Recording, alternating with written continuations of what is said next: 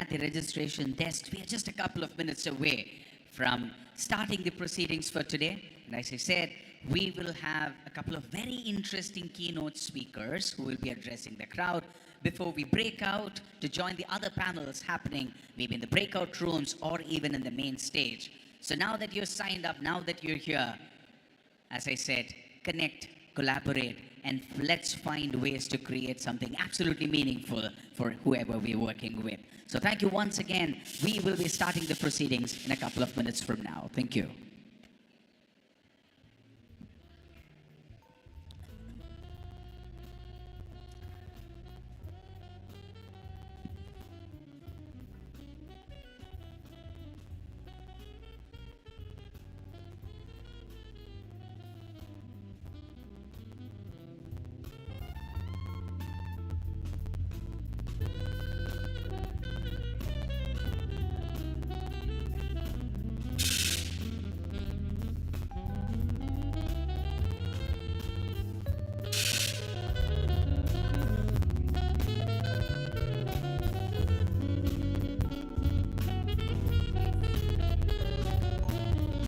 Okay, so the moment we've been waiting for, day 3, or if you count that as day 0, day 1, day 2 of panels happening here at APTA Katalyst 2025. And to kickstart the proceedings, who are we inviting on stage 3? Harish, the person who will be starting the proceedings today is Mr. Tej Pakyala. And guys, let me give a brief about Mr. Tej Pakyala Garu. Tej Pakyala is a dynamic entrepreneur, an accomplished professional, and a passionate community leader whose achievements inspire and empower those around him. He successfully runs an international tax firm and real estate ventures firm that manages an impressive 350 million portfolio. So everyone, please put your hands together and welcome Tej Pakyala Garu onto the dais, please.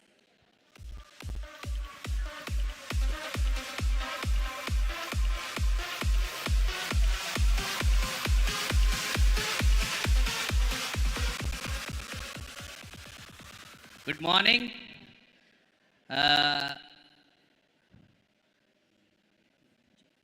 How many of you feel very, I feel very refreshed today. ఎందుకంటే this is what we've been aspiring for the last 2 years. ఇది ఈరోజు ఇంత event జరగడానికి కారణం it is not just few days ఒక 4 నెలల్లో 3 నెలల్లో కష్టపడి జరిగిన ఈవెంట్ కాదు ఇది. ద జర్నీ హస్ స్టార్టెడ్, అంటే చెప్పాలంటే it has backs all the way to APTA start as well, but the true start was from the APTA business forum. Last 2 ఇయర్స్గా యుఎస్లో మేము 100-200 మంది ఎంటర్ప్రెన్యూర్స్ మాత్రమే కలిసి నెట్వర్క్ చేసుకోగలిగే స్థాయి నుంచి ఈరోజు 800 నుంచి 1000కి పైగా ఎంటర్ప్రెన్యూర్స్ తయారవ్వడం కానీ లేదంటే కనెక్ట్ అవ్వడం కానీ జరిగింది. అదే ప్లాట్ఫామ్ని what is the best platform ఆ పర్స్పెక్టివ్లో ఆవిర్భవిందే ఈ ఆప్తా క్యాటలిస్ట్. ఆప్తా క్యాటలిస్ట్ అంటే I explain it briefly as well. అంటే మనం మీకు అందరికీ తెలుసు, నేను అందరికీ చెప్పేంత పెద్దవాడిని కాదు, కాకపోతే వి నో మన పూర్వీకుల స్ట్రగుల్స్ తెలుసు, వాళ్ళ బాధలు తెలుసు, వాళ్ళు కమ్యూనిటీలో రైజ్ అవ్వడానికి వాళ్ళు ఫేస్ చేసిన అవమానాలు తెలుసు, అలాగే మన పేరెంట్స్ మన కోసం చేసిన సాక్రిఫైసెస్ తెలుసు. ఇవన్నీ తెలుస్తూనే we have been very, very silently growing. ఈ రోజున చాలామంది కూడా after yesterday's event there has been a good feedback that చాలామంది they are now seeing us as an emerging leader. Do you believe that? We are being seen as an emerging leader in the community today. We are not any short anymore. So this has been అంటే మనం ఇది ఒక్క రోజులో జరిగేది కాదు. We've been struggling, we've been fighting, we've been underdogs. So now we are here where we are. So APTA Katalyst ఈరోజు ఈ event జరగడానికి ముఖ్య ఉద్దేశం కూడా అందరినీ కొలాబరేట్ చేద్దాం. మన వాళ్ళందరూ కలిసి వచ్చి ఒకరినొకరిని ఇంట్రడ్యూస్ చేసుకొని మనసు విప్పి మాట్లాడుకొని ఆ బిజినెస్ చేసే అంటే బిజినెస్ చేయడానికి ఒక అండర్లైన్ ట్రస్ట్ ఉండాలండి. If there is no trust, there is no business. So ఆ కనెక్షన్ వల్ల, ఈరోజు ఈ ప్లాట్ఫామ్ యొక్క కనెక్షన్ వల్ల we are able to establish that underlying trust. ఈ రోజున మీరు ఇక్కడ ఉన్న వాళ్ళ ఎవరితో అయినా సరే బిజినెస్ చేయడానికి you already have established two to three steps of that establishment of trust. So that is not easy. కొన్ని వందల సార్లు కలిస్తే కానీ ఆ ట్రస్ట్ అనేది ఏర్పడదు. అలాంటిది we are able to establish that with this event. So this tells how successful we are with this event. And if I can step back a little bit and talk about India, అంటే ఎందుకు చెప్తున్నా అంటే we have to zoom out a little bit and see what the big picture is. ఈ రోజున ఇంత స్థాయిలో event చేయడానికి ఒక ముఖ్య ఉద్దేశం కూడా ఏంటంటే నెక్స్ట్ 5 to 6 yearsలో Indian economy is going to triple. అంటే ఆల్మోస్ట్ $12 to 15 trillion వెళ్ళేంత సైజ్ ఇండియన్ ఎకానమీ గ్రో కాబోతుంది. And with all the constraints in global politics, India is going to take a very అంటే అటు గుడ్ కాదు అటు bad కాదు, it's going to take an very aggressive step and make sure we are in the right path, and we'll get every single global trade elements that we can. So that helps our trade economy really well. Our $12 to 15 trillion economy lo manam how much of that we can grab anedi is what this catalyst mean. Ante ee roju manam aa oka global share lo we should take a bigger pie. We need to start businesses more. Ante I've been panelist in one of the sessions yesterday, and the question was, ante chaala mandi kuda oka bayam anedi undi. Ippudu nenu na business ni ikkada chestunnanu, akkadi nunchi ekkada grow avvali, akkada comfortable ayipayanu nenu. So that's where this catalyst helps. So ippudu vallaki bayata deshallo business cheyadaniki ento sulabhanga avakasalu unnayani teliyadu. That is what we want to establish as well. So there's lot of ease with related to doing business in global trade. ఒక్కసారి మీరు యూఎస్లో business start చేయాలన్నా, ఏ జర్మనీలో start చేయాలన్నా, యూకేలో start చేయాలన్నా, it's very very easy. It's just that you have to take that bold step. So ఈ catalyst జర్నీలో అంటే మోర్ దెన్ అంటే లాస్ట్ 2 yearsగా కానీ 200+ ఆప్తా ఎంటర్ప్రెన్యూర్స్, అంటే వీళ్ళందరూ కూడా నాట్ అంటే ఏదో వాలంటరీ చేస్తున్నట్టు కాదండి. Everyone runs $1 million to $100 million business companies. So అవన్నీ దృష్టిలో పెట్టుకొని we are now where we are. So I would sincerely ask everyone, ఈరోజు ఇక్కడ ఉన్నారు అంటే make sure you talk to 20 to 50 people whom you have never met before. అదొక పనిలా పెట్టుకోండి, ఎందుకంటే ఈ ప్లాట్ఫామ్ ఉన్నదే దానికోసం. We need to make sure you are connecting with your community. ఇది జరగకపోతే the theme of this catalyst is not right. So please make sure you talk to 20 to 50 people that you are not met before. That's your first topic. అంటే ఎందుకంటే ఇదంతా self growth అంటారు దీన్ని. So చాలామంది యూఎస్కి వెళ్ళినప్పుడు కానీ లేదంటే వేరే దేశాలకు వెళ్ళినప్పుడు కానీ they have been missed opportunities. అంటే చాలామందికి ఆపర్చునిటీస్ లేవు.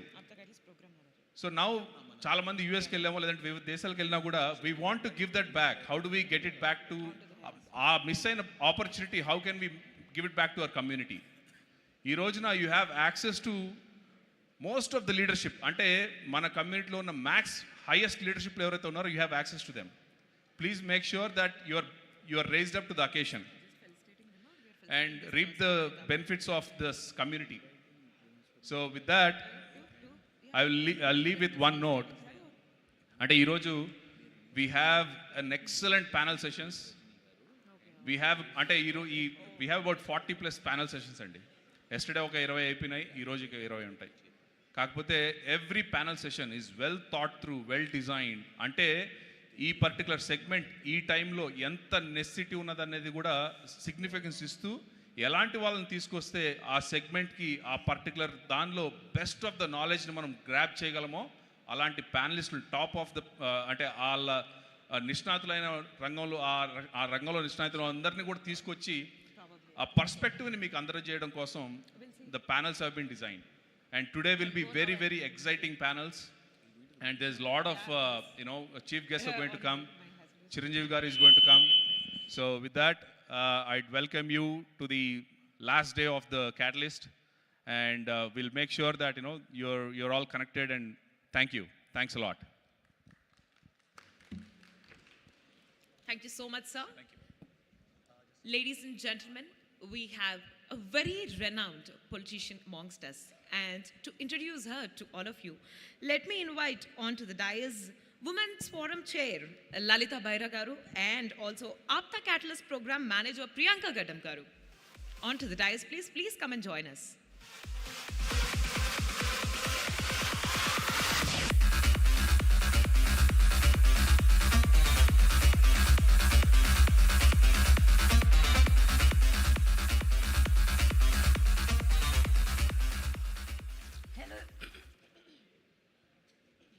Hello everybody, good morning to all of you. My name is Lalita Baira and I am APTA Katalyst, the groundbreaking APTA Global Business Conference Women Forum Chair. So we have put together a lot of panels for women, and today we have a very, as they have said, a renowned, well-known politician among us. I would like to invite Mrs. Rajini Vidadala onto the stage. She is a trailblazer and she has become the youngest MLA at 27 years. She was an NRI and she has paved a path for all NRIs to dream to become an MLA. Just not MLA, then later on she became a cabinet minister, a health minister. So we have Rajini Vidadala. Thank you so much for being with us. And we have a panel breakout session with her after this. Please do join us to listen to her today. Thank you.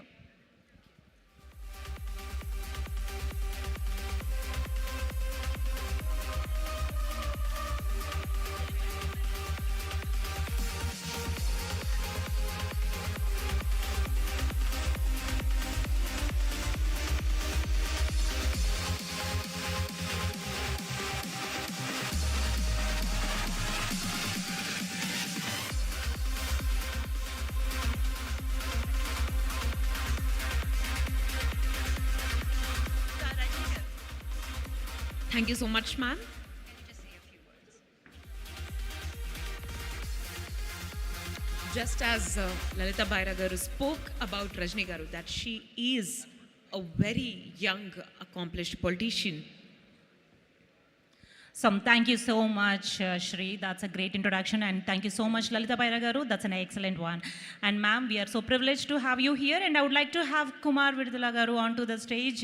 We would like to see the power couple on the stage for a minute, and I would like to request Madam to speak for a minute for us and inspire the women entrepreneurs here.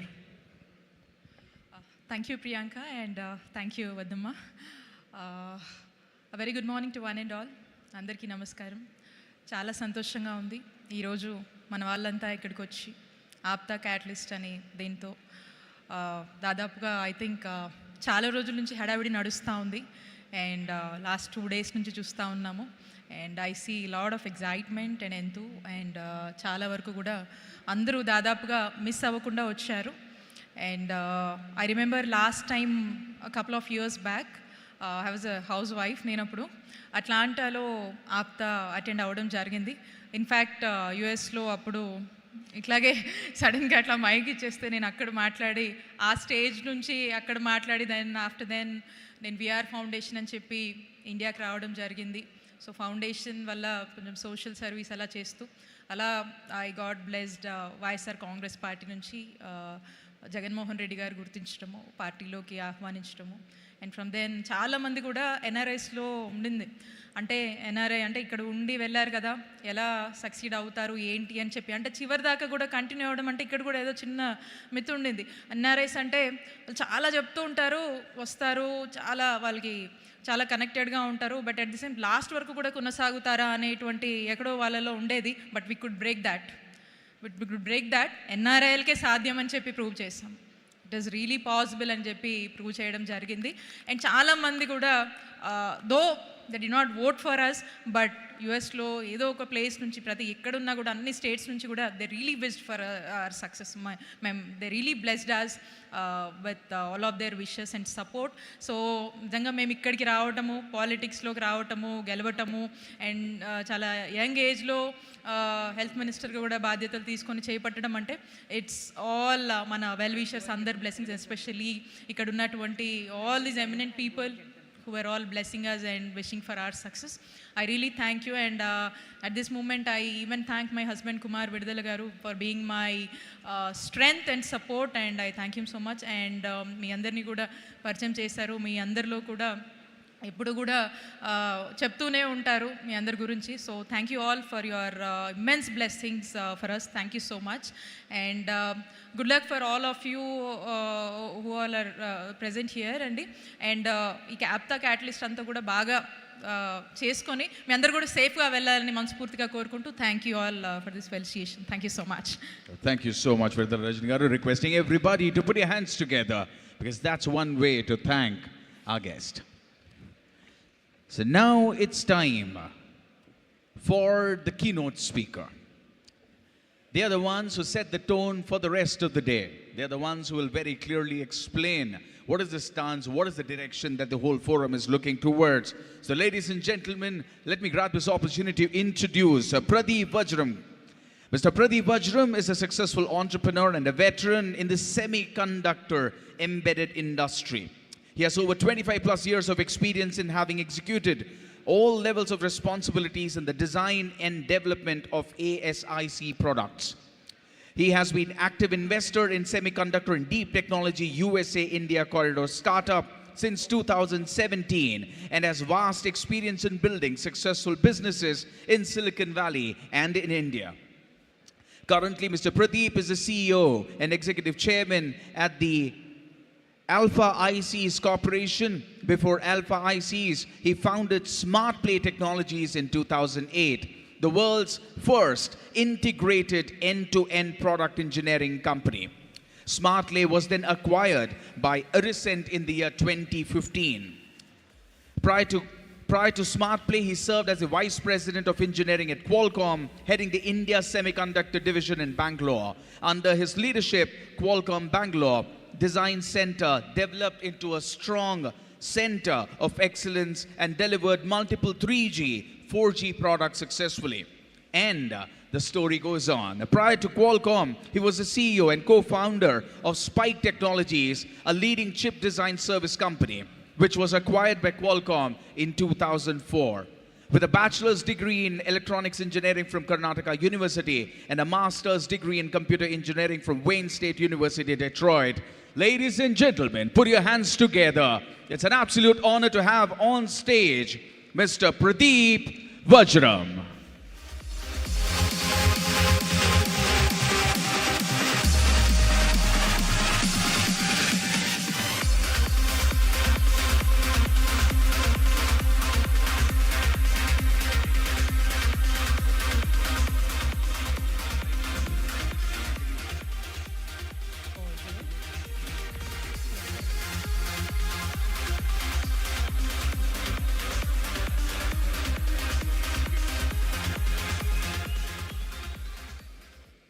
Andarki Namaskaram.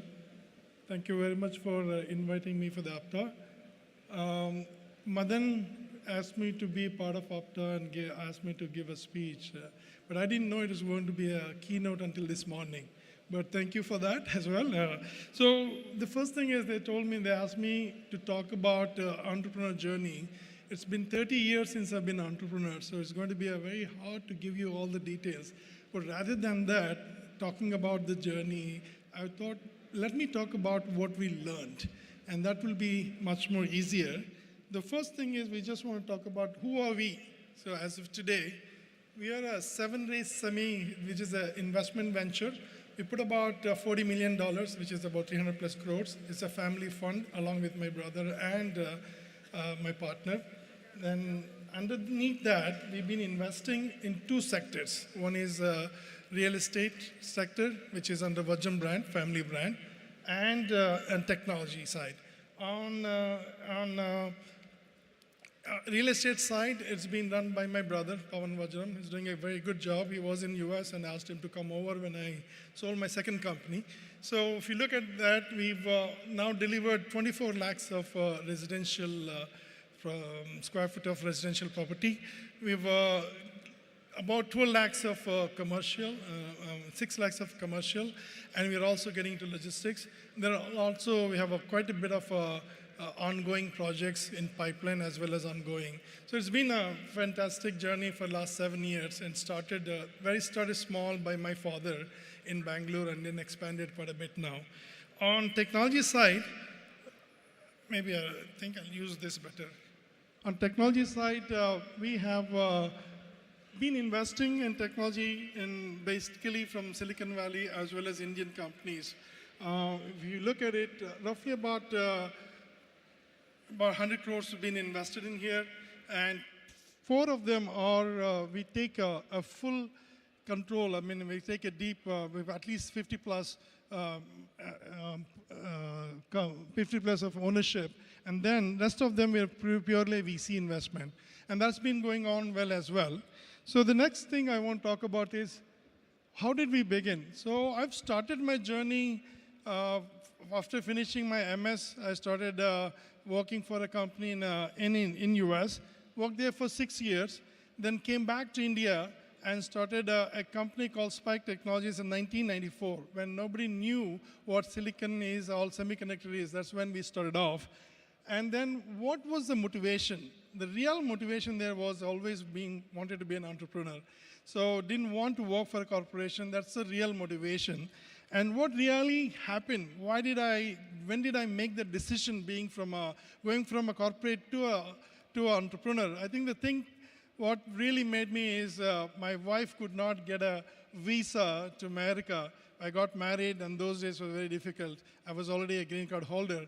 I said, if she can come, I can come to India and be here. And that's how I started off. And at that point, the opportunity was in 1994. We saw that several companies, including Wipro, Infosys, many software companies are doing very well and growing well and all going to public. That's when my thought occurred, why can't we do the same thing in silicon side? And that's the 1994 when people did not even know what silicon is. That's how we started off. And the journey is like this. Spike was started in 1994. After 10 years of working at it, I was going back and forth from India and US. The Wiz was acquired by Qualcomm, which is one of the leading technology companies, mobile technology companies. We became the base for Qualcomm in Bangalore for semiconductor development. After that, I worked there for almost 3+ years and delivered multiple modem products and started SmartPlay. Similar, but much more expanded version of what we did. It's more of silicon as well as the complete systems, including the software for the 3G and 4G stacks. That was acquired by Adicent, which is a much bigger company, consulting company, for $180+ million those days. And thereafter, we put a 7-raise fund, which has been investing. So it's been a last 30+ years, it's been a long journey. But more importantly, what did we learn? I think I want to talk about a few things. First thing, myth. I think we all have certain myths. Mana andarki oka entrepreneur avvalante edo oka rakamaina myth undi. So I want to talk about that. Then we want to talk about what makes you a successful person, whether it's an entrepreneur, politician, or education institute, whatever it is. There are a few things that we as a self have to have.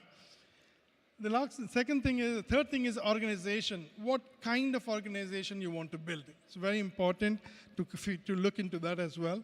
And last one is the culture. So talking about the myths, the first thing they said is, we all have to be super intelligent to become a successful person. I think absolutely not true. I don't think you need to be super intelligent. You need to be emotionally intelligent. You need to have an ability to see where you are, what is an opportunity right in front of you. That's the first thing. Second thing is, a lot of people say, oh, he's been at the right time, right place. I don't think there's anything as right time, right place. Every day there's an opportunity. Every year there's an opportunity. Every decade provides an opportunity. It's just that some of us get to see that and others cannot see that. That's a born with a silver spoon. And others, oh, వాడికి ఏముంది వాడు మంచి ఫ్యామిలీలో పుట్టాడు వాళ్ళ మామ పెద్దోడు ఇలాంటివన్నీ చెప్తూ ఉంటాం. I think that's also, I really think it's some of the things, if you really look back, most of the entrepreneurs come from a very, very challenging conditions. And that's what we've seen when I launched, if I look back and there are many entrepreneurs that have come, they've come from a very simple background. And that's about one of the myths we had. Now the thing is about entrepreneurs, of what makes you a successful entrepreneur? That's passion. Passion is the most important thing. It doesn't matter what it is. It could be arts, it could be politics, it could be science, whatever it is, you have to have the passion. In my mind, what drew me is that I wanted to be an entrepreneur. It didn't matter whether I worked for a MNC or a big company. If I had my own company with 10 plus people, that's enough. That's all I wanted. And that's how I started.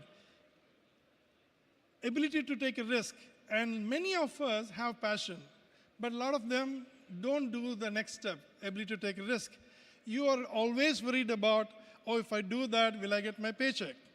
Will I be able to afford the same lifestyle I have? Will I be able to do that and this? I think that's where you have to be different. You have to have that ability of taking the risk. And that's very important to be an entrepreneur. And rely on your core strengths. Don't try to run around everything that looks green and everything that's an opportunity. You have to understand what your core strength is. Once you understand your core strength, please work on it, and I'm sure you'll be, when you start working on more and more, you'll be a lot more stronger.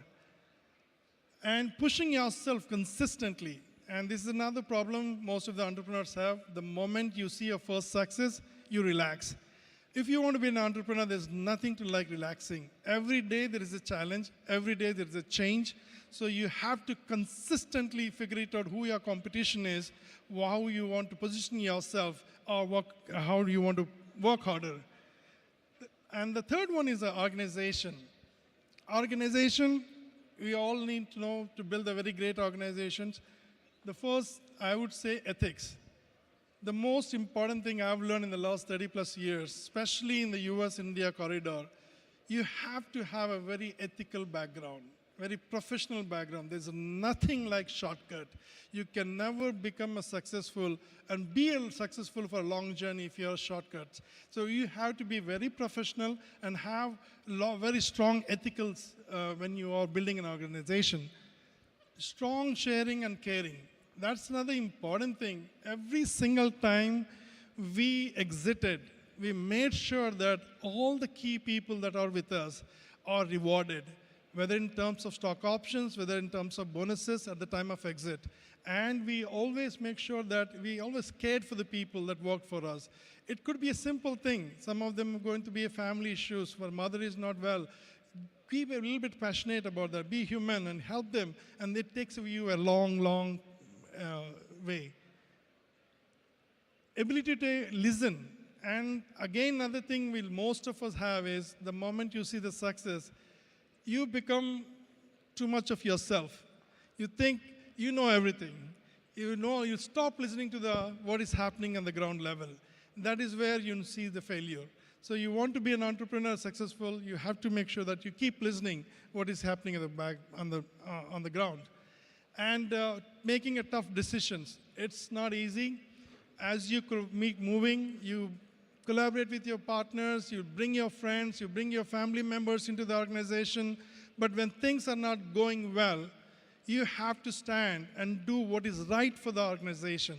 It is not about the relationship anymore. It's about the organization. There are thousands of people behind who are relying on this organization. So you have to make sure that your ability to take a very tough decisions if they're not going right is important. Last one is culture. Culture, I think especially this era, is very important. There is a generation gap. When we started off, the culture is very different. When we are today, it's very different. It's the Gen Zs and Y, whatever you call it. The kids are very different. They want to be part, they want to have some kind of a great culture in the company. So the culture is most important. One other thing we look at it, the way you build the right culture is ability to treat everybody with respect. Irrespective of who it is, it could be a management, it could be an office boy. Make sure that you treat them with respect and make sure that you give them respect. Work hard, but don't forget to have fun. And many of us are so involved in working, a lot of times you forget what to have the fun. I think you need to make sure that you have that fun in the organization as well. How do you do that?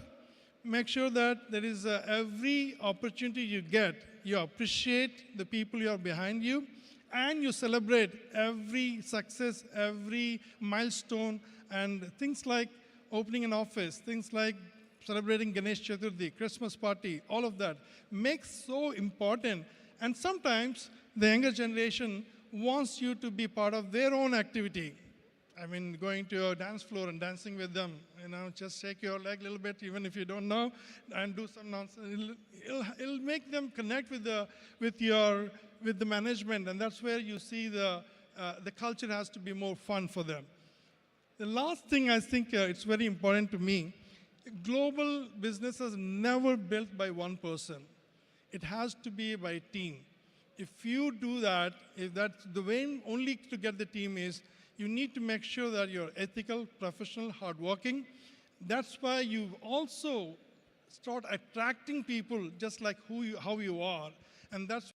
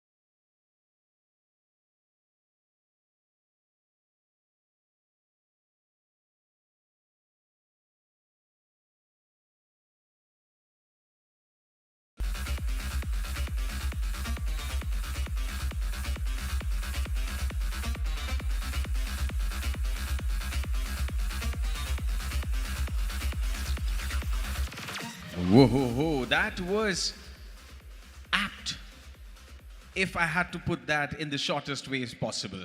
And let me tell you, everybody who is in this world would realize for a fact that it's the chip making, it's a semiconductor world for which we'll have the next world war. I hope we don't have to get there, thanks to all the people here.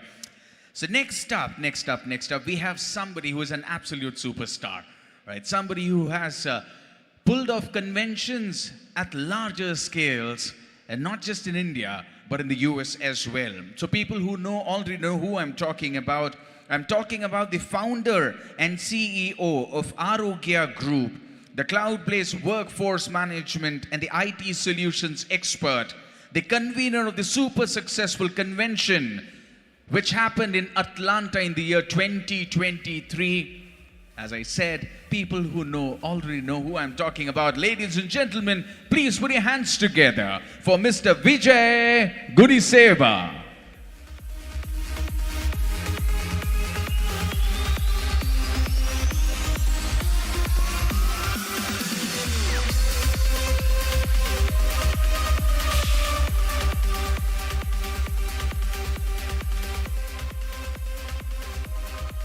Good afternoon, everyone.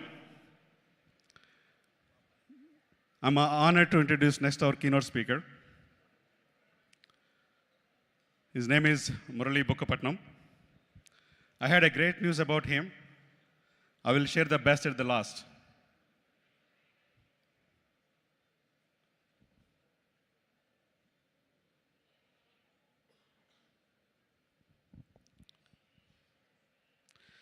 Mr. Murali Bukkapatnam is a seasoned entrepreneur and investor based in Hyderabad.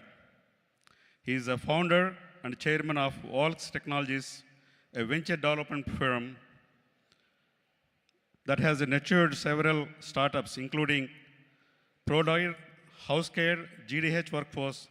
In this role, he provides executive leadership with a focus on the growth and strategy, finances, risk management, and compliance. His professional journey started in USA, which is Virginia. That's where I live too. He was the managing director of BSP Systems, an IT consulting and services company based in the Fairfax, Virginia. After returning to India for good in 2008, he became the CEO and a co-founder of Mandava Spas and Hotels Private Limited. He also co-founded Domestic Workforce Private Limited, a social enterprise specializing in skill development and empower women and youth from rural and urban slums in India. Now come to the last. He's been part of a Thai global organization for a very long time.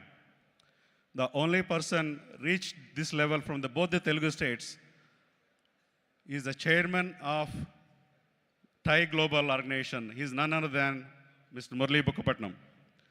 It's my great privilege and honor to welcome you to Murali Bukkapatnam on the stage to deliver his keynote speech.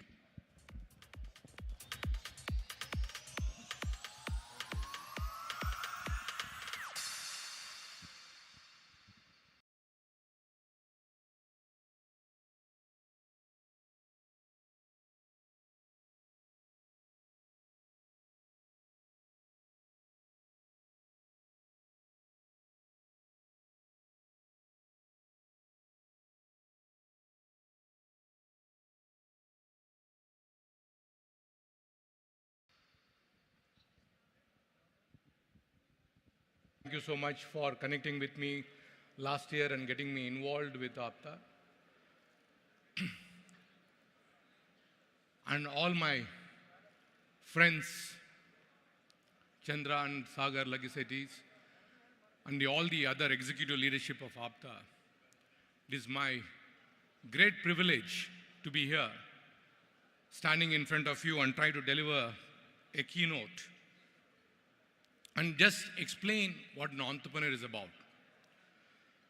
Karyam chese simha siktu chaitanyam, sagaramnu kadilinche alala pratapam, gaganamnu adagaminche pattudala, manusunu meripinche ఆశయ సంకల్పం, అవనిపై అడుగు పెట్టగల భవిష్యత్ నేడు మనతోనే మొదలవుతుంది. నేడు మనతోనే మొదలవుతుంది. అది ఇక్కడే మొదలవ్వాలి.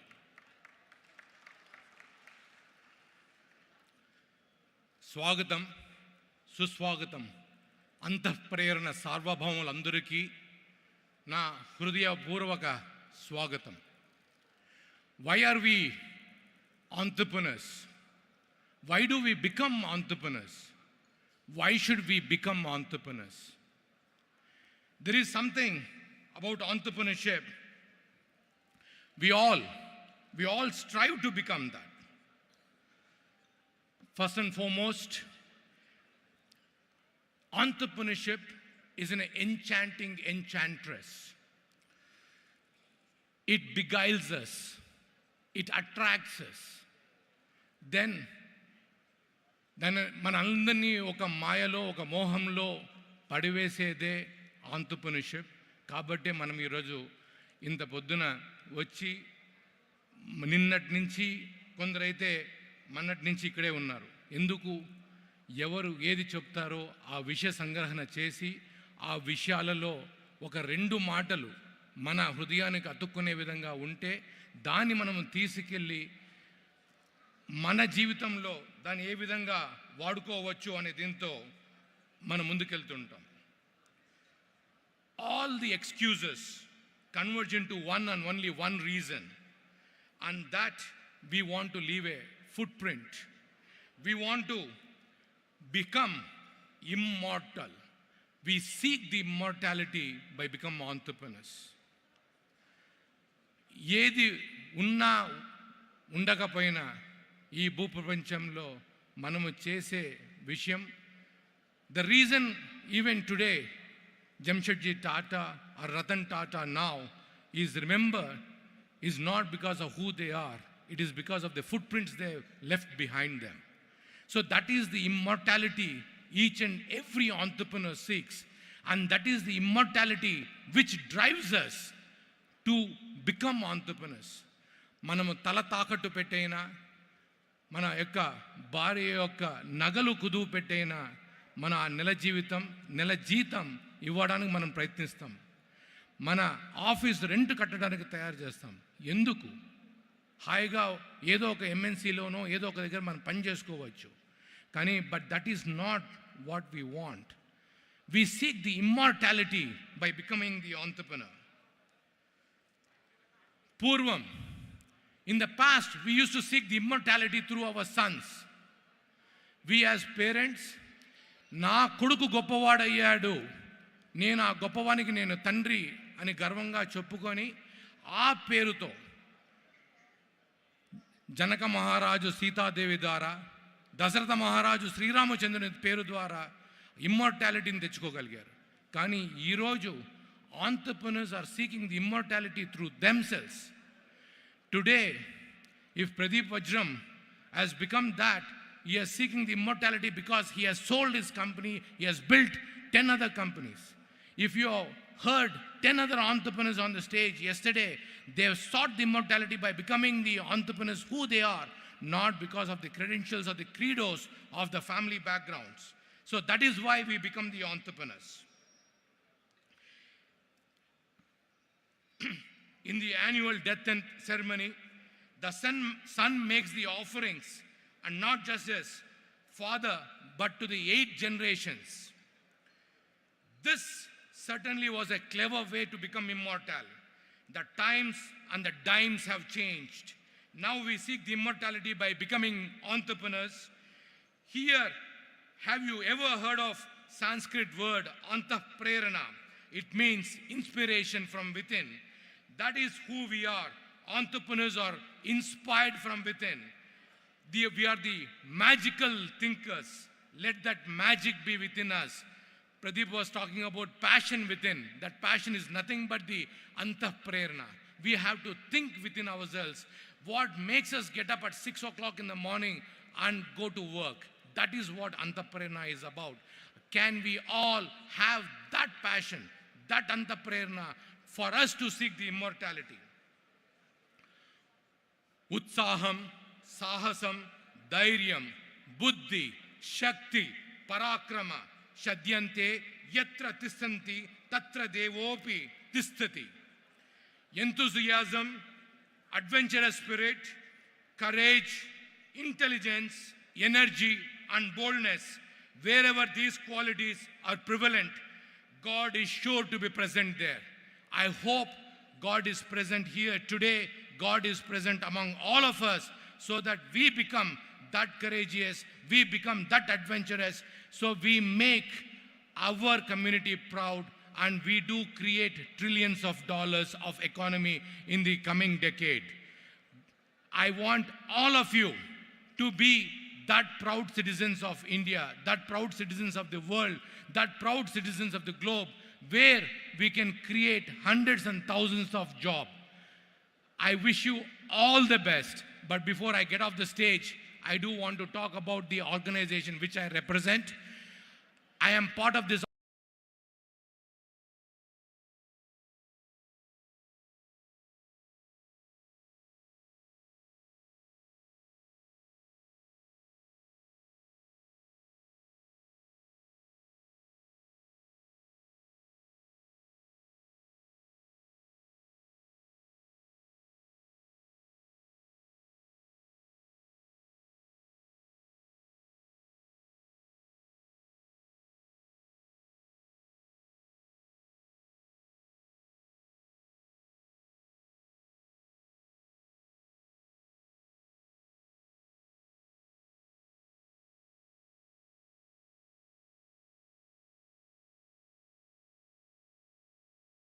organization called TIE.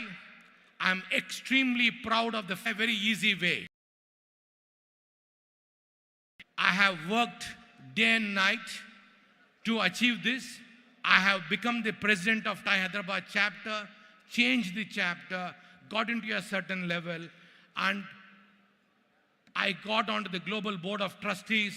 On my third term as a global board of trustees, I received the news of becoming the chairman yesterday afternoon when I was sitting among the APTA friends. Na ఆప్తుల మధ్య ఆత్మీయమైన సందేశం నాకు నిన్న మధ్యాహ్నం 1:30 గంట సమయంలో నాకు వచ్చింది. So it looks like Vijay, Ramesh, APTA has done good for me. Thank you so very much for inviting me and having me share this few thoughts.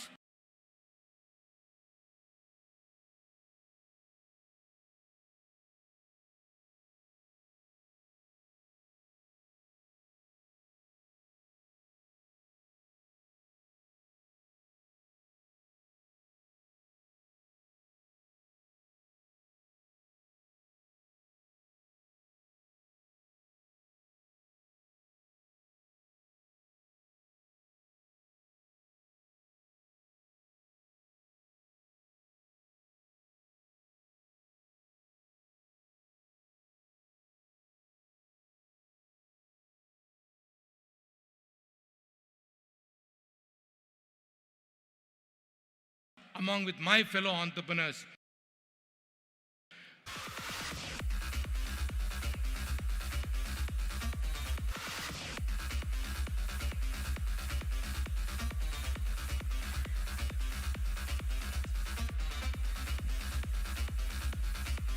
Thank you, sir. Thank you very much. Check. Thank you, sir. Thank you very much. And now, to felicitate him, let me invite onto the dais Banquet Chair Mahesh Samatam Garu and Media Chair Vinay Valivela Garu. Please welcome both of them onto the dais with a very big round of applause.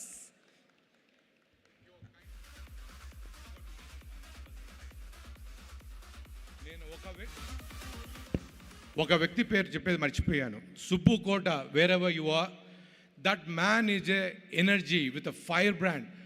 Me and Subbu known since 2009 and చిన్నపిల్లలకు ఒకటే చెప్తున్నా, ఆయన dance చేసే విధం మీరు ఎవ్వరూ చేయలేరు. He can stay up until 4:30 and 5 and can dance and put the dance floor on fire. Subbu, wherever you are, I am so happy that you are my friend. Amazing, amazing. Much deserved applause once again for Subbu Kota Garu.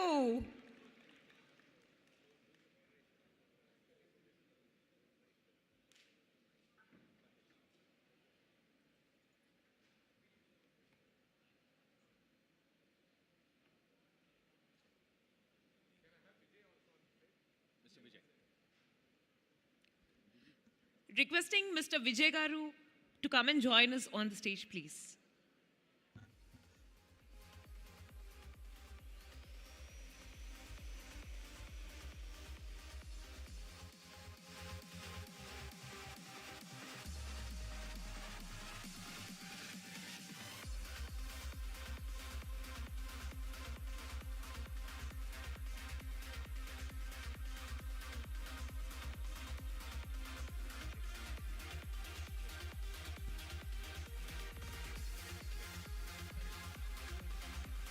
Check.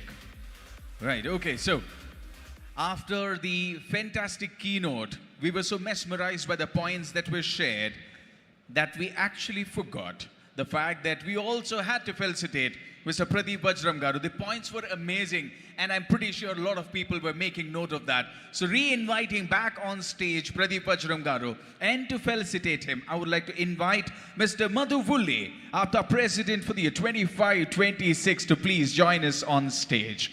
Please, ladies and gentlemen,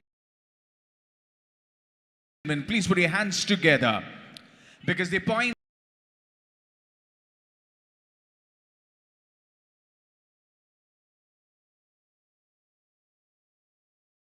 that is sure is going to make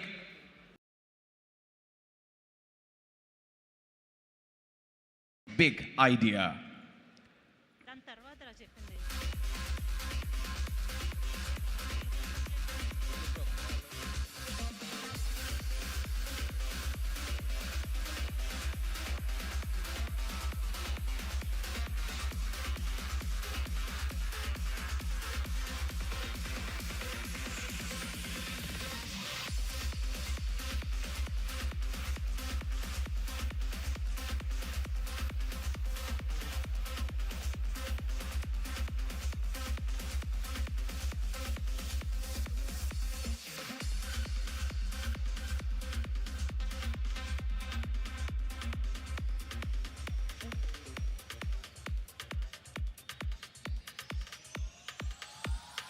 Ladies and gentlemen, I would love to announce that just like yesterday, today we have panel discussions on the main stage and in the breakout rooms as well.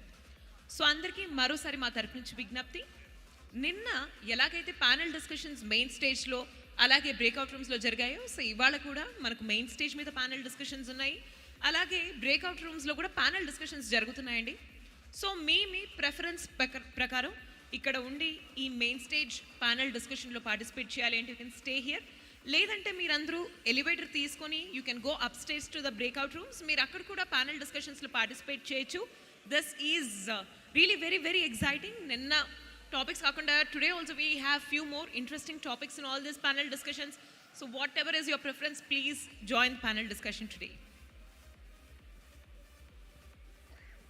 అలాగే breakout రూమ్స్లో జరుగుతున్న panel discussions కూడా మీరు attend అవ్వాలి అంటే మీరు ఇక్కడ నుంచి elevator తీసుకొని బ్రేక్అవుట్ రూమ్స్కి వెళ్ళండి. So first floor and second floor we have 4 breakout rooms all together. So ఈ బ్రేక్అవుట్ రూమ్స్కి వెళ్ళి please do attend the panel discussions. Thank you so much.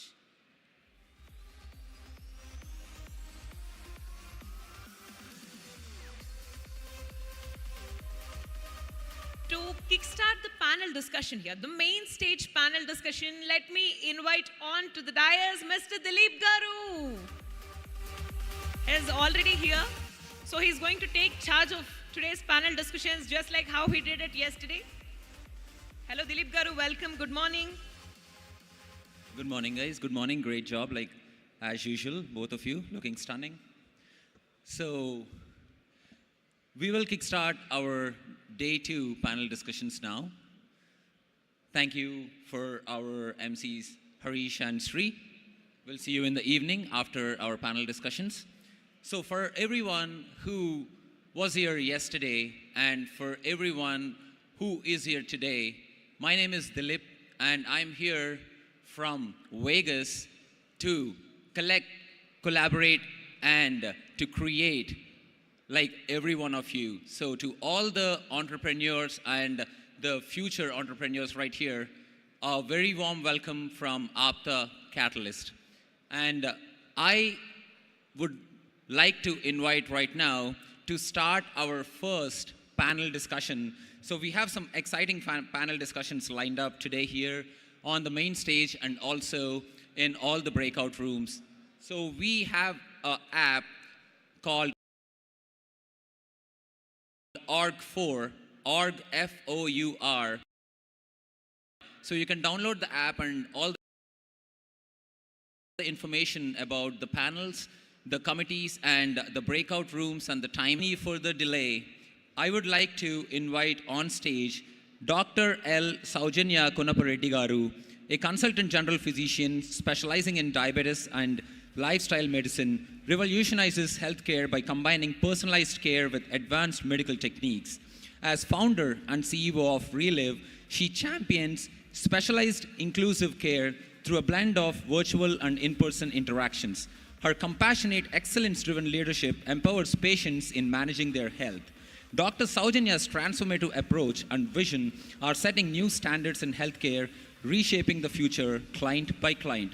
Ladies and gentlemen, please put your hands together to invite Dr. Saujanya Garu onto the dais, please, to moderate our first panel session on the main stage. Welcome, Saujanya Garu.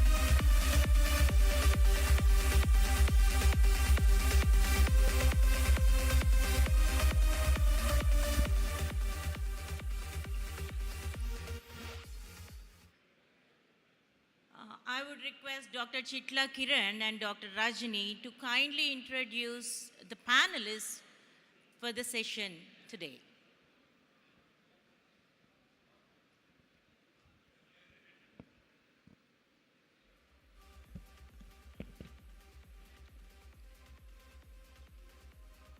Good afternoon, all.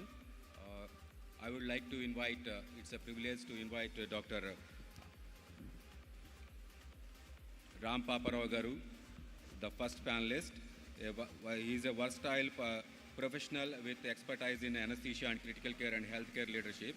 He has a substantial experience as a practitioner and educator and shaping future medical professionals. As a medical director, president, and CEO, he combines medical expertise and strategic management beyond healthcare.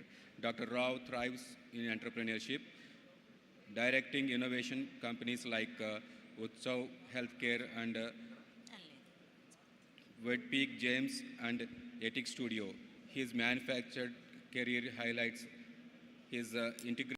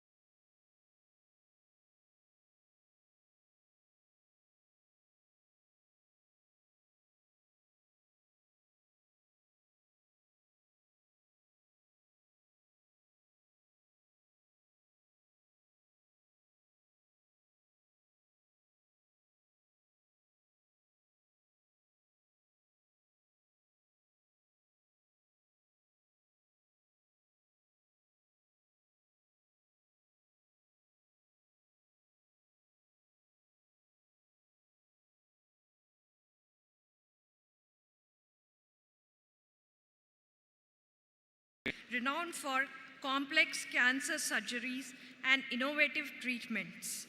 His transition into politics reflects a commitment to societal well-being, leveraging medical insights to inform healthcare policy. Running for Lok Sabha, he aims to enact broad systemic changes, balancing roles in medicine and politics. He embodies leadership and service, continuing to enhance Renova Soumya's excellence while championing policy-driven societal advancements. Welcome, sir. The third panelist, Dr. Shekhar Shubhaya, a seasoned neonatologist with over 20 years of experience in India and Australia, holds an MBBS from Mysore Medical College and MD Pediatrics from Bangalore, plus a fellowship in neonatology in Australia. After working in Australia, he returned to India in 2012, serving as a neonatologist and medical director at Cloud9, Bangalore, and co-founding Kangaroo Care Women and Child Hospital, dedicated to neonatology research and teaching hospital healthcare entrepreneurship. He advanced Kangaroo Care expansion across the Karnataka. Please welcome, sir. Thank you. Thank you, Dr. Kiran and Dr. Rajani. Thank you very much. So, without further ado, the panel discussion today is about disruptive strategies for growth and profitability in healthcare. Actually, when this topic was put up, we got an interesting question from the audience. Why should healthcare strategies be disruptive? I think that's where we are going to start the panel today. And as we know, Dr. Rampapa Rao sir had always been behind disruptive strategies in healthcare for the past 30 years that we know of. And Simhadri Chandrasekhar sir, despite being a very busy practitioner, has recently disrupted his practice, tried getting into a little corporate way. And talking about Dr. Shekhar, we should really see his practice happening in Karnataka, the way he's spreading pretty soft and smooth across not just Bangalore, but also tier 2 and 3 cities. The transformation that he's going through is pretty exciting. So over to you, sir, Papa Rao sir. So I want you to please enlighten us as to why do we need disruption in healthcare strategy for the business to get enhanced? First of all, very good morning to all the people present in this hall, and thanks for the APTA organizations for allowing us to address this particular forum and as panelists about the healthcare. And to the question that what you posed, disruption is a word is a buzzword in entrepreneurship. Now, as Peter Thiel says, we are not talking medicine here. And in the business of healthcare, like any other business, unless you think about something of a non-competitive nature, then only there's a good probability of succeeding. Now, competition is for losers. And then healthcare disruption, I would put that into in my own way, 2-3 perspectives. Let us discuss like this. We all have witnessed in this country. See, first of all, I want to make a statement. Healthcare is absolutely local. As many of us understand, healthcare is a medical science, but that's not only that. It has got to do the delivery of practice, the practice of medicine has got a lot to do with the geography, the economics of that geography, the culture of that place, the customs that are prevailing in the society, and apart from being a medical science, and the availability of infrastructure itself, and what actually are the traditional practices in the society. I think what is a model for a absolute private healthcare like that of a US, or even a state-sponsored healthcare systems like what you have in other parts of the world, whether it's Europe, Canada, France, or a capitation fee system like New Zealand or whatever it is. They're all different, and that healthcare suits that particular environment. If that is to be adopted here, it will be a big mismatch. So I think healthcare is always local and innovation is necessary, suiting the ecosystem that is prevailing in that particular geography and the country and the society. Now, we all have witnessed in this very particular country where healthcare has migrated. If you remember, these domain experts coming in and starting their practice and putting up some establishments, which are very tiny in nature, whether it's a 5-bedded hospital, I'm talking only about healthcare services, whether it's a 10-bedded hospital or it's a 50-bedded hospital or maybe a 100-bed hospital. Most of it was in an unorganized sector, and it started like that. Now, just in about 2 to 3 decades, see where we have migrated.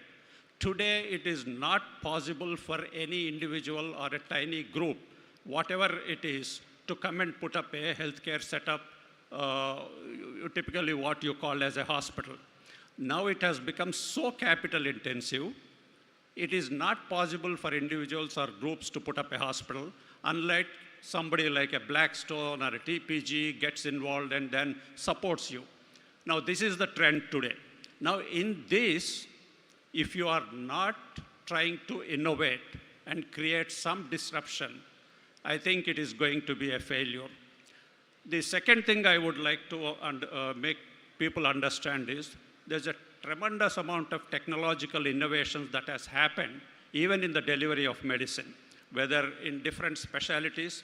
Now, if I remember correctly, I think there should be about 55 to 56 different medical specialties.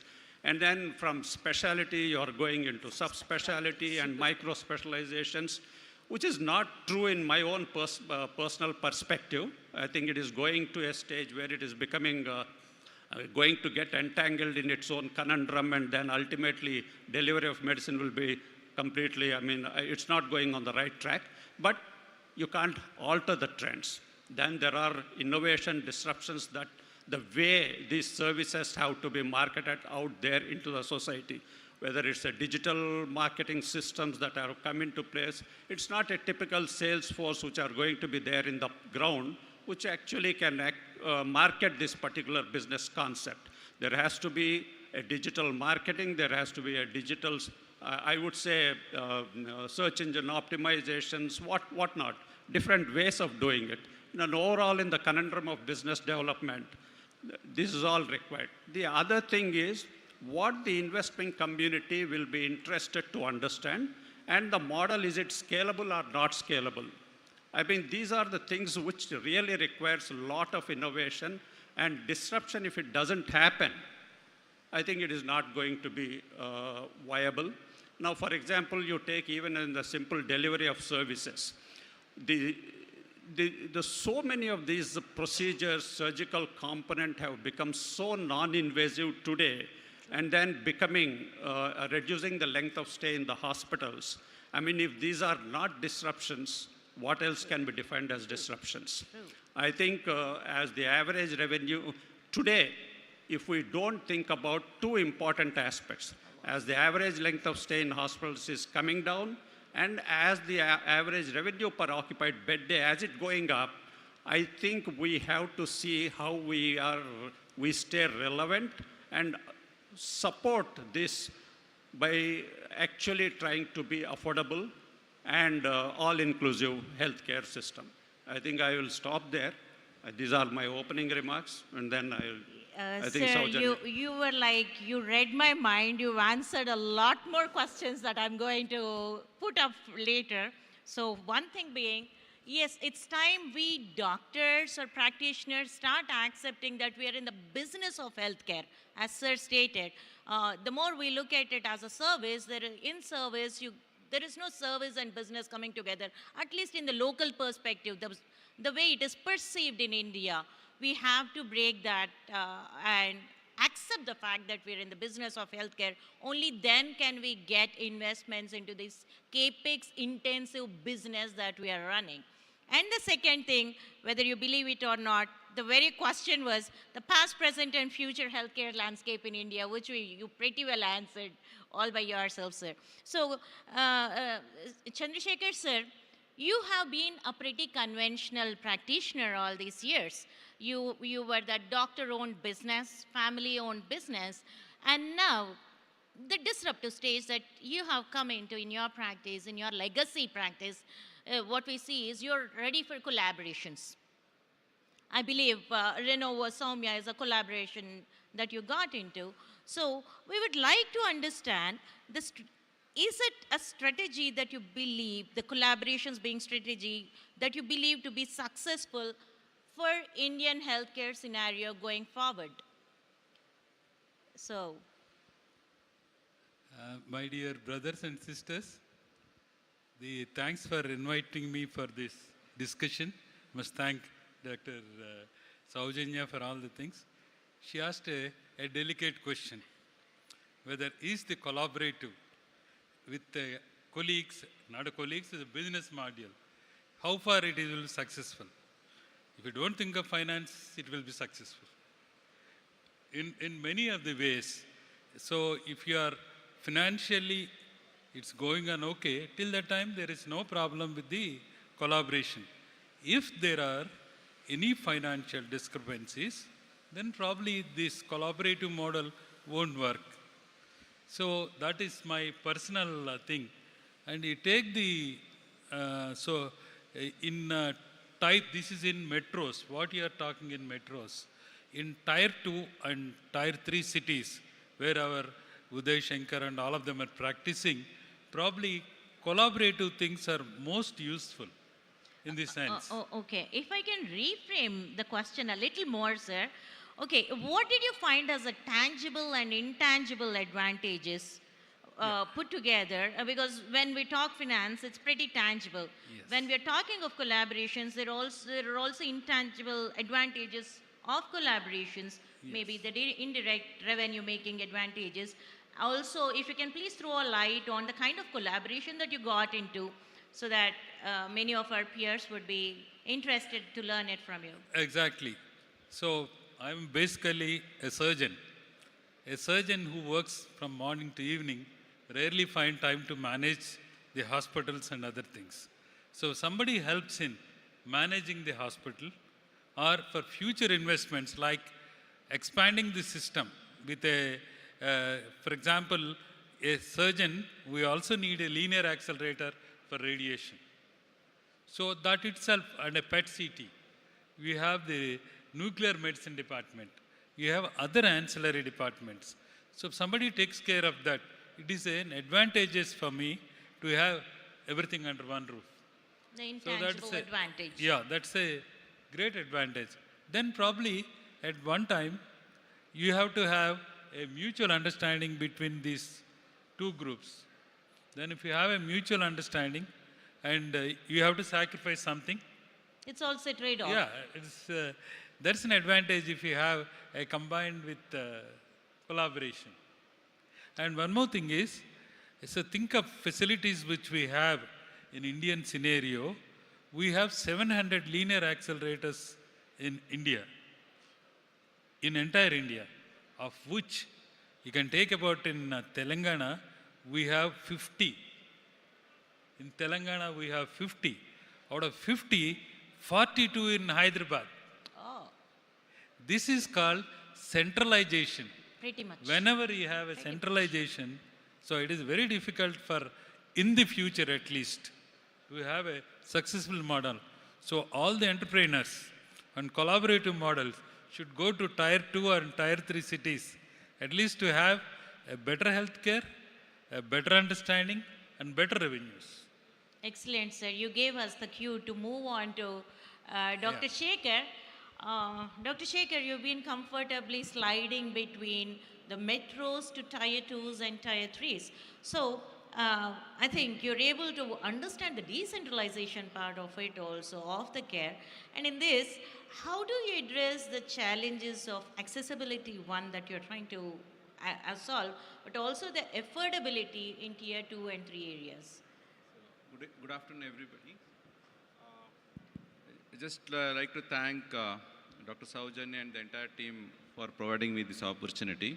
So adding on to both the senior doctors here, my experience with Kangaroo Care, we started in Bangalore and it went on well.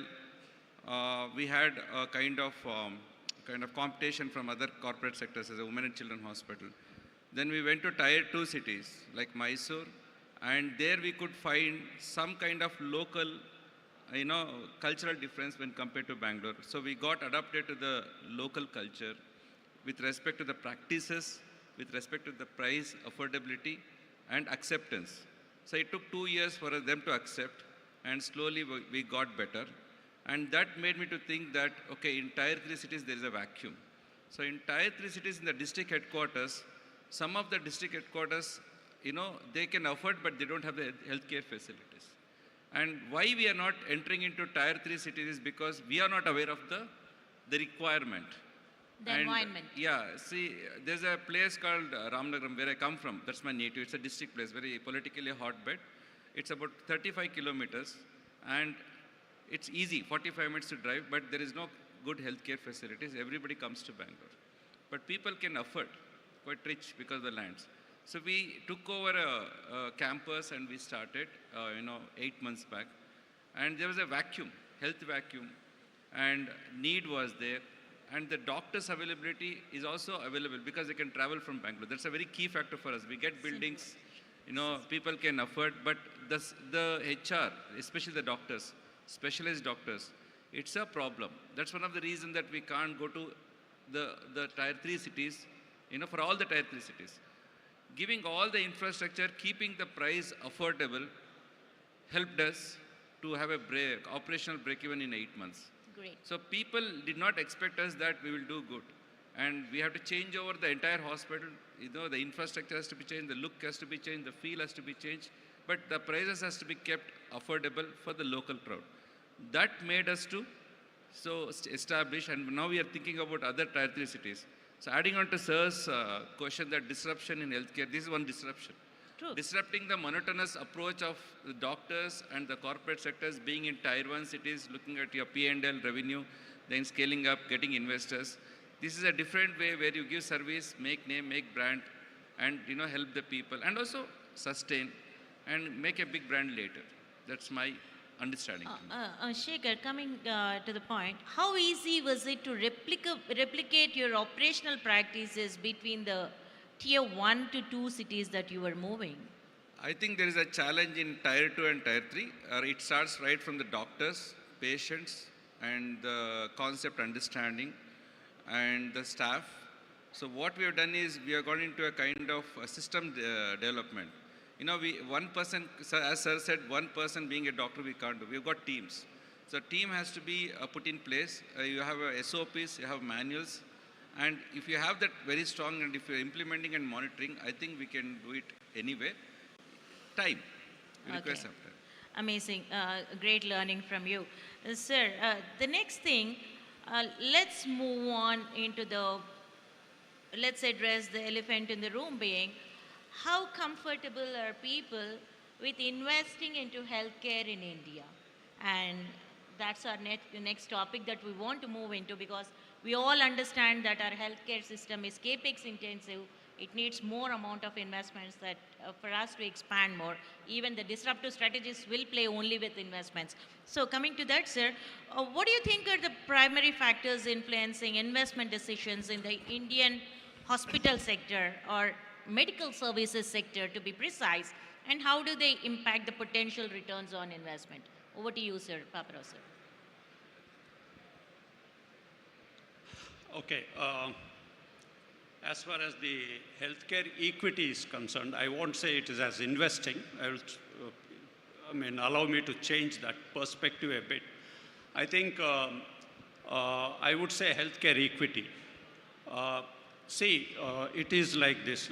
I'll try to explain at the macro level and then come down to the micro level a little bit later. But at a macro level, if you see the healthcare parameters, we are one of the most backward in the sense of certain metrics, whether it is in relation to the beds to population, whether it is in relation to the number of professionals to population, or the adequacy of medical institutes.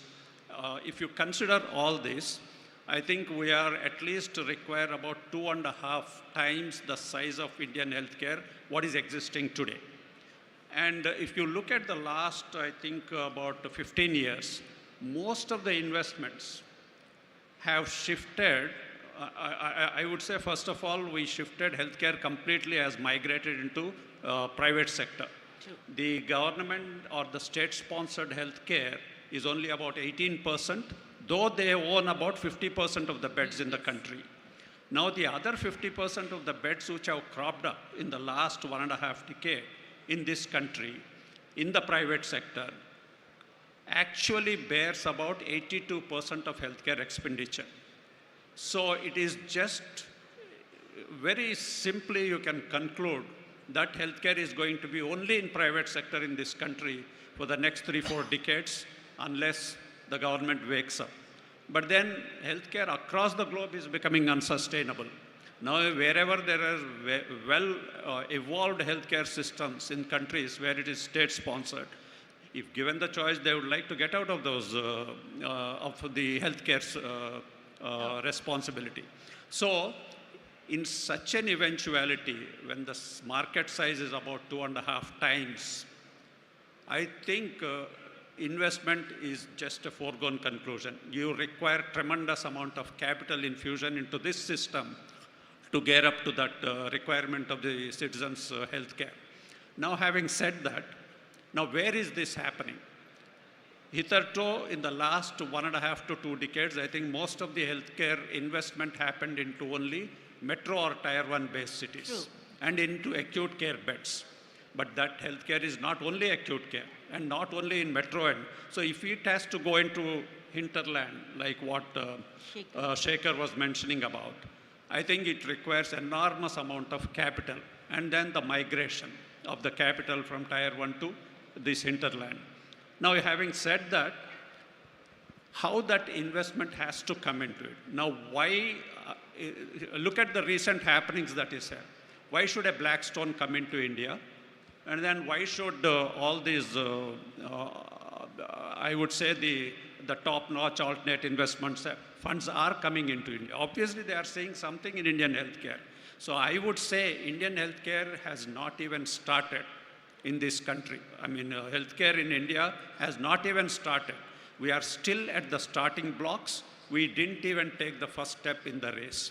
So if the country, somebody was saying in one of the keynote address, if we have to become a $10 trillion economy by 2030 or 32, or for that matter, if you have to become a 45 or $50 trillion economy by 2045 or so, now where this money will come from? Obviously, the growth is here in this country.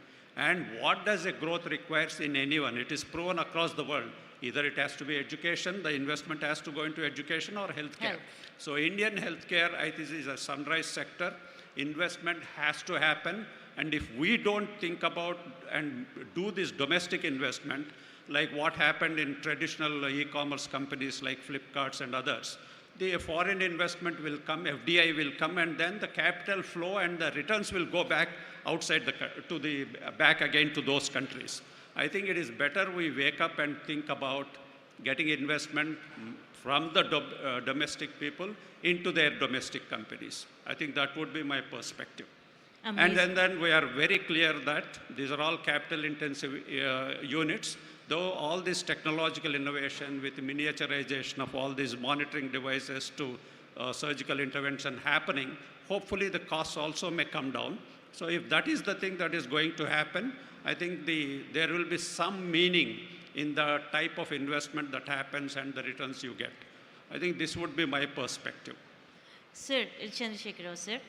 So, sir has, as usual, taken over the next question. The same thing, sir. The latest advancements in healthcare technology, how good are you? Because you come from a legacy of long, for decades of experience, and The technological changes in healthcare are quite rapid of late, to be very fair.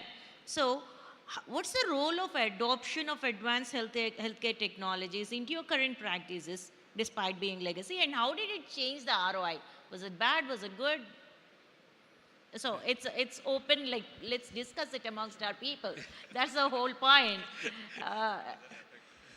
Yeah, keeping it pretty open. I would like to support Dr. Rampapa Rao about this, the healthcare scenario. If you take the doctor versus the population ratio, we have at the present 0.4 per thousand. Actually, we require a minimum of 1.5 per thousand. Then a nurse is hardly 1 per thousand. You require 3 per thousand. True. Then you see the number of medical colleges are coming up, and proportionately we don't find nursing colleges. So this is one of the, and as far as this is concerned, your investment, now as in today, the healthcare industry in India is around 8,50,000 crores. Wow. As in if you combine entire healthcare industry. Whoa. This is going to increase by 16 lakhs odd in 2030. So where says the we've money not comes, even started. but Dr. Rampapa Rao's question was very He valid. says we've not even Where started. these 8 lakh crores are going to come? The Indians have a lot of money. You can see the stock market, how much people are investing it. So, but nobody would like to invest on the healthcare in like how they invest on Reliance and other companies. But it is not a immediate return. Any healthcare industry, you don't find an immediate return.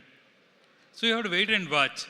How many years investor always thinks, how many decades I would like to invest. True. Probably takes very long time. So that is what I thought I will add. So there is a large need of money in healthcare industry. We require, now it's around 1.5 million beds available. Almost double the beds are needed. And you know, Ayushman Bharat, which the entire Indian budget is around 84,549 crores per year. That's all. So 84,500 crore into 5 is not going to do anything on the central budget. And states are nothing. The split of the central budget is going to use. So that is what I feel. Then my question is... You're giving us a gloomy picture on the ROI. It's scary. No, ma'am. Indians have a lot of money. Okay. Indians have a lot of money, but they will not invest in the healthcare. They will invest in the real estate, as one of the the predecessor entrepreneurs told. Because entrepreneur wants money. No, there is quick gratification. There is tangible return there. You can see something happening. Yes. Yeah. So here, I think. medical companies' equipment will depreciate, whereas your plots will appreciate. Yes. So that's the basic difference. Suppose if you buy the robo, it costs around 15 crores.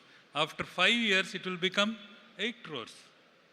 So that is the problem with investing in Indian economy, Indian medicine. When we come to that, that fact stays true for every technology, sir. Yes. Technology advancements, they get obsolete pretty fast. I think at least in healthcare, the redundancy is slow when compared to other industries. Would you agree to it, sir? I see the machine's redundancy in a way is relatively slow because there is FDA, the regulations, regulatory acceptances and all, which puts a hold on redundancy is what I say. I don't say it's because of the technological evolution not happening, but more of a regulatory perspective, the redundancy is slow for all the machinery, yeah. First let me, before going to that particular question, answering that, I would like to clarify certain things. As far as the return on investment is concerned, now you take typically the average revenue per occupied bed days in this country at tertiary level healthcare has gone up to about 50 to 55,000 rupees. True. This is the national average. As far as the tertiary care beds are concerned. Now, in that, most of these organized healthcare chains, because there are a lot of consolidation that is happening in Indian healthcare industry. Now it's a matter of putting up 10,000 beds, 15,000 beds. So anybody who has in one particular location like Hyderabad, about 3-4 hospitals, and they themselves were thinking they are too big, but then they become so miniaturized in the larger context of consolidation that it becomes very difficult for them or to survive even. So the return on investment in most of these chains is averaging somewhere between 15 to 18% in terms of EBITDA. Amazing. And when it comes to PAT, and I am talking about EBITDA levels, but when it comes to PAT, it is coming to about single digits, about 8 to 9%. So healthcare returns are not that bad when compared to other sectors. So can you give me a relative sector, sir, that you can relate to? So most of the others, I think what will happen here is you have to try and innovate. Again, a disruption is required here. Try and innovate that your capital goes into productive assets, not into real estate, and unnecessarily block that money. I think you have to create an asset-light model suiting this particular environment to create that return on investment. And it is just a matter of time before the PAT itself goes into double figures. When we are at the extreme end of the single digit, it is just a matter of time, maybe about 4 or 5 years, in my perspective.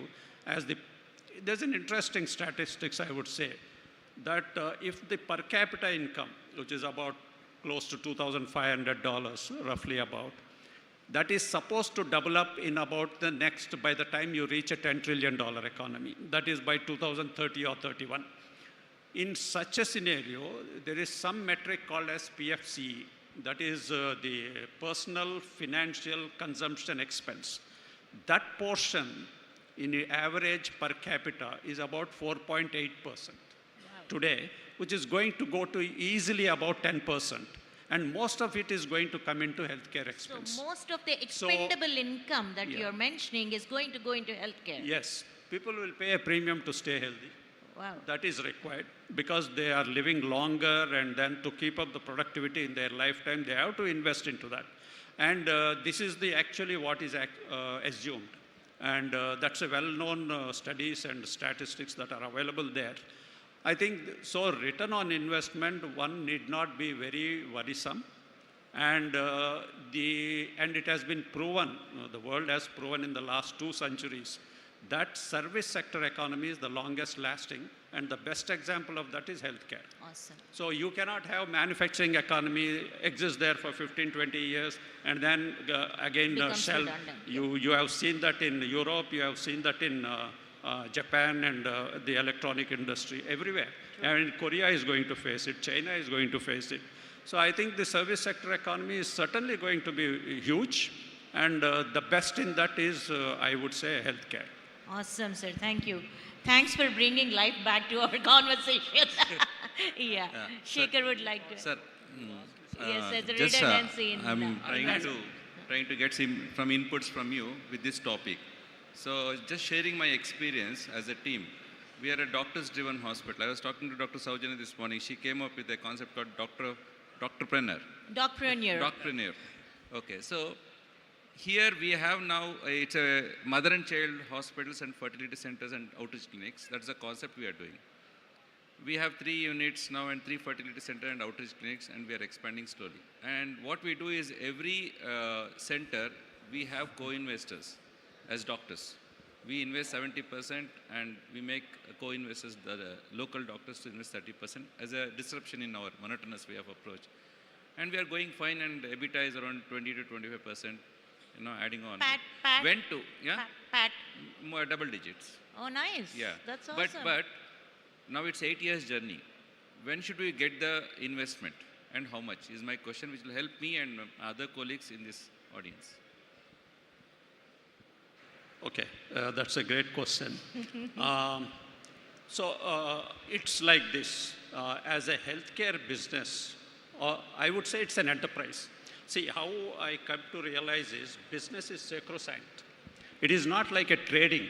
We don't try to create the capitalistic profits and too higher profits. It's not like that. Healthcare, when we talk about business as a sacrosanct, it is like this. Any company which you initiate or any enterprise will have 4 stages. First is the establishment phase. The second is the growth phase. The third is the maturation phase. And the last, inevitably, is a decline phase. Whether somebody likes it or not, that is bound to happen. Now, what will happen is, I would say, irrespective of the number of years you have spent, I would say your business is in the establishment phase. Now you are come to a certain scale where you are clocking double-digit PATs, which I think will be very difficult to sustain unless you make some innovative measures. And one of that is, as she posed a question, should we collaborate? What is your tangible and intangible benefits? If we don't collaborate, you have no business. You can't do it all alone. So you have to scale up. So that means you are at the inflection point of the growth phase, second phase. At that time, you require capital. And you source that capital at that time to scale it up. Now, if your business is, say, suppose you have 5 units and about, say, 200 or 500 beds, then try and see whether you can double it, triple it, or quadruple it in the next 1 decade. For that, you require capital. Capital infusion will happen now, and then establish value of your business, and then raise capital, and then scale it up. So ultimately, there is nothing like the sooner you get into a maturation phase and the longer you stay there, that is measured as a yardstick of success. After that, inevitably, it is going to be a decline, but the decline should not happen now. If you don't do this, you will decline, despite double-digit PAT. I think that is what one has to get an understanding on that. One small clarification along with this. Now, we are getting people for investments. You know, we are getting, venture capitalists. A little loud. Soft investors and corporate investors. Which is the best for our young doctors to get associated with? Excellent. So, yeah, why not? If the capital is coming, yeah, you should take it.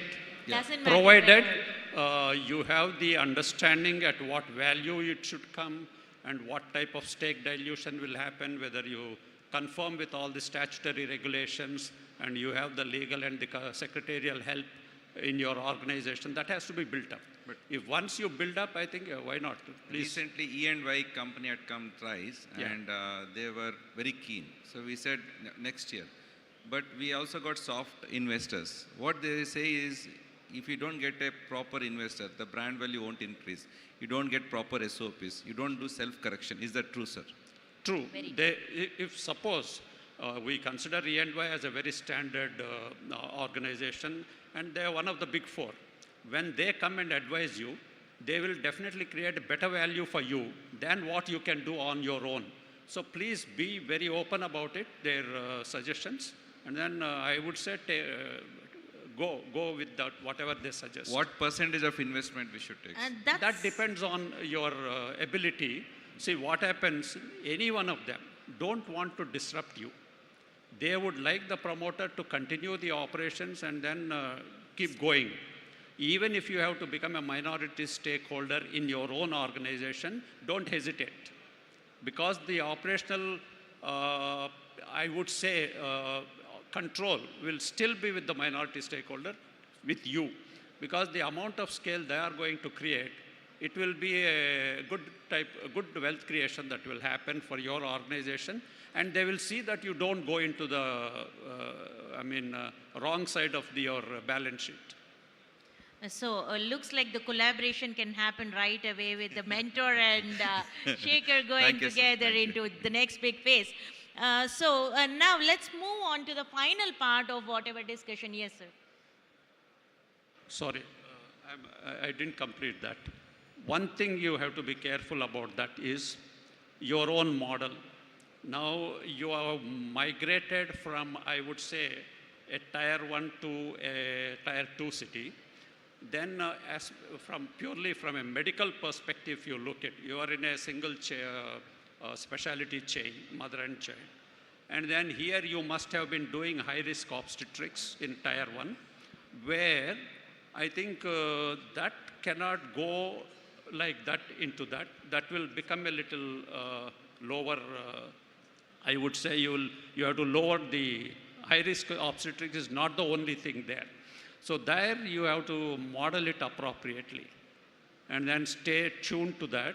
So high-risk obstetrics has to be a very high average revenue per bed occupied day.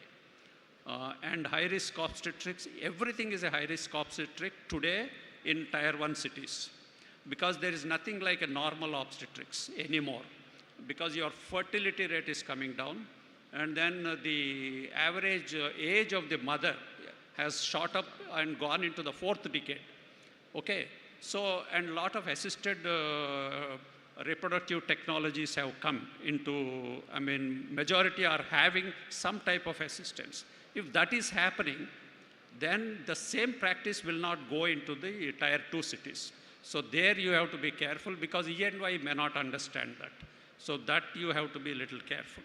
Thank you, sir. Thanks for the great insight, sir. For us laymen, high-risk obstetrics is nothing but high-risk pregnancies. It's not a great term.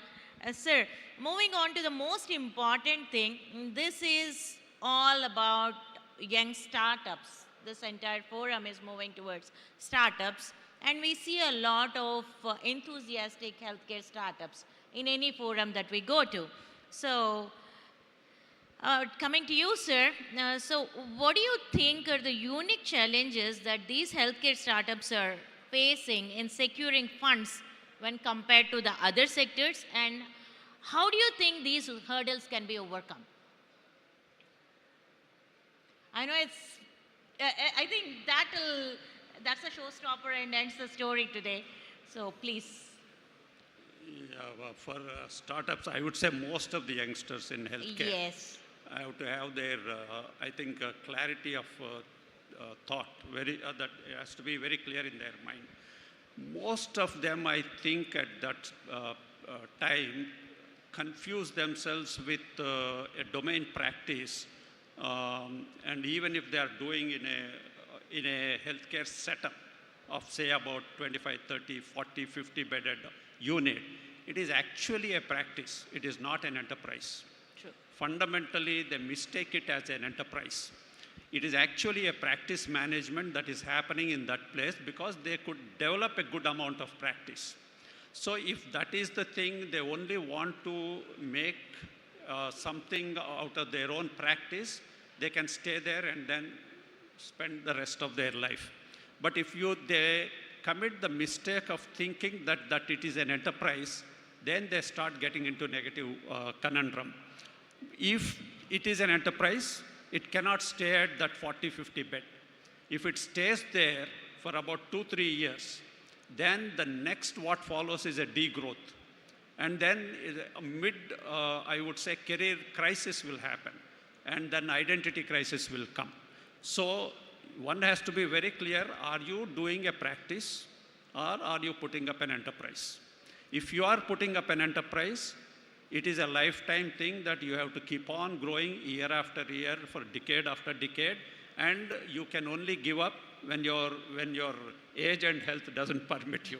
So whatever it is, you have to pass it on to others. But if you confuse that one establishment, you put up 30 beds, 50 beds, and then think that it is an enterprise, it is not an enterprise.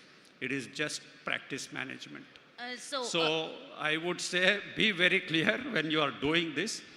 I would say, instead of putting up your own establishment and doing a practice management, if you have built up good practice and you have a good specialty and you think you are competent enough to stay there relevant for about upgrading yourself for the next 2, 3, 4 decades, better migrate to a bigger platform and exist as a practitioner rather than think of your own establishment. That is one. Otherwise, you will not even, from a domain perspective also, you will not grow otherwise.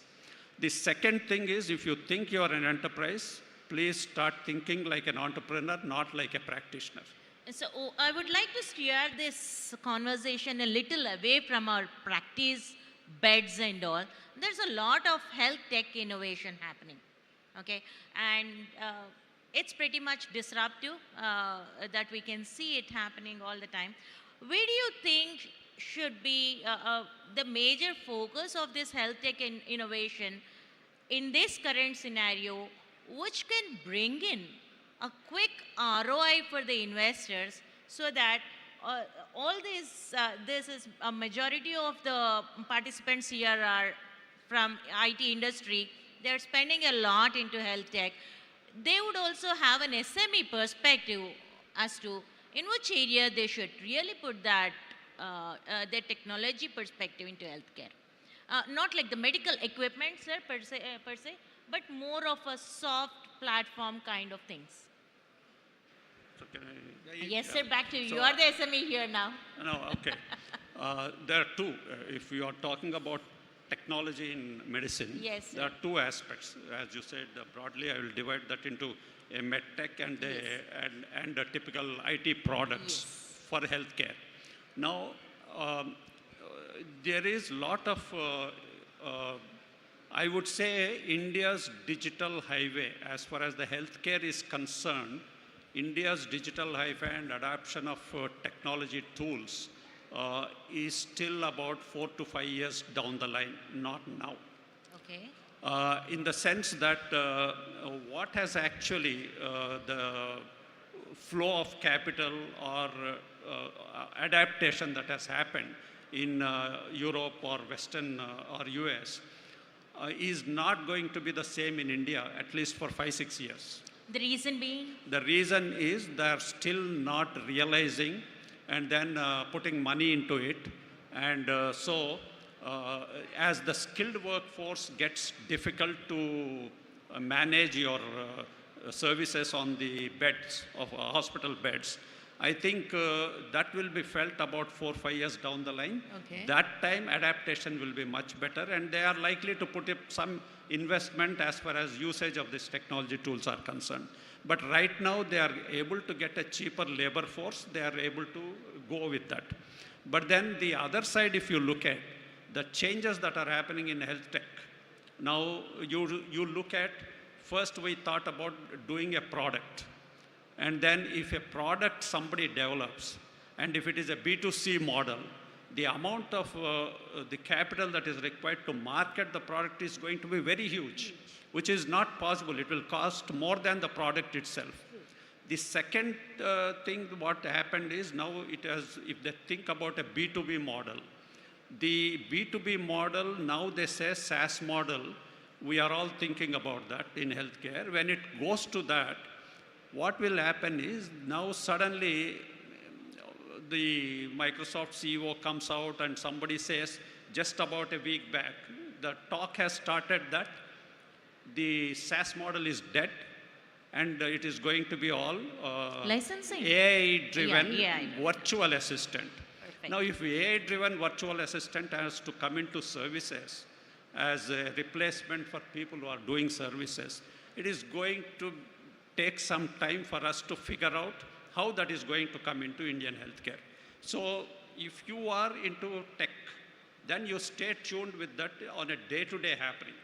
You cannot think about something is going to happen, it will not affect me, it will definitely affect you. But then you have to keep on changing the technology, adapting to the changes that are happening across. Otherwise, you will be completely out of tune. So what I feel is, if you don't have the knowledge for that, please don't enter into it. Because it is changing rapidly. By the time you develop something, it is not there when you complete the product. So that is one. The second thing anyway is the technology that is coming into instrumentation, in medical instrumentation. Medtech. Now, as you have looked at now, sir will know much better than me how these what type of generational changes are happening in whether how the way you diagnose patients, whether it is in life sciences labs, whether it is in instruments like your endoscopics to so many non-invasive tools that have come and the diagnostic equipment that has come to actually surgeries and everything becoming miniaturized, minimally invasive, requiring short length of stay in hospitals. These are technological innovations. This is just because of technological innovations. And the new drug discovery itself. Yes, I mean, he will vouch for that, the that type has changed of the practice of cancer management. the type of molecules that are invented in even in the medical oncology for segment. I think it is actually reducing the amount of these receptor blockers or facilitators, whatever it is coming out. I think it is reducing the morbidity related to the treatment itself. Side effects. I think so. These are other innovations that are happening. Yeah. Amazing. Sir, Chandrasekhar sir, now as a pretty conventional practitioner that you've been, how do you think AI in healthcare is going to change the way we practice? Because that's the biggest discussion I see happening in many of the doctors' forums of late. And that's where most of the software, I mean, the technology entrepreneurs are trying to put their mind and money into. So that's a big thing that is still debatable as to how quick is AI in healthcare going to get adapted into our practices, and what is it going to replace? How quick money is it going to make? Yeah, definitely. I need the perspective of a legacy practitioner and also an entrepreneur who really puts his money there, sir. Only thing is, we lost a good anesthetist for entrepreneur. We lost a very good anesthesiologist for entrepreneur. No. So that is one. Basically, I have seen an evolution from a clinical medicine to so-called what you said as artificial intelligence, technologies, development, and all the things. See, what happens is, ultimately, you should know the basic medicine. You should also know the most recently diagnosed technology. I will tell you an example. Recently, I have seen one patient with a parathyroid adenoma, which is neck swelling, which is 3 to 4 centimeters. Wherever he goes, they're asking for an ultrasound, asking for a PTH, asking for a calcium, asking for a system-wide scan of the parathyroid. But when I examined, he told me, sir, నువ్వు ఒక్కడవే sir local patient, నువ్వు ఒక్కడవే sir మేడమే చేయి పెట్టింది, ఎవరు చూడలేదు sir. అంటే that indicates that we are losing our clinical sense. So even in US, now they have made a strict guidelines for follow-up. I have seen few of the centers, every 4 months, 3 months, CT neck, CT chest, CT abdomen. True. Ultrasound neck, ultrasound abdomen, ultrasound neck, without putting a hand on the patient. So the US has made a guideline because it is an insurance-driven system. Exactly. So once the insurance-driven system has put, you can't ask this investigation. If you ask, we don't pay. If you want to pay the thing, you should have some rationale in asking. So all the things are very essential. We must update to them. I have seen operating without diathermy in Guntur and Usmania, where there is no diathermy, and diathermy is available only to the civil surgeon, not to the PG or assistant surgeon. To that, we came to the level of doing in a so-called ligatures, harmonics, and binocular loops, microscopes. All of them we have seen evoluting from naked eyes to the magnification system. And any professional, once he is practicing, you should update to the system. At the same time, I personally feel you should not lose your clinical touch. Okay. Clinical touch is more essential. And you asked me one question. What is the evolution in medicine? Yes. There is a tremendous evolution in medicine. One is technology. Medtech or health, the soft part of it. What do you say, sir? Med technology is more device technology that we are talking, and the soft technology is the other thing. Yes. One is technology. Second, you have a clinical trials. When we are students, we never know what is the clinical trials. You know, the Indian scenario become a hub of a clinical trial, not only in oncology, in pediatrics, general medicine, psychiatry, anesthesiology, all the departments. Because to have a clinical trial in US is very expensive. True. So that is why all the companies, the molecules are coming here in India. So that is reason why in Indian scenario, you have so many clinical trials going on all over the Indian centers. That is a one way we know the medicine faster. They release the FDA approval will be easier because of the numbers. And then we also have an advantage of our patients exposed to newer medicine. Great. Sir, we really want, we are done with our time, so the final question again, because you are the disruptive person in the panel, so we can't help but ask you, what do you see the factors that investors prioritize when evaluating a potential health tech startup, a disruptive health startup, I would say? Technology, service, it doesn't matter. What do investors prioritize when evaluating a health startup? And how can these startups best position themselves to attract funding? With this, we would close the session. That's pretty straight, I think, like any other business or enterprise. I would say what they look at is whether the model is appropriate or not. The second thing they look at is the model scalable or not? And the third thing they look at is there an available market for that particular enterprise or the model? That is the other thing that they look at. And the fourth and most significant thing what they look at is the promoter and the team. That whether he has the team to walk what he is talking. I mean, these four things I would say is what typically any investing investor or investing firm will look into. Now, one final thing I would want, sir. Health is a felt need. That's universal. But the willingness to pay is something different. So that's where I would also say, what kind of what kind of areas should these startups really get into? Because we are all fund-starved most of the time. So I just want to understand the willingness to pay areas when we are talking of these health startups. To pay the service providers. As I told you, I think I have partially answered this in my past. Yes. One of the questions for you is, today, because I will take example of 2016-17, you take COVID 2020, pre-COVID and post-COVID. Pre-COVID, the national average of Indian hospitals, ARPOB, never exceeded 20 to 22,000 rupees. And then today, it is 2 times that minimum. The national average is actually 51,000. 51 some change. I mean, this is the national ARPOB average.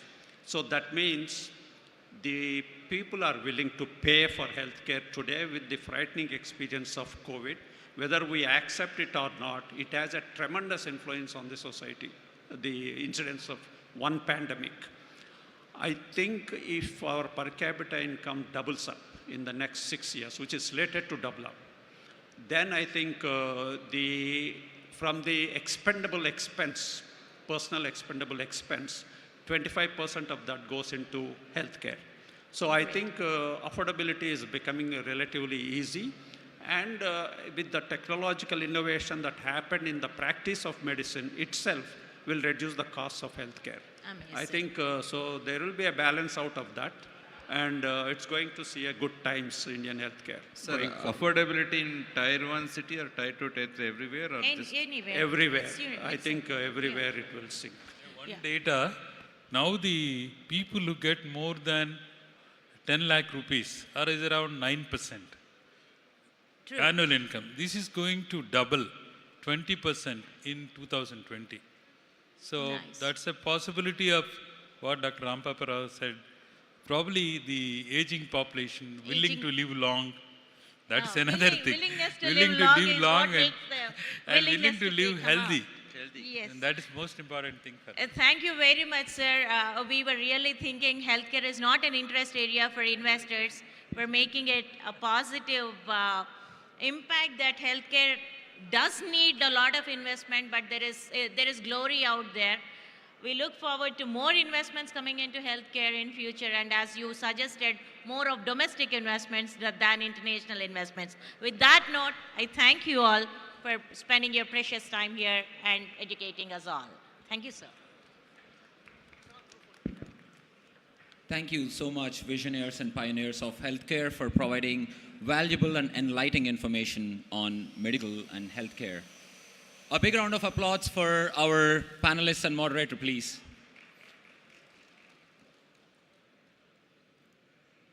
And we will move on with our panel discussions here on the main stage.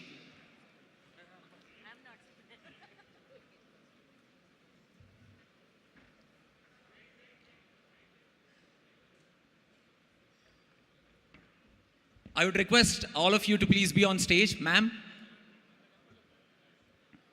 all the panelists to be on stage.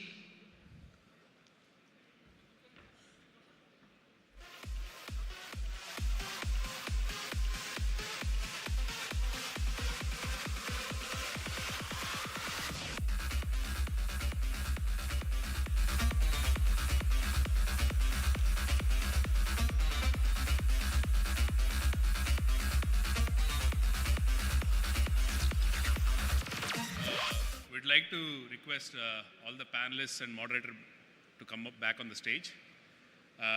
We'd now request our founding APTA member, Prasad Samata garu and Subbu Kota garu, to honor our panelists.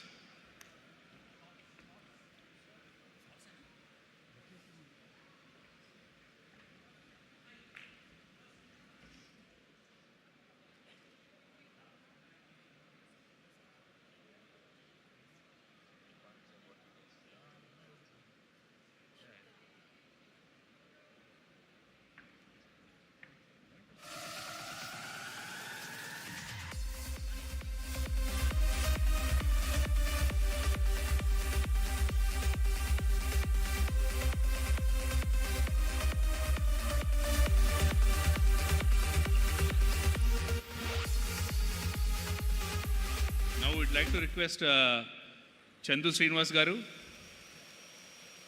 to come on to dais, and Srinivas Chimata garu to present memento to the panelists.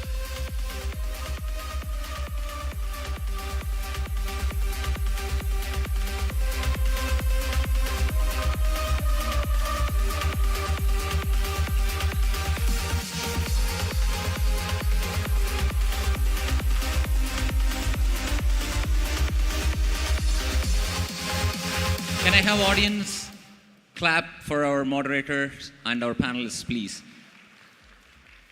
They gave us valuable information on healthcare.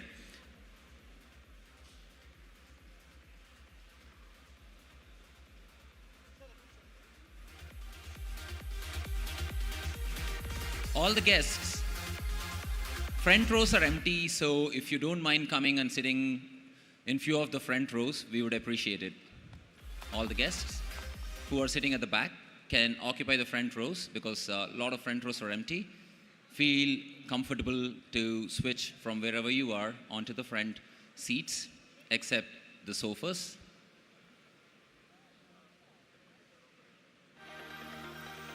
Thank you so much.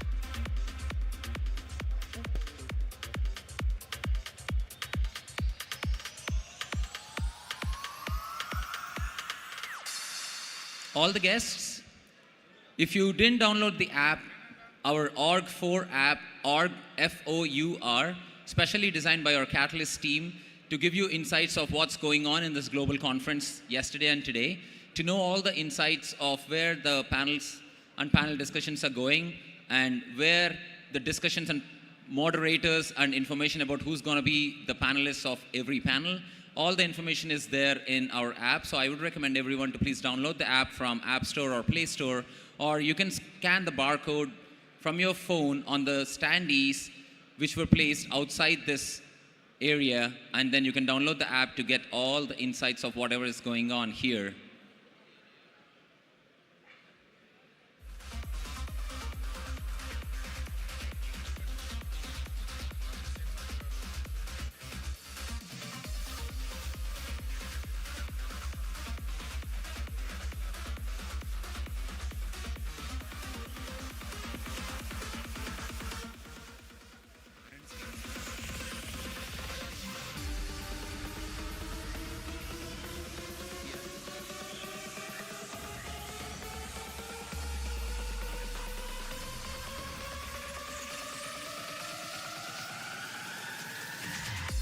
Can I please call upon stage R.N. Srinivas Garu, Chittoor MLA 2009, 2014 MLA and 2024 Tirupati MLA to be on stage, please.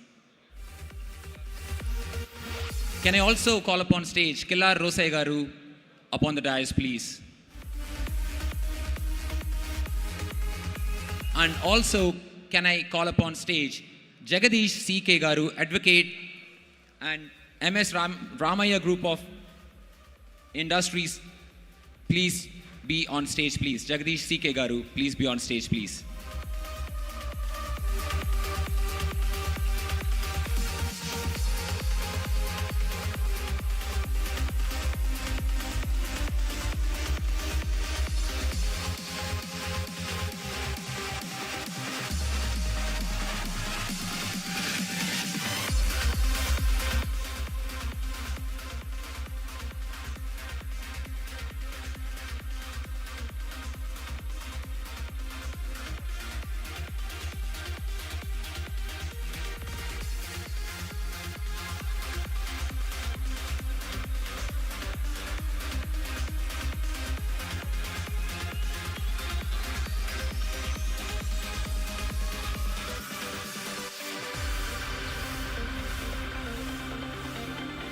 Can I call upon stage Kranti Baralpudi, daughter of Sri Mudragada Garu, onto the stage, please.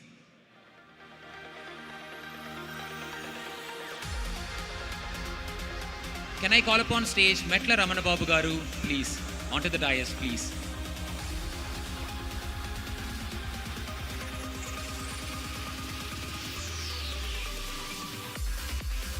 And I would request R.N. Srinivas Garu to give a quick 1-minute speech and addressing our Catalyst crowd. R.N. Srinivas Garu to quickly talk about our Catalyst program.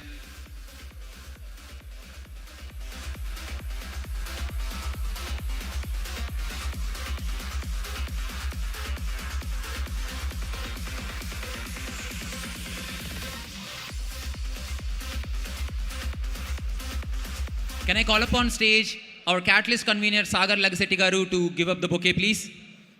Sagar Garu, we would like to request you to be on stage to felicitate our honorable guests.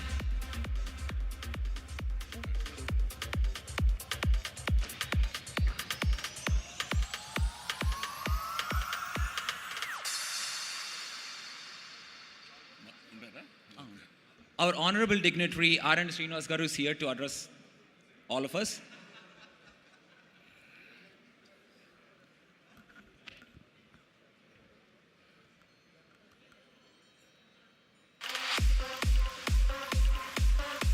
Om Namo Venkateshaya. My name is R.N. Srinivasulu. 2019 and 24 Chittoor MLA, district headquarter. Now Tirupati district headquarter, present 2024 Tirupati MLA. APTA కుటుంబ సభ్యులందరికీ పేరు పేరున హృదయపూర్వక నమస్కారాలు తెలియజేసుకుంటూ చాలా సంతోషంగా ఉంది. ఈరోజు మన ఉమ్మడి రాష్ట్రంలో ప్రధాన పట్టణం హైదరాబాదులో ఆప్తా సభ్యులు కుటుంబ సభ్యులు అందరూ కూడా కలిసి అన్ని రంగాల్లో నుంచి కూడా ఇక్కడ కలయికతో షేర్ చేసుకోవడం చాలా సంతోషం. ముఖ్యంగా Andhra Pradesh our beloved honourable chief minister Nara Chandrababu Naidu garu and our beloved deputy CM respected Shri Konidela Pawan Kalyan garu, వీరిద్దరు కూడా కలిసి దేశ ప్రధాని మోదీ గారి సహకారం తీసుకొని ఆంధ్ర రాష్ట్రం అభివృద్ధి చేయాలని ఒక దృక్పథంతో సంక్షేమం అభివృద్ధి రెండింటిని కూడా పరుగులు తీయిస్తున్నారు. అంతకంటే ముఖ్యంగా ఐటీ కారిడార్, ఇండస్ట్రియల్ పార్క్ అన్ని వసతుల్లో కలిసి ఫాస్ట్ ట్రాక్ ఏర్పాటు చేసుకొని ఆంధ్ర రాష్ట్రానికి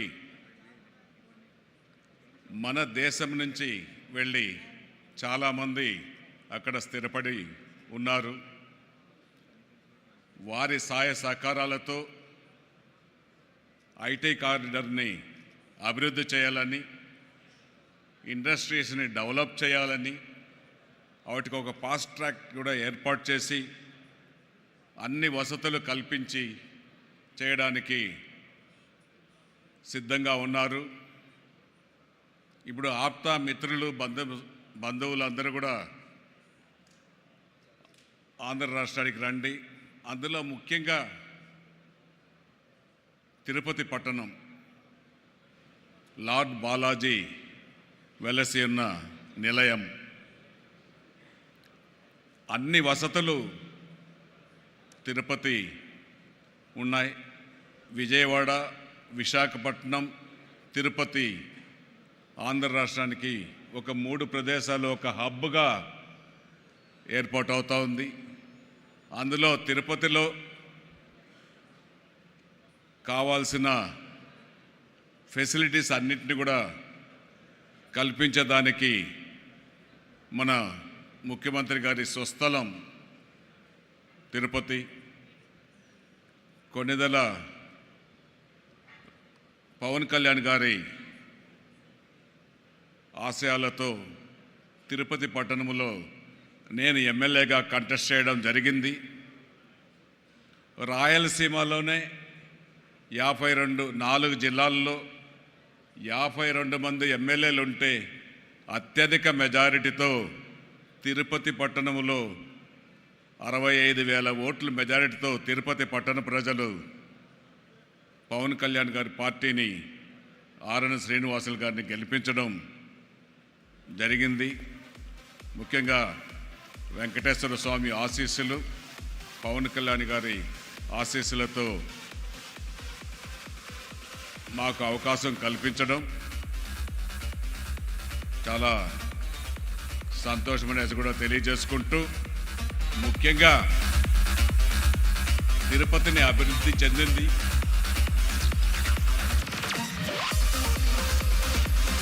ఒక తిరుపతి ఒక ఆధ్యాత్మిక నగరం, ఒక హోలీ ప్లేస్.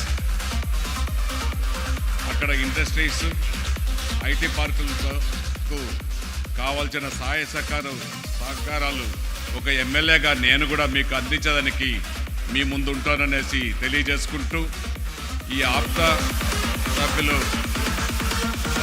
మిత్రులు, స్నేహితులు తిరుపతి పట్టణానికి వచ్చి ఇండస్ట్రీస్ నెలకొల్పాలని, ఐటీ పార్కులు నెలకొల్పాలని కోరుకుంటూ ఈ అవకాశం కల్పించిన ఆప్టా సభ్యులకు అందరికీ కూడా మరొక్కసారి కృతజ్ఞతలు ధన్యవాదాలు తెలియజేస్తున్నాను.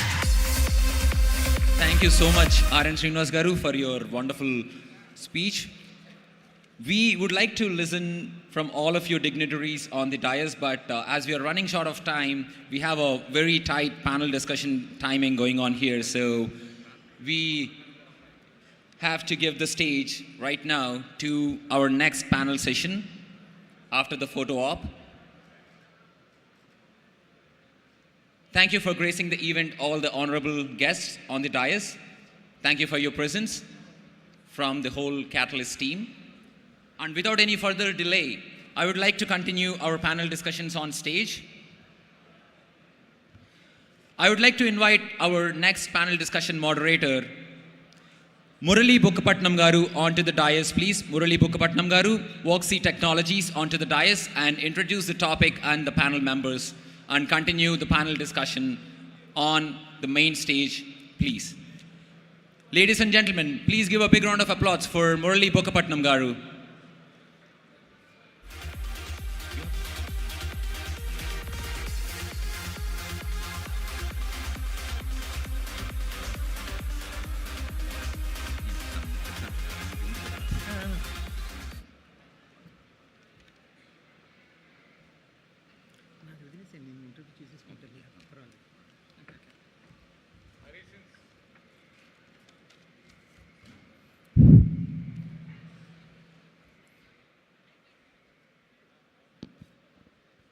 Good afternoon, everyone. I hope everybody had a good lunch. So this is Hari, welcome to APTA Katalyst Business Global Forum. This is Hari Tota, CEO of SRA Tech Solutions. I came from Tampa, Florida. SRA Tech Solutions offering consulting services as well as the project development and product development. Yeah. So, the headquarters from Tampa, Florida, and we have a presence in Mexico, Canada, Philippines, as well as in India. So, today it's my honor to be your host for this exciting session, scaling up, taking the company from 1 employee to 1,000 employees, or 1 million to 100 million revenue. That's basically is the strategies for success. Scaling up business is not just a challenge, it's an adventure filled with moments, achievements, valuable lessons, and maybe a lot of sleepless nights. Today, we are here to provide with the tools and the knowledge you need to succeed on this journey. Before we dive into our panel discussion, let me introduce someone who represents the spirit of scaling up and entrepreneurship, Mr. Murali Bukkapatnam Garu. Murali Garu is a seasoned entrepreneur and investor based in Hyderabad. He is the founder and chairman of Voxy Technologies, a venture development firm that has supported startups like Prodor, Hujker, and GDH Workforce. His leadership expertise spans growth strategy, finances, risk management, and compliance. Now he is a chair of the Indus Entrepreneurs Thai Global Board of Trustees.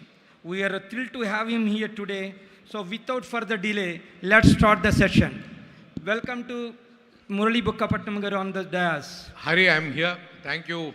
I was just waiting to embarrass myself, and you did a great job at embarrassing myself. Thank you. Sorry, sir, I didn't see you. No, please. May I request Srini Baireddy, Bhaskar, and Suresh Ghatam Reddy to please join me on the stage. I will do the, come. Ask them to put, can we have one more chair? I've requested Hari also to join us on the panel. And bit of a housekeeping as a moderator, may I request all the dignitaries who are in the front row, if you can take seats, I would really appreciate it. Prashant, it is good. It's good. Thank you. Yeah. We are waiting for one more chair, Prashant, so that Hari also can join. Hari, while we wait for the chair, I'll just Volunteers, we need one more chair, quick. Volunteers? Yeah. Quick.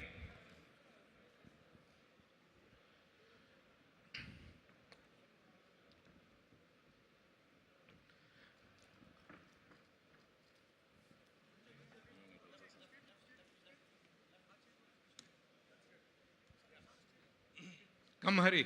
Welcome. Thank you for joining us at the last minute and obliging my personal request. It's so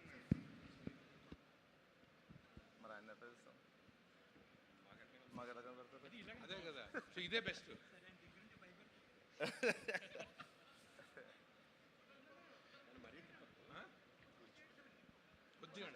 చాలా Sorry, while the directors are working to make sure that I get a good profile picture, but I do want to tell them that I'm married. I'm happily married, if I might add, and I have 2 kids.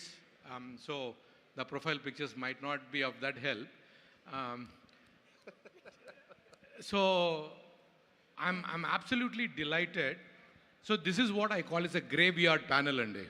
So lunch, before lunch, after lunch, but I think we need to do our best to keep whoever the audience left engaged, right? I have Srini, who have done a fantastic job setting up, exiting Navitas as a company, right? I don't want to give the figure, we'll get to that.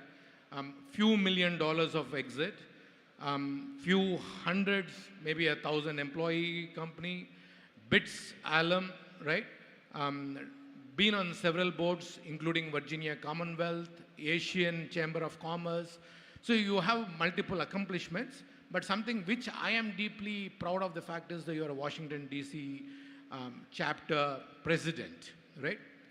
Suresh, you are an extremely seasoned entrepreneur. I just heard that you have 17 companies to your name. By the way, I love the name Castec, right? There is something to it to resonate with for the people. Again, superb thrill to have you, right? I'm humbled and I'm truly humbled that I'm getting to moderate a session with you. Bhaskar, your company name precedes you. You are one of those silent go-getter entrepreneurs. I've been hearing about Quadrant for now about 4-5 years in my circles. Thanks to APTA that I'm getting to meet you in person, right?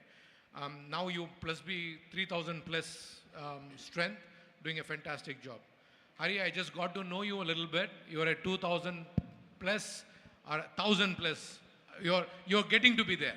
So it is great that you're getting to be there, and hopefully the lessons can be from that 1 to 1,000 people company, $1 million to $100 million journey, what can happen, right? So I'll start my first question with Srini. Guys, for people who don't know, నేను ఇచ్చిన ముద్దు పేరు మా శ్రీనికి అర్జున్ రెడ్డి అండి. So Arjun Reddy cinema చూసిన వాళ్ళందరికీ ఆ పేరు ఎందుకు ఇచ్చానో మీకు అర్థమై ఉంటుంది. So Srini, can you talk about your journey, about your Guntur, about your bits? What is that got you into this part of it? Okay, so whatever he said, Patichko Arjun Reddy, right? So my journey, I'm actually from Chiralande, 10th Dhaka, and then I did my college from BITS Pilani. So my entrepreneurial journey started maybe in the 3rd year of my engineering. I don't know, you guys, most of you might have not even born or that. I'm very old. BDPS, NIIT, a training institution today.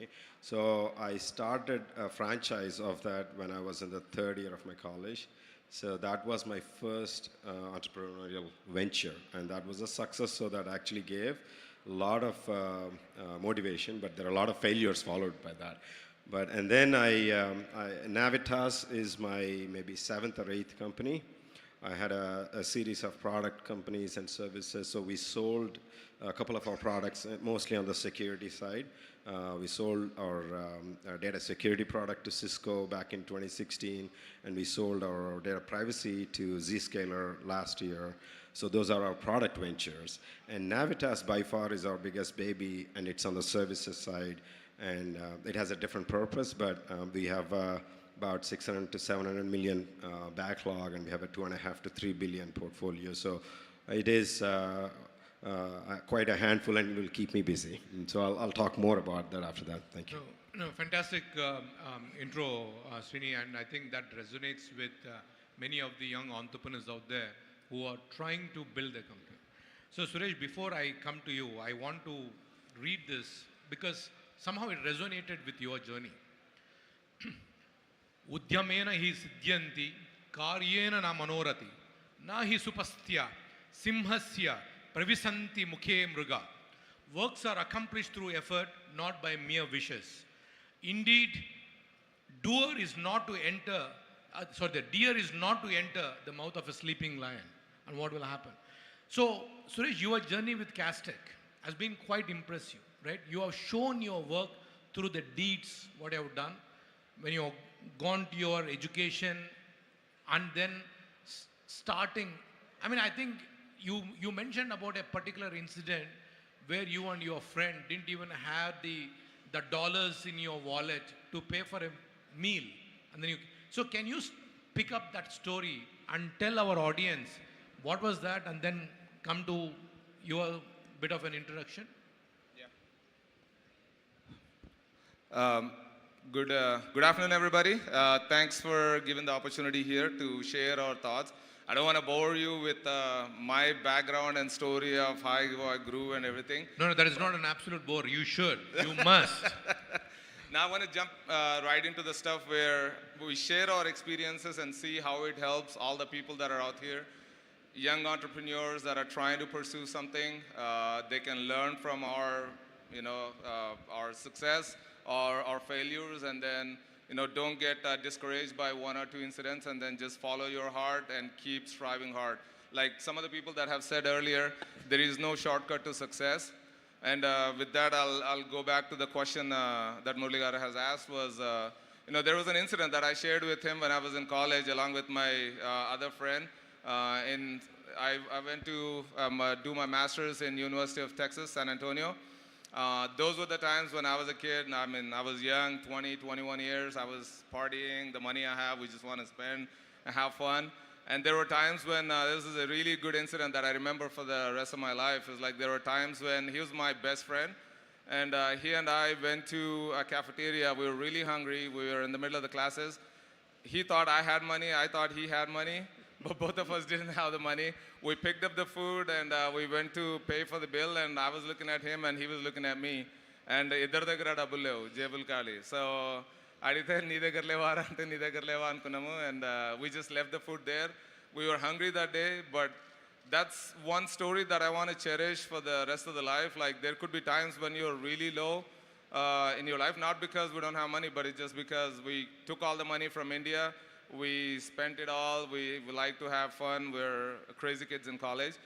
But, there's ups and downs in life. You just have to cherish every moment and learn from it and then keep growing. That's what I would say for that story.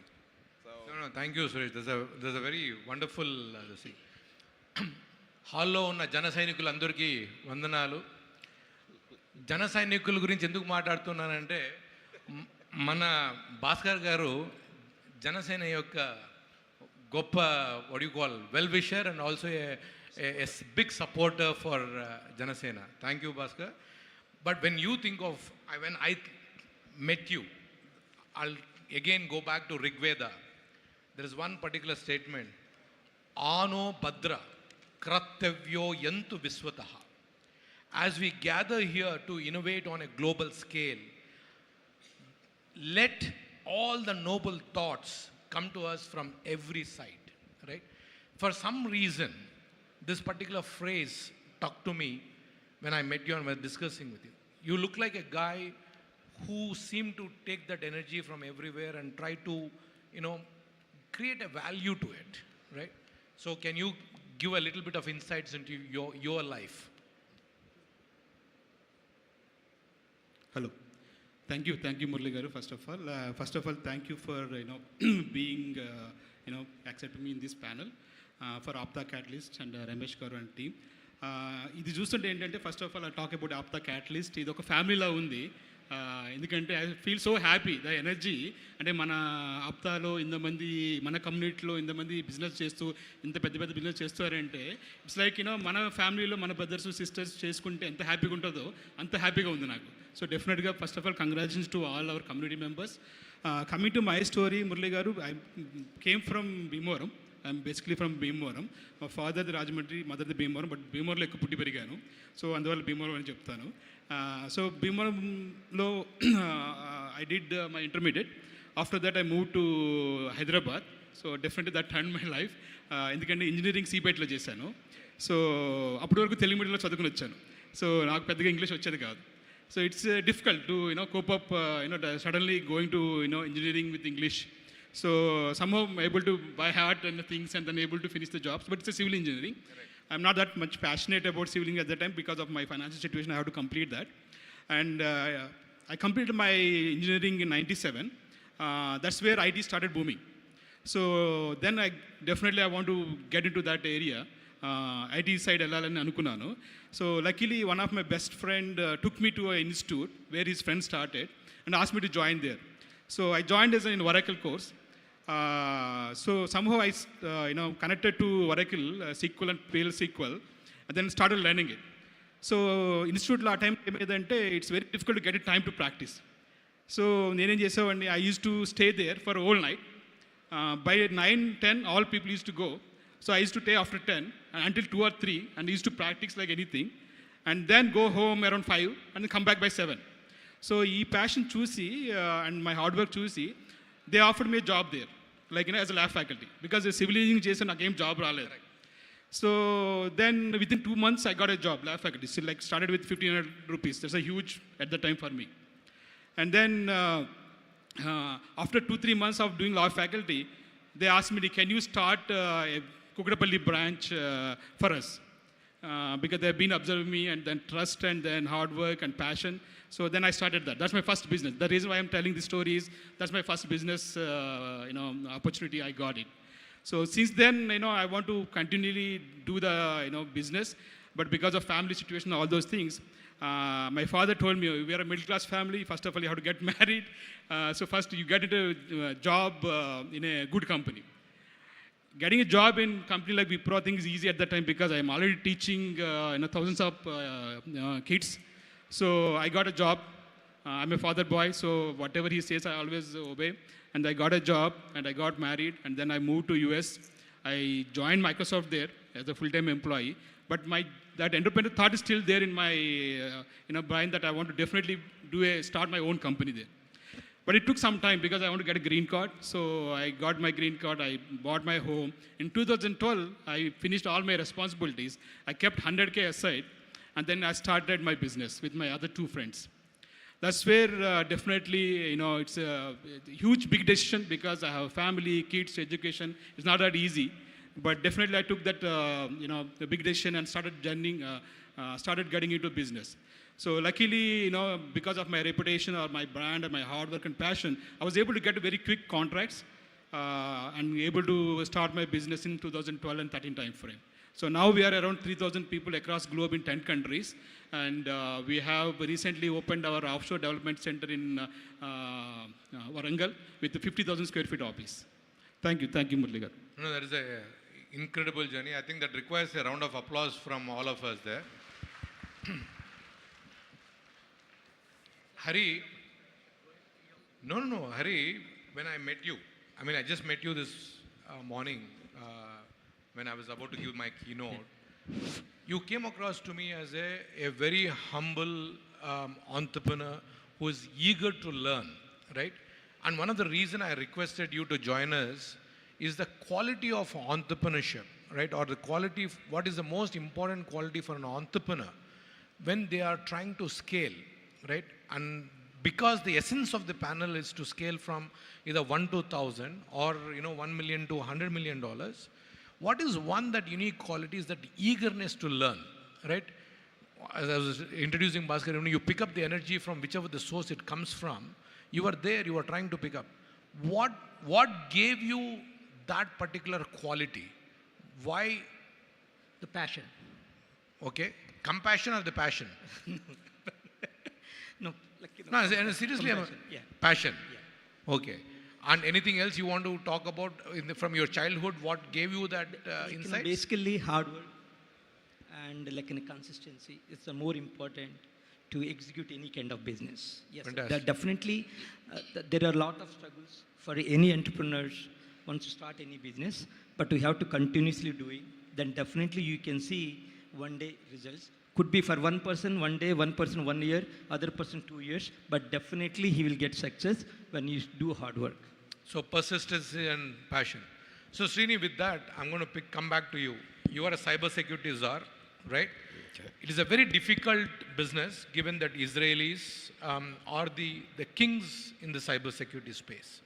Picking up a area, right, which is a very, very difficult for someone to handle, then your scale. Can you talk about where you started? What is the highest peak you achieved, right?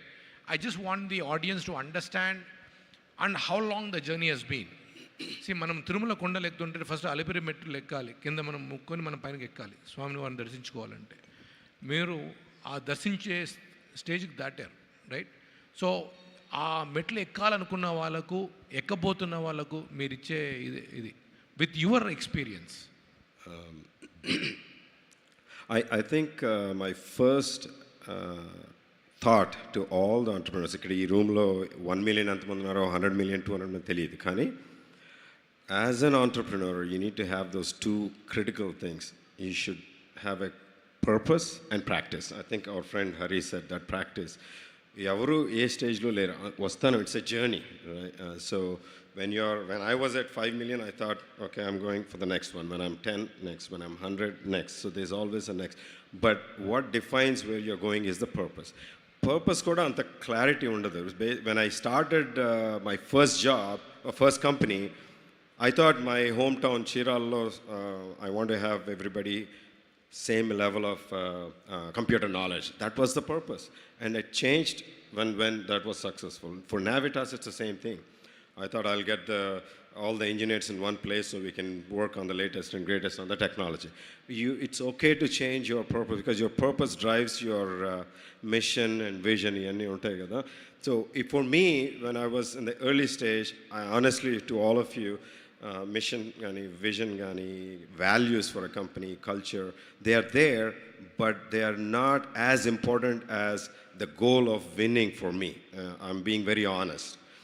As I'm growing part of the scale, I started seeing that is much more important because now you're actually seeing at a larger scale the problem and it multiplies. But 1 employee unnappunde problem 200 double avudhu, actually multiply avudhu because it's all managing expectations of everybody. So can you talk about 1 or 2 problems which you faced when you scaled to 10 to, let us say 10 to 50 people? Right. What was the challenge? It starts with people, right? So when I bring somebody as a, let's say, operational head, and you all can relate yourself to this, right? When you start a business, there are 3 things. You need, of course, all the finance and everything falls under the operations. Then you need to have a growth team, which is a sales and marketing.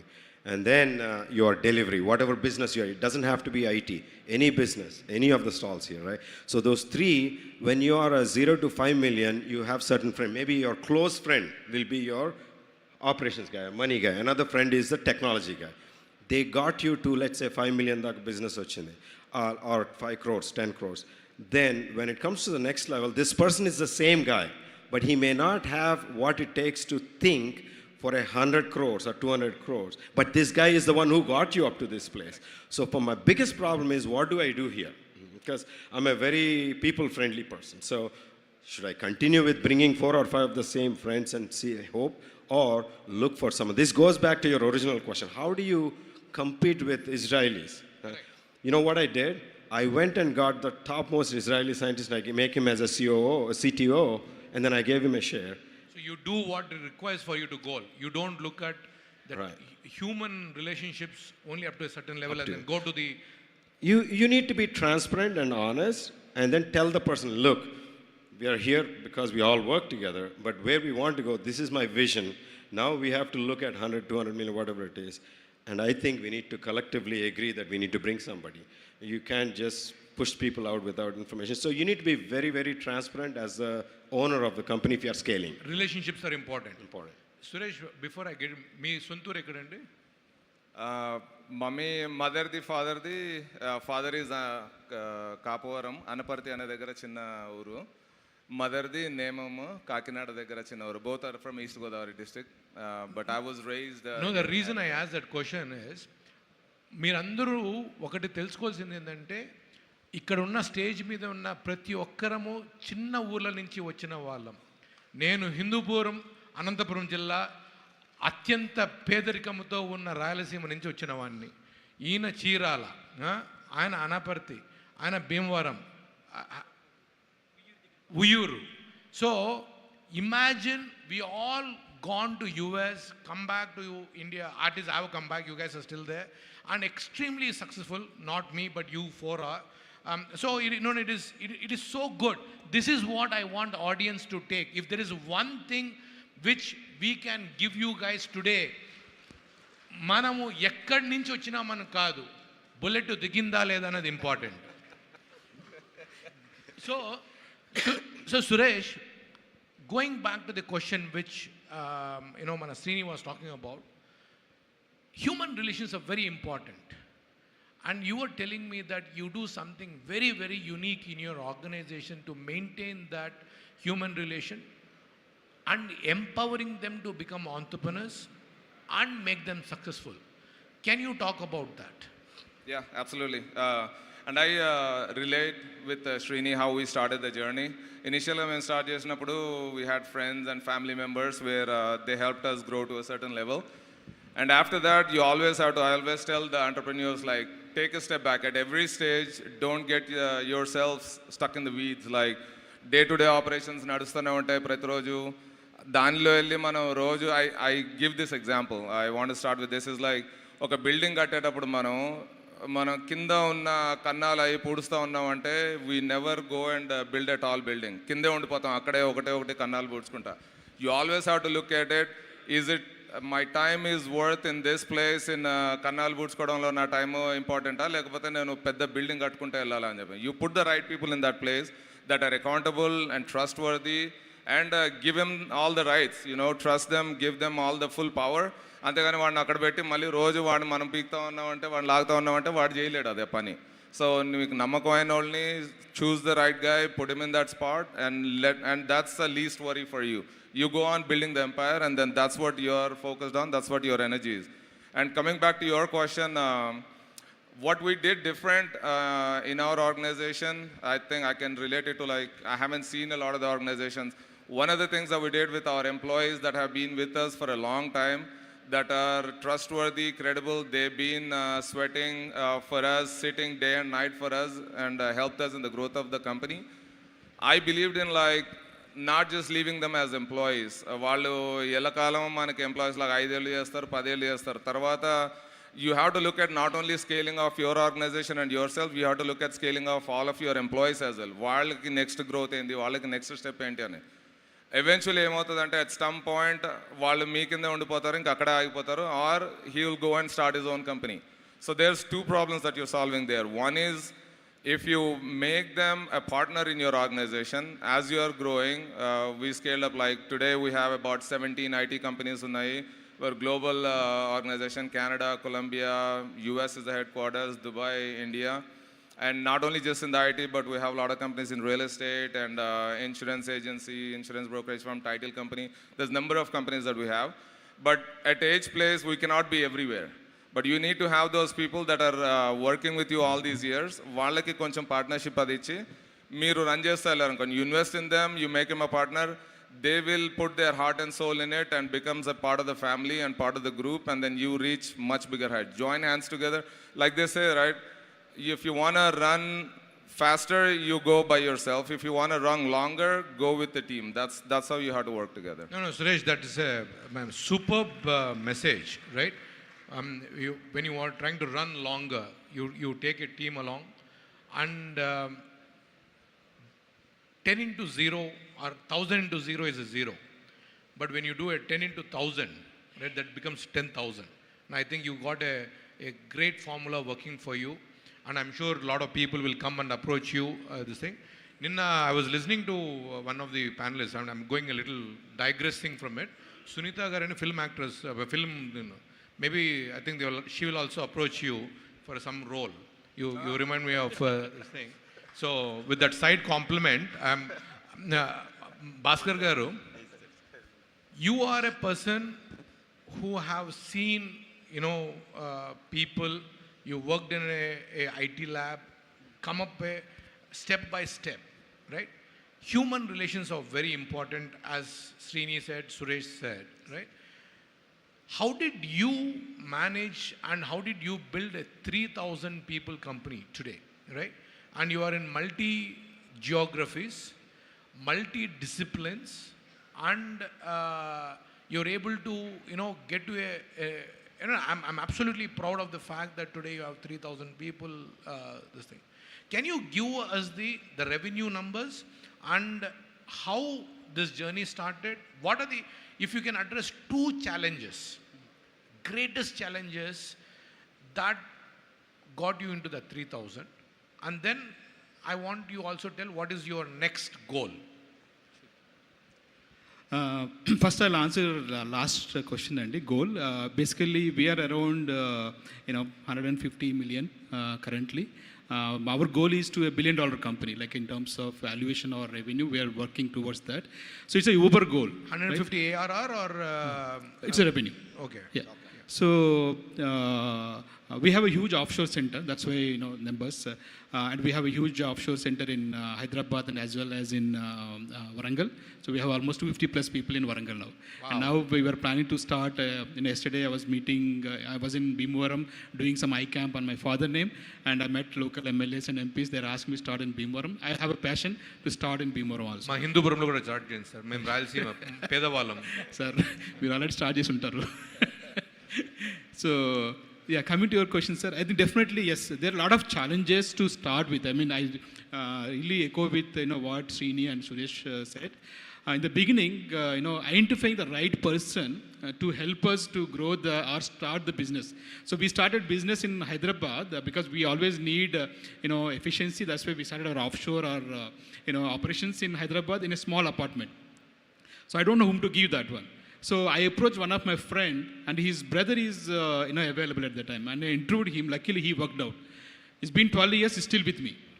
And Srini was saying one thing, like it's very difficult to take them with us in our journey. Sometimes they're stuck in some mind space that maybe this is my role, this is what I can do. But that's where I'm really good at, planting that growth mindset in their thing and helping them and understanding the vision, like what is my vision. How do you find that? What is your recipe to మనం ఒకరిని చూడాలంటే ఈ food taste చేస్తాం బాగుందా లేదు మీరు ఎట్లా how are you identifying this is the person who is going to work out for me?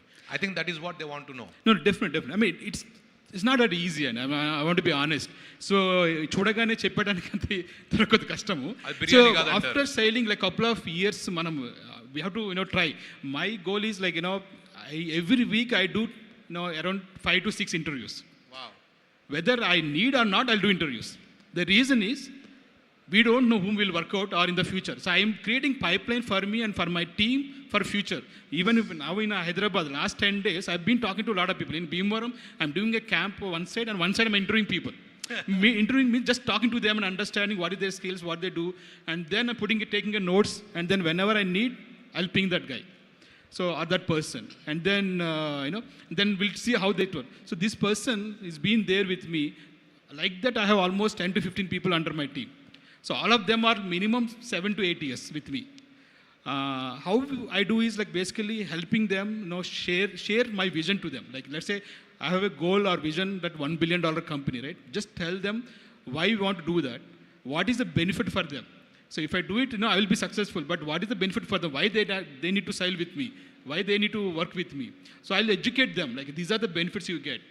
So not only these benefits, let's say financial benefits, or a lot of people want their respect. So basically, we're giving the right titles to them and helping them to stay with us, big positions, and then also helping their families. So sometimes every family needs some help, like whether their cousin or their sister or their brother. I don't ask any questions. You have a person, you want to help him, just bring him, no interviews, and you train that person. Okay, your responsibility for that person, you train that person, and you take him to next level. That's the trust I have on that person. So most of these 10, 15 people, they bring their families and they really work hard. So once we give that responsibility and ownership, it's their job to take care. I don't need to worry about anything. So hope I answered your question. No, Bhaskar, that is it's a very touching point. So you're giving a lot of value to the human relations, and you're empowering those human beings to take the ownership for whatever the actions they are taking. Yeah. Same with work or what other direction they take. But I'll guide them. I'll help them. If they're stuck or somewhere, I'll definitely help them. But I'll give full ownership to them. Definitely. Hari, before I come, I want to, Prashant and your team, please do warn me, because I do have a habit of just keep on talking. No one can stop me. So please keep a tab on the clock and do tell us.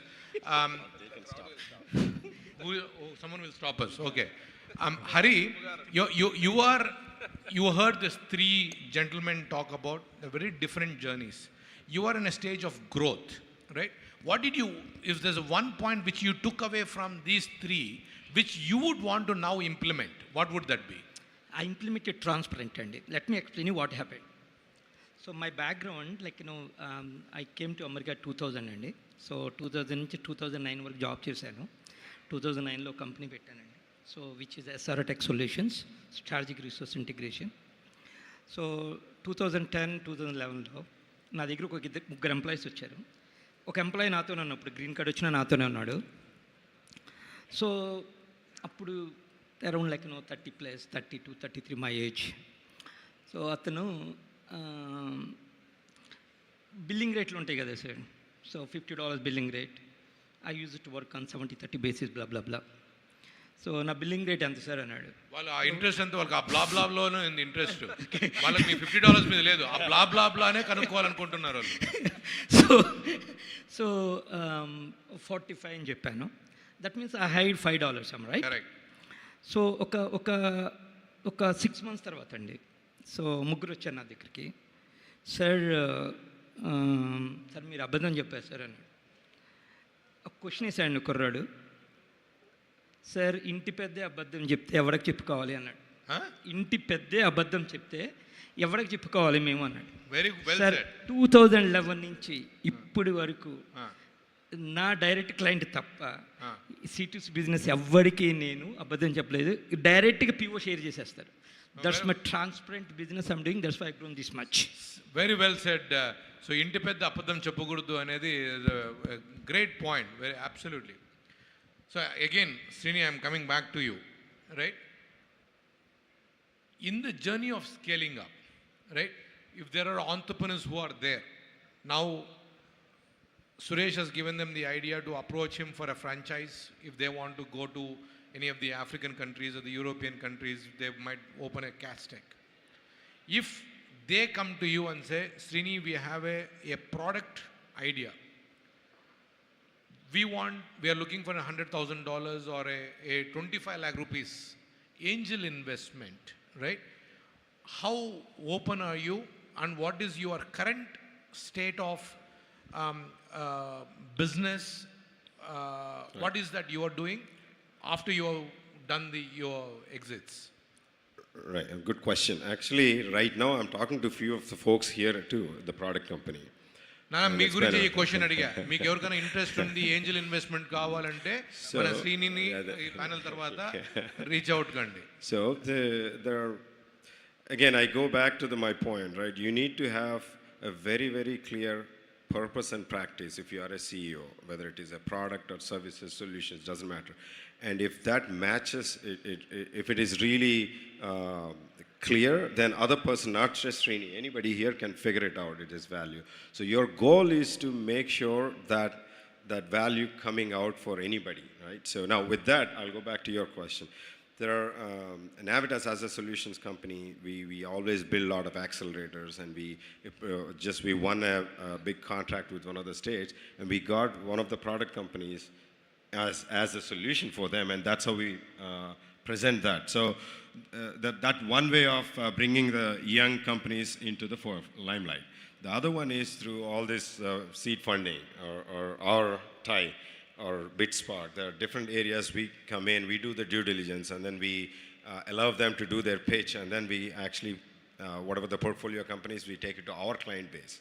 So there are multiple ways to do it, but the way to do this is to not just to come in and say, okay, I have this product here, 7-page deck, can I get something, right?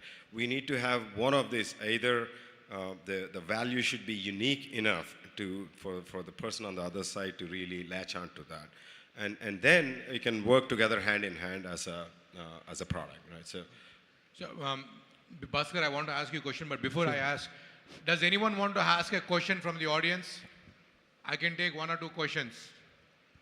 Anyone in the audience wants to ask a question to any of the panels? Okay, looks like. Please raise your hand. No one wants to? Good, go. Okay, Nana, Tamru, munduku ra.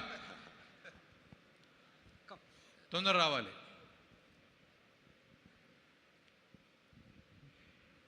But it has to be a question, no suggestions, nothing. You have to be very crisp, otherwise I will cut you off. I'm very, very rude in that manner. Sure. Yeah. So generally, a small entrepreneur starts his business with bootstrapping. So when we talk about scaling, it is becoming very hard these days to scale up and to raise funding, to get connects, or something like this. So what is the better suggestion you have budding entrepreneurs like me? Great question. What's your name? Sai Krishna. So do you run a company? Do you own a company? Yes. I'm starting a new engineering college. It is called Leapstart School of Technology. Fantastic. Sai Krishna, one small suggestion I'll give you is whenever you introduce, you sell yourself by telling what you do. That's the easiest way to sell to the other people here. Yeah, sure. So Sai Krishna runs an engineering college. Bhaskar, that is a question which I wanted to ask. You are wanting to be $1 billion company. You wanted to scale. It is not easy to scale to that level. That is what even Sai wants to understand from you. Are you planning to do an organic growth? Your journey has been for 12 years now. You reached a 3,000 people company. You cannot do another 12 years, right? We are all of that age right now where we need to do some magic. What is that magic potion in your pocket which you're going to show to our Aptulu here that you are a $1 billion company? Definitely, Muraligar. So, I mean, there are a lot of strategies we are doing. It's not just single strategy to be there for 1 billion. A couple of strategies we are doing is like, it's not possible through organic growth. So we are acquiring companies. We are in the process of, looking companies. So some of the revenue comes from them definitely, because which will complement our current capabilities. So currently we are not big in government on our, side or the local counties. So we are looking into one side. The other side we are looking at is like, in European market. So we are very strong in North America, especially in US, Canada, and Mexico. So I'll give you one last question you were asking about what are the big challenges, right? One of the challenge I faced a couple of years ago, last year exactly. So one of my biggest client, they're transitioning their resources to Mexico because of their business strategy. So, but I never done business in Mexico, or I don't know how to do the business. So it's a $10 million business, and every other company are biggie companies. So it's very difficult to compete with them. But I'm still able to compete with them because, I found a route. Like, when I was working in Microsoft, I have a lot of friends because I worked in a finance division. I have a global team. So I reached out to him, friend, his name is Rafael. I need some help in Mexico. So he helped me to connect with local company. So I started, hiring from that company. And then within a year, now it's 100 people in Mexico for me. From 0 to 100 within one year to 1.5 years, we're able to do that. So it's a very big challenge, but we have to find the right person or right way to get the help. So with that one, I didn't lose the business, and then I've been adding much more business to that. It's almost 10 to 15 million business now just in Latin business for me. So that kind of challenge every time, every month, every year it comes. So we have to take that challenge and see, how we can help, or take the help from the other people. That's why I never, burn bridges. So I always be friend, and because I want to create win-win situations for anybody. So if there are somebody two comes- lessons for me which Bhaskar I learned. One, networking is very important. Very So important. guys who are all there, if you have not met people, make sure that you meet at least, collect 10 new business cards. And not just take the 10 business cards, but be in touch with them, develop the nurture. Your Raphael was one of that example, right? You nurtured that relationship. Yes. You're able to go seek help. Seek help. So the second lesson is, don't be ever afraid of asking for help. Definitely. మొహమాటం లేకుండా సిగ్గు లేకుండా సిగ్గు పడకుండా help అడగండి అని okay రెండు okay, ఏం పర్లేదు. సో ఫర్ ఆంటర్‌ప్రెన్యూర్ సిగ్గు లేకుండా కొద్దిగా మొహమాటం ఉన్న వాళ్ళకు సిగ్గు పడకుండా I'll tell you one more thing, Murli. Yeah. There's సిగ్గుపడకుండా అంటే ఎందుకంటే we are all are, it's not just a single person, right? So for me, like I have 3,000 people, and 3,000 multiplied by 4 or 5, almost 15,000 people depending on my company. If you look at their families, right? If I started getting lazy, or if I started hesitating to ask help, it's not only impacting myself, I'm impacting the 3,000 people or 15,000 family members. So that's why I don't hesitate to ask help. I don't hesitate to introduce myself, and see wherever we need help, we'll take help each other. Yeah, I know he's breathing down on my neck. I'm going to ask one last question to, should we ask? Yeah, please. So Suresh, go ahead and answer that question. So I can, sorry, I forgot your name. Sai Krishna. Sai Krishna. Who runs an engineering college. Yeah. So I'll tell you one simple example, and this is why we do bootstrapping, because we all came from bootstrapping, right? Last 12 years, 13 years, and we started multiple companies from bootstrapping, right? Whether it's technology company, product-based company. You always choose the first thing ఏది చూస్తారంటే మేము start చేసింది the easiest way to get started for us. I'm just telling you, I don't know the education industry, but at least I want to give you my example in the IT side, how we built it up, so it could relate to you, and it can take you can take that suggestion, right? మేము start చేసిందంటే you always look at what is the best way to make money first. Anything you want to do, you might have a passion to build 100 colleges or 1,000 colleges or go all over India, whatever. But you start off with like, to build that capital or bring that capital in, first you need to prove yourself. Start off with one, first one start చేయండి. Put your heart and soul into it. You have to monitor it very closely. You cannot just leave the first one, you cannot leave it to anybody and let it run with it, right? And then you're going to suffer later on. And by the time 6 months later, you realize that something is going down, then you cannot pull it back. It's hard to pull it back. So stick yourselves, put your heart and soul into it in the first 1 year. Today, the networking and the conferences that you're meeting, the places that we come to right now, you have number of investors that are ready to invest in a racehorse. Like if you're a racehorse, you proved yourself. 1 year later, you come back here and you say that I established this college. I have 5,000 students, now 1,000 students, and this is the profit that I'm making. I want to scale this up to the next level. You have number of investors that are ready to help you, and then give all the suggestions that you need to scale up. So just want to say that. Thanks. So before we close, I want to thank Srini, Suresh and Bhaskar and Hari for joining it. Give me 1 second, Hari. I know you want to say something. They are going to be here. I'm on behalf of them. I'm requesting you 3 gentlemen to give maybe at least 2-3 of the entrepreneurs 10-15 minutes of quality time, so that they understand the challenges which you've gone through. For all the young entrepreneurs, మీ తరపున నా request మీరు విన్నారు. So do reach out to them, spend 15 minutes, have a conversation. Probably I might not have answered all the questions or all the concerns which you have. Nana, just take it offline, because he's already breathing down my neck. మీరు వాళ్ళు బయటకు వచ్చిన తర్వాత అడిగి మాట్లాడండి. Yeah, I know, that's what I'm saying. Can you, okay, since you're a lady and a woman entrepreneur, I will give you an opportunity. Can I? Sorry, I know I'm exceeding my limit. Quickly I will do it. The answer has to be Srini. Oh, Nana, please go ahead. Hi, నేను Sreeja Haridas. So నేను 0 నుంచి 2 million revenue చేశాను last 4 yearsలో. Big round of applause. This is an incredible thing.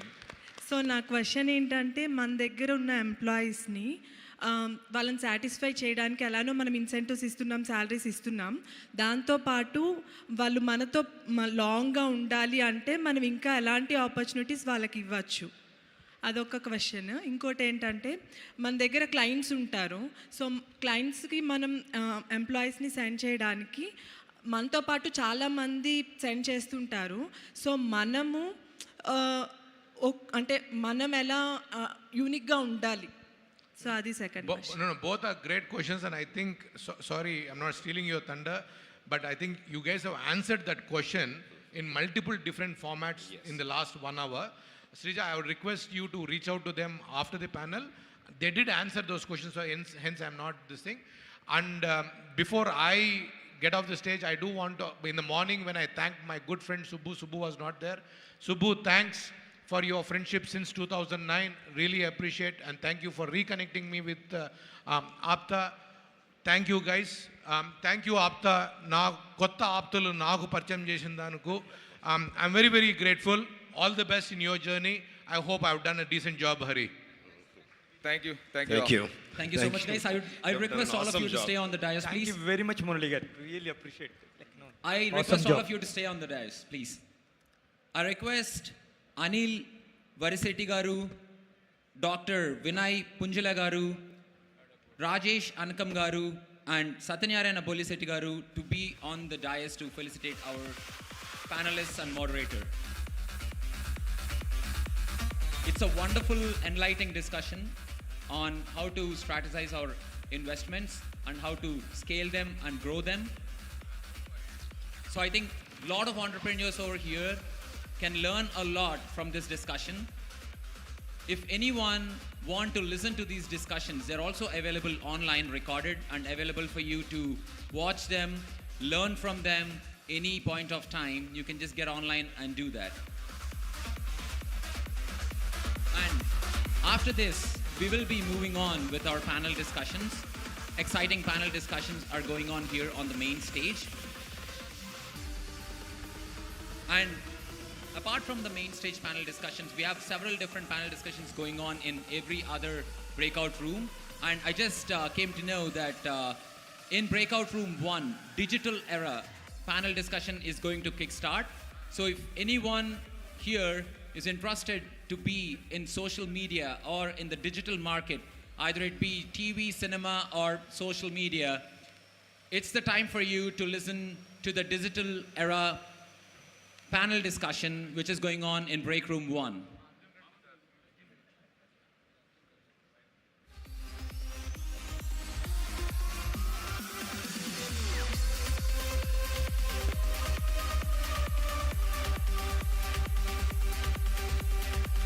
And guys, today we have this wonderful infrastructure right here, and this global conference is going on in this scale thanks to Raju Entertainers for providing us such a wonderful infrastructure over here.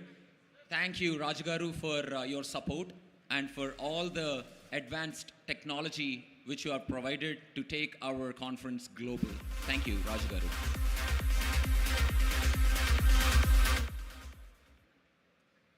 Yes. Turn on the mic, please, for Subbu Garu. Hello. On this great occasion, I want to share a great news. My friend Murali Bukkipatnam, whom I know for a long, long time, happened to elected as the TIE chairman for all the entrepreneur organization called TIE with the 64 branches. A big round of applause. He is one of us. Very proud moment for us to share this victory for him. We worked hard all these years. He was chosen as the leader. By outside, all the non-Telugu, non-Indian people honored him with the title. He is the chairman for that. Thank you. Thank you all. Thank you, Subbu Garu. Thank we you. are honored to do that. Thank you, dignitaries, for your valuable information. And I think so many entrepreneurs over here, you have given them an opportunity to connect with you after this session. So that's the main motto. So a lot of us, a lot of the entrepreneurs over here who wants to scale their revenue will be connecting with you from now on. Thank you so much for giving them the time and space to connect with you and to learn more insights on how to scale their revenue. Thank you, dignitaries. Thank you. Without any further delay, I would like to continue with our next panel discussion. I would like to invite upon stage Mr. Madan Lolugu Garu, an entrepreneur from the semiconductor industry and the founder of Adapt Chip IT, to moderate our next panel discussion. On to the dais, please. Madan Garu, we request you to be here on the dais to conduct the next panel discussion.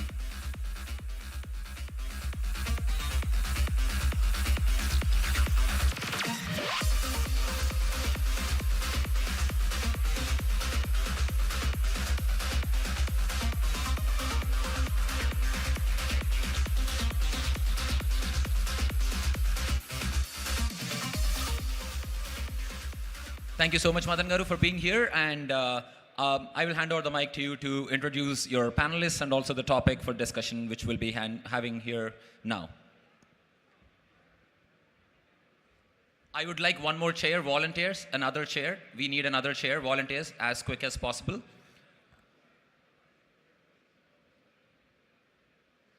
Yeah, good afternoon, everyone. Actually, it's a kind of privilege for me to be on this stage.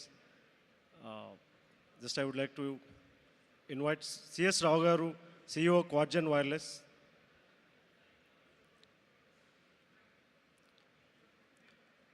Sir C.S. Rao Garu.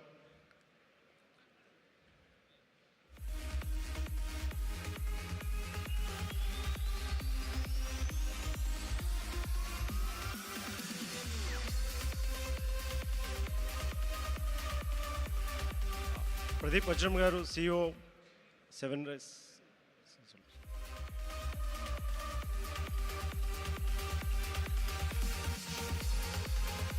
Venkat Simhadri Garu.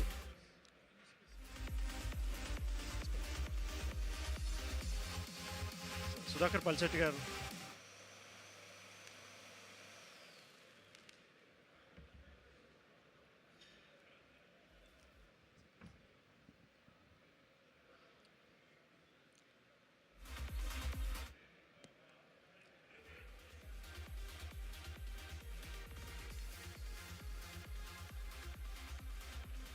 Once again, good afternoon, everyone.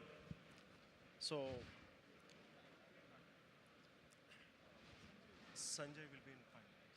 He is on. So, can we start it? Wait, chadda. Start చేసామన్నా. 5 minutes. Actually, 2:45 అన్నారు కదా. ఆయన కొంచెం చేశాను. It's almost reached.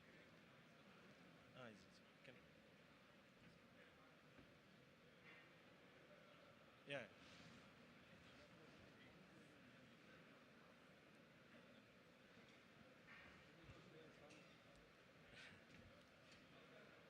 Thank you, APTA. Thanks for this opportunity to share dais with నేను వెంకట్ గారి దగ్గర టీటీఎంలో train అయ్యాను. అలాగే ప్రదీప్ గారి స్మార్ట్ ప్లేలో నేను టెక్ ఫోర్స్లో ఫస్ట్ 20 మెంబర్స్ ఎంప్లాయీస్లో ఉన్నాను. సో అలాగే శ్రేయస్ రావు గారి దగ్గర నుంచి 2008 నుంచి సో మచ్ విజ్డమ్ గైడెన్స్ నేను తీసుకుంటా ఉన్నాను. అలాగే సుధాకర్ గారు కూడా మాకు ఇదివరకు కస్టమర్, అలాగే చాలా వరకు కలిసి చేసాం. So I'm really like blessed to be part of this dais actually. So I want Sanjay Kamatam garu. Yeah,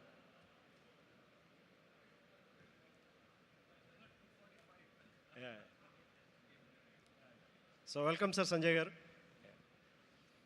So just I want to have a 2 minutes brief introduction about our panelists. So Venkat Garu, he has done multiple exits. So నాకు తెలిసి చాలా వరకు VLSIలో PD అంటే వెంకట్ గారు గుర్తుకొస్తారు, because TTM is his training institute. He generated thousands of engineers in this market. అలాగే ప్రదీప్ గారు, నాకు తెలిసి మన ఇండస్ట్రీలో అందరికీ మెగాస్టార్ చిరంజీవి గారు అయితే మా సెమీకండక్టర్ ఇండస్ట్రీకి మెగాస్టార్ మా ప్రదీప్ గారు. అలాగే సిఎస్ రావు గారు రియల్గా ఇన్స్పిరేషన్. ఎందుకంటే ఆఫ్టర్ 55 ఆయన ఎంటర్ప్రెన్యూర్ జర్నీ స్టార్ట్ చేసి ఒక సక్సెస్ఫుల్ ఎగ్జిట్ తీసుకొని అట్ ది ఏజ్ ఆఫ్ 69 మేము చాలా 40స్లో ఉన్నా కూడా చాలా లేజీగా ఉంటాం. బట్ ఆయన యాక్టివ్నెస్ చూస్తుంటే మాకే చాలా టైమ్స్ ఏమనిపిస్తుంది అంటే I think we are really we have to follow him. అలాగే Sudhakar garu he has done a very good exit recently, ఒక 2 years back 3 years back he has done a very good exit for Tech Mahindra. అలాగే Sanjay garu he is running a very good systems company. So this is about our panelist. So yes sir, can I continue?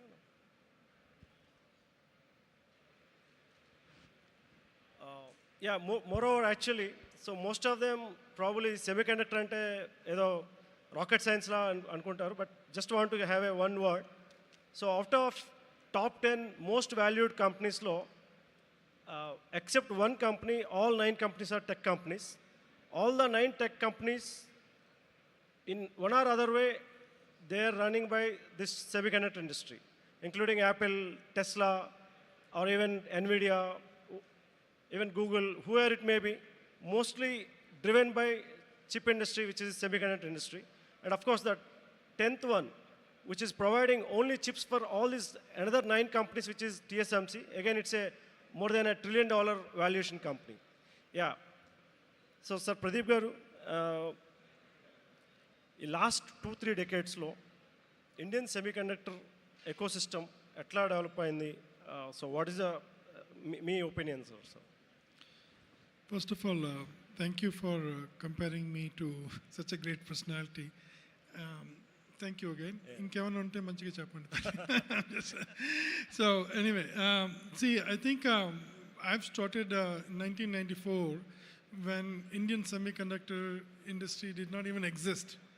So from there, where we are today, 30 plus years later, tremendous changes happened. Okappudu semiconductors ante emi teliyani India, and today we are talking about building the fabs for the world. That's the progress we have seen. And at one point we were trying to convince engineers to join semiconductors because they didn't know what it is compared to software. Everybody wanted to be a software engineer. We have to sometimes talk to their parents to convince them, no, this is a good area, please come and join. That is where we are today. Everyone that is who is in IITs kaniyavandi, BITS kaniyavandi, every one of them are looking at semiconductors or related topic.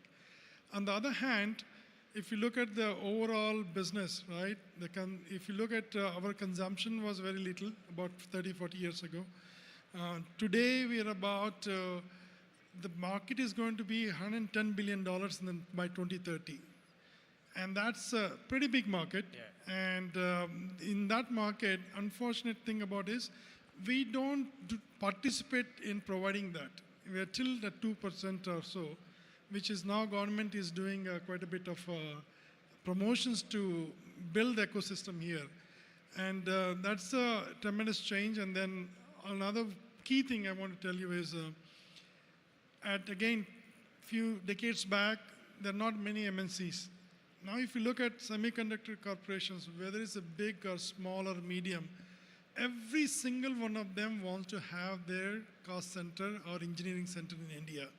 In fact, if you go to Silicon Valley, if you're a startup company and if you're raising money, one of the first questions they have, do you have a plan to do your engineering setup in India? If that is there, it's a tick box.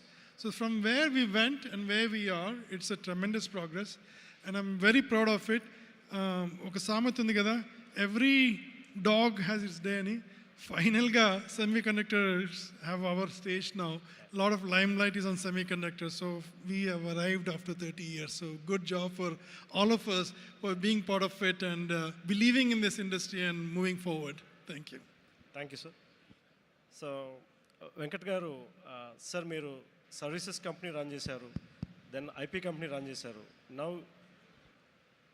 Sir Venkat గారు, మీరు service company run చేశారు, ఒక successful exit తీసుకున్నారు. ఒక IP company run చేశారు, ఒక successful exit తీసుకున్నారు.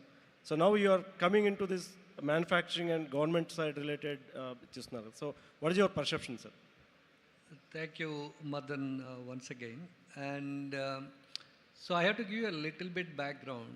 I was very lucky and fortunate to start my career with an internship in Semiconductor Complex Limited in Chandigarh. So India had, see today a lot of people think India, never got into semiconductor manufacturing. But India had a fab in 1985, I think, 85 or 86. In Chandigarh, it was called Semiconductor Complex Limited. And also some of you may have heard about Dr. Sanjeevi Rao Garu. He is from our own community. He was the father of Dr. Pallam Raj Garu. He was the ex-defense minister and cabinet minister. And Sanjeev Rao Garu was the first electronics minister in India under Indira Gandhi's government. And he was instrumental in setting up this semiconductor fab in Chandigarh. So we have to, really remember his name today, and he laid the foundation for semiconductor industry in India.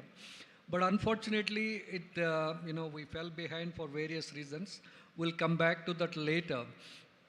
But again, I started my career in the fab, and then I moved to US.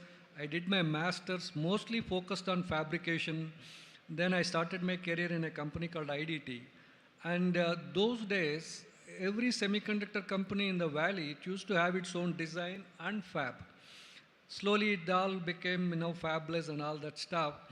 But in any case, the point I'm trying to make is, I had this fabrication background and, DNA in me. And that is one of the reasons I always wanted to get back and do something in that area. And getting a fab is a little bit, a lot more ambitious. It's not that easy. So OSAT is the next best thing. It's basically, after the fab, packaging and testing chips. But actually, to tell you the truth, even that is getting quite complicated now. Yeah. People are getting more and more advanced packaging, and it's becoming quite expensive. And that's one of the reasons I really wanted to do this. It has been my dream project, and hopefully you will start seeing the execution soon. Oh, thank you. Good, sir. Thank you, sir. Sir, Rao Garu, actually, Indian Telecom ki origin aina Shyam Petroda గారి దగ్గర మీరు technology అడ్వైజర్గా ఉండి ఆ తర్వాత మీ entrepreneur journey start చేశారు. You have done great exit in services. Now you are looking in to some of the telecom products. So what మీ journey, sir? So No, thank you. Thank you, Madan. I think as Venkat Garu has told, I think today we need to really remember Dr. M.S. Sanjeev Garu. He was instrumental way back in 1985 when I entered the field of telecom along with Dr. Sam Pitroda. We started making the Indian indigenously developed electronic exchanges. And the credit goes to the vision of our community forefather, Dr. M.S. Sanjeev Rao. I would like to say this and reiterate that message as Venkat has told. And his son, Pallam Raj Garu, is carrying the mantle, and he's now, along with Venkat, is starting one of the OSAT facility in Hyderabad. So we need to be proud of that.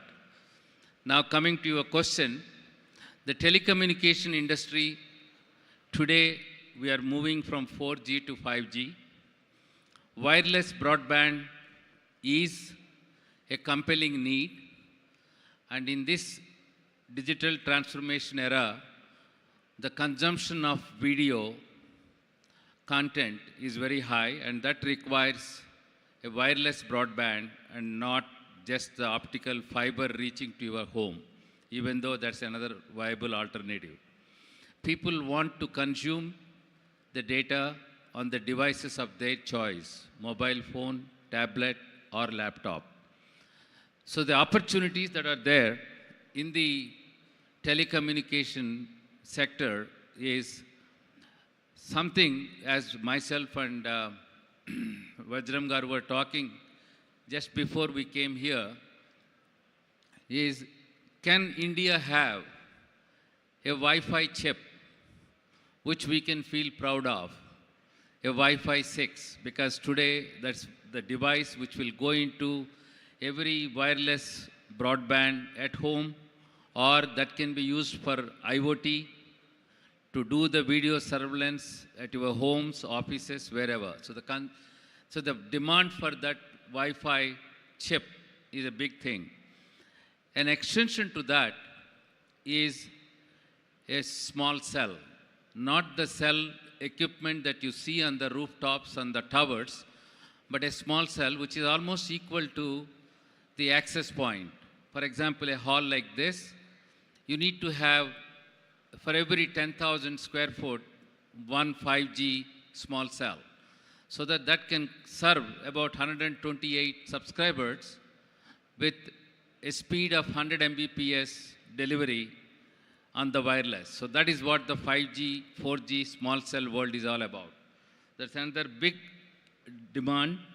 And I myself have been thinking how we can evolve a system like that, which is required in a few tens of millions for all multi-tenant complexes and halls and stadiums like this in India. It is dominated till now by only the two companies, or maximum three companies, Nokia, Ericsson, and Samsung. But I'm sure a company with around entrepreneurs from our community can think of this as a viable system evolution, and it does not require more than, in my estimate, based on my experience, does not require more than 20 man-years of experience.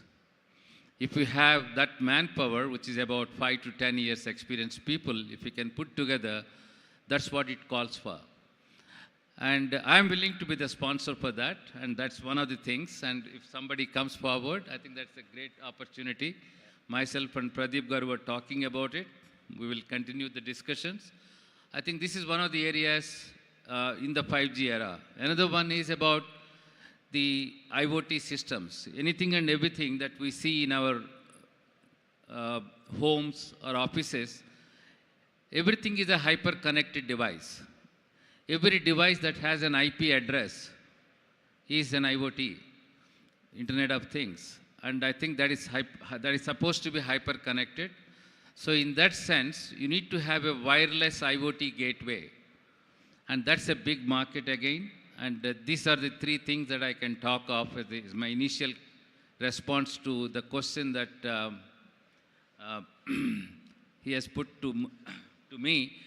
I think the investments and the market size for this, if you look at it, the market size is about $2 to $3 billion for this small cell Wi-Fi and in-building system in the country, looking at the enterprise complexes and multi-tenant complexes and stadiums that we have. That's what Madan has asked me the question. I think that's where I will stop and give the opportunity for others. Thank you. Thank you, sir. Thank you, sir. Sir, Sudhakar garu, మీరు యూఎస్లో work చేశారు, ప్రొడక్ట్స్లో work చేశారు, ఒక successful service exit తీసుకున్నారు. So now మీ perception about this Indian, just we are talking about make in India and all these other things, right? So మీ perception ఎట్లా ఉంది సార్ ఇప్పుడు? So you have done successful exit in services and you worked earlier in products. So indigenous gurinchi manam ante make in India gurinchi we are talking so high. So what is your perception about make in India? Make in India, the fabless and all that. So there is a lot of discussion about fab and fabless across the industry for a while. In fact, like Pradeep was saying, right, we came since early 80s, from having nothing. Those days, I think BL and a few other companies, public sector units were there, and Texas Instruments came, and we started with EDA tools, flow, things like that, to now doing so many chips together is a huge achievement. But the most important part that we have been missing in the ecosystem is having a fab. Lot of people kind of talk about this, and this has become a topic of agenda in pretty much, sometimes when I walk into grocery store in COVID time, people used to say, what is this semiconductor, right? I mean, the cars are not available for 9 months kind of thing these days. what is the semiconductor that is stopping it. So majority of the problems came from two parts. One is the availability of the fab time, which Taiwan makes majority of the chips across the world.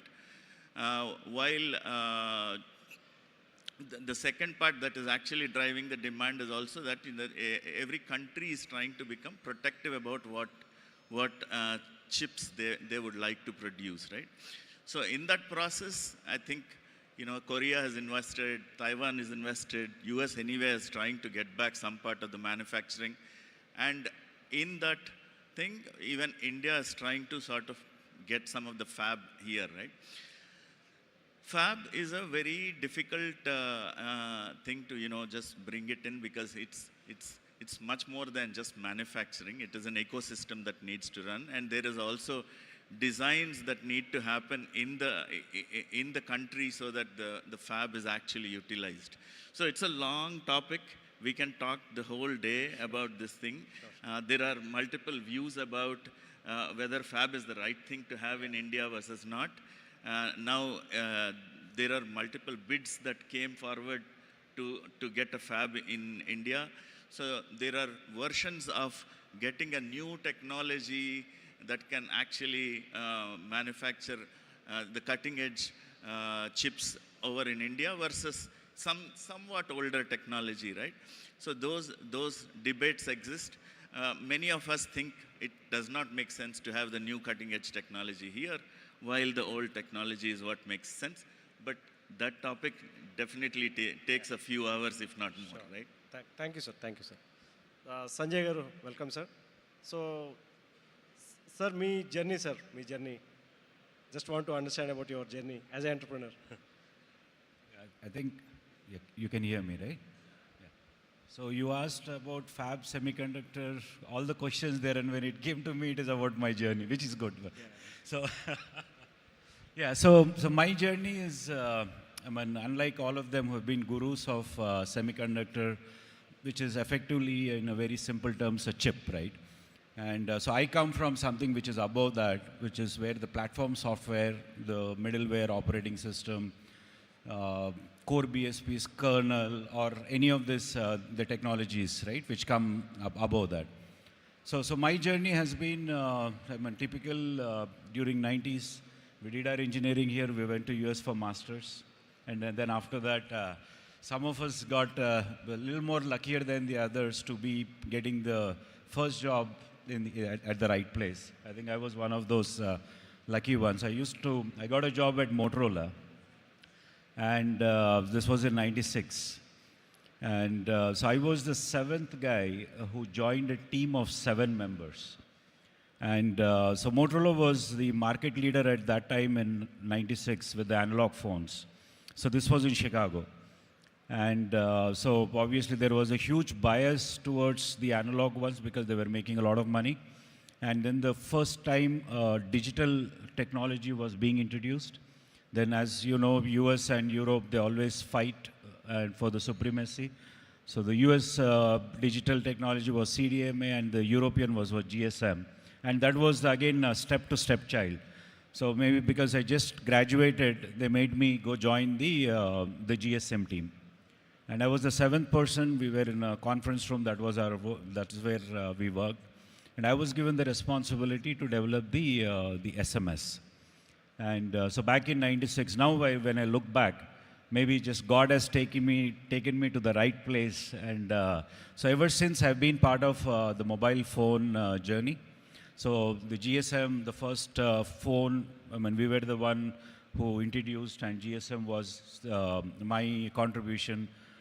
Broadcast messaging was the next contribution. MMS is something I started for Motorola. Internet browser, what you see today, is something what, as a leader, we were doing that. So I worked for 11 years, stayed in US. I'm a big nationalist. So for me, make in India, step more is design in India. Even the step more is think in India and think for the world, right? So that's the kind of a thing what I have. So it's been 20 years now. I moved back. And it's been 15 years since I have an engineering services company. So it's such an emotional thing today that me, Pradeep Garu, and Venkat Garu. So I'm sure at some point of time we were positively competing against each other. And it's so nice that all of us are from the same community. And now what I lost to you guys, now I don't feel bad about it because it is within ourselves from a business side. Yeah, so this is the journey, Andy. So today we have our engineering services company. So our specialization is on the platform software systems and on the operating systems. You said digital transformation. Maybe if there is a next question, I can talk a little bit about that later. Sure. Actually, India మొత్తం మీద 1,00,000 మంది VLSI engineers ఉంటే ఈ stage మీద ఉన్న 5 మెంబర్స్తో పాటు చిన్నోడు నేను కూడా 6 మెంబర్స్ కలిపి we generated almost 10,000 engineers, which is 10% of the workforce of Indian semiconductor industry. This is a very great, biggest achievement for the whole APTA community, actually. Yeah, sir. So actually, national media, international media, every country is talking about their own fabs, their own chip industry. Even మనం పొద్దున్న చూస్తే national media లో every day they're talking about semiconductor policy. Every state government is talking about semiconductor policy. So just want to understand fabless ecosystem మీద. Sir, Venkat garu, so మీ idea, sir. So fabless ecosystem మీద. So India semiconductor policy అని చెప్పి generate చేస్తున్నారు కదా. So what is your... Sure, Madan. So before I answer that question, so I'll give you a little bit background about what is happening in India today. So the Indian government in 2022, they formed this Indian semiconductor mission and they put $10 billion on the table. So it is a huge money. And it is primarily to focus on semiconductor manufacturing. And what they're doing is they're giving a capital subsidy of 50% for any semiconductor manufacturing company that is coming up in India. And for example, there are 2-3 things fall into that category. One is the fab, the regular semiconductor fab. The second thing, they call it OSAT or ATMP. It's basically packaging and testing, which I talked about earlier. And they also included display fabs. For example, every cell phone or laptop you have, you need a display for it. So even if it's a display fab, they're giving the subsidy for it. And fourth one is the compound semiconductor fab. So nowadays, if you're looking at, the power electronics has become very important because every device you have, very portable device, it needs a charger. And including your car, including your, they're now coming up with even electric trucks. So all these things need chargers. So all these chargers use something called compound semiconductors, and there are 2 things come under that, silicon carbide and gallium nitride. So even those fabs, if you're trying to set up, the government they are eligible for the government subsidy. So this is for the capital subsidy. In the same program, they also included something called DLI scheme. Okay. So as you said, right, fab or fabless. See, we can set up all this manufacturing in India and, fabs in Gujarat, fabs in whatever it is, right? End of the day, somebody has to come and use those fabs. And if you don't have companies, the real product companies in India, then again you're depending back on some American company or European company to use those fabs. So simultaneously, we have to start focusing on product, on either semiconductor product or end electronic product companies in India. And as I said, right, we've been discussing, all of us, we've done extremely well on the design services side. And we created the talent pools. We did very well in that area. But end of the day, the time has come for India to focus on real products, real semiconductor chip companies. And because otherwise, all these fabs and OSATs we are setting up, we will be struggling with them to fill those capacities. Okay? Yes, sir. So again, coming back to the DLI scheme, it is mostly meant for fabless chip companies. So if you want to do a fabless, any chip, like C.S. Rao garu was saying, a wireless chip for the Indian market, the government is willing to give 15 crores as a subsidy for the design part of it, and an additional 30 crores when the chip actually goes into production. I think this is, again, I'm not saying that this is good enough to take a chip into real volume production, but it is a good start. while I was working at Chip, I personally got one project approved to do a simple chip for smart meters in India. So it is a, took a little bit of time, but I could get it done. So it is a huge opportunity for anybody with, semiconductor background who wants to get into products. They should really think about it, focus on it. Thank you sir thank you. So Pradeep గారు, మీరు వీసీగా చాలామంది young entrepreneurs వస్తూ ఉంటారు, అలాగే మీరు government మీటీతో కూడా మాట్లాడుతుంటారు. So what is your perception about fab or fabless ecosystem, sir? So like Venkat garu చెప్పినట్లు, there is a lot of limelight on the semiconductor industry. Now, but we need to understand what it means to be good at it. Fabless is a talent-based, design-based. So that we have a plenty in India. Last 20 plus years, we have done a fantastic job. There is actually India is a number 2 in talent in the world when it comes to chip design activity. So we are by far have gone a long way, and we have created the best talent in India. So for me, I think fabless is a low-hanging fruit that we can quickly get into. The other hand, the fab is a long drawn process. It's a deep pockets. People need to put millions and billions of dollars. And without government subsidy, it's impossible for anyone to be good at it. Now, just take an example of Taiwan, China, or Israel. All of them started their fab journey about 25-30 years ago with the huge investments from government. Till today, they're still not there when compared to TSMC. So it's a long drawn process. To me, if I have to pick one, definitely I'll pick fabless. That is the one which we should focus. But don't ignore the fab. Fab has to be there, but it is a big boys game. Yeah. So people like us may not be able to do much there. Yeah. But fabless is something I feel very strong. Talent is there, market is there, VC investments are there, and everybody is now looking at in India to be alternative for China. So that's a big plus for us. Sir, అందరూ చాలామంది ఏంటంటే మేము వస్తాం, మేము invest చేస్తాం fab అది అంటారు. Just for audience, ఒక చిన్న ఫ్యాబ్ పెట్టడానికి ఎంత అవుతుందో మీరు జస్ట్ ఒక చిన్న example sir.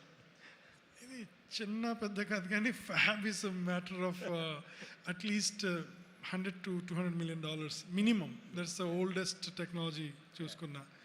And if you want to look at the top end, it runs into billions, and that is 7, 8, 9, 10 billion.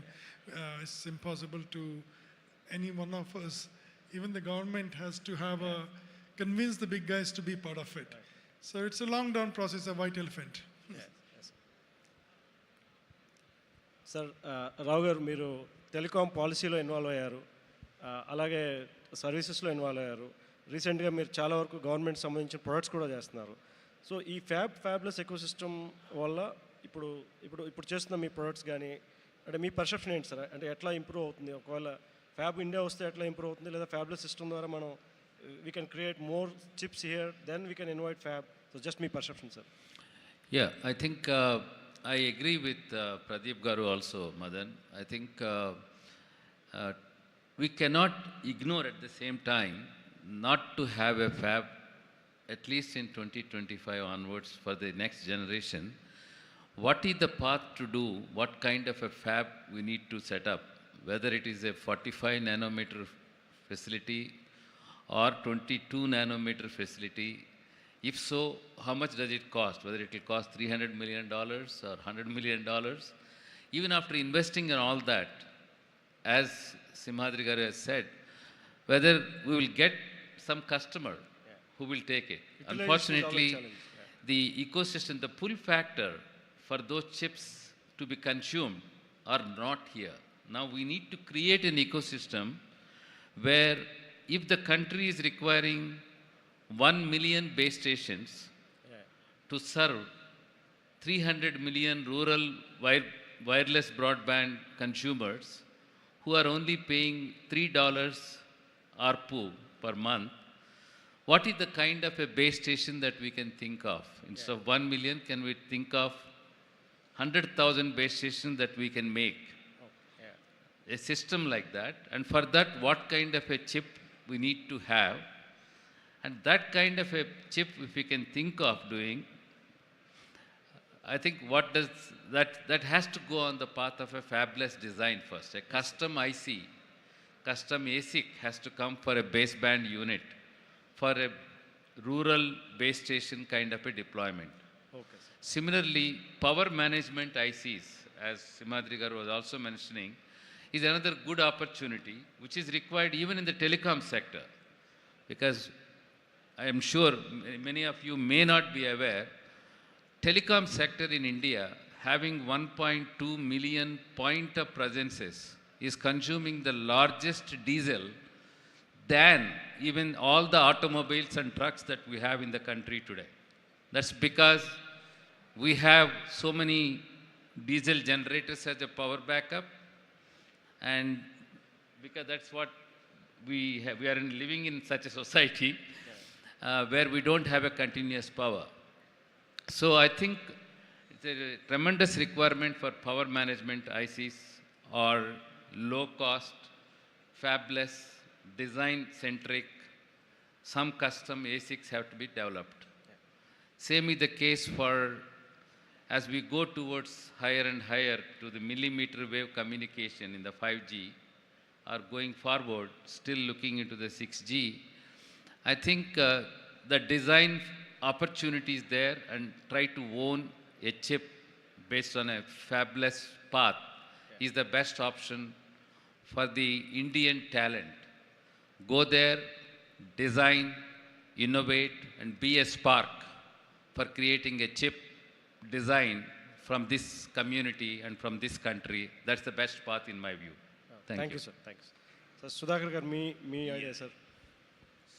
So I think we talked about the fab and fabless, right? So there is one point that all of us need to remember is, regardless of the viability in terms of the investment and all that, there is this national interest, national security that comes into the play, right? I will give you my own personal example. We do design services. And I don't know, some 6-7 years back, we were trying to get one chip manufactured, and we always go to, TSMC, some other Toshibas, this and that.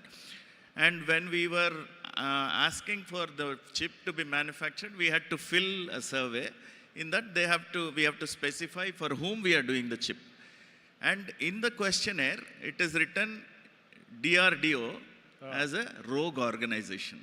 So, a rogue organization. So, it first of all boils your blood. Yes, sir. As an Indian, for your defense. Obviously, a defense organization can be viewed differently in different ways, right?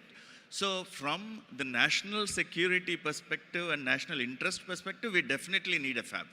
Now, what kind of fab, what kind of technology is needed for the nation, all that is debatable, but that is definitely needed. But otherwise, I think everyone is basically saying, right? It's a very difficult, long investment cycle that government has to be involved. It's very difficult for a private sector to really invest so long and wait, right? So like China has been investing for 20-25 years, hundreds of billions of dollars, and they are not even halfway there. Yeah. So we are not even in the picture frame. Forget about that. Okay. So it's very hard to digest, sir, but yeah, it's true. We have to accept it. So Sanjay garu, so me perception, because you are coming from system background, so how this fab or fabless ecosystem works for you?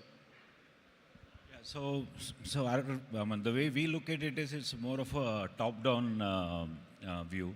So where the bottom line, the capability is what the chips give us. So for the audience, if any of you guys are looking to start a business or a startup or something like that, I think we spoke enough about fabless. Fabless is relatively easier. So taking to the next level. So what do you do with this chip, right? So we create a product. So when you create a product, how do you create a product? You design. And so think about what is the like the end use case. It could be a mobile phone, it could be a tablet. think about what are the capabilities you want, you design, and then you have you pick a chip. So in the digital transformation, that's where we see tons of opportunities which are coming up, be it Industry 4.0, IoT and all. So that is where we see that there are a lot of opportunities to create a custom capabilities or a custom chip, right? So, one way to look at it is, okay, fabless, manufacturing and all. So, but what, right? So, if you can also look at it from a use case point of view. What is the best design I need? What is the minimum capability I require to create a product and create a complete solution? So that way you know exactly what you're designing, what you're building, and then you have a market for it, and there is somebody, like you have a demand for it also. Thank you. So think of it that way. Okay. Thank you, sir. Thank you. Sir, Venkat garu, మీరు last 2 years నుంచి you are so much involved in మీ OSAT దీంట్లో. So మీరు చాలా వరకు research చేసి ఉంటారు, manufacturing, మన నెక్స్ట్ ట్రెండ్స్ అట్లా. So what is the advice for the next generation entrepreneurs కానీ, లేదా ఇప్పుడు what is the current challenges in manufacturing industry in India, electronics manufacturing side? Can you come again? What are the current challenges in the electronics manufacturing, what we are facing currently in India? So I'll talk about a couple of things here. One, when manufacturing can be system level manufacturing. And if you look at the ESDM sector, India has done extremely well on the mobile phone manufacturing. I mean, actually done really well. If the last 3-4 years, right, if you really look at it, Apple has set up 2 factories in India, and now they are manufacturing iPhone 16. Similarly, if you go to Noida, I mean, Samsung has 2-3 factories there. Similarly, Chennai has a factory. I think they're making some Samsung and Flextronics or somebody there. So as far as the system level manufacturing, we're doing extremely well, made good progress. But when it comes to the chips that going into all these systems, every semiconductor chip we are consuming today is being imported. And there is no Indian content in there. Even, I mean, again, I can proudly say that there is only the first fabless chip company in India is Moss Chip. It is from Hyderabad. And the founders of the company, they were way ahead of its time. They set up this company. They took it IPO. For various reasons, it fell a little behind. Let's not get into that. But we had a company that, designed chips, got them fabricated in Taiwan and sold millions of them. So now we have to somehow get back in there, and that is one. And the next step is the way, the reason I got into my OSAT thing was, if you look at the chips, getting a fab is a little, as we all agreed that it is going to be a long-term, very ambitious project, high intensity. But if you take a simple chip, usually 20 to 30% of the chip cost goes into packaging and testing. And you can easily set up an OSAT with at least $50 to $100 million, a small to medium size OSAT. And that is one of the reasons, I thought of getting into that and at least address 20 to 30% of the chip cost. Okay, but it is also not that easy.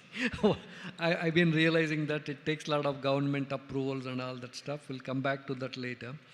So coming back to this question, if you want to get into manufacturing in India, system level manufacturing, I think a lot of companies, small to medium sized companies are getting in there. And I talked about earlier the power chargers we are building. We are getting them manufactured in Hyderabad. And it's a decent quality. There is still room for improvement on the quality and the yield areas, but it is happening in India. And there are some, as I said, like one of our own entrepreneurs here also has a EMS facility in Hyderabad today, and I think they're doing reasonably well. But as far as semiconductor manufacturing, I think it is, if it's fabs and other things, it is a big boys game. It can be done, but you have to pull in a lot of resources. Sir, actually, నాకు చాలా questions అడగాలని ఉంది sir, but already time అని చెప్తున్నారు వాళ్ళు. So క్విక్గా, అంటే young entrepreneurs who wants to really come in to this industry, so మీ ఒక్కొక్కరు just please share your inputs to the young entrepreneurs sir. As I said in the morning, follow your passion. There's nothing beyond that. Thank you, sir. I think the entrepreneurs have to first understand the ecosystem in the semiconductor industry and find out the value chain and get engaged with the various mentorship programs that are already there. I think we have a role model. Venkat has run big program in all the training programs. We need lots of skilled semiconductor engineers, and that can be another opportunity for some of the entrepreneurs who want to create the right talent, who are directly able to contribute to the industry and not the Amir paid certificate for 3 months. And so that is another thing which I wanted to say, and that's where Venkat differs a lot from the real training that he is giving. That's all I can say, and there are so many programs available. The entrepreneurs have to get aligned to those programs coming from Mentor Graphics, Synopsys, or any such programs, and get exposed to them, find out a niche area, and see how that passion can lead towards a dream, and you can create a spark in that line. That's all I can say. Thank you. Sir Sudhakar గారు, చాలామంది ఎంటర్ప్రినర్స్తో పాటు investors కూడా చాలామంది excite అవుతున్నారు about semiconductor industry. So ఎంటర్ప్రినర్స్కి ఇన్వెస్టర్స్కి మీరు ఇచ్చే idea సలహా sir. Yeah, so for investment into the semiconductor industry, of course, it's a very, if we are talking about creating products for the semiconductor industry, there are lower end things like IP development, which takes much better investment cycle, the amount of investment that's needed versus doing a full chip, right? But there are also smaller chips that could be done, but there are difficulties involved around, systems companies not being in India and all that. It's a different topic altogether, but there are pockets of investment that's possible. Definitely IP is an area that could be invested, and those are things that can be definitely good. Me next IP company ఎప్పుడు sir? Sir Sanjay గారు, so Yeah, I think they spoke about it. I'll just not to repeat what they already said. So whoever is aspiring to start something, want to be an entrepreneur, right? First and foremost, I think we all agree it's not an easy path. It's a very, very difficult path. You need to be mentally ready. Second thing is do a lot of research, identify the gaps, and identify the trend. So once you lock on that, then after that you can get yourself educated with what is fabulous design, and all those things are something what you can learn. But the key is do the research, identify what is the gap in the current system, or if there is anything futuristic or a new thing what you want to create. I think that's a very, very important thing. So Venkat garu, మీ suggestion sir యంగ్ ఎంటర్ప్రినర్స్కి. I agree with Pradeep Garu. We should follow but let's get some hands-on experience, exposure, find the gaps, and then follow your passion. Thank you, sir. Yeah. Thank you so much, dignitaries. With that, we'll close our panel discussion. A big round of applause for our dignitaries for sharing their knowledge on conductors and chips. So I would like to request our honorable dignitaries to be on dais. And I would like to request Subbu Chennam Garu, Adi Gopalam Garu, Mahesh Samatam Garu, and Saptagiri Indugala Garu to be on the dais to felicitate our dignitaries.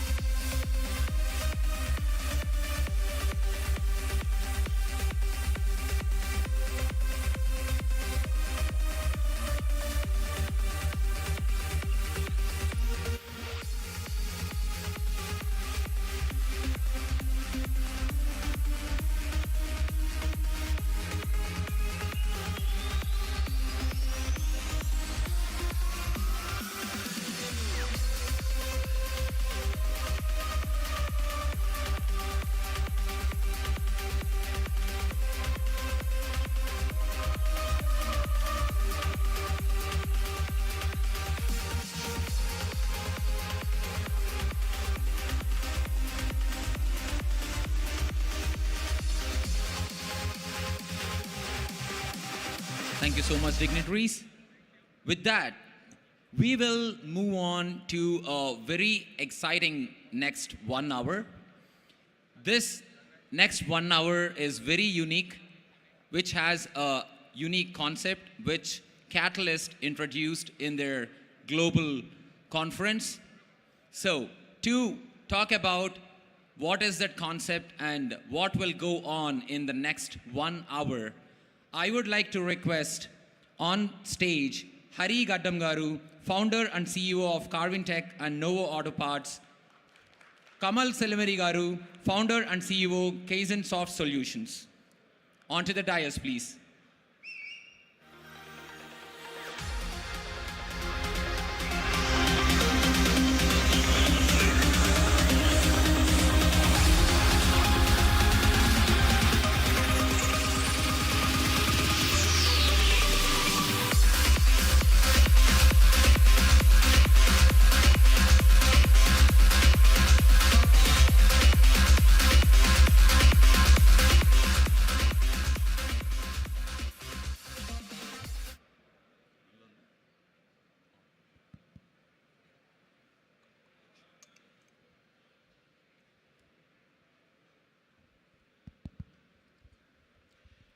Very good afternoon, everyone. This is Hari Gaddam, founder and CEO, Carvin Tech and Novo Auto Parts. I am a business chair, competition chair for the business competition Katalyst 2025.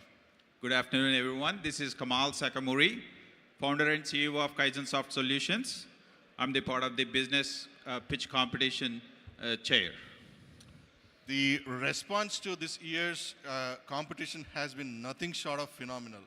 We have an incredible 54 submissions that demonstrates the basic, the innovation that's happening, within our community, and the talented entrepreneurs that are being encouraged, and this becomes the hotbed of innovation for future entrepreneurs.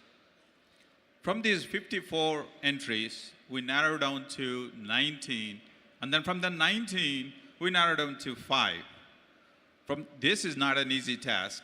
We commend every participant of their hard work and dedication. The energy and then the ideas in this competition are truly inspiring. They show the amazing entrepreneurial spirit and then growing in our community. Each of our finalists in this competition have demonstrated remarkable resilience, understanding of the problem that they are aiming to solve, and a remarkable creativity. Today, they are going to present their 10-minute pitches to give us a closer look at their groundbreaking ideas. This afternoon, we have the special chance to see the future through these startups, as they are the next wave of innovations who will make the big impact in our world. This competition is not just about choosing a winner. It's about creating supporting space where great ideas can grow and succeed. That being said, we'd like to invite Samruddhi Agri Fabric to come over the stage and present their 10-minute pitch. So these are top 5. From these 5, we'll be selecting top 3 after the presentations. So remember, these participants just take 10 minutes, please. Yeah. We have a clock set. Please go ahead.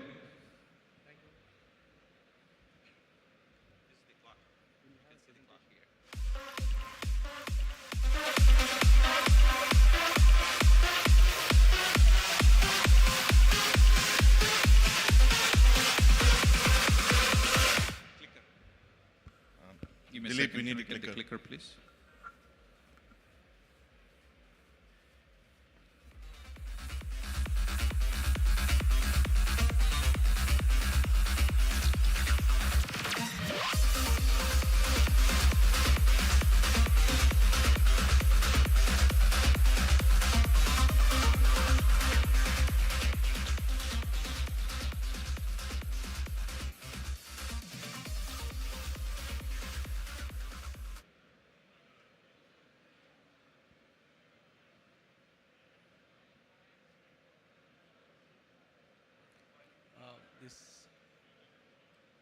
it's not on. Actually.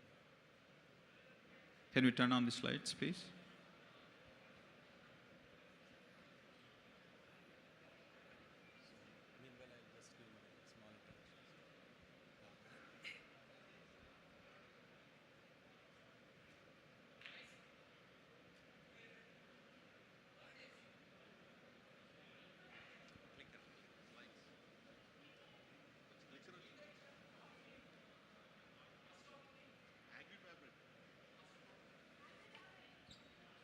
Agri-fabric. Agri-fabrics. Yeah, yeah.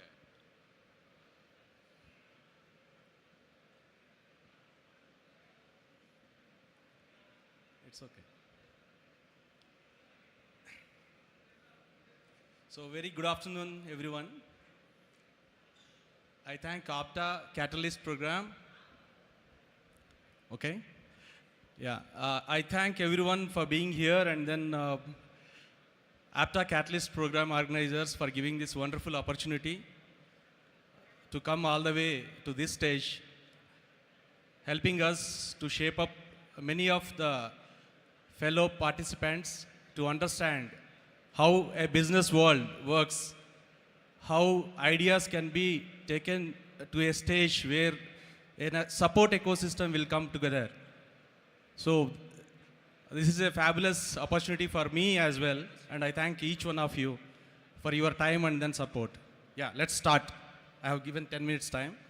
So I take this privilege to explain about Agri-Fabrics, which is a digital marketplace for agri supply chain, a next generation one, so which will be transforming the solutions which are faced in the agriculture ecosystem through integration of data and as well as financial services.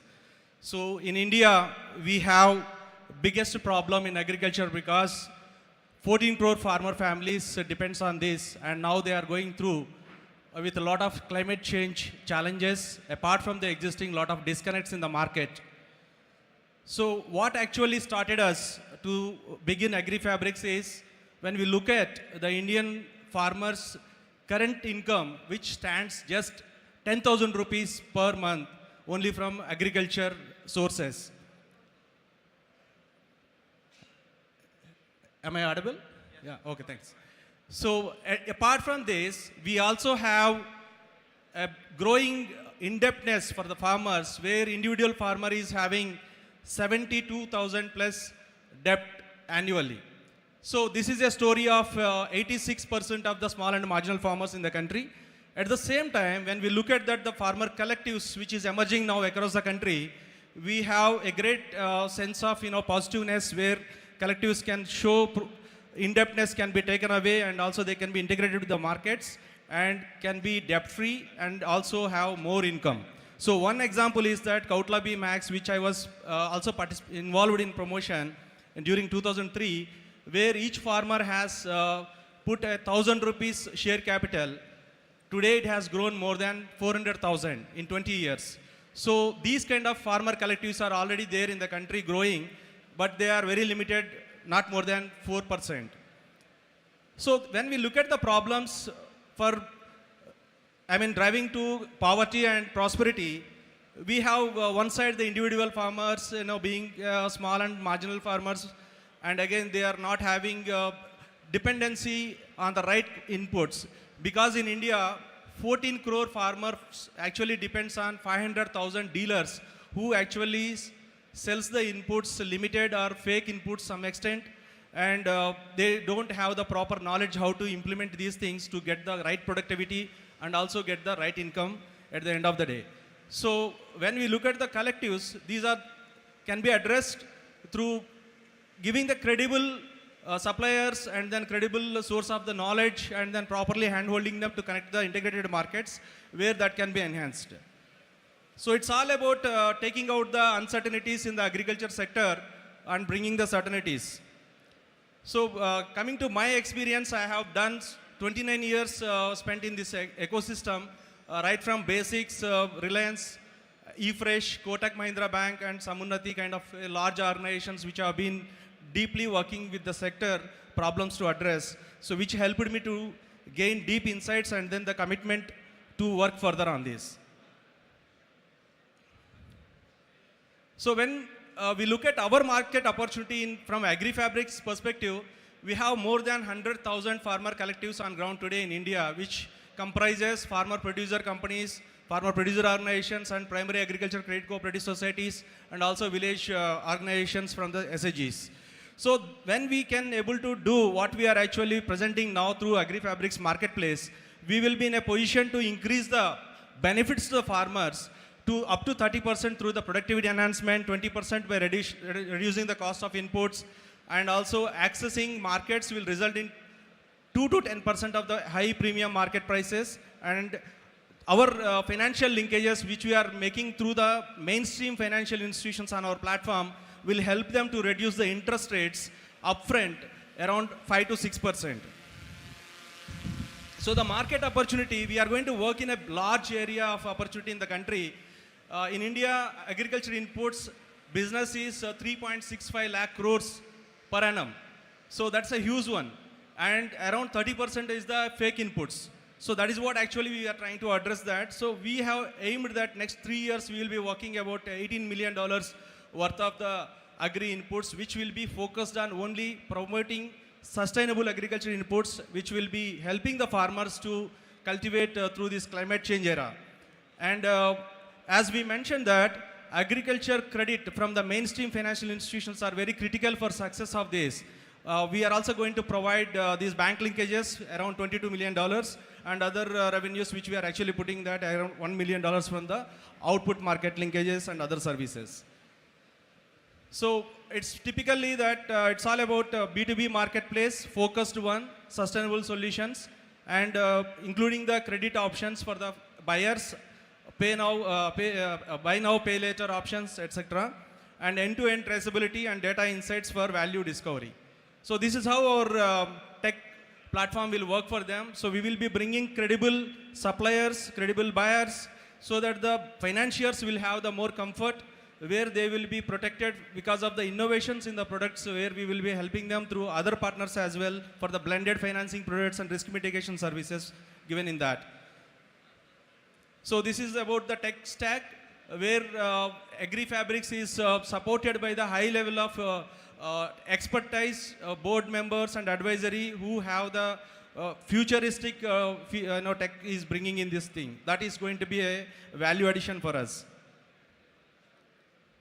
So we will be closely working with the agri input suppliers, commercial banks and industry representatives. This is what the ecosystem we will be operating. And this will help all the ecosystem players to ease down and then take out their uncertainties and then bring their confidence how they can be happily doing their transactions on our platform. So we also have the output market linkages where we would like to do for the next couple of years with domestic markets focus and as well as export markets focus as well. So the roadmap for us is the platform and revenue models. The first 9 months we will be focusing on B2B commerce portal. We just started our traction. We already started getting the revenues as well, which are very encouraging. And next 9 to 18 months we will have the ESG traceability products will be integrated into our platform. And later after 18 months we will be having the AA services, which will be helping all the stakeholders to have the advanced insights to take a better decisions for the good transactions to happen.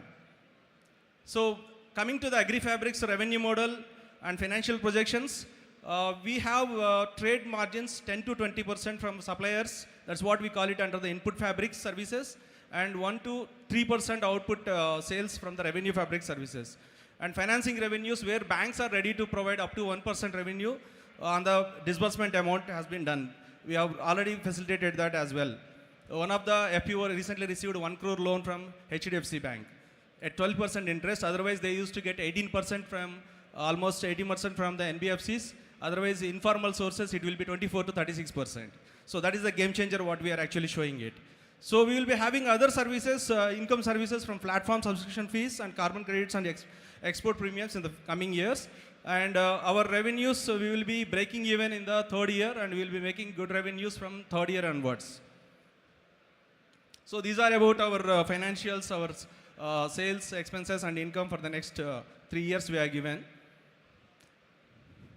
So the impact, this is what actually we will be able to showcase to the country which is battling with a lot of inefficiencies and low productivity and then low income for our farming community. So we will be able to work with 10,000 farmer producer organizations, 10,000 PACs and 5,000 village organizations and 10,000 millionaire farmers.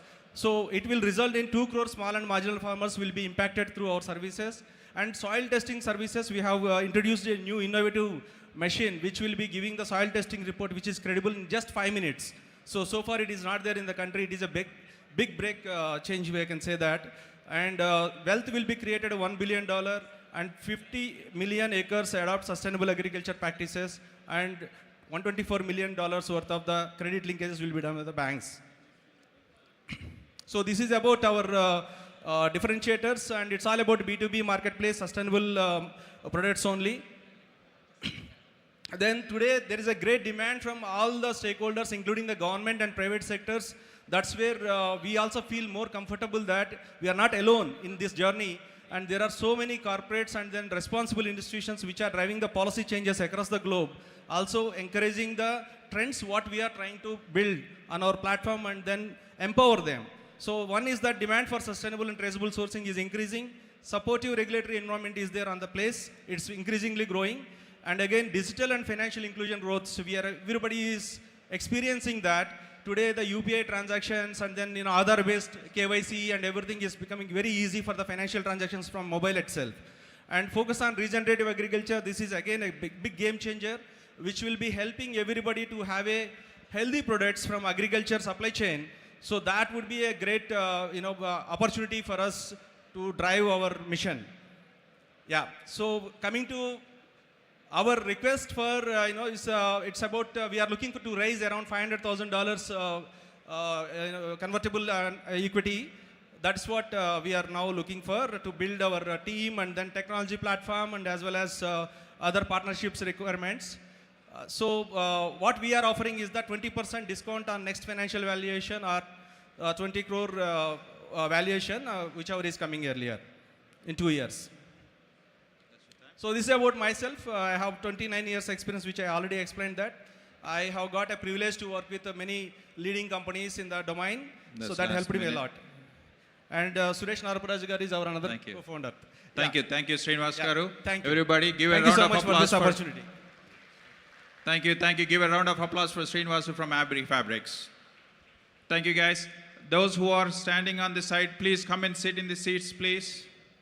I request all of the APTA members, please come and join us. These are the incredible applicants that we picked up. Please do come sit. I would like to invite Prem and Srikanth to represent the SureChain AI. You'll be having an incredible pitch from them.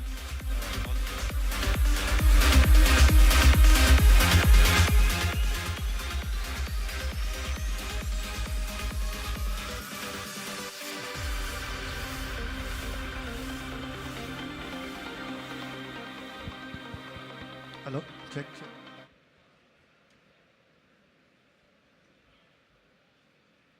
Stand here or I'll stand.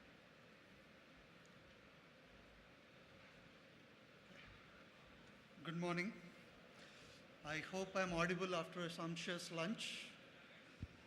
Am I audible? Great. So thank you. First of all, thanks a lot for the opportunity from APTA and giving this stage for entrepreneurs like us and bringing our ideas to the fore with this community. Happy to be here. I'm Prem and my founder Srikanth is also here. So we'll try and use the next 10 minutes to introduce you to the concept of SureChain and what we do in using this technology from a B2B trade perspective.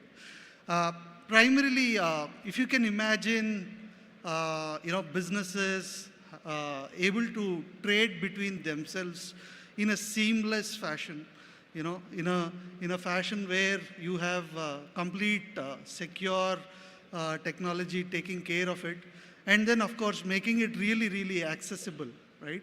To all the businesses, whether it is small, medium, large, able to all, access the same platform, the same features, and improve and grow the business, right? That's exactly what we're trying to do with SureChain. And obviously, we'll try and give you a look into the different kinds of aspects that we are bringing to in terms of the solutions. But primarily, let's take a minute to understand the problems that the current MSME face. And since most of you are leading businesses, either global or within India, we are sure that you will be able to relate to what we are speaking about. So in the Indian B2B trade context, if you really observe very carefully, 90 to 95% of a B2B trade is very unorganized, informal, and most of the B2B trades don't use technologies. Mostly they prefer offline channels. So imagine a scenario, imagine a story of a businessman who is named called Ramu. He has a manufacturing of electronic components from a place called Palakkad, and he has an ambition to expand this B2B trade to the new region and new geographic location. And through some sources, what is there in our current infrastructure, and he found a business person called Manas, and he agreed to send his electronic components to a Mumbai region called Manas, and he sent those products on a credit basis to him. And after some days, Manas stopped picking the calls. He doesn't respond to this poor businessman Ramu, and most of the thing is whatever the hard goods, and he doesn't get the money back, and he got into a trap actually. And an upcoming businessman, and he got his dream of expanding to a new territory, a new region, left with a bad taste actually. So, and he is constrained to do market with only known-to-known network, very close circle and very reference circle-based circle.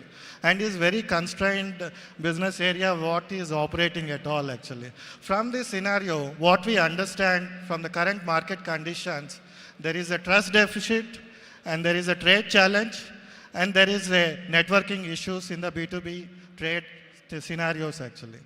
And what is the solutions? Any tech platforms are solving this? Any solutions are solving this? There are bits and pieces are solving this. And if you enter into the SureChain, and we offering 3 solutions, which is one solution number is Deal Hub. It's a marketplace, B2B marketplace, where you can list your products and service. If you want to sell your business also, you can list it there. And if you want to scout for a promising partner also, you can scout here. And if you want looking for a finance by all prominent bankers and financiers, this is a place where you can get for your trade. And we have a solution, number 2 solution is an integrated business core, which what we are trying to do is we are trying to get all the market intelligence what is available in the web and the source from different government bodies, and we are going to bring a business profile where you can find a trusted business partner where you can deal with actually. And we have a number 2, and we are using machine learning algorithms and artificial intelligence to get the risk scoring and trust scoring for the business. And we are going to use AI technology to show the right matches and right suggestions for your business to work with them actually. And we have a product number 3, which is Kautilya.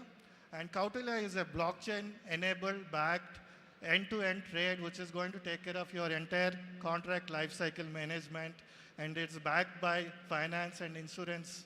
And wherever there is a need for your trade or a working capital, a banker is going to support you for your trade actually.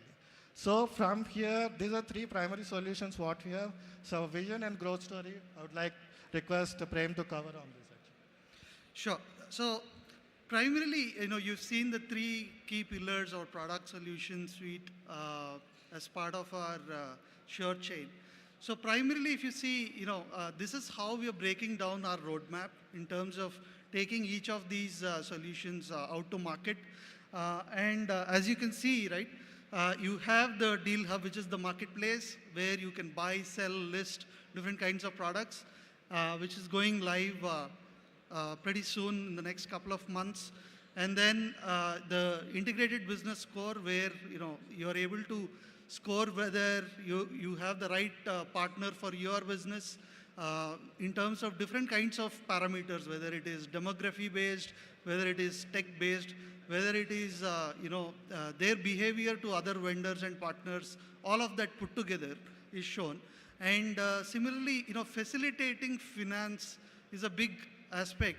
And these scores also will mean that a lot of FIs and private financiers would be interested to extend credit facilities to MSMEs depending upon their worthiness, right? So that is something that we are bringing onto this platform as well to extend. Similarly, there are risk management aspects that you would like to take care of as part of your business. So those kind of insurance-based risk solutions are also provided as part of the platform through our partners in the insurance space. So it's basically a platform where you can come together in terms of different kind of opportunities and complete your end-to-end trade life cycle, right? So, and this is how we plan to launch each of it. And as we move forward with all the three products, enabling the end-to-end trading ecosystem for any of the MSMEs, you would also be able to make the most of this platform, and our revenue growths and the market size growth is aligned accordingly to this opportunity. So let's just understand what is the size of the market in terms of this business. Currently, there are different kinds of players. As you can see on the right of the slide, you will see that there are different kinds of players already part of the solution. Like for instance, you can see that there are companies which are predominantly doing, in isolation, they're solving a lot of problems like business resale for one, or offline trade. You would have heard of these brands. And similarly, large digital marketplaces where they're enabling you to buy different kinds of products from across the globe. So SureChain is primarily bringing all of these three best practices together in a end-to-end trade lifecycle possibility, from a small to a large enterprise, all being at one place. So, so this is the size of the current B2B trade in India, which is about $500 billion plus, and out of which digital-only marketplaces, are doing somewhere around $5 billion, and that is growing to roughly about $23 billion in the next 4 or 5 years. So there is a lot of growth that's happening that we plan to, also tap into as the new entrants. And currently, we're looking at an operable market of about $1.5 billion while looking at certain markets within, India. So obviously, we will start with the Telugu-speaking states and move forward with Southern India, and then move to Pan-India. So that's primarily at a high level the go-to-market.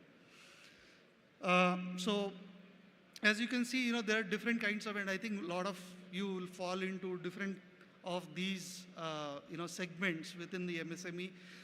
There are micro enterprises, predominantly the proprietorship firms and, firms under ROF. Then you have MSME, Udyam, DPIT registered firms, and then GST registered businesses as well, which could be listed, Thank public, you, and other companies. That's 10 minutes. Thank you. 10 seconds, 10 minutes.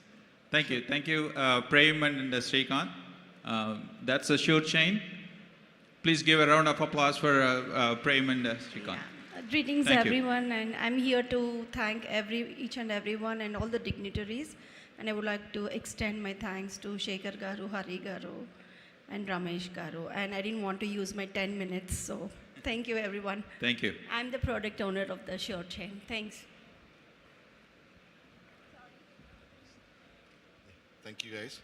I would like to invite Srinivas and Ramanjaneyulu, representing InGeo's Geospatial Technologies here, please. Srikanth and Raman. I request everyone, please come and take seats.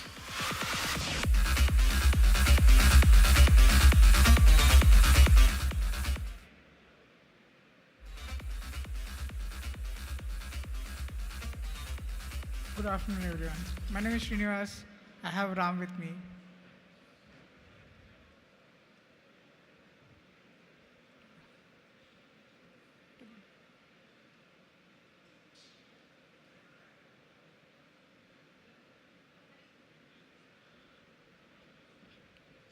It's only working here?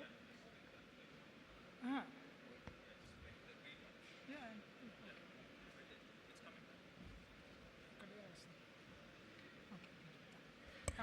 Sorry for that. So our company name is IndiGeos. We stand for India Geospatial Enablers, Operations and Service Providers. We are trying to build geospatial intelligence for our customers and our users. Next. So what is the problem that we are trying to solve? Traditionally, all the service companies or geospatial companies use manual processes for digitization or data creation. And that is not a good job when the world is changing in real time. And where the lot of decision making based on the geospatial data, that's not happening. So we are trying to build a solution for that.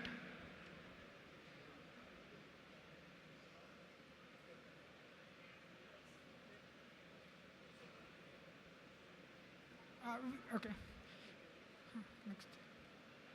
Our solution is based on three things. We are trying to be one-stop solution for all these challenges, geospatial data challenges. And we are also trying to use all the state-of-the-art technologies like Google, Mapbox, and everything, and creating an integrated solution rather than saying that we are the number one and stuff like that. And so what is the market size of this industry? There are $2 billion of industry in India itself, and these are last year estimates. And what we are trying to service is around $800 million, and we are trying to tap for next 5 years $4 million as a company. So these are business model canvas. We are trying to focus on three things: mobility, telecom, and smart city solutions right now. And we're also working a lot of land management systems right now, and that's where most of our revenue has come from. So these are value proposition. If you see our value proposition, what does we say about it? So there are traditionally 7 different types of geospatial data: transportation, demographic, crowdsourcing data that you get, where the people are and what they are trying to do. And then there are policy guidelines saying that, hey, one truck can enter the city only in the night after 10, before 4 a.m., stuff like that. And then there are infrastructure utilities like our roads and stuff layers. And your land use, land cover, which is built in open spaces, and topography. All these layers of data, we build AI engine as per the customer needs, and then we create solutions. Previously, AI was not there part of every solution. It was manual, or you are just using technology.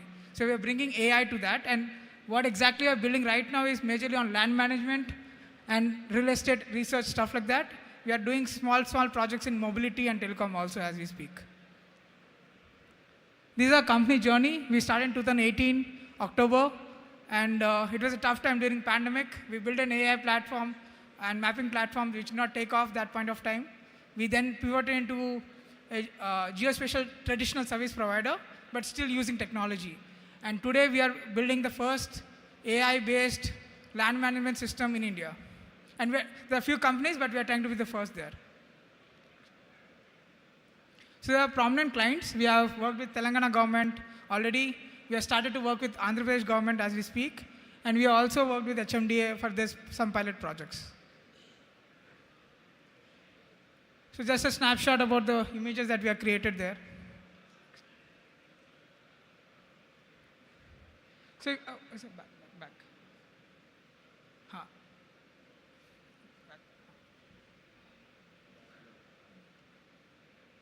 If you see this one, I think this is the best important thing that I want to share. If you see the HMDA, there are 3 different layers, colors of these layers, right? The red one talks about what is encroached. And the orange one talks about what is open land, which can be given by HMDA to different people. And the one which is already leased or given is in the sky blue color right now. Just example of what we are doing right now. Our ask was $500 million, 500 USDs, okay, USDs.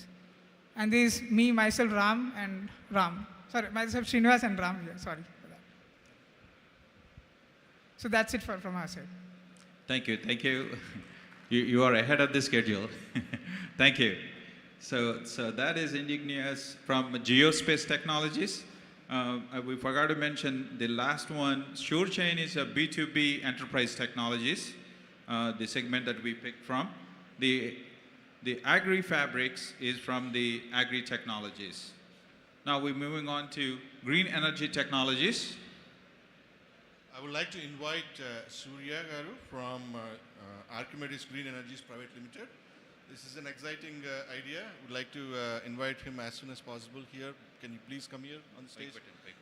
I don't see you here. Okay. Yes, coming in. Yeah. So Green Energy Technologies, they have an innovative idea about the wind turbines. Please be seated, everybody. Yeah.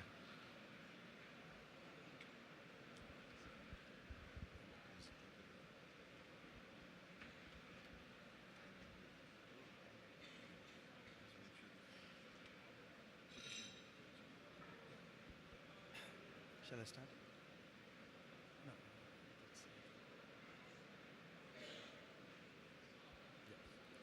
Good afternoon, everyone. This is Surya Prakash Gajala from Archimedes Green Energies Private Limited. The time given to me is for 10 minutes. Within the 10 minutes of time, I'll be showing you some video as well as my presentation here. So I'll start with my, I'll start the presentation with a small video wherein you can very well understand about the product. This is a rooftop wind turbine product. Can you play the video, please? Human population growth and the corresponding rising demand for costly and erratic conventional energy are truly a cause for concern, because at the fast rate we are growing, we are already using up the finite supply of available resources of 1.5 Earths. Is there an eco-friendly way to provide relief to the overstrained non-renewable energy sources of our country? The answer is Archimedes Windmill, a new greener power generation revolution from Archimedes Green Energies Private Limited, Hyderabad. Technical collaboration with the prestigious South Korea company, ESCO RTS, aptly named after a man who was ahead of his time, Archimedes of Syracuse. The design of Whisper Quiet AWM-2 takes after Archimedes' screw pump and efficiently transforms wind into energy. Unlike traditional horizontal axis wind turbines, which use the lift force to take power from wind energy, the Archimedes spiral wind turbine uses both the lift and drag force and follows the kinetic energy of wind direction automatically. Thus, it operates efficiently at low speeds. Stylish looks, low cost, low maintenance, lightweight, low noise, below 45 decibels, low vibration, and bat and bird friendly design make it suitable for urban as well as rural areas. Presently, the AWM comes in two sizes. The 1.5 meter diameter with a rated power of 700 Wh and a maximum of 1 kWh, with yield up to 1,200 kilowatt hours a year, which can sufficiently power an average Indian household. And the 0.75 meter diameter with a rated power of 125 Wh and a maximum of 150 Wh. Efforts are underway to develop 2.8 meter diameter AWM equipped with a 5 kilowatt generator and output close to 4,000 watts at maximum efficiency. To optimize the energy source of wind and solar power, a hybrid energy control system combining off-grid and grid-type benefits is also under development. So let's give back to nature. Choose an investment that offers considerable savings on power bills while harnessing renewable energies. Archimedes Windmill. Yeah, thank you for this, having a look at our presentation part of it. So now I'll go into my pitch deck presentation. So what we are doing is we are Archimedes Green Energies. We are making a small wind turbine. Many companies, they are going into the higher capacities of very big wind turbines. But what we thought is that there is a lot of gap between a small wind turbines, like small lightings and household systems and all. So now solar is one which is picking up a lot, and everyone are very much aware of the solar, which is there in the market for almost more than 50 years. So the next generation, what happens is, when people want a higher power and your rooftops are already filled with solar, you will look for the alternative part of it. So we are planning to incorporate wind along with the solar in the later stages of the coming things. So this is about our technology. So basically our mission is to make every house a powerhouse. So with the brand of Archimedes and with the product of Archimedes wind turbine, we want to start this and grow into as many of the renewable energy products for making every house a powerhouse. So myself and Dr. Chandra Prajuta, we both are the co-founders of this Archimedes Green Energies. So I am G. Surya Prakash Gajala. I am a recipient of National Award from the Prime Minister, and also a 3 times Skill Development Award, which our Prime Minister has raised. The first three years I have received that award in the skill development sector. And I also received the Global Green Energy Awards as a green energy man. So with these contributions, both of us are working for last 8 years in the same sector as a passion towards the green energy. So when we make up a big projects like thing, unless we have a sufficient team who are in place, we cannot take these projects into the market. So as a part of the team, we have already developed a core team, both from our Korean contribution, international contribution. We have a lot of good support who are giving us in the part of the design, as well as in the technology part of it, in the part of the maintenance, and support from the, and guidance in the financial sector on the sustainable energy. Apart from this, we have a very good advisory committee, like university collaborations we have it. Professor Raj Gopal, who is a past Vice Chancellor of JN2, is also an advisor to our organization. And Professor Shiva Prasad from IIT Madras is an advisor. And Dr. Surinder Reddy from IDBI, ex-General Manager, is our financial advisor to the company. And we have a full-fledged, clear-cut operation team in place for erections, operations, maintenance, all those things, including the stores and purchases. We have a full-fledged of team who are trained by the Koreans, and they are working very good. And apart that, since this is a big project what we are going into it, we also started developing our next generation. My children also are coming into the same business part of it, and my daughter, she is studying in ISB, would be taking on to these jobs. Right? So here the basic solution what we are looking at it is the power. So we all know that the power is going to be a shortage in the coming days and all. So with that, why can't we tap a small energies out of it? People are trying to tap a big size of energies. So we are trying to tap the small energies. But nowadays what happens is people are constructing houses, villas and all, spending a lot of money. So we want to give a very beautiful design of wind turbine. Because earlier we saw that there were the wind turbines which only has 3 blades. The 3-blade wind turbine was running the market for 3,000 years. And I would proudly say that we are the first company in the world to generate a new design of wind turbine. So that is the uniqueness. And the design is also in such a fashion that the 3-blade wind turbine will hit the birds. But my wind turbine will not hit the birds, because we are placing the wind turbine on the roofs and birds fly at a very closer side. So my wind turbine will never hit a bird. And also the uniqueness of my wind turbine is that it gives a very less noise which doesn't disturb anyone. Almost to say that it is a noiseless. The noise levels are below 45 decibels of it. So these are the unique features of our turbine. So the journey here has started with a Netherlands scientist called Rinus Marimetas, who in turn has really designed this turbine but could not able to sell it. Then I joined with him along with a Korean company, and we started more doing a R&D part of it. And we have now come to a stage where we can proudly say that we are the only turbine in the world to give a very high efficiency, which no other turbine gives it, which is being proven by many of the universities across the world. So this is the uniqueness of our product. So now in the 2022, we have started taking out the patent rights from this company, and we hold the total patent rights for global manufacturing of this wind turbine and distribution of this wind turbine. So these are some of the illustrations where the wind turbine, you can see it, where we can apply it. So most of them think that wind turbines only uses for the power generation. But not only for the power generation, there are many other applications where we can use this wind turbine. So we are the first company in the world to have that all the certifications on the small wind turbine sector. So the one is that high wind speed certification. Our wind turbine has withstood 250 kilometers per hour typhoon, and we got the results out of that. So second is that the code of conduct certificate from the Korean government, and CE marking, field testing, and CFD analysis. So every certification is in place for marketing of our wind turbine.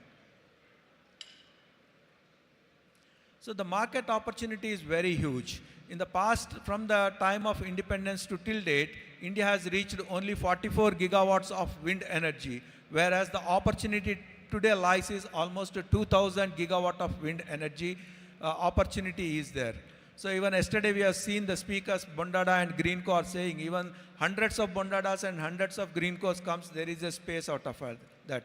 But in the small wind energy sector, across the world, there are very, very less number of people. Hardly I can say there are 4 or 5 players only in the small wind turbine sector. And all those people are doing on the 3-blade wind turbines only. And we are the only company to have a very different design and a unique design. So this is about our wind turbine. So this has a very good aesthetic design. So here, what are our strengths and weaknesses? We have given, there are a lot of good strengths in that. The only threat what we could see is that the costing could increase, but that also we will overcome when the government starts giving subsidies along with the solar side of it. As of now, there are no subsidies for the small wind turbines, but the government is planning to give the subsidies. When subsidies starts coming in, there will be a floodgates open for this product.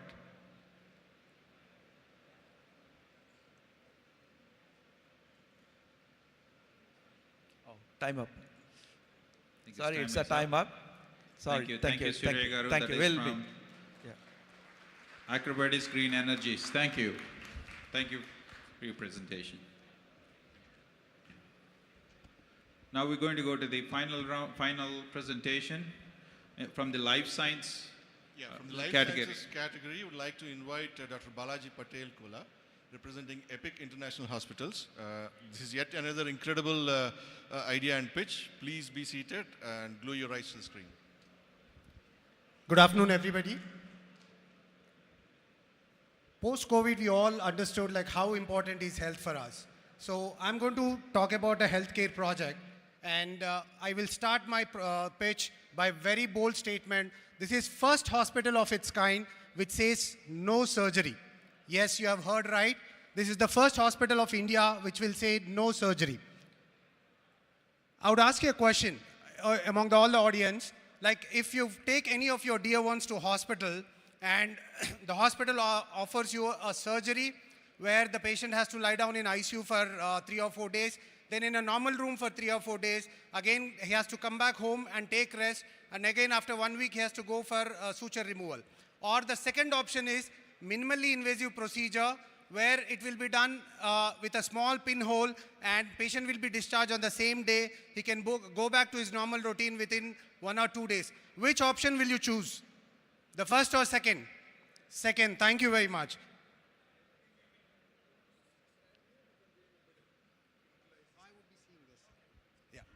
So intervention radiology is a specialty where all the procedures will be done through a small pinhole using these advanced imaging techniques like CT scan, MRI, and cath lab.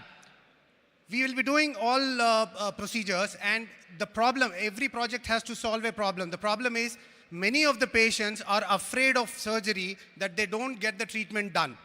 And they are not fit for surgery. Some patients have comorbid conditions like hypertension, BP, or sugar, that they are not fit for surgery, or they are not fit for general anesthesia. And even if they know that minimally invasive procedure is available, it is restricted to tertiary care premium hospitals at a very high cost. So my hospital is going to solve these problems. So this is India's first standalone IR center, and it will be providing interventional radiology services at an affordable price. I am Dr. Balaji Patel Kola, and I am President for Intervention Radiology Society. I am Professor in Department of Radiology for Apollo Medical College. I am Director of first IR Center in Andhra Pradesh and Telangana, and now we are coming up with this groundbreaking healthcare project. You know that even surgeons doesn't want to do surgery. They are telling that we will do laparoscopy, we will do robotics. They want to minimize the cut. So you can imagine that the patient's thinking is changing. They don't want a cut. So it is intervention radiology which does all these procedures through a small pinhole. You can see this needle. Almost all the procedures are done through this needle. So this puncture we use to do the neuroaneurysms to varicose veins. Every procedure will be done through this puncture. And what makes us unique, as I told that, we are using robotic assisted procedures for enhanced precision. So if you are treating liver, we will be treating only the lesion. We will not be treating the entire body. Like if you do a surgery, entire body gets affected. But through intervention radiology, we will be targeting only the tissue. And you can see here one of the treatment like, varicose veins, which is very common. One small puncture, we pass the RFA tube inside and we ablate the veins and come out. Within 2 hours, the patient is discharged. So you can imagine that, you need not get admitted in the hospital for any of these diseases. You can just come to the hospital, get the treatment done, and within a day, within the same day, you can go back to your home and you can get back to your work within the next day. You can see the very neuroaneurysms which are very difficult to treat, and you can treat the stroke also. You know that brain strokes are very common. So we pass through a small catheter, we remove the clot inside the brain, and we come out. Within half an hour, this procedure is done. So time is brain in the pursuit of the brain stroke. You can see that this is a small girl. She's suffering from retinoblastoma, where she has to be given lot of chemo, which a baby cannot take it. So we directly enter into the ophthalmic artery and give the chemo directly to the tumor, so that the baby entire body is not suffering with the toxic effects of the chemo. So you can know that, whenever oncology or whenever cancer comes, you think about surgery, radiation and chemo. All those things can be done through this small needle puncture. And you can also see here liver cancer. If liver cancer is there, they generally do a surgery and remove the cancer. Here we are doing under CT scan. We are putting a small needle into the tissue and we are ablating it. That means we are killing the tissue within the liver and coming out. By this procedure, we are not even disturbing the rest of the liver. Imagine if this same patient undergoes a surgery, he will take at least 1 month or 2 months to come out of the procedure. And uterine fibroids are so common. Generally, uterine fibroids, they remove the uterus. You need not remove the uterus. We go into the arteries which supply the blood supply to the uterine fibroids. We cut down the blood supply and automatically the uterine fibroids decrease in size. So all these procedures, that's what I'm telling is they're all daycare procedures. We can discharge the patient on the same day and there is no cut, no scar, no suture.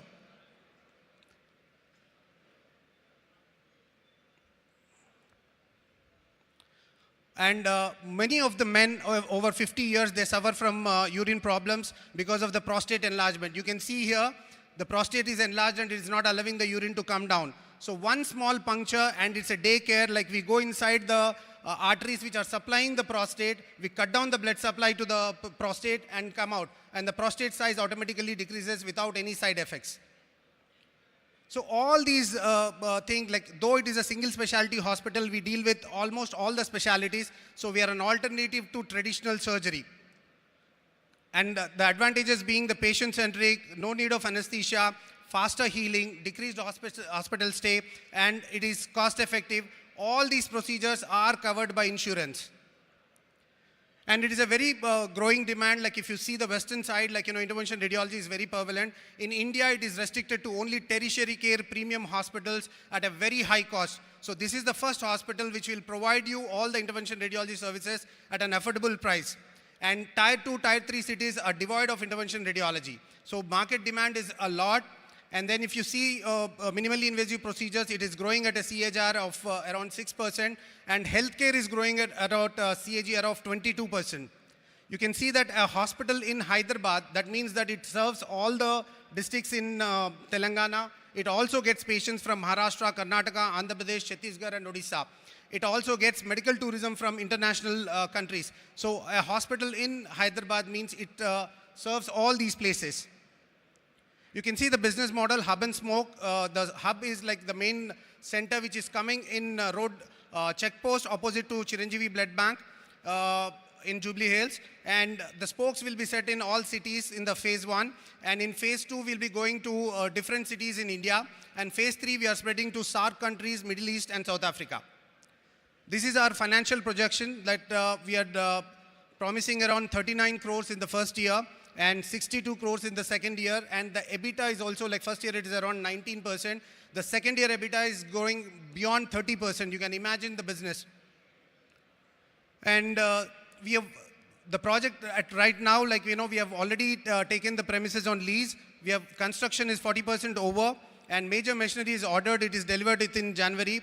We have got a 26 crores investment from a Dubai-based investment company. And we have already signed the agreement, strategic partnership with multiple hospitals. And my own center, Maven, it is going to merge into Epic. You can see that the major part of the revenue, whatever we are taking, we are spending it for the machinery. 20 crores is for the machinery, and 12 crores is for the interiors, and the rest of the things is spread across. This is Maven Medical Center, which I've been running since 6 years. So this is the first daycare laser center in Andhra Pradesh and Telangana. It has performed around more than 14,000 procedures. We are the highest in India, and at a success rate of 98%. And we are the first daycare surgical center to get a NABH permission. And we have been awarded by our health minister as the best clinic in the in Andhra Pradesh and Telangana. And the revenue, we are increasing every year. You can see that, it is increasing from 5 crores to 6 crores to 7 crores. So every year we are increasing in revenue. And these are the groundbreaking machinery what we use in treating all these things.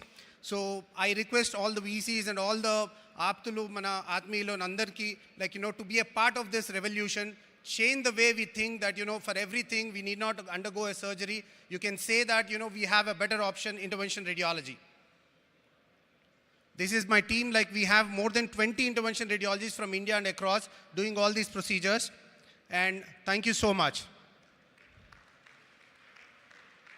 Thank you. Thank you, Dr. Kolagaru. Can you please stay back here? And then we request all the other top 4 participants back onto the stage. And then also I would like to request Shakar Puligaru, our advisor, onto the stage, and then give a few words and then direction on this, how we came to this, and then what is the next steps in this process. Please, all the other finalists, 4 finalists, can you be here on the stage? Sure Chain, Agri Fabrics, please come back onto the stage.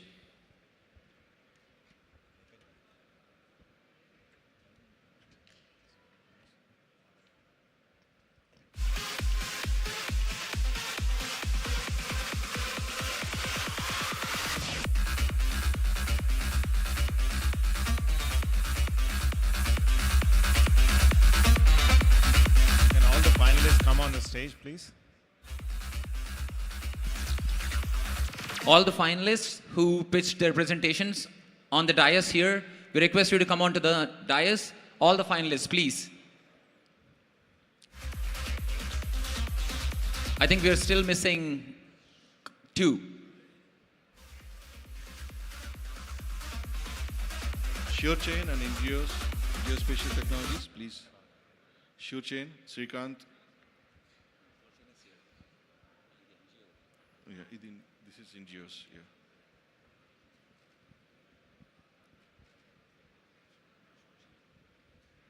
Okay, while we're waiting on everyone to come, so just want to thank all the finalists, but I want to set some context.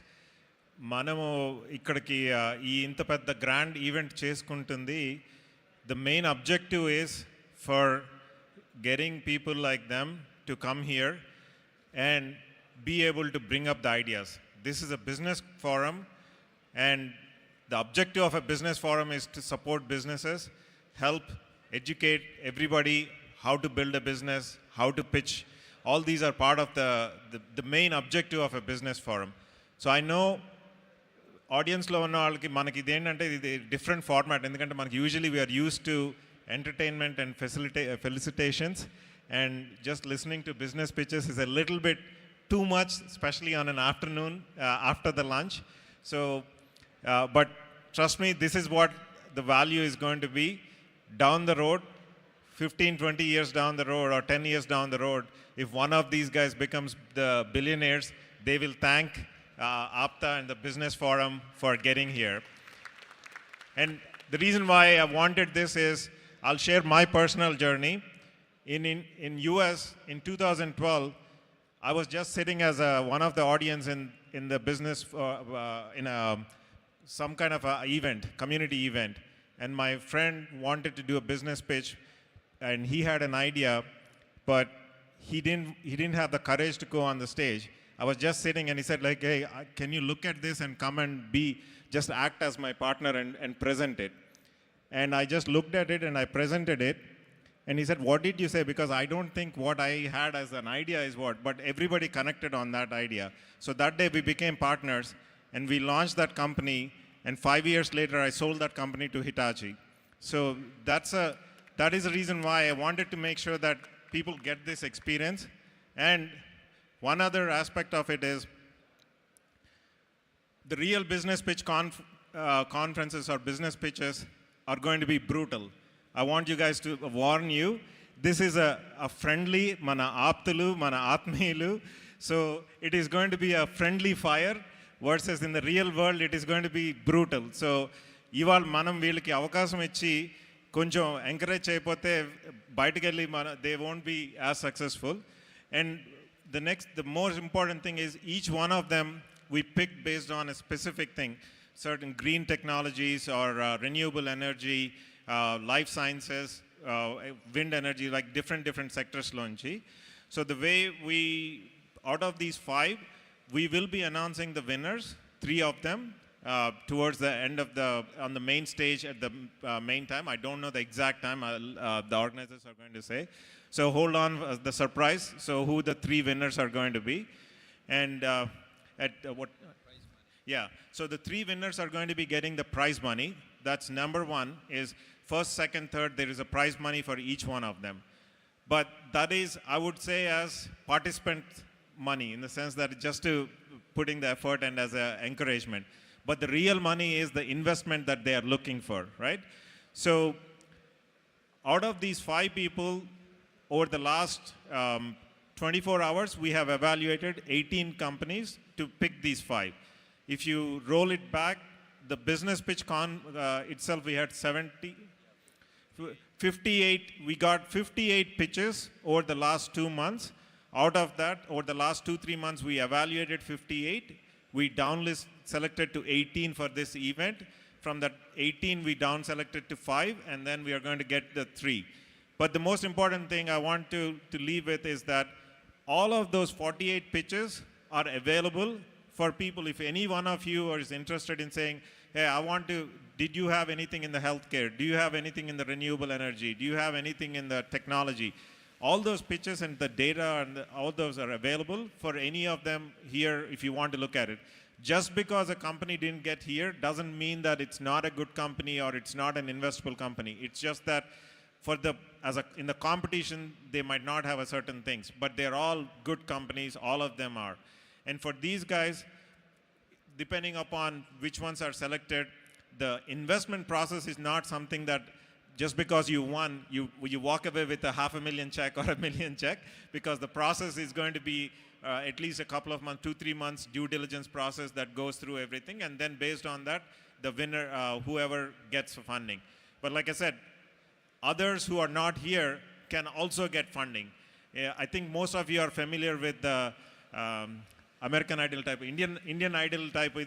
దాంట్లో విన్నర్కి ఇది వస్తుంది కానీ second third prize వచ్చిన వాళ్ళు are the ones who actually become popular. So in the same way it could very well happen that it's not necessary the winner who takes the prize money, but the second or third prize person might take it. So, and the last thing is, over the last 2 days, many of them, I probably, at least personally, I probably spoke to 100, 200 people, and everybody has spoken to them.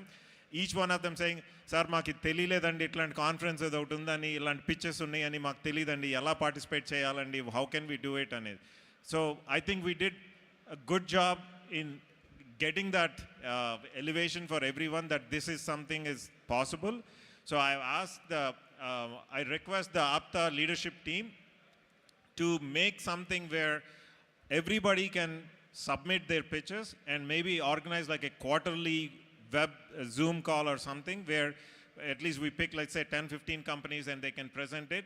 That way we're not doing it as a conference and we are forgetting it, because the concept of this is to encourage people to invest. So we should have that year-long going where people can continue to submit it, and once a quarter we pick a day where they can do a web conference or a Zoom call, they can do that. So I'm requesting the APTA leadership, Ramesh, Sagar and Chandra Nalam and all of them to take that, see what is the most practical way to do that, but so that we don't lose the continuum. But again, thank you and congratulations all of you guys, and best wishes for you and also the others who have participated in this business forum. Thank you. Guys, I think you have to clap a lot for this team. This is a unique idea which is presented by Katalyst, came up by Katalyst, and thank you so much Katalyst for providing a platform for new ideas and for people with ideas to come and share their ideas and to find investors. A big round of applause for our Katalyst team, for KBP. It deserves more, guys. Everyone. We never know who will be the next billionaire from here, from this group. And many more to come in every Katalyst Global Conference, which will happen every 2 years. Thank you so much, Katalyst, once again for coming up with this unique idea. Now, I call upon stage Priyanka Gaddam, our program manager, to call a special dignitary onto the dais.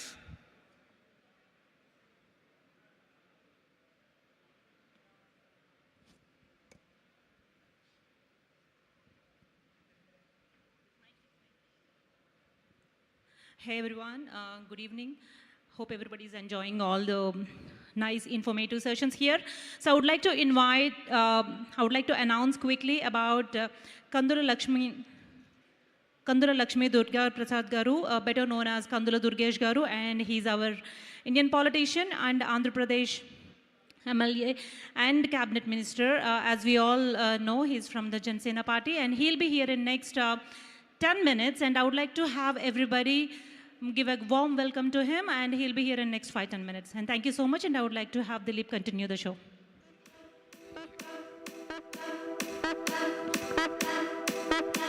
Moving on, guys, we have another panel discussion which will happen here, and it's an interesting panel discussion.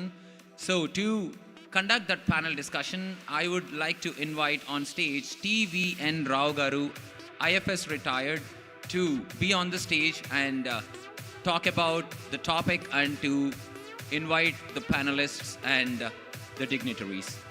A big round of applause for TVN Rao Garu.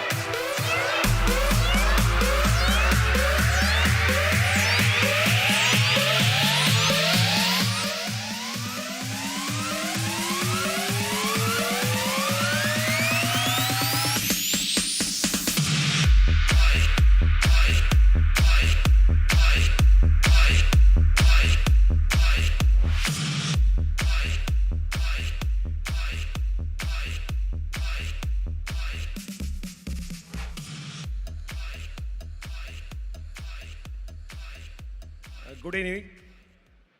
Our Honorable Minister will be joining us very shortly. I think it's under 10 minutes. We are going to talk next 1 hour, one of the most glamorous sectors of the industry, the tourism and hospitality industry. And in Andhra and Telangana, there are lot of aspirations, interest, investment opportunities in these sectors. And the panelists have been selected with a lot of care and due diligence so that they can address all part of your inquiries. I request one of the doyens of food industry in India, Mr. Anjan Chatterjee.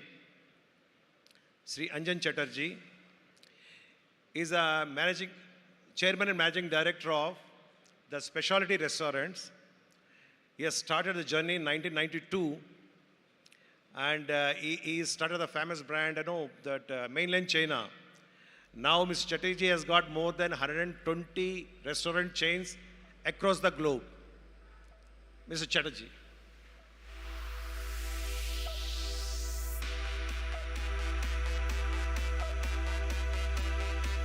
I request Mr. Vikram Lalwani to join. Mr. Lalwani is from the hospitality sector. He's got 25 years of experience. He started his career in Taj and he had a lot of different assignments. Now at present is a managing director, CEO of Sterling Holiday Resorts.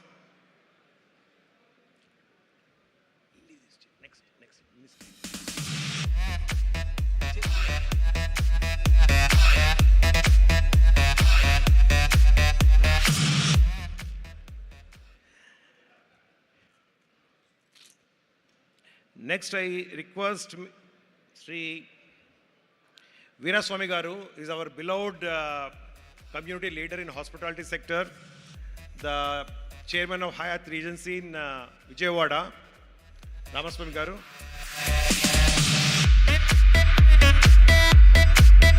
He is the promoter of the Hyatt Regency, the first international brand in Andhra Pradesh. Minister. Brand in Andhra Pradesh, and he has taken aggressive step and has been very, very successful. Now he's mentoring a lot of people. He is the president of Andhra Pradesh Hotel Association and vice president of South India Hotels Association. And I have seen he is a very good connecting link with the governments, with the past and present. And he has been mentoring a lot of people in the sector. Next, I invite Katragadda Lakshmi Narayan Garu, Sri Lakshmi Narayan Garu, now he has gone out to see the minister. Lakshmi Narayan Garu has been in the tourism sector for the last almost 25 years in the different governments. He has been a consultant, and most of the tourism circuits, destinations in Andhra and Telangana. At the time, it's a combined state. He is the person responsible for the development of most of the circuits. The DPRs have been prepared by him. Even now, he is the advisor to the Andhra Pradesh government in tourism and hospital, tourism and endowment sector. Now, I request Sri Durga Prasad Garu, the MD, Westin Group. Durga Prasad Garu is one of the doyens of the industry, has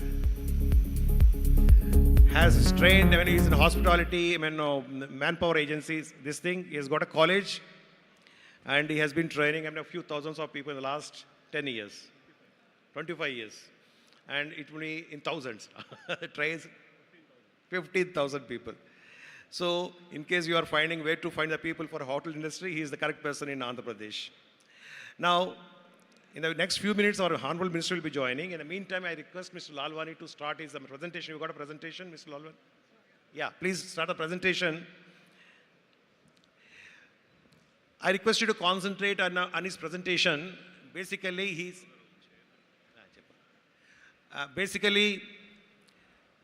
the Sterling Group has been looking very aggressively for expansion in Andhra and Telangana. They have got more than 120 resorts across the country. They have got in foreign land also. And I requested him to mainly concentrate on the prospects in Andhra and Telangana area and both investment opportunities. Mr. Lalwani, one thing I want to tell you, there are a lot of entrepreneurs here who have got a lot of land bank in Andhra and Telangana. And they have been looking for, in fact, last few days I met quite a lot of people. Sure. They are looking for, the collaborations. You can address them also. Mr. Lalwani, please. Sure. Thank you, Mr. Rao, and good afternoon on a Sunday afternoon, ladies and gentlemen. My name is Vikram Lalwani. I am the Managing Director and the Chief Executive Officer of Sterling Holiday Resorts. Sterling Holiday Resorts is a Fairfax company, and we are a 100% subsidiary of Thomas Cook India. Just a quick one, and I would like to thank Mr. Rao for having this entire panel together. Mr. Rao has actually said the right thing. It's a very glamorous industry, but it looks very glamorous from the outside. It was very difficult from the inside too. But nevertheless, I will start off.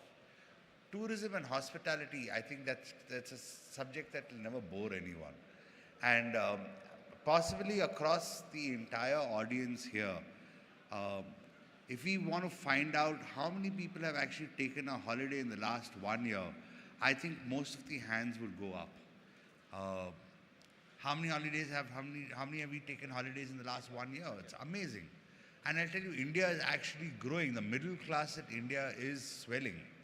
The statistics actually shows that an average Indian takes at least 3.7 trips, domestic, not even international, domestic in a year, on an average. So 3.7 trips in a year.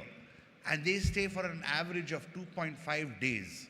So that means 3.7 into 2.5, an average Indian at least spends 12 to 15 days in a year on a holiday.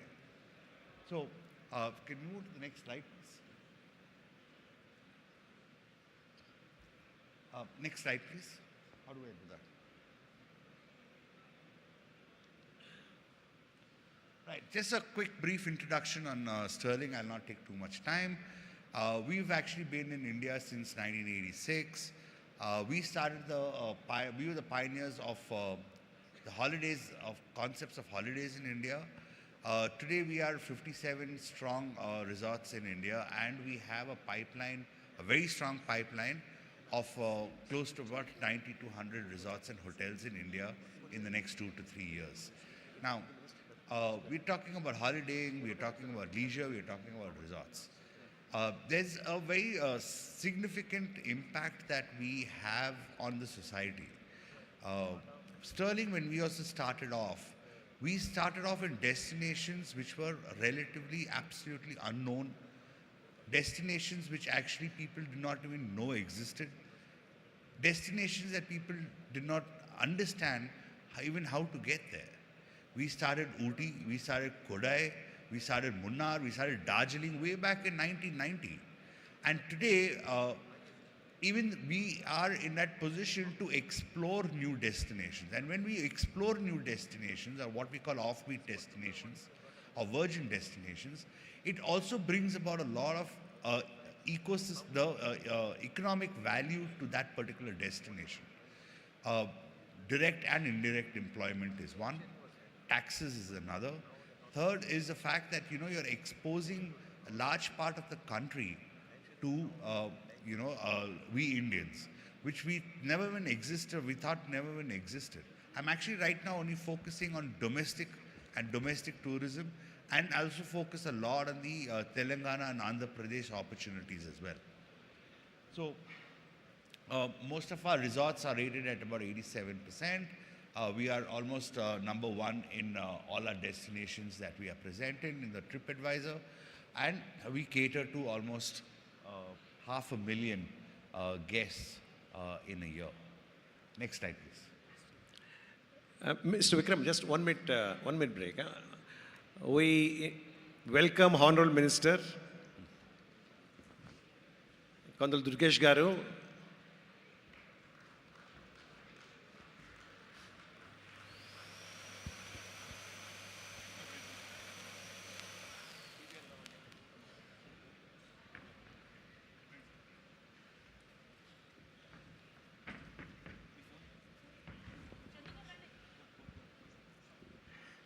Is MD Sterling Group. Me government తో type చేసుకుంటారు.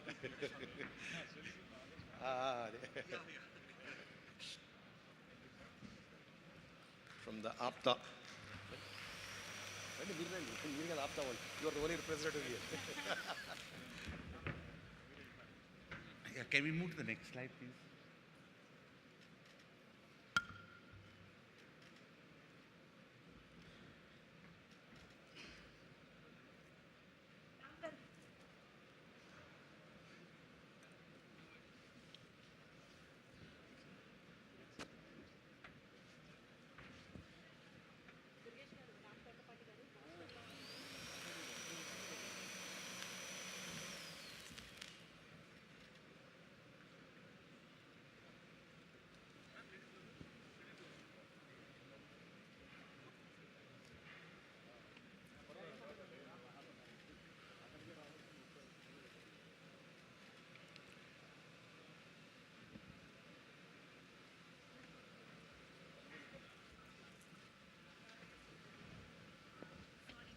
No problem.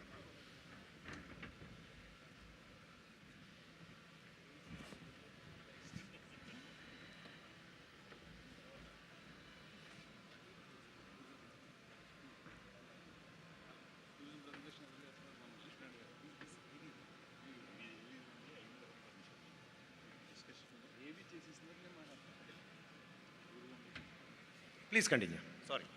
Right. Thank you for your attention again, ladies and gentlemen. Just a quick snapshot. We all understand the potential of tourism in India, and I think we are actually sitting, on a golden opportunity here. Post-COVID, we all said it was revenge tourism. Revenge tourism has happened. We have approximately, on an average, CAGR of about 7 to 10% growth. We employ the maximum number of people in India, this sector, almost 8 crore people, both direct and indirect. As I said, when we develop destinations, we actually develop the economic value of that destination, both employment, direct and indirect, taxations, etc. 6.7 lakh crores is what, I don't even know how many zeros these turned out to be, is actually what the Indian tourism potential is all about. And we all know that India actually is sitting in a hub of exponential growth in tourism, because we have a wide spectrum of offerings that many of the other countries also cannot offer everything under one roof. We've got deserts, we've got the rivers, we've got the beaches, we've got the hills, we've got the pilgrimages, we've got the wildlife, we've got everything under one roof. Next slide, please.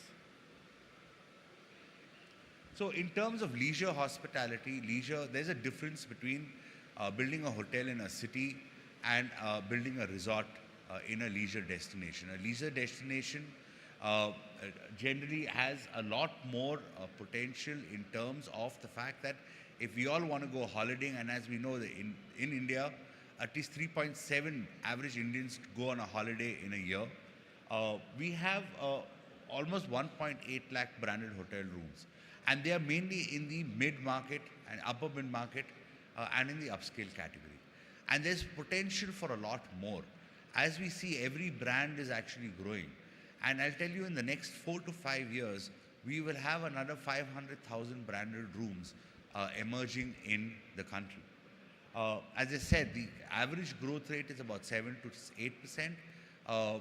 As of now, when we post-COVID, it actually grew faster. Now it's again stabilizing at about 7 to 8%.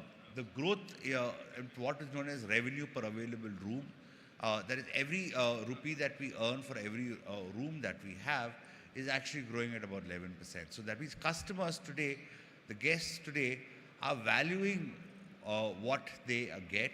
They are looking for experiential offerings, and they are willing to spend. As I said, the bulging middle class in India is so big and is growing so big that they have the paying propensity, and they want to have experiential stays and holidays at least once or twice or 3 times in a year. Can we move on to the next, please? Now, coming to Andhra and Telangana, I think some very interesting destinations is something that one can explore. Just as how we say Rajasthan, Karnataka, Kerala, I think there's a huge potential for tourism even in Andhra and Telangana. What we've taken note of is we've actually just listed, while we are present in Sterling, Pallavalli, Godavari in the Konaseema district in Razol, the opportunities across is actually being mapped here. And where we can look at a pure play leisure market and a pure play leisure opportunity is actually mapped here, right from Horsley Hills, Nellore, even Araku Valley, Medak, Warangal. All these can be developed into strong tourism and leisure tourism potential hubs.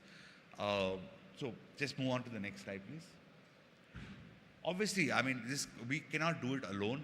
The support that's needed, even from the government and from the other players as well, and it's a lot of work has actually been going on, both by the state and the central governments, is in terms of building infrastructure. As we know that today we have almost 150 airports in the country, and about 10 years ago we had only about 70. We are looking at possibly 250 airports in the next 2 to 3 years. The highways have developed significantly, and that is why at least 70% of the Indian population today that goes for a quick holiday or for a quick break tends to drive down to their destinations. So this is what I call short haul holidays. So because of the improved highway and the network, we tend to see a lot more people taking out their cars and actually going in for a vacation or going in for a holiday. Now, all these places that I've highlighted here are all these places that have significant potential. We can actually tap that potential, and a lot of people want to understand and they want to get into new offbeat destinations. The run-of-the-mill leisure destinations which are there in India is done and dusted. But where the opportunity is in the new offbeat, what I call the virgin markets. This is what I'd actually listed down out there. Obviously, the private-public partnerships is important. The way we actually put together the entire tourism story, between both the brand as well as the government, and actually market it together is what will actually create a big differentiator, and that will attract more and more visitors. Obviously, the policy support as well, because when we develop resorts or infrastructure in these markets, it takes time for it to ramp. Okay, just 1 minute. Yeah, sure. Yeah. So we have that potential there, and I just would like to actually conclude by saying that I'm here. I'm very happy to be here. I'm very happy to be a part of the esteemed panel, and we look forward to having a brilliant discussion ahead as well. Thank you. Thank you, Mr. Lalwani. In fact, the two important words he has said is experiential tourism and the amount of expansion that is happening. There are more than 25 hotel chains, 4-star, 5-star chains in India, aggressively looking for tie-ups, management contracts. And Mr. Lalwani, I think your company also is looking very aggressively in the 2 states. Time permits, we'll come back to him regarding these 2 issues. Now, as we know, our Honorable CM Andhra Pradesh, Chandrababu Naidu Garu, he has been very, very aggressive about tourism in the last tenure also. And today we are honored to have the tourism minister here. And we know when Durgesh Garu has taken the assignment, how much importance they are giving to him. Our Pawan Kalyan Garu, I mean, he's a very close to associate of Pawan Kalyan Garu. I know how much importance they have given to tourism. Now, I request a small AV to be played on AP tourism. Can you please play the AV?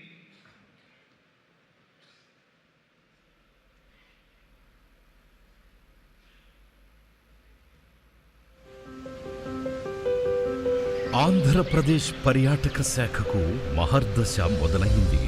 రాష్ట్ర tourism అభివృద్ధికి నడుం కట్టిన దార్శనిక ముఖ్యమంత్రి శ్రీ నారా చంద్రబాబు నాయుడు గారు పటిష్ట ప్రణాళిక రచించారు.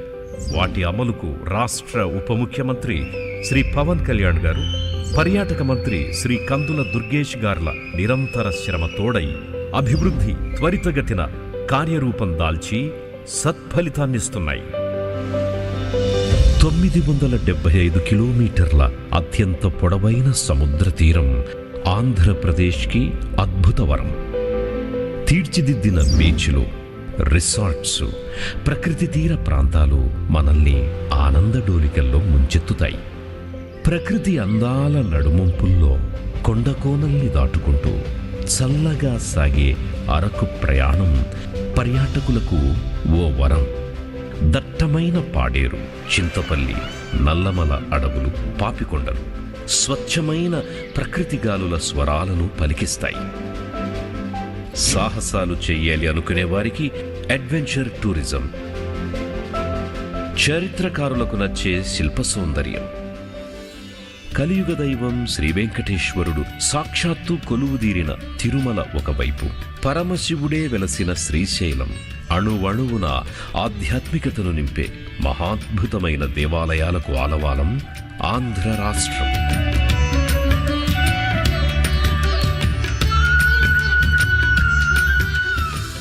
విభిన్న సంస్కృతులు, సంప్రదాయాలు, అభిరుచులకు అనుగుణంగా విలసిల్లుతోన్న ఆంధ్ర రాష్ట్ర టూరిజం అనేక ప్రాంతాల వారికి అద్భుతమైన ఆతిథ్యం ఇస్తుంది అనడంలో ఎటువంటి సందేహము లేదు.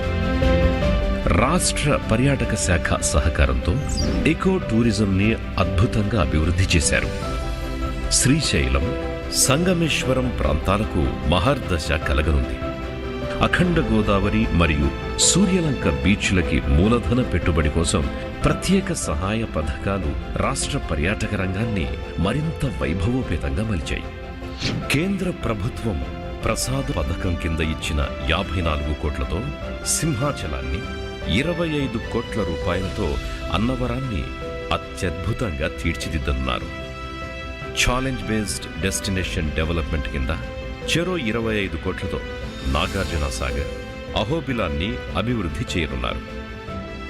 స్వదేశ్ దర్శన్ పథకం కింద అరకు, లంబసింగి ప్రాంతాలకు 30 కోట్ల రూపాయలతో బొర్రా గుహలకు ఆధునిక హంగులు అద్దనున్నారు. అరకు బెలూన్ ఫెస్టివల్, విశాఖపట్నం విశాఖ ఉత్సవాలు, గండికోట ఉత్సవాలు పర్యాటకులను విశేషంగా ఆకర్షించడంతో ఇప్పుడు రాష్ట్రంలో మరిన్ని ఉత్సవాలతో పెద్ద ఎత్తున టూరిజం ప్రచారానికి ప్రభుత్వం రంగం సిద్ధం చేసింది. ఈ అభివృద్ధి పథకాలు ఆంధ్ర రాష్ట్ర పర్యాటక రంగం రూపురేఖల్నే మార్చేస్తాయి అనడంలో ఎలాంటి సందేహము లేదు. అంతర్జాతీయ పర్యాటక దినోత్సవ శుభాకాంక్షలు. Thank you. Within few months of formation of the government, AP government has come with a tourism policy, and it is reputed to be one of the most aggressive tourism policy in the country. I have been in touch with several governments, tourism departments, and I can vouch for it. It's one of the most aggressive policy, and they really have got a lot of plans for next 5 years. Now I request the Honorable Minister to say a few words regarding the initiatives of the government.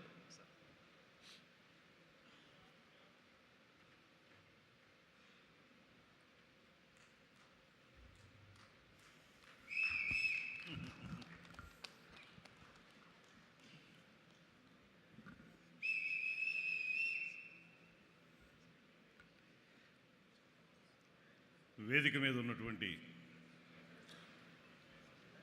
TVN రావు గారు,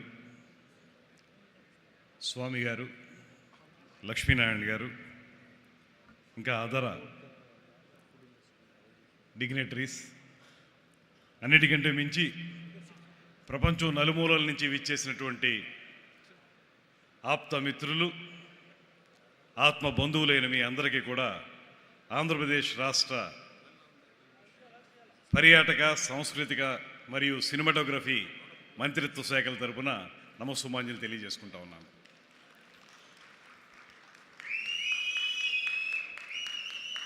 చాలా ఆనందకరమైనటువంటి క్షణాలు ఇవి. కారణం,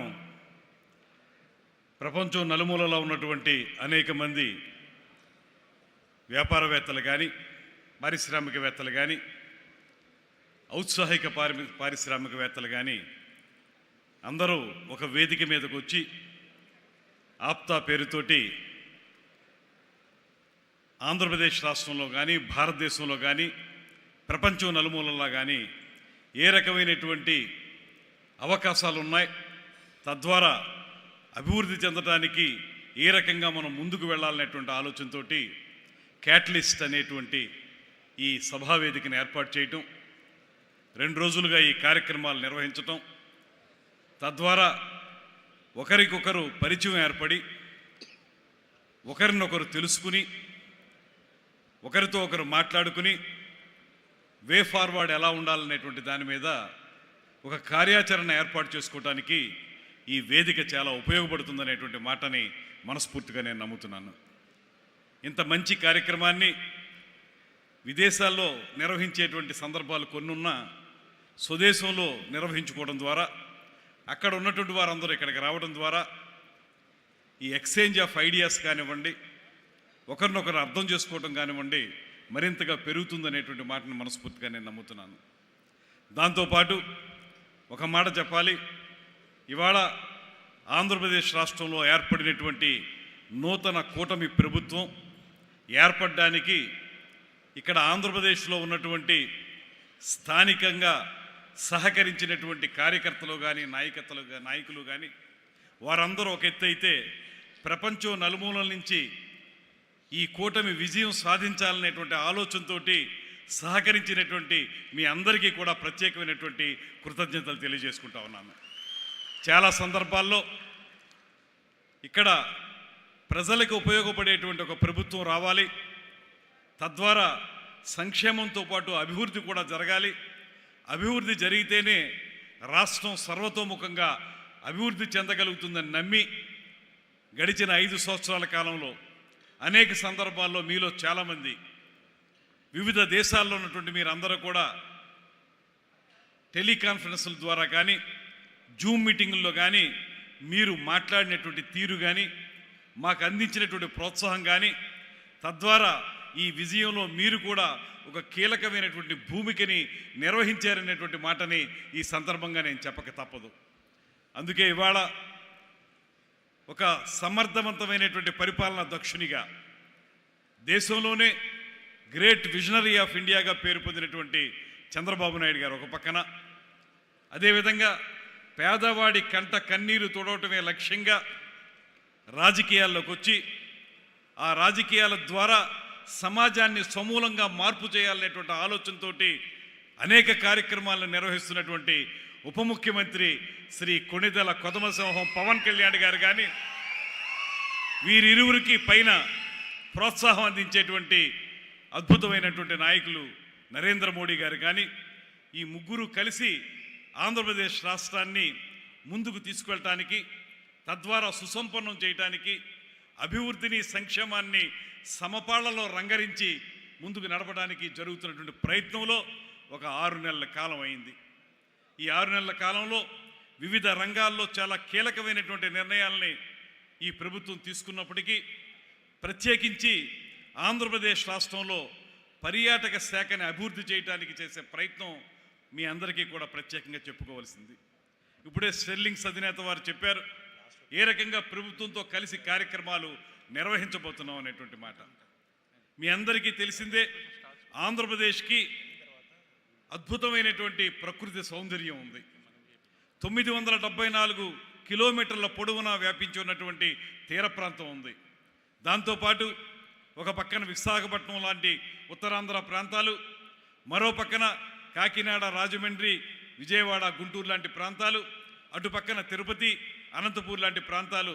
ఇలా చూసుకుంటే ప్రపంచంలో చాలా రాష్ట్రాల్లో లేనటువంటి అత్యద్భుతమైనటువంటి దృశ్య కావ్యంగా ఆంధ్రప్రదేశ్ రాష్ట్రం విరాజిల్లుతుందనేటువంటి మాటని మనందరం నమ్ముతాం. కానీ ప్రభుత్వంలో ఉన్నటువంటి గత ప్రభుత్వంలో ఉన్నటువంటి లోపభూయిష్టమైనటువంటి విధానాల వల్ల కానీ, చిత్తశుద్ధి రాజకీయ నాయకుల్లో లేకపోవటం వల్ల కానీ ఆంధ్రప్రదేశ్ రాష్ట్రంలో అనుకున్న మేరకు పర్యాటక వృద్ధి జరగలేదనేటువంటి మాటను కూడా మనం ఒప్పుకుంటాం.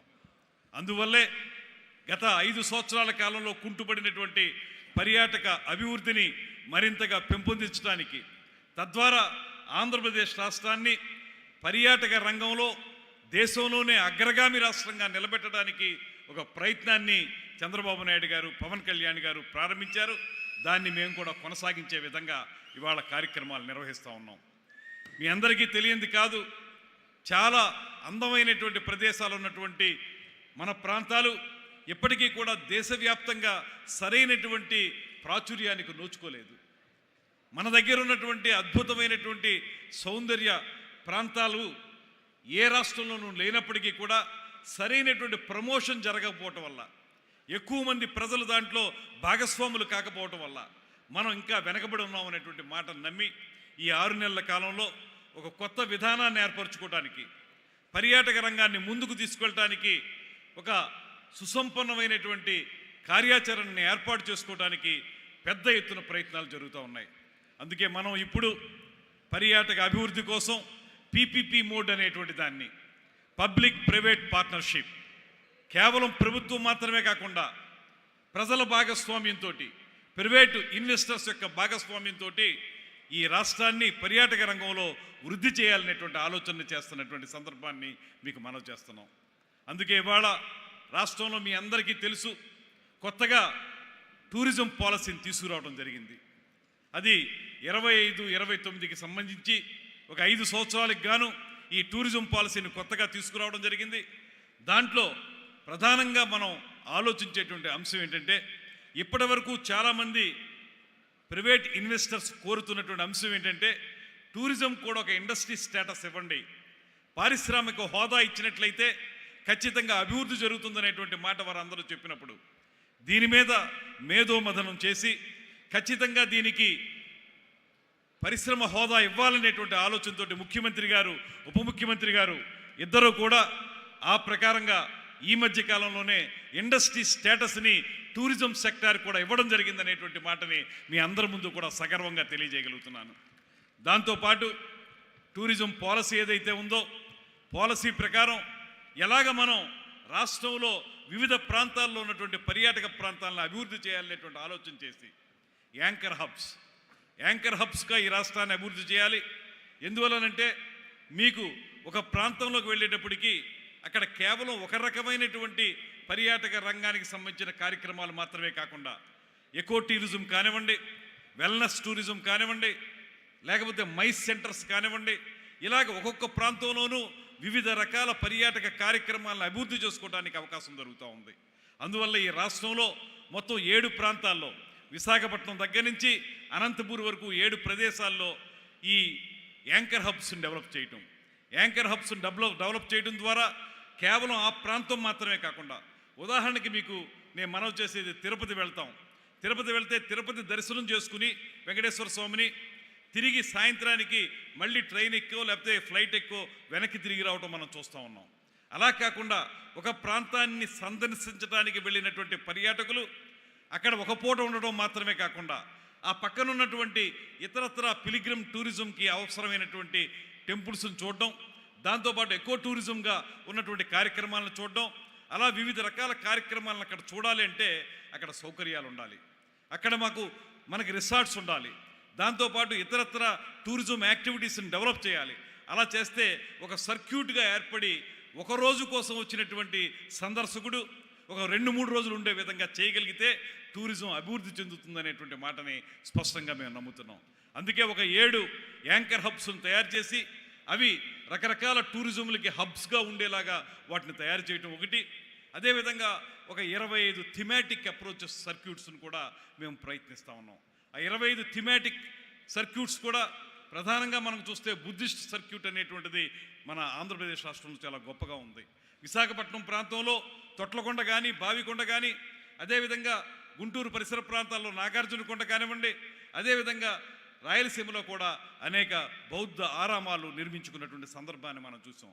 వీటన్నిటినీ కలగలిపి ఒక బుద్ధిస్ట్ సర్క్యూట్ని తయారు చేసినట్లయితే దానికోసం వచ్చేటువంటి వివిధ దేశాల యొక్క పర్యాటకులు ఆ ప్రాంతాలన్నింటినీ సందర్శించి ఆ టూరిజంని డెవలప్ చేయడానికి అవకాశం జరుగుతుంది. అలా చేయాలంటే అక్కడ మనం రిసార్ట్స్ ఉండాలి, హోటల్స్ ఉండాలి, వేసైడ్ రెస్టారెంట్స్ ఉండాలి, అదేవిధంగా ఇతరత్ర అడ్వెంచర్ టూరిజం యాక్టివిటీస్ ఏవైతే ఉన్నాయో, లేకపోతే ఇతరత్ర వెల్నెస్ టూరిజం యాక్టివిటీస్ ఏవైతే ఉన్నాయో, అదేవిధంగా అక్కడ ఉన్నటువంటి ఇతరత్ర ప్రాంతాల సందర్శన కోసం అవసరమైనటువంటి ఎకో టూరిజం ఏదైతే ఉందో వీటన్నిటినీ మనం ఒక సర్క్యూట్గా తయారు చేయగలిగితే ఖచ్చితంగా అవన్నీ కూడా సందర్శకులను ఆకర్షిస్తాయి అనేటువంటి మాట. దాంతోపాటు క్రూజ్ సర్క్యూట్, ఇవాళ విశాఖపట్నాన్ని సెంటర్గా చేసుకుని క్రూజ్ను మనం డెవలప్ చేయగలిగితే విశాఖపట్నం, పాండిచేరి, చెన్నై, అవసరమైతే శ్రీలంక వరకు కూడా క్రూజ్ని మనం ముందుకు తీసుకెళ్లేటువంటి అవకాశం జరుగుతుంది.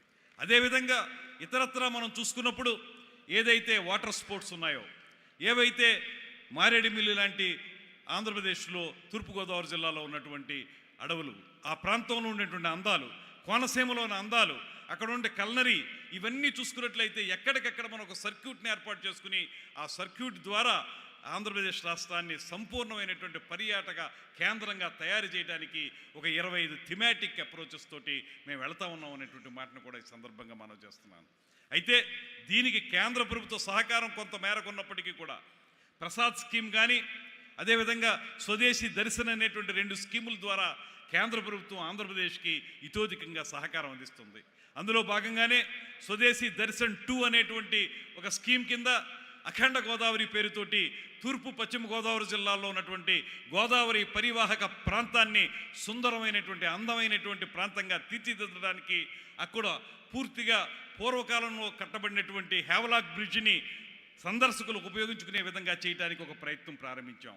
అదేవిధంగా గండికోట లాంటి ఫోర్ట్ మీరందరూ గమనించే ఉంటారు. గండికోట కట్టడం ఏదైతే ఉందో ఒక అద్భుతమైనటువంటి కోట అది. ఆ కోటని అభివృద్ధి చేయడం ద్వారా మరొక కార్యక్రమాన్ని చేపడుతున్నాం. అదేవిధంగా బొర్రా కేవ్స్, ఆ ఉత్తరాంధ్రలో ఉన్నటువంటి బొర్రా కేవ్స్, రాయలసీమలో ఉన్నటువంటి బెలూమ్ కేవ్స్ అయితే నిజం చెప్పాల్సి వస్తే ఆంధ్రప్రదేశ్ రాష్ట్రంలో మాత్రమే కాదు, ప్రపంచంలోని అద్భుతమైనటువంటి కేవ్స్ బెలూమ్ కేవ్స్ అనేటువంటి మాటను కూడా ఈ సందర్భంగా నేను మనవి చేస్తున్నాను. అదేవిధంగా గండికోటతో పాటు సమానంగా అంత ప్రాచుర్యం ఉన్నటువంటి సిద్ధవటం కోట, అది కూడా కడప జిల్లాలో ఉంది. ఇలా చూసుకుంటే అనేక ప్రాంతాలు ఉన్నాయి. కాకపోతే ఇప్పటి వరకు జరిగిన ప్రయత్నం అంతా కూడా ఐసోలేటెడ్గా జరిగింది. ఎక్కడికక్కడ ఆ ప్రత్యేకతని ఆధారంగా చేసుకుని కార్యక్రమాలు నిర్వహించారు తప్పితే వాటిని ఇంటిగ్రేట్ చేస్తూ ఒక సర్క్యూట్గా కానీ ఒక హబ్గా కానీ తయారు చేసినటువంటి ప్రయత్నం జరగలేదు. దాన్ని ఇవాళ మేము టేకప్ చేసాం. ఘనంగా చెప్పగలం, సగర్వంగా చెప్పగలం. కొత్త పాలసీ ద్వారా కానీ, పరిశ్రమ హోదా ఇవ్వడం ద్వారా కానీ, అటు పక్కన చంద్రబాబు నాయుడు గారు, ఇటు పక్కన పవన్ కళ్యాణ్ గారు ఇద్దరూ చూపిస్తున్నటువంటి చొరవ వల్ల కానీ ఈ రాష్ట్రాన్ని అద్భుతంగా తయారు చేయడానికి సంసిద్ధులుగా ఉన్నాం. అయితే ఇక్కడ కావాల్సింది ప్రభుత్వం యొక్క చిత్తశుద్ధి మాత్రమే కాదు. ప్రభుత్వం దగ్గర ఆర్థికపరమైనటువంటి నిధులు లేనప్పుడు ఈ ఆంధ్రప్రదేశ్ రాష్ట్రాన్ని మీకు ఆర్థికంగా ఉపయోగపడే విధంగా, అదేవిధంగా అందమైనటువంటి ప్రాంతంగా తయారు చేయడానికి చేయాల్సిన కార్యక్రమంలో భాగం ఏంటంటే ప్రైవేట్ ఇన్వెస్టర్స్ని దాంట్లో ఇన్వాల్వ్ చేయటం, వారి భాగస్వామ్యం ద్వారా దీన్ని అభివృద్ధి చేయటం. అందుకే వాళ్ళు మీకు మనవి చేస్తున్నాను, ఈ మధ్యకాలంలోనే విజయవాడలో ఒక ప్రైవేట్ ఇన్వెస్టర్స్ మీట్ ఒకటి ఏర్పాటు చేశాం. చాలామంది ఔత్సాహికులైనటువంటి మిత్రులందరూ కూడా అక్కడికి వచ్చి వారందరూ కూడా మేము పలానా చోట అభివృద్ధి చేస్తాం, రిసార్ట్స్ కడతాం అనేటువంటి మాట వారు చెప్తూ ఉన్నారు. దానికి మేము స్వాగతిస్తూ ఉన్నాం. ప్రభుత్వ పరంగా ఎక్కడైనా మీకు ల్యాండ్ పార్సిల్ ఇవ్వగలిగితే ల్యాండ్ పార్సిల్ ఇవ్వటం, లేకపోతే ఒకవేళ మీ దగ్గర ల్యాండ్ ఉంటే ఇతరత్ర ఇన్సెంటివ్స్ ఇవ్వటం. ఇవాళ మేము ఇచ్చినటువంటి టూరిజం పాలసీలో ఇన్సెంటివ్స్ అద్భుతంగా మీకు ఉండేటువంటి జిఎస్టీ విషయంలో కానివ్వండి, లేకపోతే ఇతరత్ర అంశాల్లో 100% రీఎంబర్స్ చేసేటువంటి కార్యక్రమాన్ని ఈ ప్రభుత్వం చేపడుతుంది. ఇప్పటి వరకు ఎప్పుడు కూడా ఈ రకమైనటువంటి ఇండస్ట్రీకి ఇచ్చే హోదా మీకు లేకపోవటం వల్ల ఆ బెనిఫిట్స్ ఏవి కూడా టూరిజం సెక్టార్ పొందలేకపోయింది. ఇవాళ అవి ఇవ్వడం ద్వారా మిమ్మల్ని అందరినీ ముందుకు తీసుకురావాలనేటువంటి ఆలోచన ప్రయత్నం జరుగుతూ ఉంది. అందుకే ఇక్కడికి విచ్చేసినటువంటి 50 మంది పారిశ్రామికవేత్తలకు కానీ, ఔత్సాహిక ఇన్వెస్టర్స్కి కానీ నేను ఇచ్చేటువంటి ఆహ్వానం ఏంటంటే, రాష్ట్ర ప్రభుత్వం తర్వాత తరపున ప్రత్యేకంగా మీకు ఇచ్చేటువంటి ఆహ్వానం, రండి, మీరు ప్రభుత్వంతో కలిసి మీకున్నటువంటి ఐడియాస్ను మాతో పంచుకోండి. ఎక్కడెక్కడ ఏ రకంగా మీకు ఒక పక్కన ఆదాయం ఇస్తూ మరో పక్కన పర్యాటకాభివృద్ధి చేయగలుగుతారో ఆ విషయాల్లో మీ యొక్క ప్లాన్స్ ఏమైనా ఉంటే ప్రపోజల్స్ పెడితే దాని మీద ఖచ్చితంగా ఈ ప్రభుత్వం స్పందిస్తుంది, మీకు అవకాశం కల్పిస్తుంది. దాంట్లో మీరు డిపిఆర్లు తయారు చేసి వాటిని అనతి కాలంలోనే కార్యాచరణలోకి తీసుకురావడానికి ప్రయత్నం చేస్తుందనేటువంటి మాటను కూడా మీ అందరికీ మనవి చేస్తున్నాను. అదేవిధంగా సినిమా రంగానికి సంబంధించిన వారికి కూడా పదే మేము కోరుతా ఉన్నాం. సినిమా రంగంలో కూడా అనేక రకాలైనటువంటి కార్యక్రమాలను పెట్టుకోవడానికి మనకు అవకాశం ఉంది.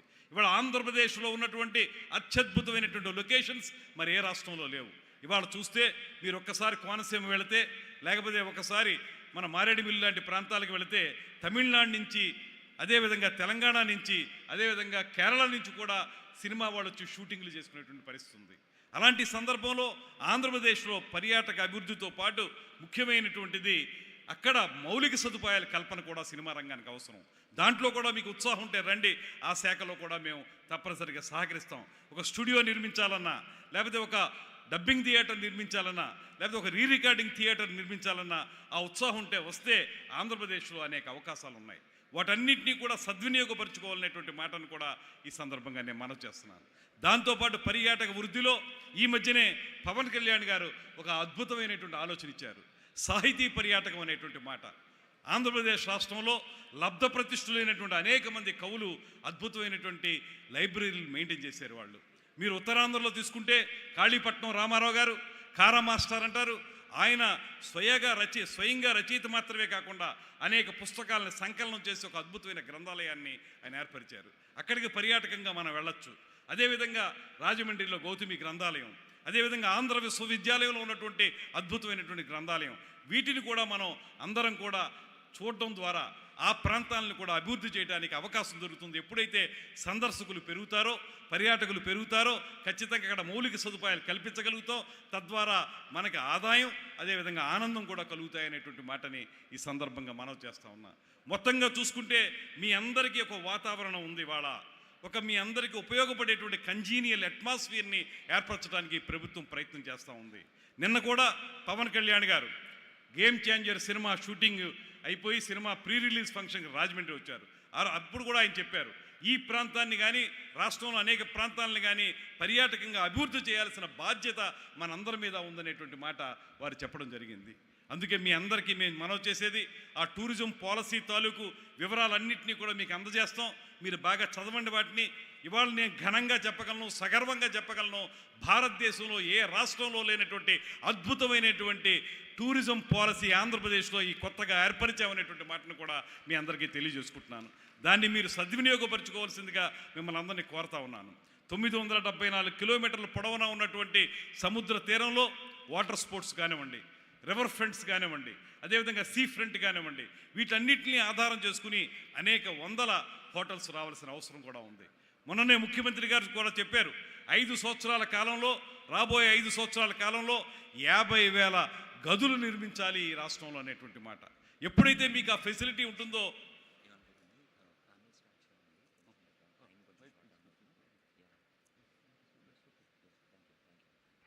ఆ రకమైనటువంటి ప్రయత్నాన్ని మనం చేసేటప్పుడు ఖచ్చితంగా ఇది మనకు ఉపయోగపడుతుందనేటువంటి మాటని మీరందరూ కూడా గమనించాల్సిందిగా మిమ్మల్ని మనవి చేసుకుంటూ, దయచేసి దీన్ని సద్వినియోగపరచుకోవాల్సిందిగా మిమ్మల్ని కోరుకుంటూ, నాకు ఈ సమావేశంలో దీని పూర్వపరాలు ముందుగా చెప్పుంటే దాన్ని ఎంతవరకు నేను కుదించాలో అంతవరకు కుదించి ఉండేవాడిని.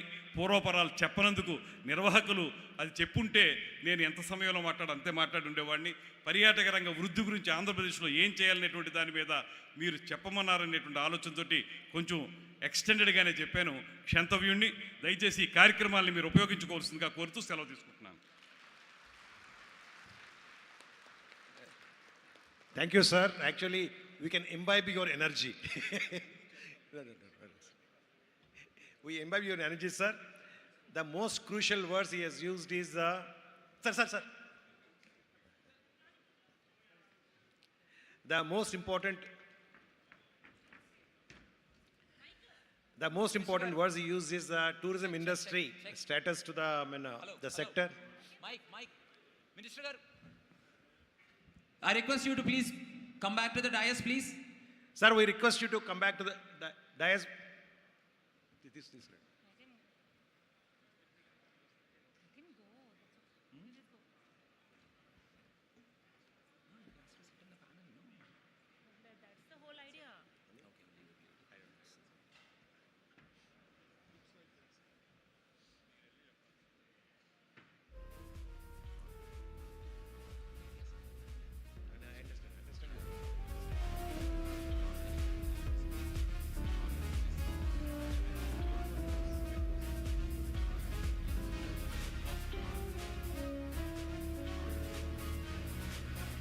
Okay, now we'll continue with the panel discussion.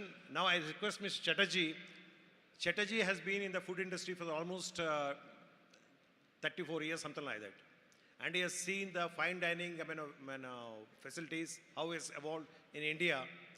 Now I request him to just give a glance of what has been happening in the past and post-COVID, what is the scenario? Very good afternoon, good evening to everyone present here. Thank you, Mr. Rao and APTA. I would love to speak in the local language, which in fact the Honorable Minister spoke, and he was so passionate that it's very difficult to speak after the kind of speech he made, and an impact of his speech was fantastic. So, do not want to actually tell you too much of history because nobody is interested in history, but I think that over a period of time, all of you know that the whole food space has completely changed. It is disrupted.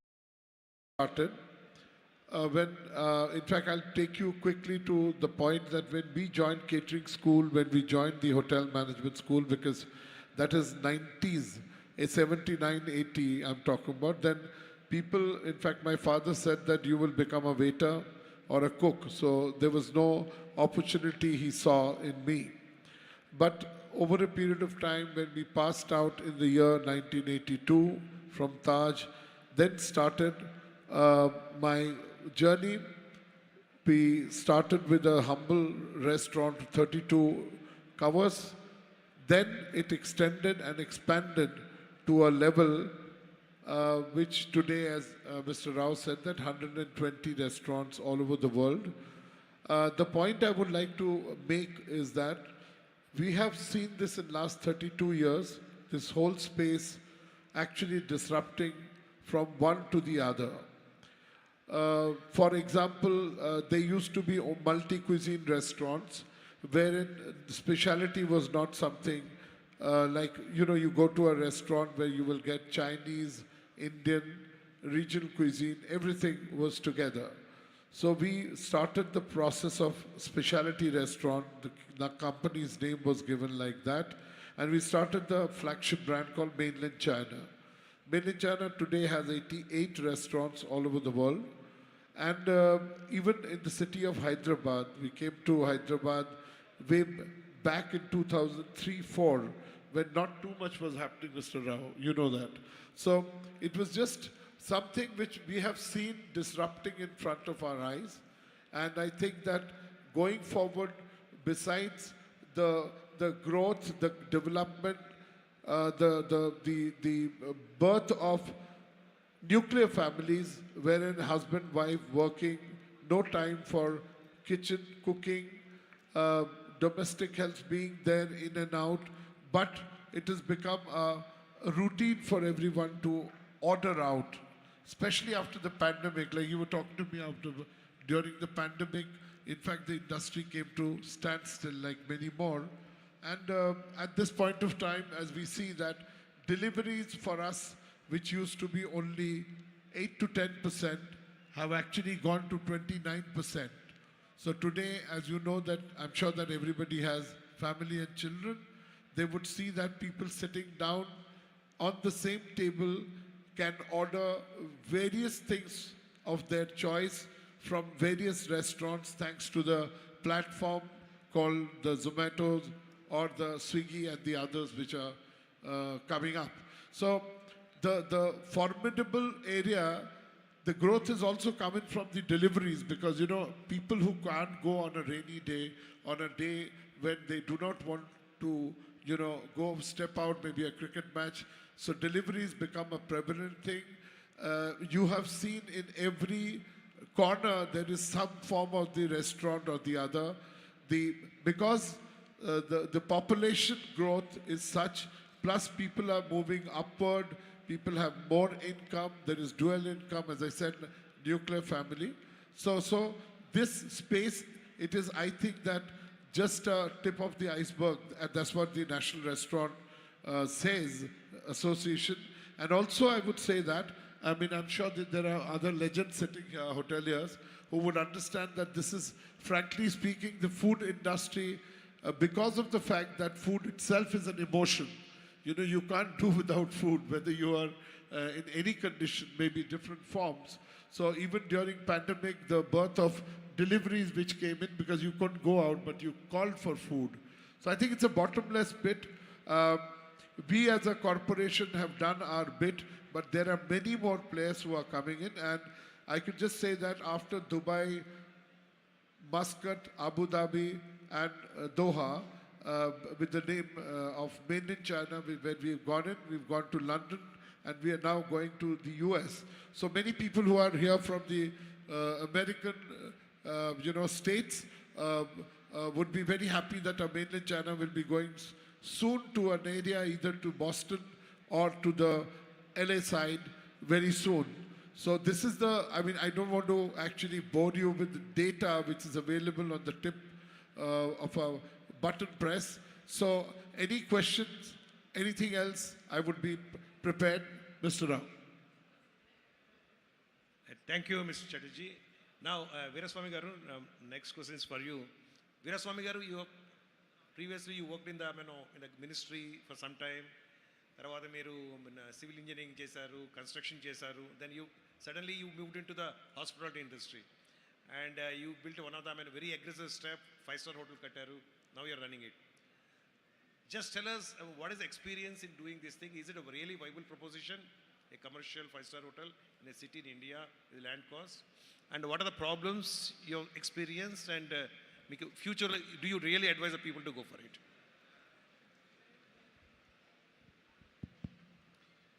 Good evening అండి. నా పేరు R V Swamy, Hyatt chairman, Hyatt Place hotel Vijayawada చైర్మన్ని and Andhra Pradesh hotels president అండి. Really Rao గారికి మాకున్న పరిచయం మీద hotel ఇండస్ట్రీలోకి రావాలని గత 20 సంవత్సరాల నుంచి ఆలోచనతో ఒక 5-స్టార్ హోటల్ కట్టాలని తలంపుతోటి నేను విజయవాడలో ఆంధ్రప్రదేశ్లో మొట్టమొదటి హయత్ ప్లేస్ నేను తీసుకురావడం జరిగింది. దాన్ని వైబిలిటీ ఉందా లేదా అని చెప్పి ఇప్పుడు రావు గారు అడిగిన దాని మీద వైబిలిటీ అంటే అంత తొందరగా ఇది సొంత ల్యాండు వెనక మూలధనాలు ఉన్న వాళ్ళకి ఇది ఉపయోగపడుతుంది తప్ప యాజ్ ఆఫ్ నౌ ప్రజెంట్గా ఉన్న సిచ్యువేషన్లో గతంలో ఉన్న ప్రభుత్వం వ్యాపారాలు సరిగ్గా లేక ఇప్పుడున్న ప్రభుత్వం కొద్దిగా ఎంకరేజ్ చేస్తుంది కట్టడానికి. సొంత ధనం ఉండి కట్టగలిగితే దీనికి ఛాన్సెస్ ఎక్కువ ఉంటాయి. దాంట్లో కూడా మేనేజ్మెంట్ నుంచి ప్లస్ ఫ్రాంచైజ్ కాన్సెప్ట్ 2 రకాల కాన్సెప్ట్లు ఉన్నాయి. మేనేజ్మెంట్లో వెళ్తే హై ఎండ్ శాలరీస్ అయ్యి ఉంటాయి కాబట్టి వాళ్ళ మేనేజ్మెంట్ ఖర్చు వాళ్ళు చెప్పింది మనం చేయాలి. దట్టు ఇంటర్నేషనల్ బ్రాండ్స్ కట్టాలంటే తొందరపడి ఎవరూ నిర్ణయం తీసుకోవద్దు. నేను నేర్చుకున్న విషయం ఏంటంటే Hyatt international brand Chicago brand నేను కట్టడం జరిగింది.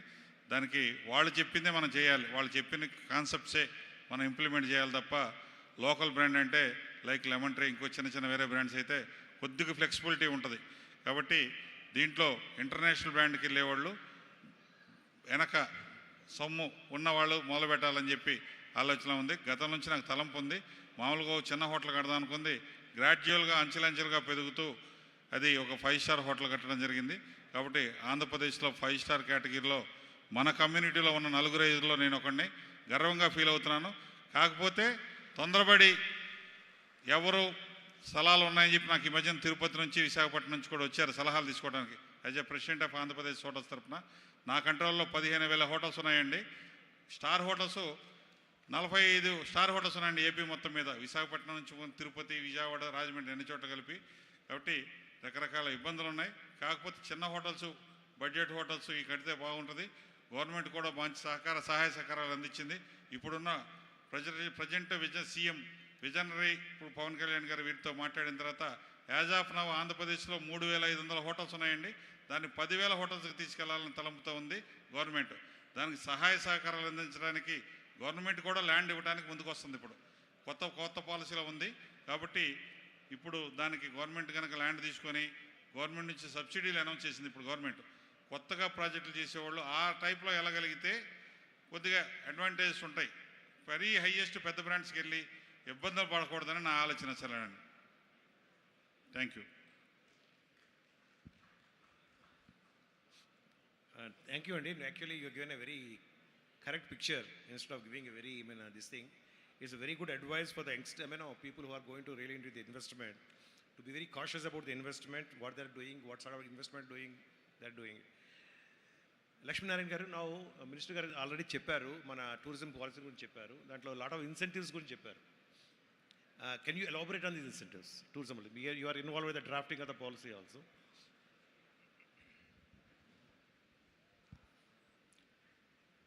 Thank you, Rao Garu, and I thank all the dignitaries on the table.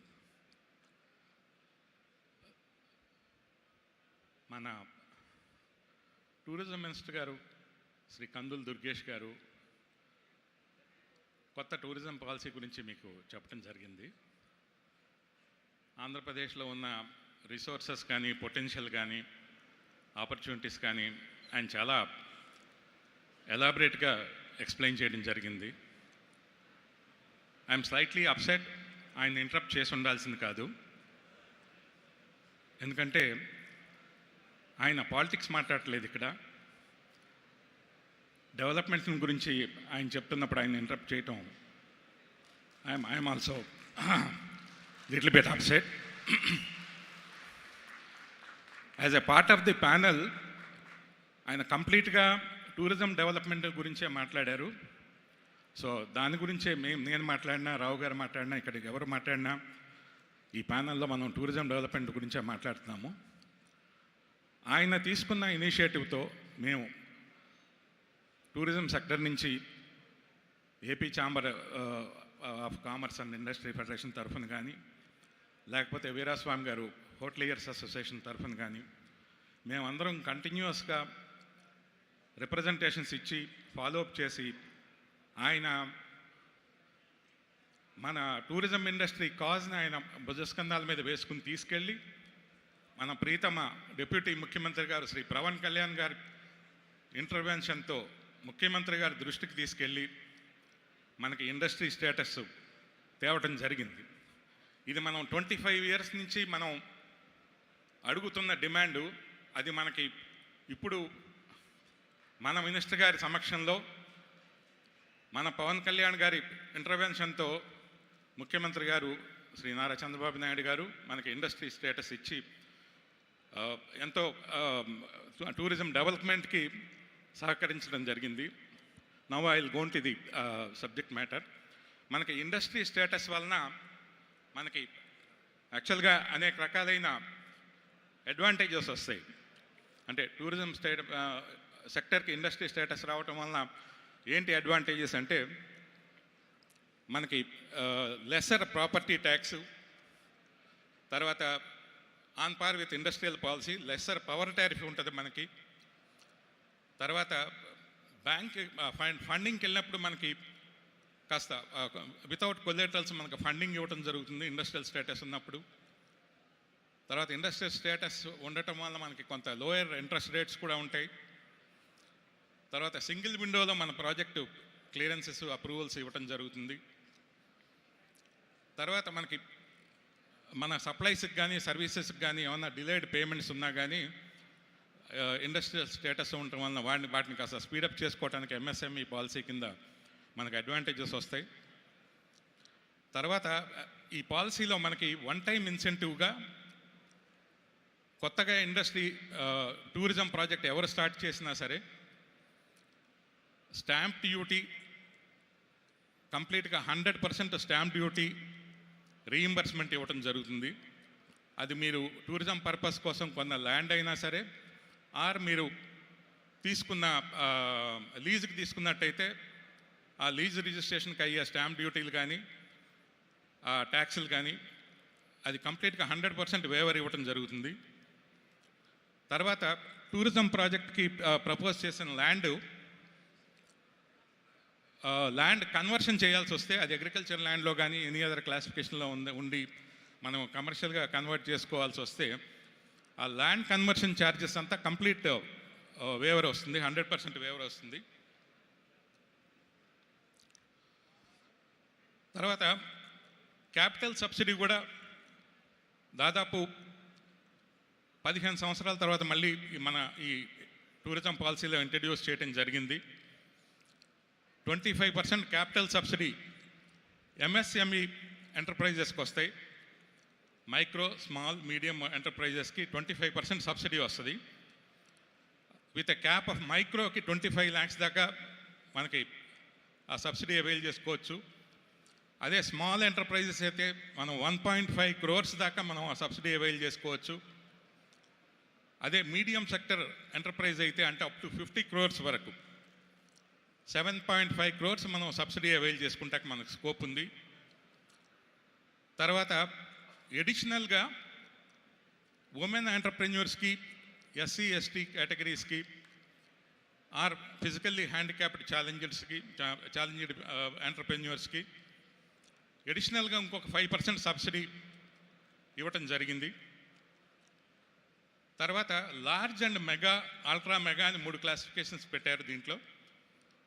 వాటికి కూడా 10% క్యాపిటల్ సబ్సిడీ ఉంది. లార్జ్ ప్రాజెక్ట్స్కి అప్ టు 50 to 200 crores వరకు మనం 10 crores సబ్సిడీ వస్తుంది. మెగా టూరిజం ప్రాజెక్ట్స్ అయితే కనుక మనకి 25 crores వరకు వస్తుంది.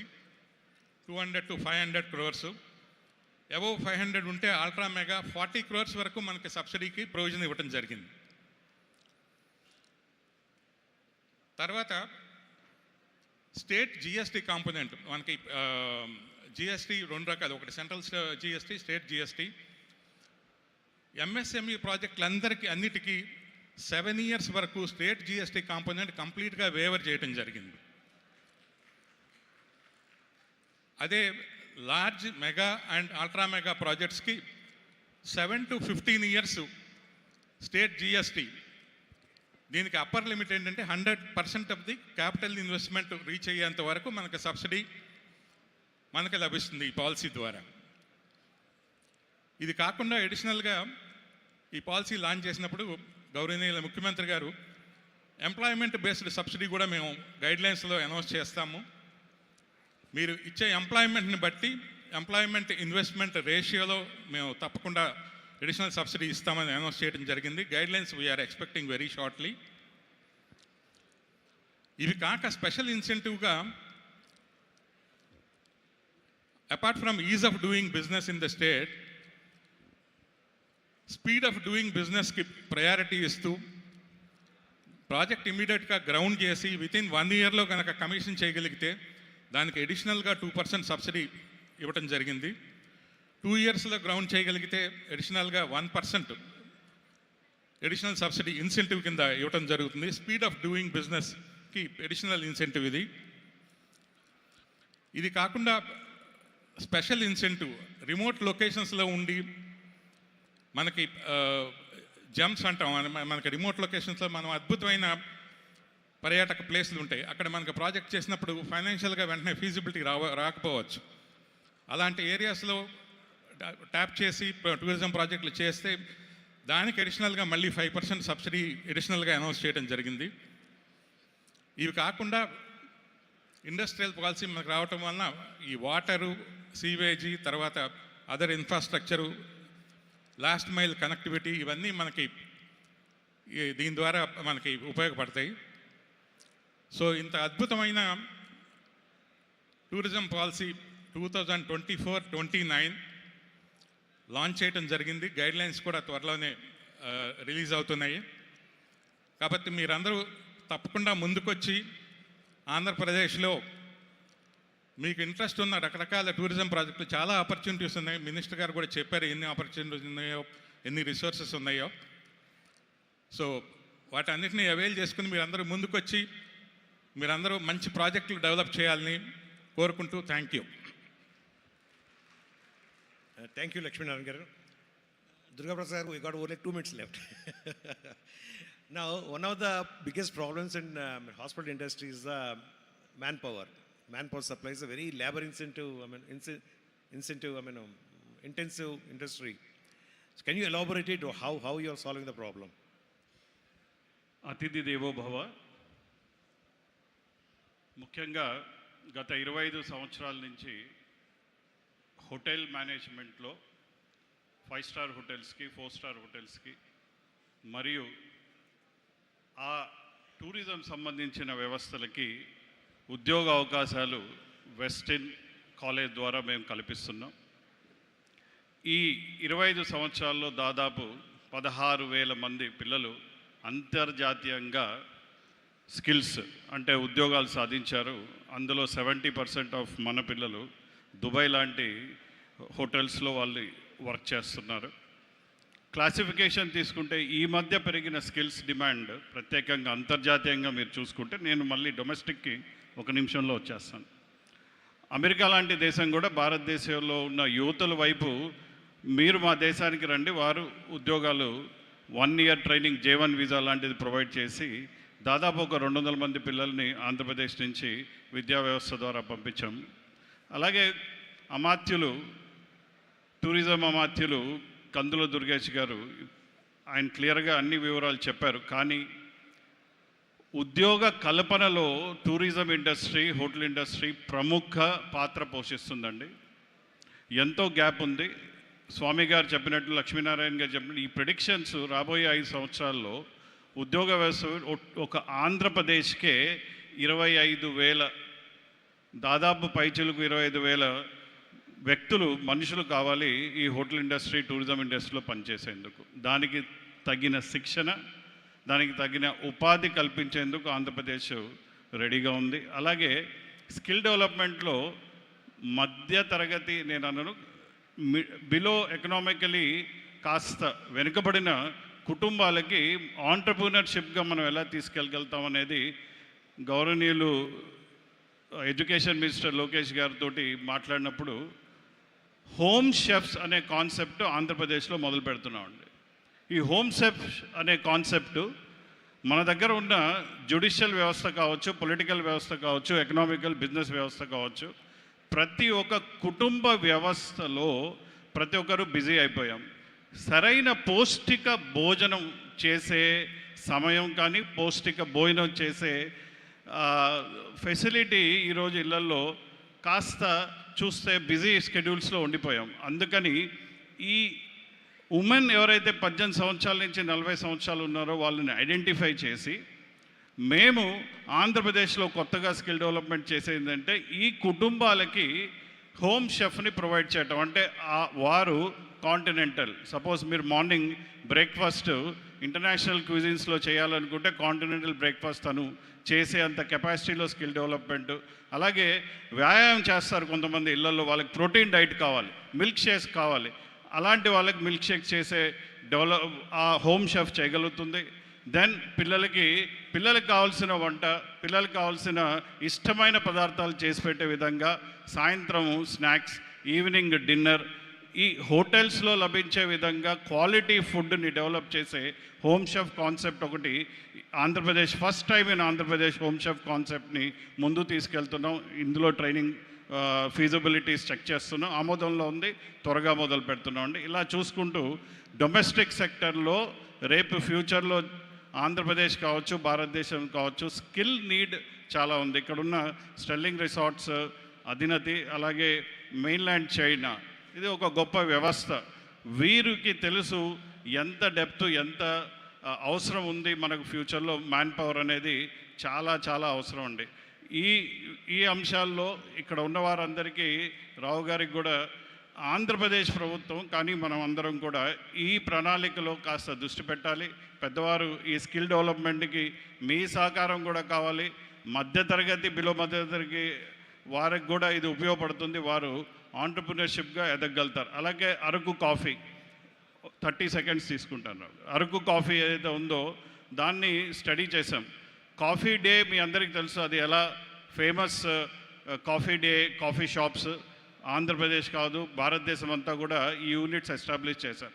అలాగే కియాస్క్ చిన్నవి ట్రైనింగ్ ఇచ్చి ఆడవారికి వారు కాఫీ మెషిన్స్ రన్ చేసుకునే విధంగా చిన్న టూరిజం స్టేషన్స్లో, బీచ్ రిసార్ట్స్లో ఎక్కడైతే ఈ అరకు కాఫీని ఎక్స్ప్రెసో, క్యాపచినో, ఈ బరిస్తా కాన్సెప్ట్స్ని డెవలప్ చేసే విధంగా కూడా స్కిల్ ప్రణాళికలు ముందు తీసుకెళ్తున్నాం. ఇవన్నీ ప్రభుత్వంతో మేము కలిసి చేసే స్కిల్ డెవలప్మెంట్. ఇంటర్నల్గా ఒక వ్యవస్థగా మాకున్న డెవలప్మెంట్ ఎలాగో మా స్టూడెంట్స్కి చేస్తాం, కానీ వెస్ట్రన్ ద్వారా ఈ రూపకల్పన కూడా ముందుకు వెళ్తుంది.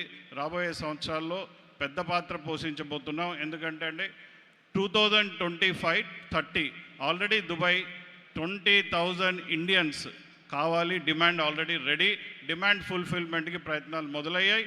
అలాగే ఆ డిమాండ్ని మనం ఫుల్ఫిల్ చేయాలంటే ఆంధ్రప్రదేశ్ ఎంతవరకు ఎంత స్టేక్ తీసుకోగలుగుతుంది? దాదాపు 2,000-3,000 మంది మన పిల్లల్ని మనం రెడీ చేసుకుంటే వారి కుటుంబానికి మనం ఆర్థిక బలాన్ని, ఆర్థిక సపోర్ట్ని మనం ఇవ్వగలుగుతాం. ఇది ముఖ్యంగా మన ఆంధ్రప్రదేశ్కి కావాలి. Sustainability of economy, sustainability of job అనేది ఈ టూరిజం ద్వారా క్రియేట్ అవుతున్నందుకు, స్కిల్స్ ద్వారా క్రియేట్ అవుతున్నందుకు, అందులో ఒక పాత్ర మేము పోషిస్తున్నందుకు గర్విస్తున్నాను. సమయం లేదు అంటే చాలా విషయాలు మీతో చెప్పాలని ఉంది, కానీ అవకాశం మళ్ళీ దొరికినప్పుడు తప్పకుండా మీతోటి చాలా క్లుప్తంగా డీటెయిల్గా వివరిస్తాను. అతిథి దేవో భవ, అలాంటి దేశంలో పుట్టినందుకు గర్విస్తున్నాను. అతిథులందరికీ నా మనస్ఫూర్తిక నమస్కారాలండి. Thank you. Thank you, Andy. When GDP is growing at 6%, the hospital industry is growing almost 14%, double the rate. That shows the potential in the sector. And I thank the fellow panelists. We have tried to cover as much of area as possible within the limited time. Thank you, Mr. Lalwani, Anjan Chatterjee Garu, Veeraswamy Garu, and Lakshmi Narayan Garu, Durga Prasad Garu. And the panelists will be available here for some time. And of course, 3 of them are our own people, so they can be approached anytime. And hopefully we'll do something good. Thank you very much. I request all the dignitaries to please be on the stage. And I request Catalyst Program Manager Priyanka Gaddam Garu onto the stage to call upon committee members to felicitate our dignitaries on the dais.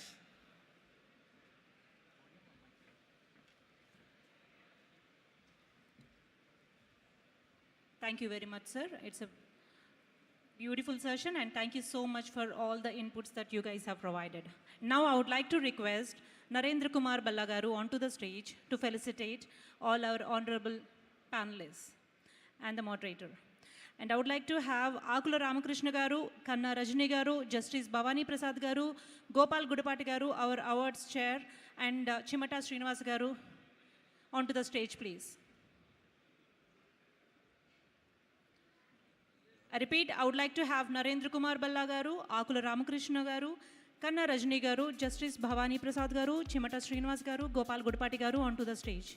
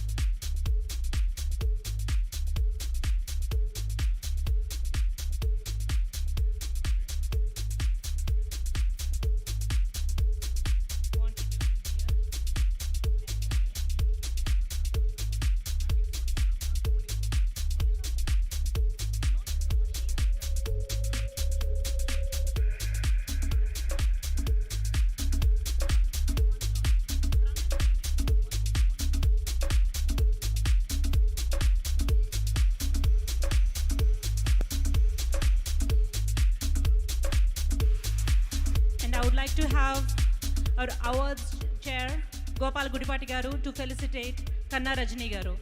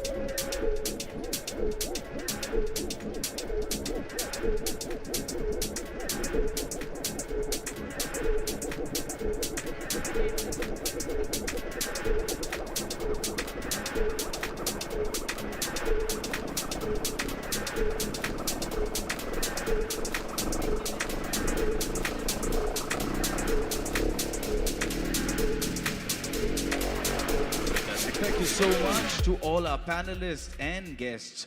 It was an absolute pleasure having you here, sir. Request our volunteers to help our guests carry their shawls. Requesting our volunteers to help our guests carry their shawls back to their seats. Thank you so much. Once again, it's been special. All the discussions have been special. The discussions have been rich. And all the entrepreneurs who came up to learn something new, I'm pretty sure they're going back rich with a lot of information across sectors.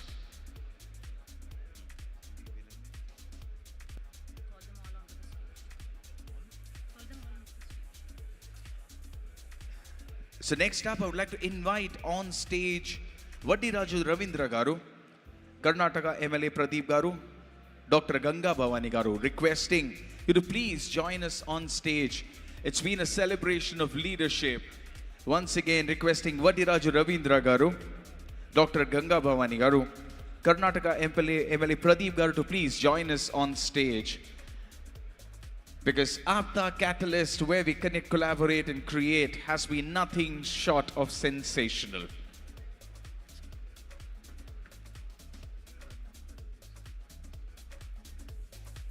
Also requesting Jagdish C.K. Garu to join us on stage.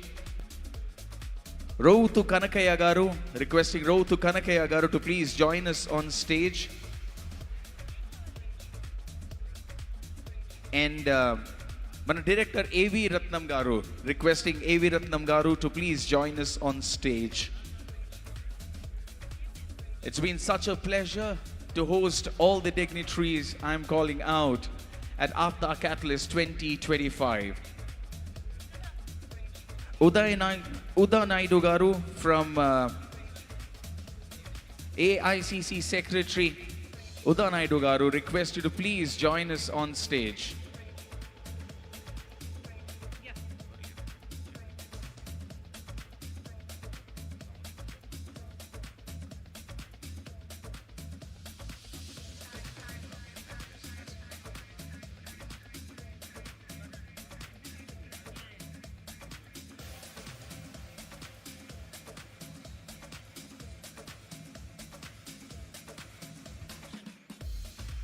Usha Naidu Garu, National Secretary, Congress Party, request you to please join us on stage, Andy.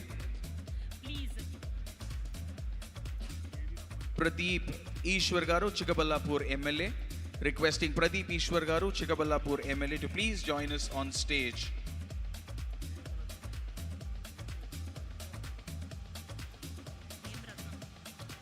Mana Director A.M. Ratnam Garani request chestunanu. Dayachesi request you to please join us on stage.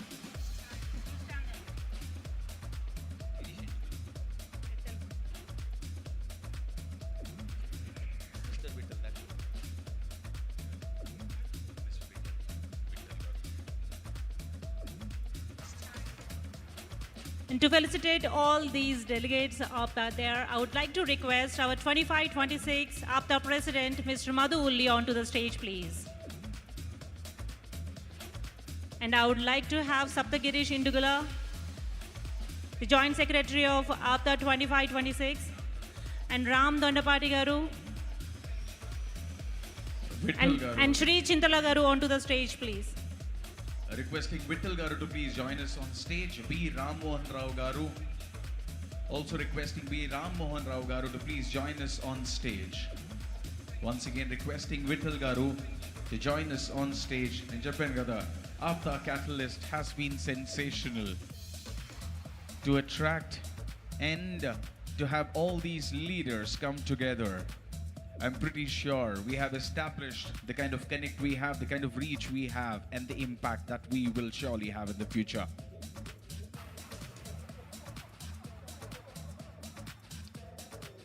Can we have some music in the background as we have our guests joining us on stage?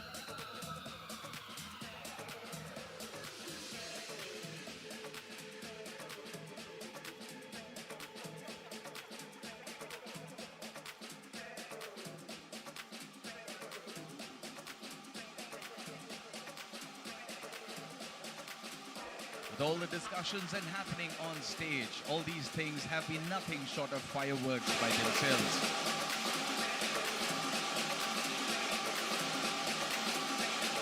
So, I was just having a conversation with people who attended the panels yesterday and today, and trust me, it has been nothing short of magical. All the relevant topics have been discussed. Every entrepreneur, a lot of people want to take the entrepreneurial route, but what stops them is the lack of understanding of where is the real opportunity coming from. And starting from the first panel where the conversation was about semiconductor chip making, and as I rightly mentioned, we never know. The next tussle across world powers is all about taking control of chips and semiconductor. So anybody from the technical field, from the world of technology, will understand that it's about chips and semiconductors that the whole new digital era is going to be all about. So that was one very interesting discussion. And towards the end, we also saw our speakers, our panelists, throw light about the whole hotel industry. Okay, what could be the possible impediments that investors and entrepreneurs need to be aware of. Also the fact that there are new fields that are coming up, new avenues, new opportunities that are coming up, starting from home cooks to whatnot, because now, compared to a few years back, everybody in the post-corona world, everybody has become a lot more conscious about what they eat. So the understanding that a good homemade food is what the soul actually needs. So that is again a beautiful opportunity that's present in front of all of us. The thing that's most heartening is both yesterday and today, for across all panel discussions, we had a healthy audience attending all of them. So even in the breakout rooms, it was a full house, which actually means people are serious about the opportunities that are being discussed here. And kudos to APTA Katalyst for creating this platform, which has brought together entrepreneurs of all sectors, shapes, sizes, come together, brainstorm, and create opportunities that is going to be cherished for all the years to come. This has been nothing short of fantastic. So on day 0, as I had mentioned, the celebration was about leadership. Because behind every successful idea, we know there has to be not just one, but a minimum of one or more than that leaders who are putting their heads into that. And that was what we celebrated on day 0. Yesterday, again, the focus was on business. Today, again, the focus has been on how to explore new opportunities in the world of business. And as we are concluding the panel discussions, we know for a fact we are celebrating all those ideas. We will also be announcing the winner of the business pitches. So request all of you to stay back. This is going to be a long evening, but let me tell you, it will be absolutely worth your time invested.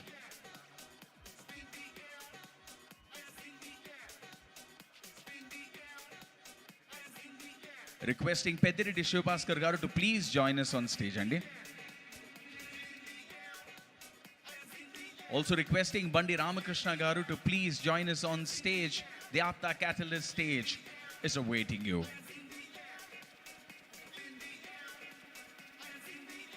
Requesting Gopal Gudipati garu to please stay back on stage.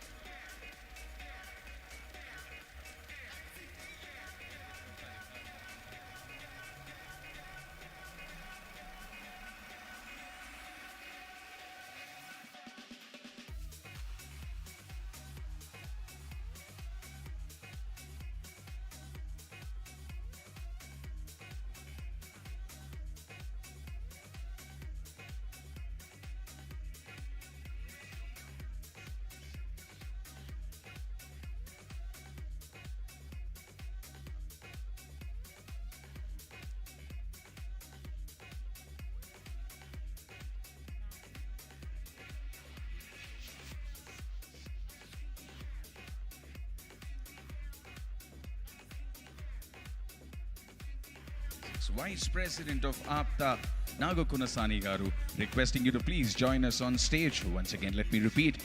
Nago Kunasani Garu, Vice President, APTA 2526, requesting you to please join us on stage. Thank you.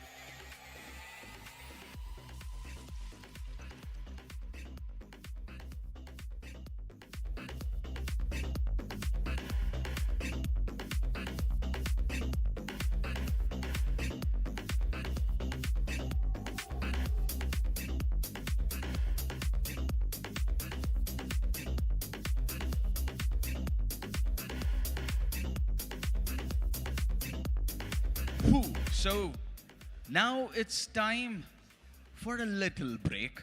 Okay, 30 minutes break. Request all of you to grab your snacks, have your cup of tea, because that's how you need to get ready for the grand gala evening that awaits all of you on the other side. So we will take a cute little 30-minute break. It's exactly 5:45 by my watch. Exactly at 6:15, we will start the proceedings of the gala night, the evening that all of us have been waiting for, the day 3 of APTA Katalyst 2025, where we will connect, we will collaborate, and we will create something that's going to test of time forever and beyond. So requesting all of you to take a little break for the next 30 minutes. We will set the stage up for the next part of this evening coming up. Thank you.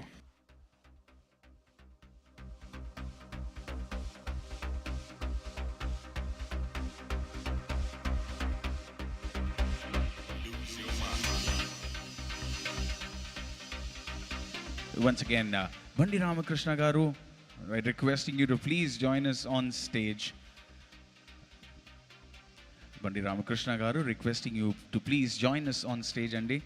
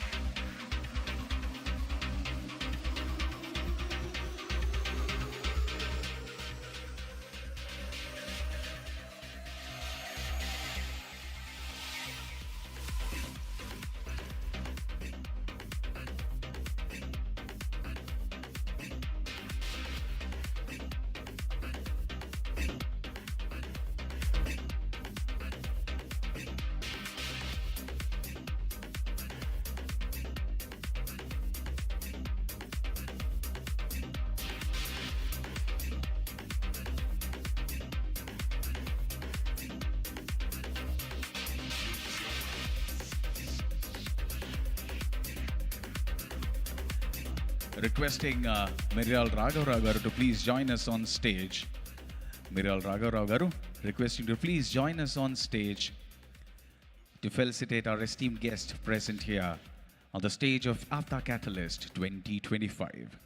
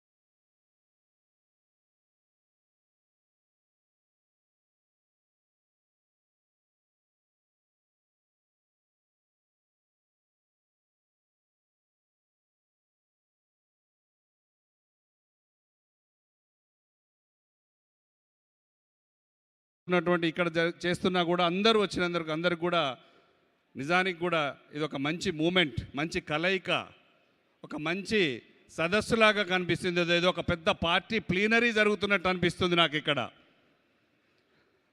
ఒక అధికారంలో ఉన్న party plenary జరుగుతున్నట్టు అనిపిస్తుంది. ఇది మన అందరి కలయిక చూస్తే ఇది ఈ సంఘటిత శక్తి ఎక్కడికో పోతుంది అనిపిస్తుంది. ఇది ఒక దిక్కున స్టార్ట్ అయిపోయింది ఒక రాష్ట్రంలో, ఇంకా ఏ రాష్ట్రాల్లో అంటుకుంటుందో అని ఒక సంతోషం వేస్తుంది అందరిని చూస్తుంటే. ముఖ్యంగా నా గురించి నేను చెప్పాలంటే నేను వద్దిరాజు రవిచంద్ర. ఎందుకంటే ఎంటర్ప్రైనర్స్ అందరూ ఇక్కడ జరుగుతున్నట్టుంది కనెక్ట్, కొలాబరేట్, క్రియేట్, CCC అనేది ఒక ప్రోగ్రాం పెట్టారు. కాబట్టి వ్యాపారం ముందు చేసుకోవాలి, 4 డబ్బులు సంపాదించుకోవాలి. ఏ కులంలో అయితే పుట్టామో ఆ కులం పేరు చెప్పుకోవడానికి ఏమాత్రం శశభిషం లేకుండా, సిగ్గుపడకుండా చెప్పుకోవాల్సిన అవసరం, చెప్పుకోవాల్సిన బాధ్యత కూడా మన మీద ఉంది. ఎందుకంటే మన తల్లిదండ్రులు మనకిచ్చిందే ఆ సర్టిఫికెట్. దాన్ని ఎట్టి పరిస్థితిలో తక్కువ చేయాల్సిన పని లేదు, ఎవరికి భయపడాల్సిన పని కూడా అవసరం కూడా లేదు. అక్కడి నుంచి వచ్చాము మనం. ఎందుకంటే బేసిక్గా రైతు బిడ్డలం, మనము అన్నం పెట్టే వాళ్ళం కాబట్టి మనం ఎవరికి భయపడాల్సిన పని లేదు. నేను ఎక్కువ లోతుకు కూడా నేను తీసుకెళ్ళని, నేను రాజకీయ సభ చేయదలుచుకోలేదు, చేయను కూడా. ఎందుకంటే మన సమాజానికి ఉపయోగపడేది వీళ్ళు మంచి కార్యక్రమం చేస్తున్నారు కాబట్టి దీన్ని ఖచ్చితంగా కూడా దీన్ని ముందు తీసుకుపోవాల్సిన బాధ్యత ఉంది మన మీద. మా నాన్నగారి పేరు Vaddiraju Narayana, my mother name is Vaddiraju Venkata Narasamma. 1969లో అప్పటి ఉమ్మడి వరంగల్ జిల్లాలో ఉన్నటువంటి ఇనుగుర్తి మేజర్ గ్రామ పంచాయతీలో పుట్టాను. 1969లో మా ఫాదర్ ఒక జిల్లాలోనే పెద్ద రైస్ మిల్లు కట్టారు. అప్పట్లో ఉన్న దాంట్లో పెద్ద రైస్ మిల్ అంటే ఆ జిల్లాలో అదే. అక్కడి నుంచి స్టార్ట్ అయ్యి కష్టపడుతూ చదువుకుంటూ వ్యాపారం చేసుకుంటూ 1992లో నేను గ్రానైట్ రంగాల్లోకి రావాల్సి వచ్చింది. గ్రానైట్ రంగా నా ఊర్లో దగ్గరలోనే క్వారీలు జరుగుతుంటే మా ఊర్లో ఉన్న క్వారీలన్నీ కూడా గ్రానైట్ అంతా వేరే వాళ్ళకి అమ్ముకొని నేను బయట ట్రైనింగ్ అయ్యి వచ్చేసి ఒక చిన్న వ్యాపారం, చిరు వ్యాపారం స్టార్ట్ చేసి అక్కడి నుంచి ఇంతగా ఎదిగి కష్టపడడానికి మా తల్లిదండ్రుల సహకారం, మా మిత్రులు, బంధువులు అందరూ కూడా సహకారం ఉంది. దాన్ని ఎప్పుడు కూడా నేను మర్చిపోను. ఇప్పుడు మీరున్నటువంటి అమెరికాలో డల్లాస్లో కానీ వాషింగ్టన్లో కానీ ఎనీ ప్లేస్ ఎక్కడైనా సరే బ్లాక్ గ్రానైట్ మీరు చూస్తున్నారు అంటే అది మనది అని చెప్పుకోవడానికి గర్వకారణంగా ఉంది. ఎందుకంటే export granite, black granite, major granite ఇండియాలో ఎక్స్పోర్ట్ చేసేది, ప్రొడక్షన్ చేసేది కూడా మనమే. మన company Gayatri granite group of companies. ఇంకా ఒకరిద్దరు చేస్తున్నారు, మేజర్ పార్ట్ మనమే ఎక్స్పోర్ట్ చేస్తున్నాం. హైదరాబాద్లో కానీ అమెరికాలో కానీ బ్లాక్ గ్రానైట్ చూడాలంటే గాయత్రి గ్రానైట్స్ రవిచంద్ర గుర్తొస్తారు. అది కష్టపడి 30 ఏళ్ళ తర్వాత సాధించుకున్నాను నేను. ఇంకొకటి ఏంటంటే సార్, మీకు ఒక చిన్న విషయం చెప్పాలి. మన గర్వకారణం ఏంటంటే ఢిల్లీలో నేషనల్ పోలీస్ అకాడమీలో ఒక 370 టన్స్ స్టోన్ బ్లాక్ గ్రానైట్ మనమే ఇచ్చాం. ఒక గర్వకారణం. చాలా పెద్ద స్టోన్ అది. National police academy Narendra Modi గారు ఓపెన్ చేశారు. నెక్స్ట్ ఇంకొకటి కూడా నిన్న ఓపెన్ చేశారు, Kartavya Path Subhash Chandrabose statue 370 tons single stone ఇవ్వడం జరిగింది. అది కూడా మనమే ఇచ్చాం. సరే, అందరం మనం కలిసిమెలిసి ఉంటే బాగుంటుంది. గౌరవనీయులు కేసీఆర్ గారు కూడా రెండు సార్లు గవర్నమెంట్ ఉన్నప్పుడు కూడా ఇక్కడ ఉన్న బంధుమిత్రులందరూ బాగా చూసుకోవడం జరిగింది. వారికి కావాల్సిన ల్యాండ్ కూడా ముఖ్యంగా నేను దగ్గరుండి చెప్పి మీ అందరు అడగగానే 7 ఎకరాల 11 గుంటలు అత్యంత విలువైనది యశోద హాస్పిటల్ బ్యాక్ సైడ్ ఇప్పించడం జరిగింది. అది కేసీఆర్ గారికి మరొకసారి వేదిక మించి కూడా మనందరం ధన్యవాదాలు చెప్పుకోవాల్సిన బాధ్యత, అవసరం కూడా ఉంది. చాలా బాగా ఇక్కడ ఉన్న వాళ్ళందరం కూడా కలిసిమెలిసి ఉన్నాం. ఇక ముందు కూడా కలిసిమెలిసి ఉంటాం. ఈ ఆప్తాను ఎట్టి పరిస్థితుల్లో కూడా ఎలాంటి ఇబ్బందులు లేకుండా ముందుకు తీసుకెళ్దాం. ఆప్తా క్యాటలిస్ట్ బదులు ఆప్తా క్యాపిటలిస్ట్గా పెట్టుకుందాం. మనం క్యాపిటలిస్టులం కావాలి, మనం రాజ్యాధికారం తెచ్చుకోవాలి, మనం కూడా ముందుకు పడదామని చెప్పేసి ఇప్పటికైతే ఒక 20 ఏళ్ళ నుంచి చూస్తుంటే ఇప్పటికి మెరుగుపడ్డాం. కాపులము అని చెప్పుకోవడానికి, కాపులు, మున్నూరు కాపులు, తెలుగు అందరం మనం చెప్పుకోవడానికి ఒక గర్వంగా ముందుకు తీసుకెళ్తున్నటువంటి ఇలాంటి ఆప్టా ప్రోగ్రామ్ని నేను నిజంగా మనస్ఫూర్తిగా అభినందిస్తూ ఇంత మంచి ప్రోగ్రాం చేసిన మీ అందరికీ కూడా శుభాకాంక్షలు, ధన్యవాదాలు తెలియజేసుకుంటూ ముగిస్తున్నాను.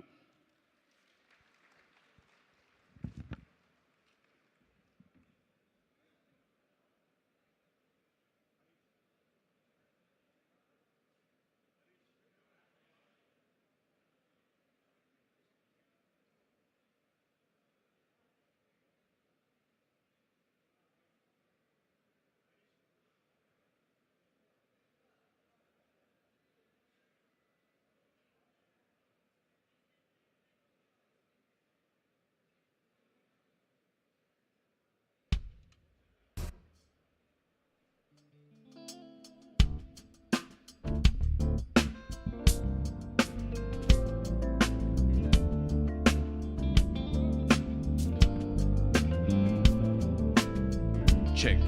Alright, a lot like yesterday, requesting all the participants to vacate the first 6 rows.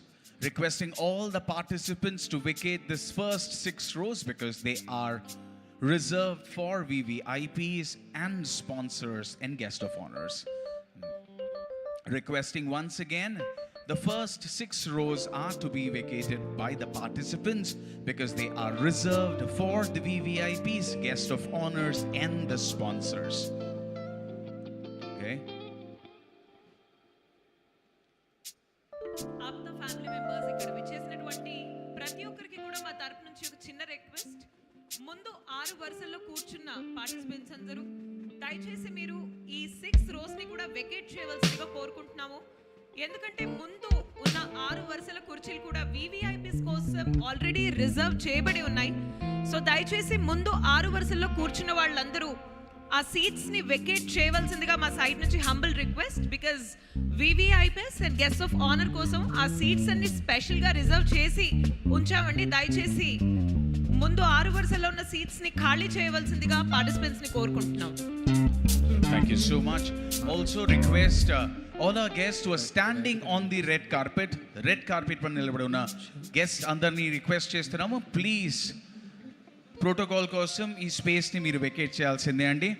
Requesting everybody present in the red carpet area to vacate it so that we are able to follow the protocol for the evening. Security protocol follow చేయడానికి అందరికీ ఒక చిన్న request చేస్తున్నామండి, please ఏమనుకోకండి. This is for the protocol that we are following, the security protocol that we have to follow for the evening. Requesting all of you in and around the red carpet area to please disperse. Requesting all our volunteers to help me. Requesting all the volunteers to help me vacate the red carpet area so that we are able to follow the security protocol. Requesting all the volunteers to help me clear the red carpet area so that we are able to follow the protocol. Thank you. Except for people with stage access pass, request all of you to kindly disperse. The security team will be reaching out to you because there are 2 sofas. The first two sofas will have to be vacated. The security team will be reaching out to you, so request you to please cooperate with them. Once again, requesting the volunteers to help me clear the red carpet area because we have to follow the security protocol for the evening. Sure.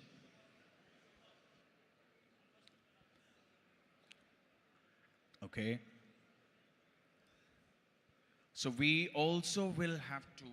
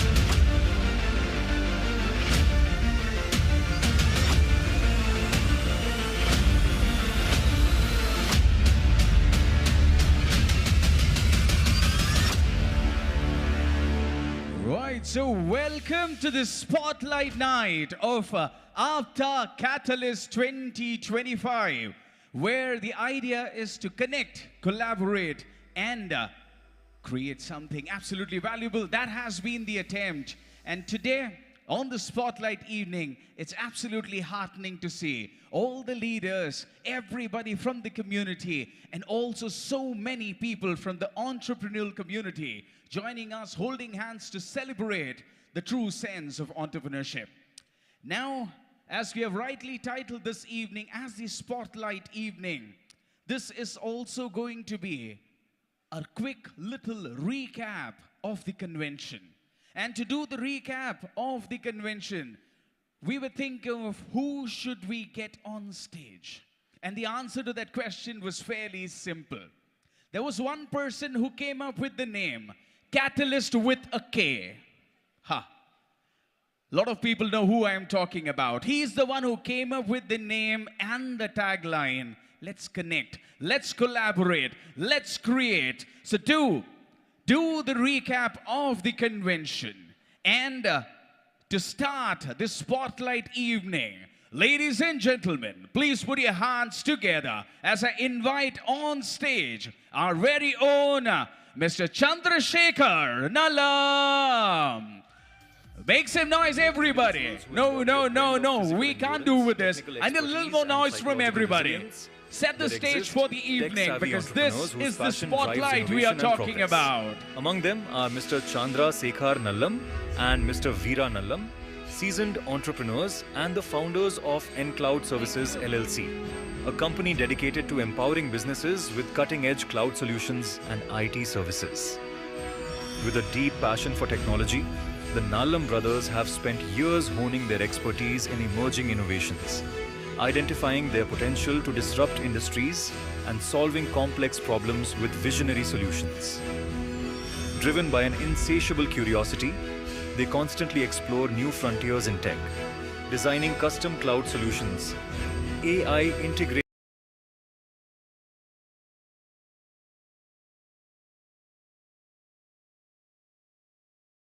platforms and cybersecurity frameworks that deliver lasting value and infrastructure optimization, ensuring businesses remain competitive in a rapidly evolving digital landscape. With over 2.5 decades of proven success, Mr. Nallam brothers are committed to leveraging innovation to shape the future and make a meaningful impact on generations to come.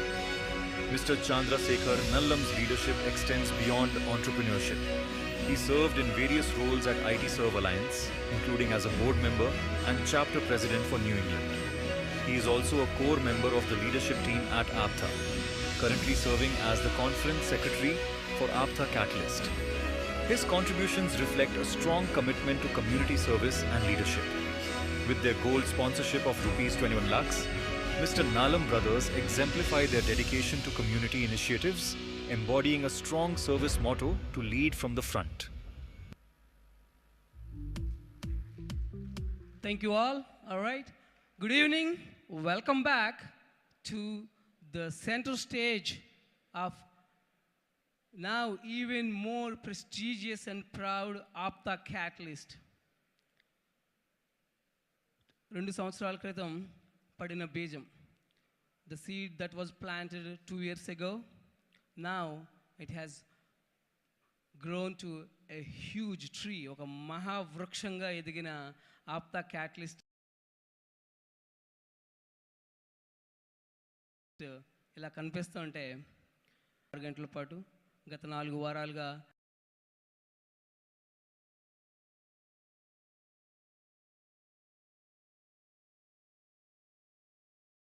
ఇక్కడ ఇండియాలో ఉంటూ రోజుకి 18 గంటలు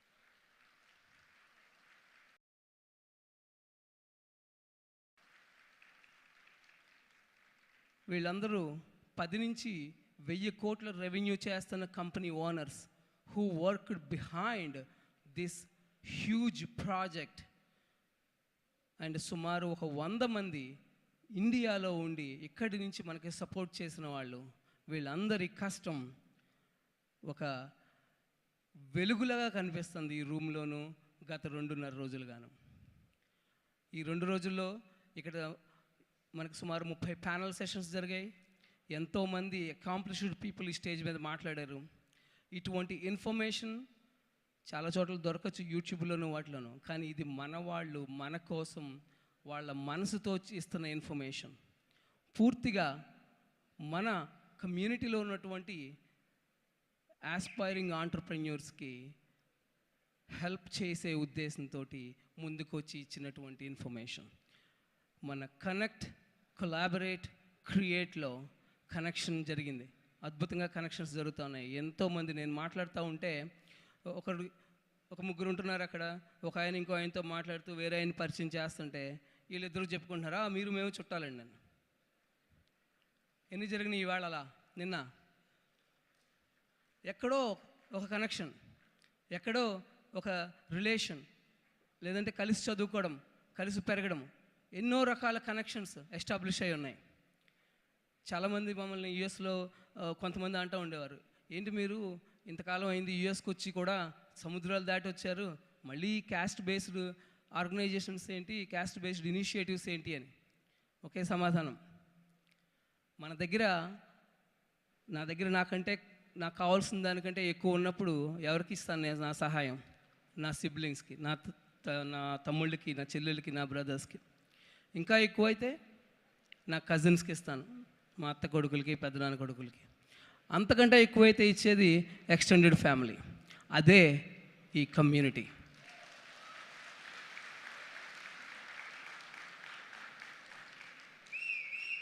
ఒక community అనేదాన్ని నెగిటివ్గా చూడడం మానే రోజులు పోయినాయి పూర్తిగా. ఒక మంచి కోసం అందరూ కలిసి ఈరోజు ఇక్కడ ఉన్నాం. ఇది ఈ ప్రయాణం జరగబోతుంది చాలా కాలం పాటు. ఈ కమ్యూనిటీకి ఇది ఒక హిస్టారికల్ మూమెంట్. ఎన్నో ప్రయత్నాలు జరిగినాయి, ఎంతోమంది ఎంతో సేవ చేశారు, ఎన్నో కమ్యూనిటీ ఆర్గనైజేషన్స్. అసలు రూమ్లో ఉన్న పెద్ద మనుషులు కొంతమందిని చూస్తుంటే వాళ్ళు ఇంతకుముందు ఇప్పుడు కూడా కంటిన్యూగా చేస్తున్నటువంటి సేవా కార్యక్రమాలు ఎలా అయితే అందరినీ కమ్యూనిటీ వెల్ఫేర్ కోసం చేస్తున్నాం అయితే అది ఏమాత్రం తక్కువ కాదు. కానీ ఈరోజు జరుగుతున్నది ఏంటంటే the much needed cause for this community, that is the economic empowerment.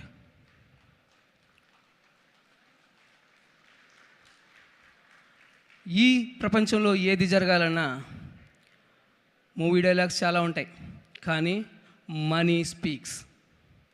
మన దగ్గర డబ్బు ఉంటేనే మనం చెప్పేదానికి వాల్యూ. చాలా మంచి మంచి కబుర్లు చెప్పి రోడ్డు పక్కన కూర్చున్న వాళ్ళని ఎవ్వరూ పట్టించుకోరు. So let's make money, let's make wealth for generations to come.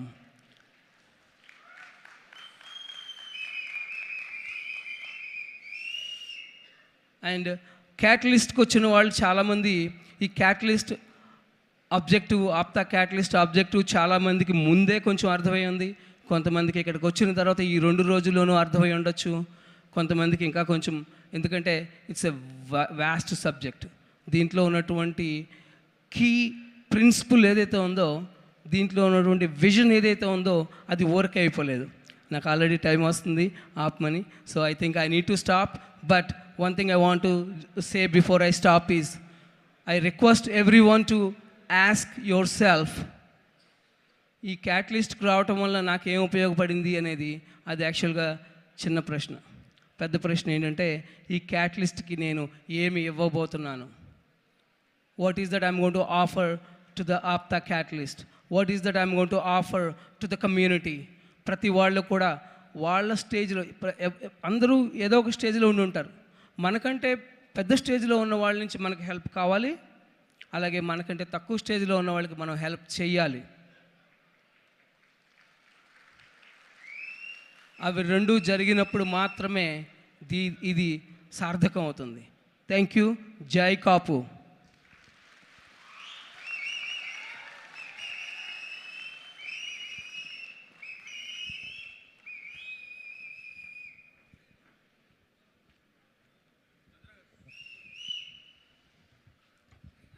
Thank you mister Chandrasekhar గారు. అండ్ హరీష్, మీరు చూస్తున్నారు కదా,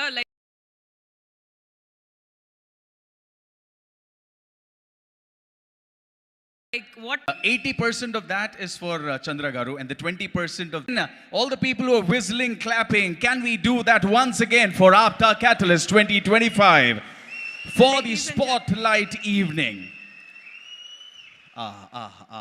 This is music. This is real music indeed. For all the hard work that has gone into this, if that does not culminate into claps and whistles, what are we even doing? So once again, thank you so much. Absolutely, Harish. And once again, ladies and gentlemen, welcome to the day 3 of APTA Katalyst 2025. It really gives me immense pleasure to have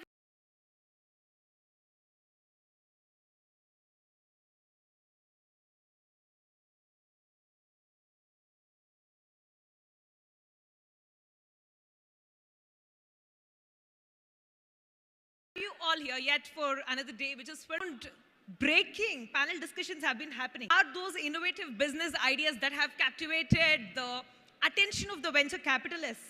Absolutely. That's something that all of us are waiting for. We just want to know that. But before that, like I told yesterday and day before, whatever we're seeing today is absolutely not possible without some of our sponsors coming in and giving us all the support. So I would like to invite on stage our gold sponsor, Dr. Jagdish Babu Rangishetty Garu, to please join us on stage. Please put your hands together, ladies and gentlemen. Please put your hands together for Jagdish Babu Rangishetty.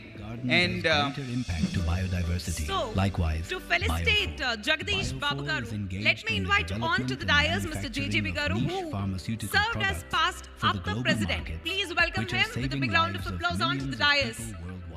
Dr. Jagdish Babu Rangishetty, founder and CEO think tank behind this research and invention, is making a scientific breakthrough impact on the pharmaceutical sector.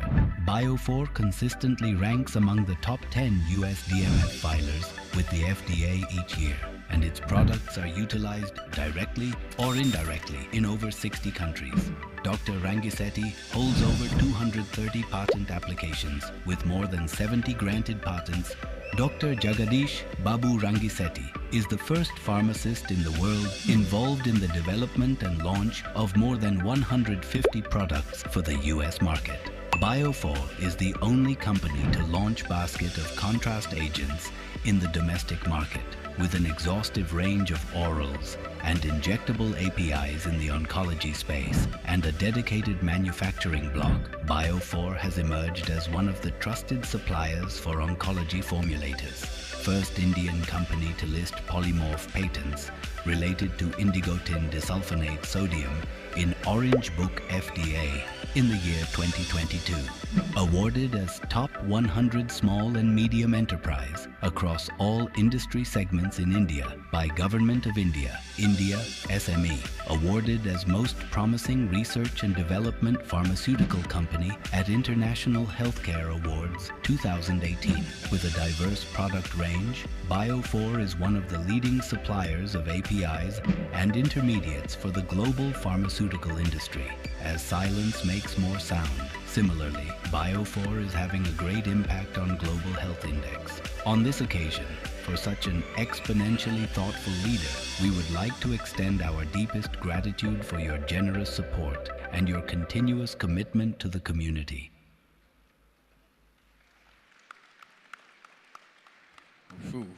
Thank you so much. Once again, team request you to please come here so that we are able to felicitate Dr. Jagdish for his contribution as a gold sponsor and making APTA Katalyst an absolute reality.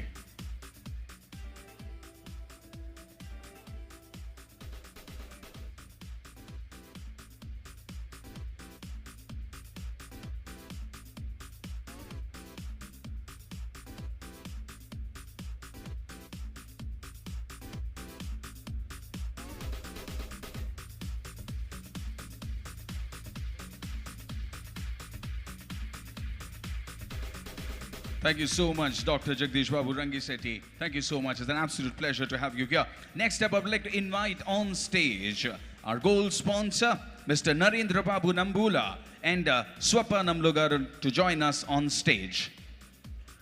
A repeat, requesting our gold sponsor, Narendra Babu Nambula and Mr. Swapna Nambula to please join us on stage. To felicitate them, let Narendra me Ram, invite onto the CMD dais of Lifespan Mr. Private Srini Limited. Chimtagaru. Some of the most remarkable Please individuals welcome are him onto the admired dais not with a only big for their round of applause. accomplishments, but also for the depth of their character and commitment, Requesting which Mr. drives Srini meaningful Chimtagaru success. to join us on the Dr. stage, Narendra please. Ram, CMD of Lifespan Private Limited, embodies this rare blend of purpose and achievement. Inspired from an early age by a desire to make a lasting impact in healthcare, Dr. Narendra Ram pursued this passion and ultimately founded Lifespan Private Limited.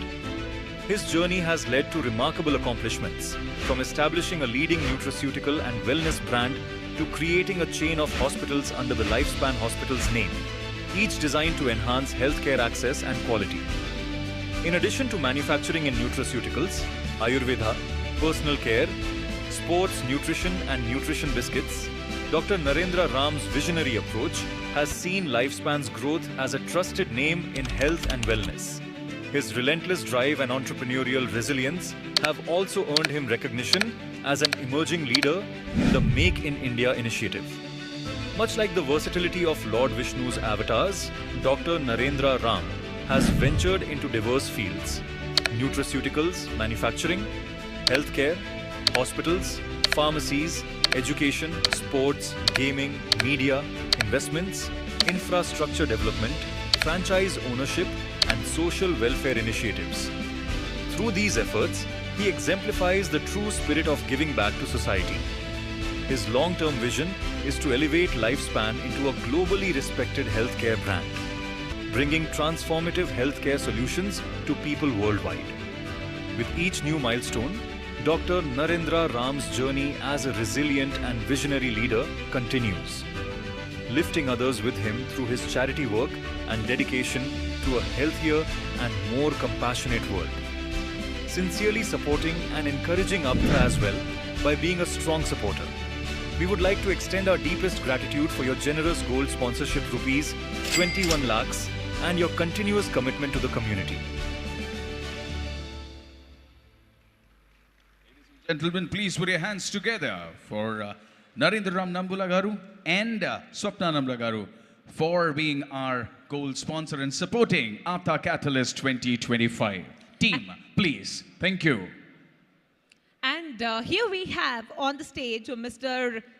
Srini Chimtagaru, one of APTA core founders, who is felicitating Narendra Garu.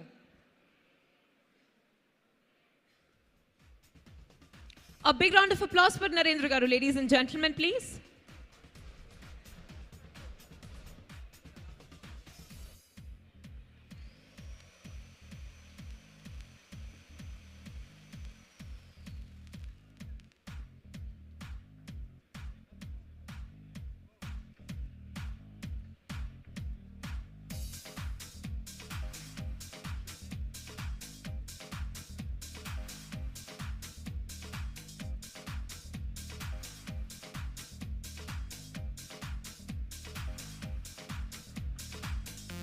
Thank you so much. Absolute pleasure having you here. Once again, on behalf of APTA Katalyst Global Business Conference, we thank both of you for your contribution. Next up, I would like to invite Suresh Katamaredi Garu to please join us on stage. We would love to felicitate you for supporting APTA Katalyst 2025 as a gold sponsor. So once again, requesting Suresh Katamaredi Garu to please join us on stage. Fire to turn those dreams into reality. One such visionary is Mr. Suresh Katamreddy, founder and COO of Castech SSG, who has fueled his ambitions with relentless zeal and a clear vision for over 2 decades. His journey exemplifies the spirit of entrepreneurship, built on a foundation of perseverance, innovation, and unwavering values. Under Mr. Katamreddy's leadership, Castech SSG has become a trailblazer in IT services, staffing solutions, and digital transformation. The company specializes in providing innovative SAP and Oracle ERP solutions, application development, cloud migration, and QA testing services to clients worldwide. With a strong commitment to customer-centric solutions, Castech integrates cutting-edge technology with a human touch, ensuring ethical practices and value-driven results. Castech SSG's hallmark lies in its ability to deliver tailored solutions, whether it's enabling businesses to harness the power of AI and machine learning or driving digital transformation with customized software solutions. With offices across the globe, Castech continues to redefine excellence, helping organizations navigate the complexities of a digital-first world. Mr. Suresh Katamreddy's leadership is more than just business. It's about creating a meaningful impact. His dedication to fostering innovation and upholding strong ethical values has not only elevated Castech, but has also inspired many aspiring entrepreneurs. We are incredibly grateful for Mr. Katamreddy's thoughtful contribution through his gold sponsorship of Rs 21 lakhs, a reflection of his unwavering commitment to community-driven initiatives and collective growth. On behalf of the APTA Katalyst team, we extend our deepest gratitude for his generosity and continued dedication to the community. Lovely, lovely. Thank you very much, Suresh Garu, for being a pillar here. And to felicitate Suresh Garu, let me invite onto the dais this man. He is not an ordinary man. He is the father of APTA. Let me invite onto the dais Mr. Prasad Sameta Garu. Please welcome him with a very big round of applause, ladies and gentlemen.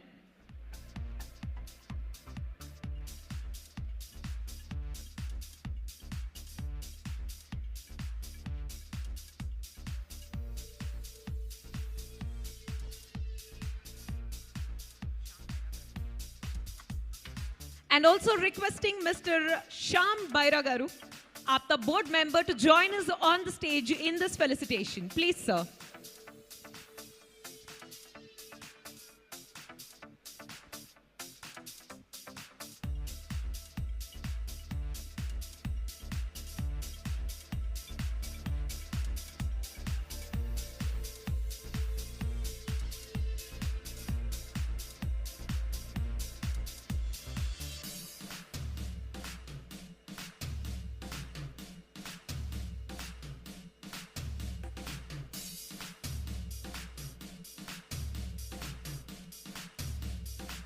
Mr. Suresh Garu here is receiving this felicitation from father of APTA, Prasad Sameta Garu, and also APTA board member Shyam Baira Garu.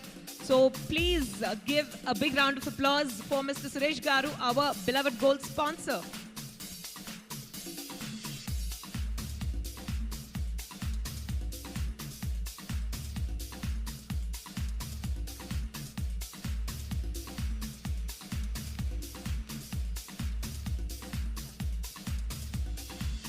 Thank you so much. Thank you so much. An absolute pleasure to have our sponsors here joining us for this beautiful evening. Now it's also time to invite on stage our next gold sponsor. Ladies and gentlemen, please put your hands together as I invite on stage our gold sponsor, Mr. Vijay Gudiseva.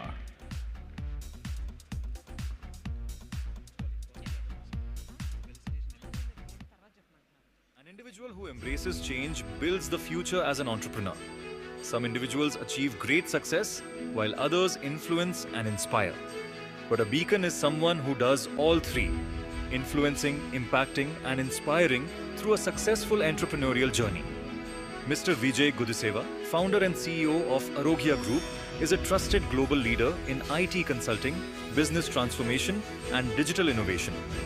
Specializing in enterprise application development, data analytics, and cloud services, the company empowers businesses with cutting-edge solutions tailored to their unique challenges.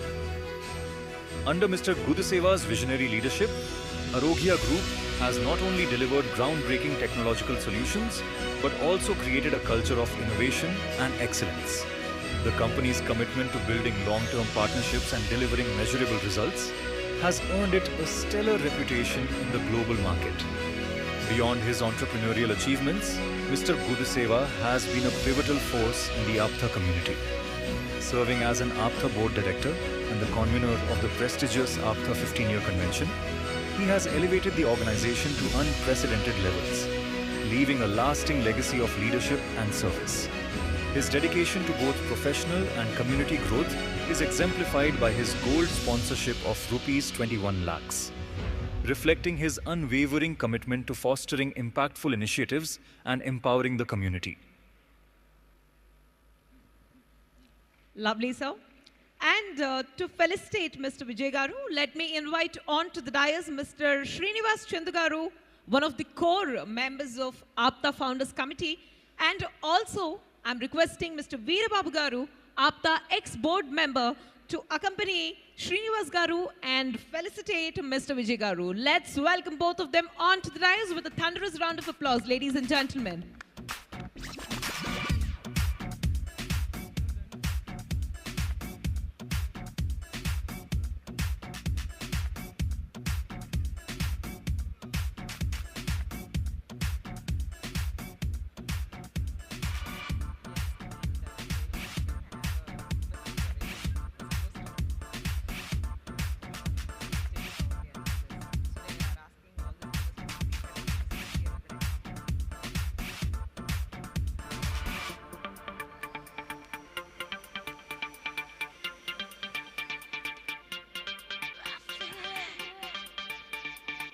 Thank you very much. Thank you, Srinivas Garu, and thank you, Veerababu, for felicitating our beloved gold sponsor, Vijay Garu. And we have a very humble request from our side. We can see that a lot of people here are standing on the red carpet and sideways, blocking the view for a lot of audience here. So requesting all the participants, all the attendees here who are standing on the red carpet to kindly please take your seats, and people on the sideways as well. So please take your seats kindly and make sure that you're not blocking the view for the audience here. మీ అందరికీ మా తరపు నుంచి ఒక చిన్న విన్నపం. ఇక్కడ red carpet పైన అలాగే ఇటు సైడ్ ఈ హాల్ సైడ్స్ నలువైపులా నిల్చున్న వాళ్ళందరూ కూడా దయచేసి మీరు నిల్చోకుండా మీ సీట్స్లో కూర్చోండి. బికాజ్ మీరందరూ కూడా ఇక్కడ కూర్చున్న ఆడియన్స్ వ్యూ బ్లాక్ చేస్తున్నారండి. దయచేసి మా సైడ్ నుంచి ఈ విన్నపాన్ని మీరు మన్నించండి. ప్రతి ఒక్కరు రెడ్ కార్పెట్ పైన అలాగే సైడ్స్లో అందరూ మీ మీ సీట్స్లో దయచేసి కూర్చోండి. Thank you very much. Requesting everyone once again on the sides of the hall and on the red carpet as well to please take your seats. Thank you very much. Right, so once again, requesting the red carpet to be vacated. Requesting the red carpet to be vacated. Now it's time to honor our silver sponsors, people who have extended their help in making APTA Katalyst 2025 an absolute hit. And to do that, I would request Ramesh Tumagaru to take controls, please. Ramesh Garu, all yours. Thank you. Hello, everybody. Again, thanks for all of you being here today. And we want to honor our silver sponsors. First, I would call onto the stage Sridhar and Shiva Eramseti from Lipsis and American Green Solutions. Please come onto the stage. Please play the video, please. Like Warner Brothers and Toll Brothers, likewise, Y Brothers. Everyone has a unique flavor to shimmer, but exclusive personalities make their flavor even more flavorful. Setting benchmarks comes naturally to the Yeramseti brothers, whose journey spans Libsy's Inc., Liberty Hospitals, and American Green Solutions. Their ventures have set them apart in the industry with innovation and resilience. Mr. Sridhar Yeramseti holds a distinguished place in today's world. His brother, Mr. Siva Yeramseti, combines a tech-savvy mind with a deep understanding of human and business dynamics, creating a thoughtful and impactful leadership style. We express our deepest gratitude for your Silver Sponsor Plus contribution of rupees 12,30,000 and your unwavering commitment to the community. Thank you. I would like to call up onto the stage Arava Ramkrishna Garu. Please come onto the stage to facilitate. And then Shiva Kopparati. Shiva Kopparati, please come onto the stage.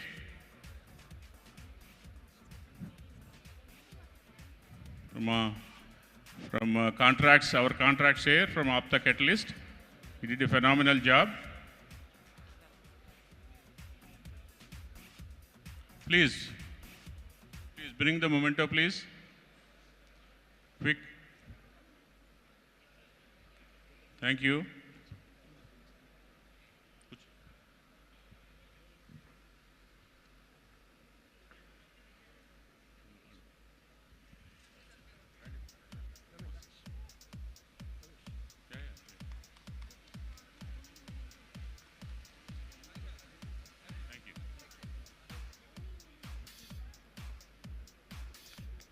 Thank you, guys. I would like to call Venkat Sana, our board member and also a silver sponsor. Please, Venkat Sana garu.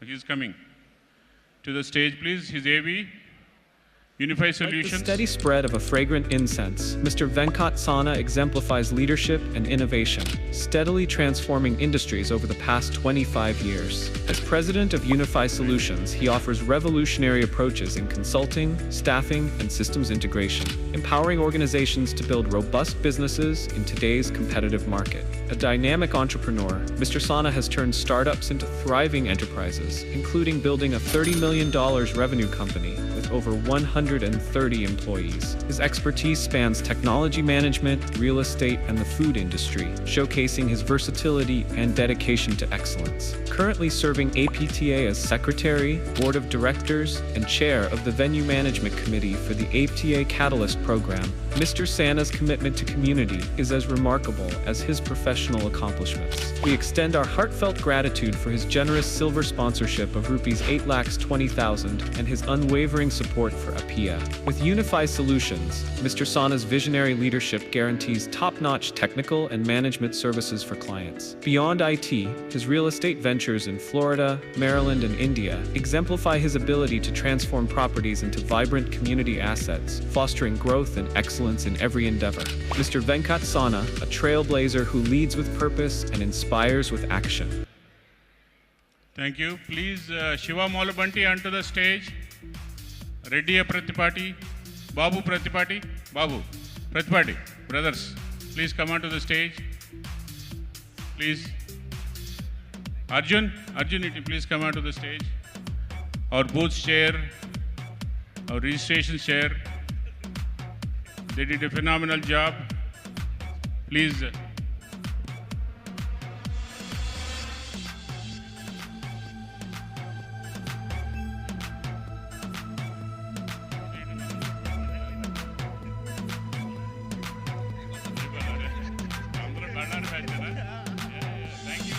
Thank you, everybody. Next. Yeah. Please, Haritota Garu, please come onto the stage. Sri Tech Solutions, please play the video. All flowers blossom, but only a few flowers grow. Mr. Hari Tota is a self-made entrepreneur whose journey over the past 2 decades is nothing short of inspiring. With a deep commitment to honesty, reliability, fair values of ethics, and an unwavering sense of compassion, he has not only built a thriving career, but also made significant contributions to the business community. As one of the APTA Business Forum co-chairs and a vital member of the APTA Katalyst leadership team, Mr. Thota exemplifies leadership and dedication. His efforts towards empowering businesses and strengthening community bonds are truly commendable. Under Mr. Thota's visionary leadership, Sri Tech Solutions has emerged as a powerhouse in IT staffing, wireless engineering, quality assurance, and end-to-end product development. Serving industries like healthcare, telecommunications, banking, and more, the company continues to set benchmarks in innovation and growth. On behalf of the APTA Katalyst team, we extend our deepest gratitude for your generous silver sponsorship of Rs 8,20,000 and your unwavering commitment to our community. Thank you, Haritota Garu. I would like to call Ram Dandapati.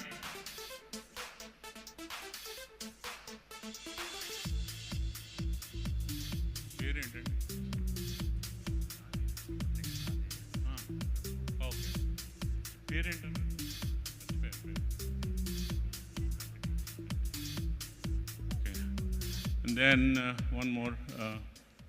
Okay. Adi Gopalam, please come onto the stage. Subbu, please. Subbu Chennam. Our panels team, they did a tremendous job. for the setting up all the panels and whatnot. Please sit.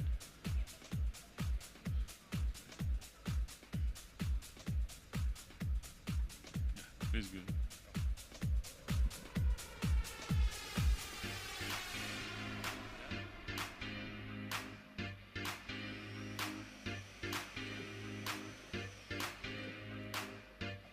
Yeah, thank you. Thank you. Please. Kata.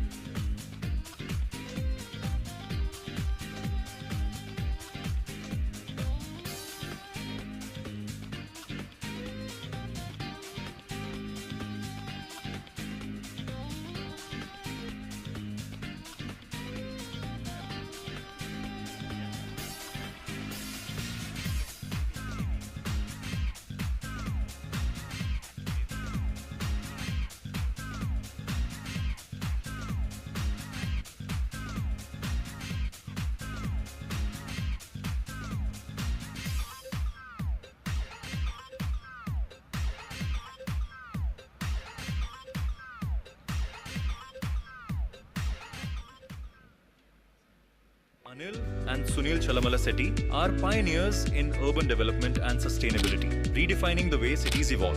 Through their leadership at ACE Urban Developers Private Limited, they have built a legacy of innovative, eco-conscious solutions that blend technology, sustainability, and functionality seamlessly.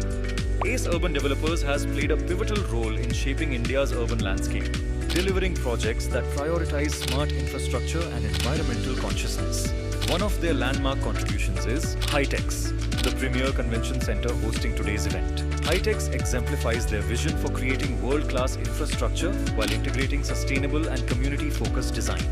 Under Anil Chalamala Setty's visionary leadership, ACE Urban Developers has become a pioneer in crafting sustainable urban ecosystems. His unwavering commitment to progress without compromising the environment has turned challenges into opportunities, setting benchmarks in modern urban planning. Every project reflects his dedication to creating spaces that enable communities and businesses to thrive.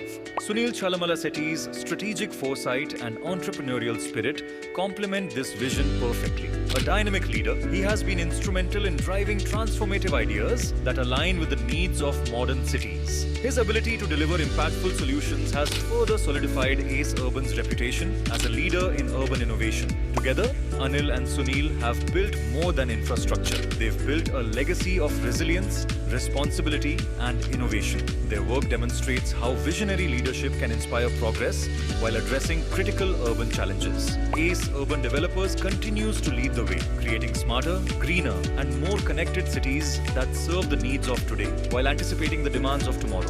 Anil and Sunil Chalamala Setty exemplify the power of leadership and innovation, transforming urban landscapes and setting the stage for a future defined by sustainable progress. We thank ACE Urban Developers for being the title sponsor of APTA Katalyst event and their unwavering support to the community. Ladies and gentlemen, please welcome our title sponsor, none other than Mr. Anil Chalamala Setty, Swati Chalamala Setty, Sunil Chalamala Setty. We are honored and it's our pleasure to welcome our brother Anil Chalamala Setty onto the dais. Please, Swati garu, meer kuda, please stand. Please.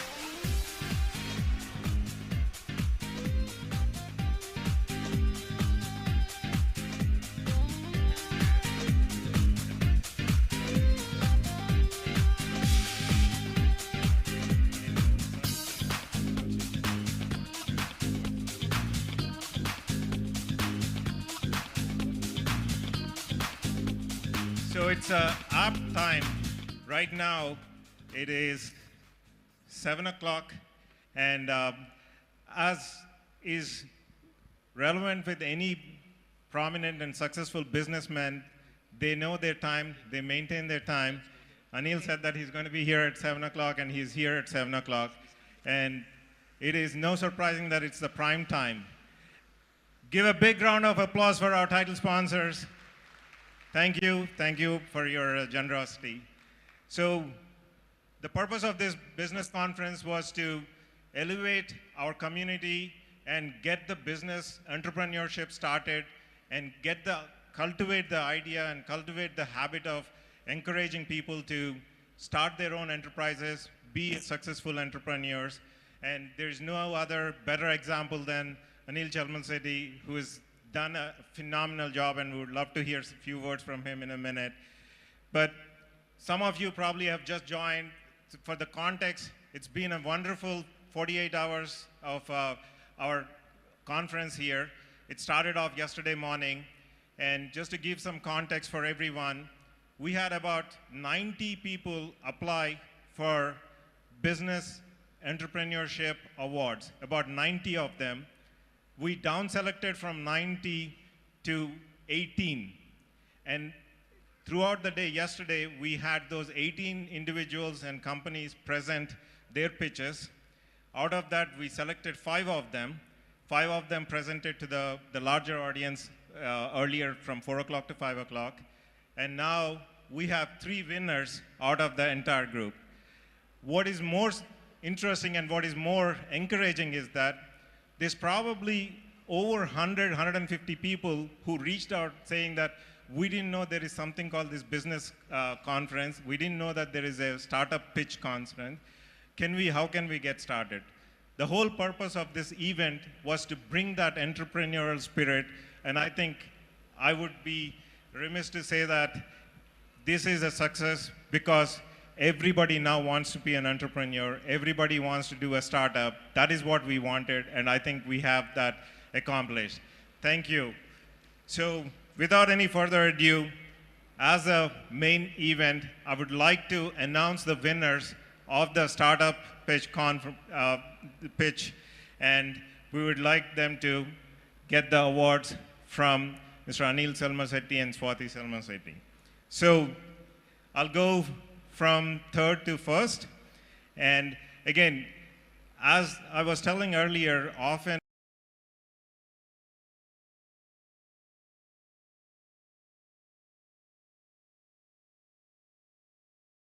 when you are in American Idol or Indian Idol competitions, it is going to be the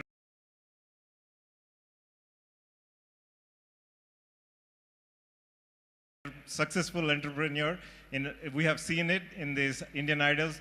The person who is on the third or the fourth are the ones who might actually be the successful business. So it is no knock on anybody. The ranking is just an arbitrary ranking. But because we have to give first, second, and third, we are doing that. There is no pride in that.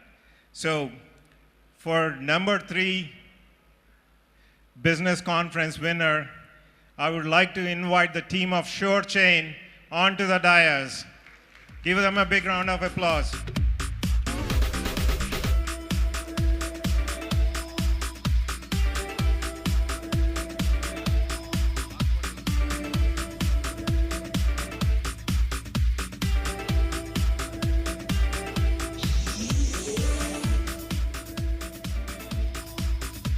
Give them a big round of applause, guys.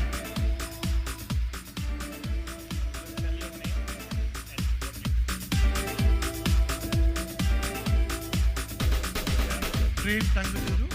We are from SureChain. We are a B2B e-commerce platform. So myself, Shrikant Akula.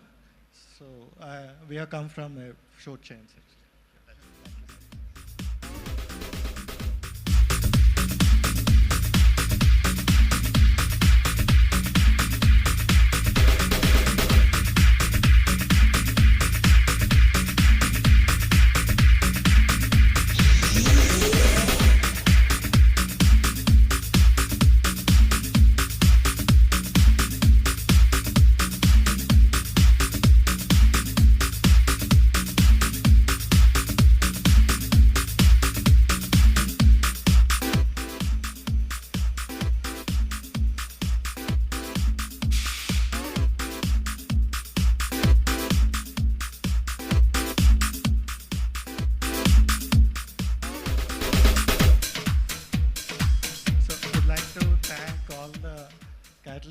Kamal Garu, Hari Garu, Shekhar Puli sir.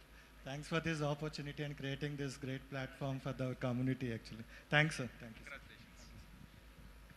Congratulations, guys. So now on to the second place winners.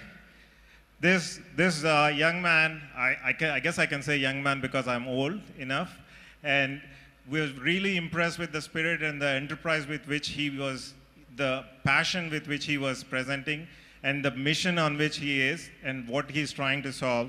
This is Epic International, Mr. Kohli Ajay.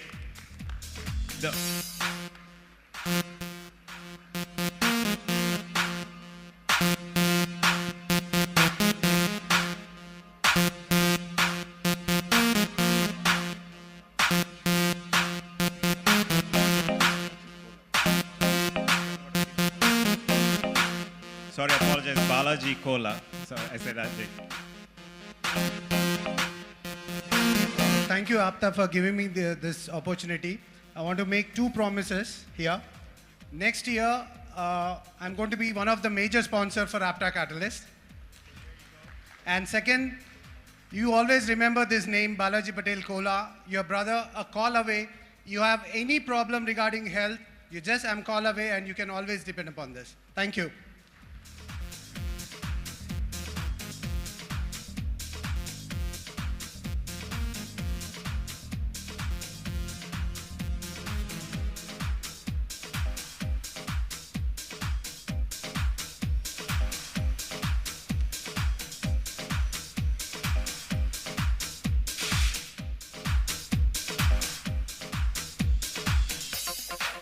Thank you, Dr. Ajay.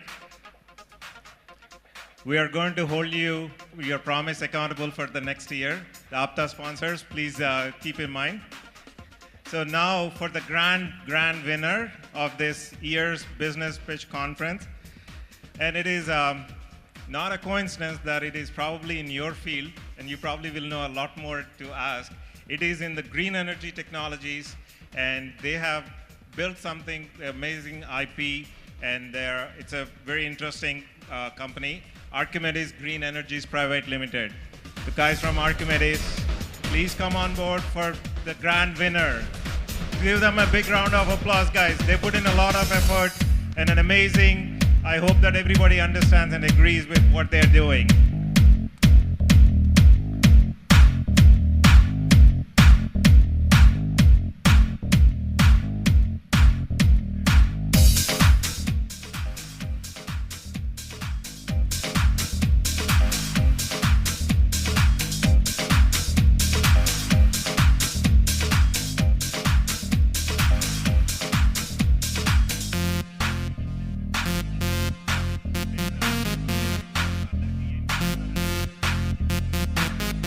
Thank you, APTA team, for giving me this opportunity to be here in front of all of you.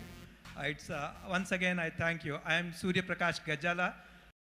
I am into Archimedes Green Energies Private Limited. I manufacture a small, which is one of the first of its kind in the world to do this turbine. And I supply to many countries, to Australia, Abu Dhabi, Philippines, Morocco, Brazil, and South Africa. So thank you for giving me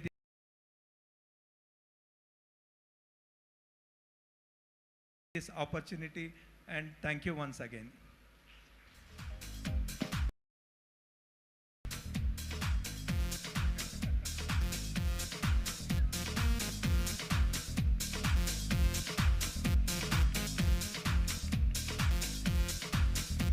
Guys, give them a big round of applause. This is an amazing, and we're hoping that we will look at another big sponsor for next year as well.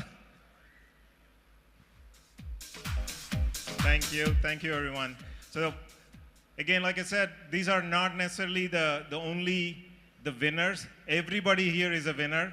Every one of us, the whole community coming together as APTA Katalyst is connect, collaborate, and create. We are here to connect. We collaborated over this week, and the winners here and everybody who has pitched is going to be creating something amazing, and we wish them the best of luck. With that, I would like to have Mr. Anil Charmasetti just say a couple of words. I know is not a. Thank you, Shekhar. Yes, Shekhar was saying that I'm not too familiar with speaking. Firstly, let me congratulate the whole APTA board and APTA members. It was so amazing that the bonding and the whole initiative and evolution, how the APTA has unfolded. And I would say, right from the founding members towards the consecutive board members, how they cultivated, how they actually encouraged the huge, large family. I believe it's something like 10,000 members and 3,500 student memberships. That's incredible.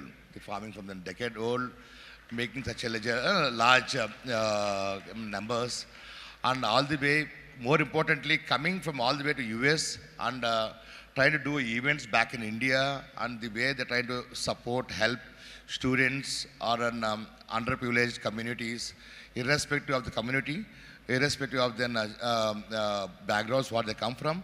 The contribution, this always tells how actually our Andhra, Telugu ecosystems being concerned about it. Then coming from there, the catalyst, the thought process, how we actually want to drive the entrepreneurship, which is most important for the current generation given this global economy, and most of you guys been established in America. From there, looking at the technologies, access towards business opportunities, and today we have an amazing opportunity to integrate the global economy and how each and every entrepreneurship can make an impact. I keep saying that probably in a World War era, we used to be in an industrial era where the science made a huge industrial opportunity for Europeans. Later, you have automobile, and 80s onwards, we have seen information technology, which has made the efficiency in the businesses, made a business opportunity. Today is all innovation, disruption. How to make a change, how to make an impact to the society. Every small, and we have diversified situations and solutions to provide. And I am so glad to see such a large driver support driven with the catalyst and developing the entrepreneurship. I wish you all the best, amazing, and I look forward to continue to this support or making the impact. Though it's the first year we have been seeing here, I'm pretty sure it's going to be many more years to be successful. Thank you, Sega. Thank you, Anil. Thank you, brother. I would like to request Ms. Swati Garu to say how it is what is the journey for an entrepreneur's wife, and how should they be prepared to handle that journey, if you could say a few words. So, it's always the first step. Who takes the first step is the risk taker, the game changer, and the impact creator, and the entrepreneur. So he is the one who brings change into society and impacts the society to a great extent. And Anil Chalmalasetti is one. So being his partner, yes, there were times, tough times, and easy times, and then it's a roller coaster ride, I would say. But nevertheless, it's great for society. That's what makes us to keep going at it. Thank you. Thank you, Swati Garu. And I wanted to hear from them because, like as she said, entrepreneurs' life is not a rosy thing. A lot of them, they want a clean narrative. They want straight line stories, but it is never a straight line. It is a roller coaster, both for the person who is in the front and the passenger who is on the side. It is a roller coaster. So it is not for faint of hearts. Anyone who is going to be an entrepreneur, regardless of whatever they do, whether they're successful or not successful in the public eye, they are a success because they have taken the step to be taking that bold risk. So really appreciate both of you and your generosity and everything. If we could play the AV for a minute again, cue up Mr. Anil Chalmalasetti QV. Kuchande.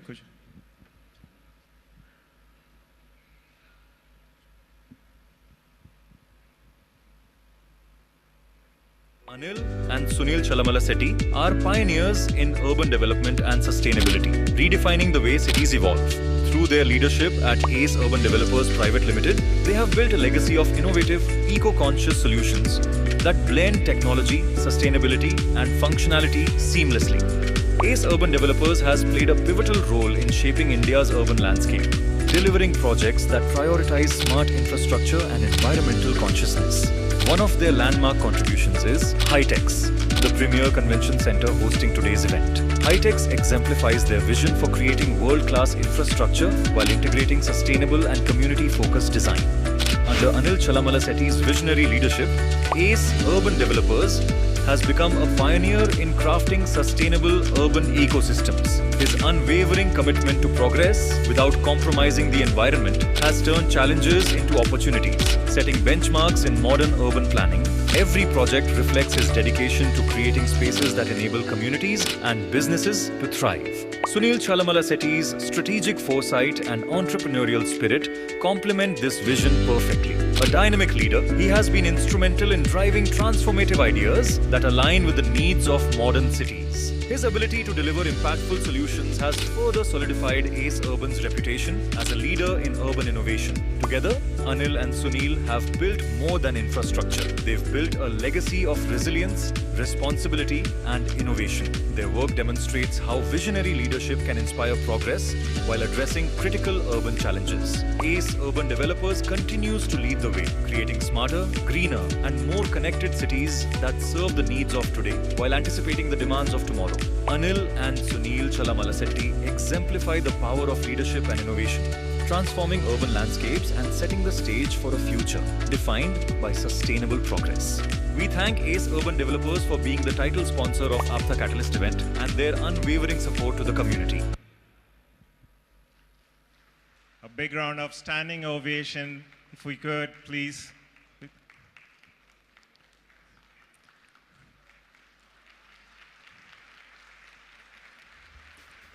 Thank you. Thank you, everyone.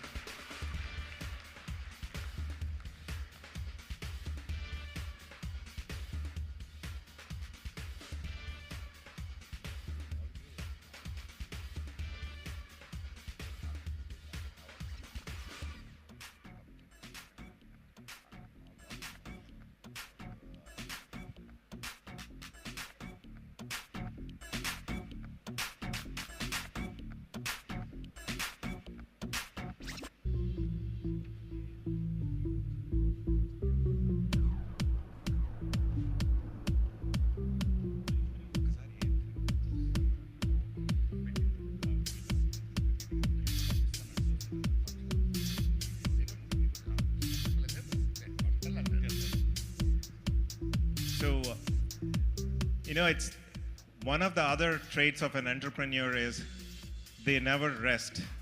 They're always looking for the next frontier to go after. Because once you have that entrepreneur bug bitten, you are done for the life. You're always going to be looking for something good. It is not surprising that people will think, why does Anil not sleep? What drives him? He has a flourishing company, and what is he up to now? So for him, what is in the past is the past. It doesn't matter. They don't register the past. For them, it is all about the future. I would like for him to share something he's doing amazing and hear it from Mr. Anil Chalamala Setty, what he's up to give everyone. And I know it's mind-blowing. It took me time to understand what he was dream. But if his dreams come true, it is going to change the world. Right. My condition to come here tonight was I'm not going to have any mic with me. But Shekhar, as his style, one of the earliest senior entrepreneur to me. Before entrepreneur, the amount of the concern what he had to the society and family and friends, which actually drives me all the time on how Shekhar has driven the early days of life, though he's been now focused on the entrepreneurship. No, I think that's a very important thing to be an entrepreneur. To start with, the entrepreneur has to be having a socially concerned, socially emotionally engaged.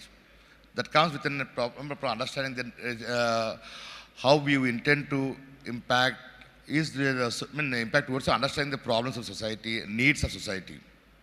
Anyway, just to begin my story, I started my career back in London, 98 as an IT professional.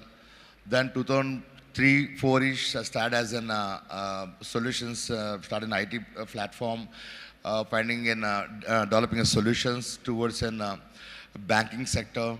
Developed a product called JXL, which is a compared towards a Excel in Microsoft. I've developed in a Swing, which made it competing within Reuters, within a Bloomberg platform. Then a couple of products developed. Incidentally, as we moved on, we developed a couple of more products. Then, because of family reasons, we intend to move back to India. And then, though we moved, we tried to understand the carbon markets, and with the Kyoto Protocol, we started doing carbon trade along with a partnership from the Swedish listed company. That actually gave me understanding of the whole environmental markets, environmental software products.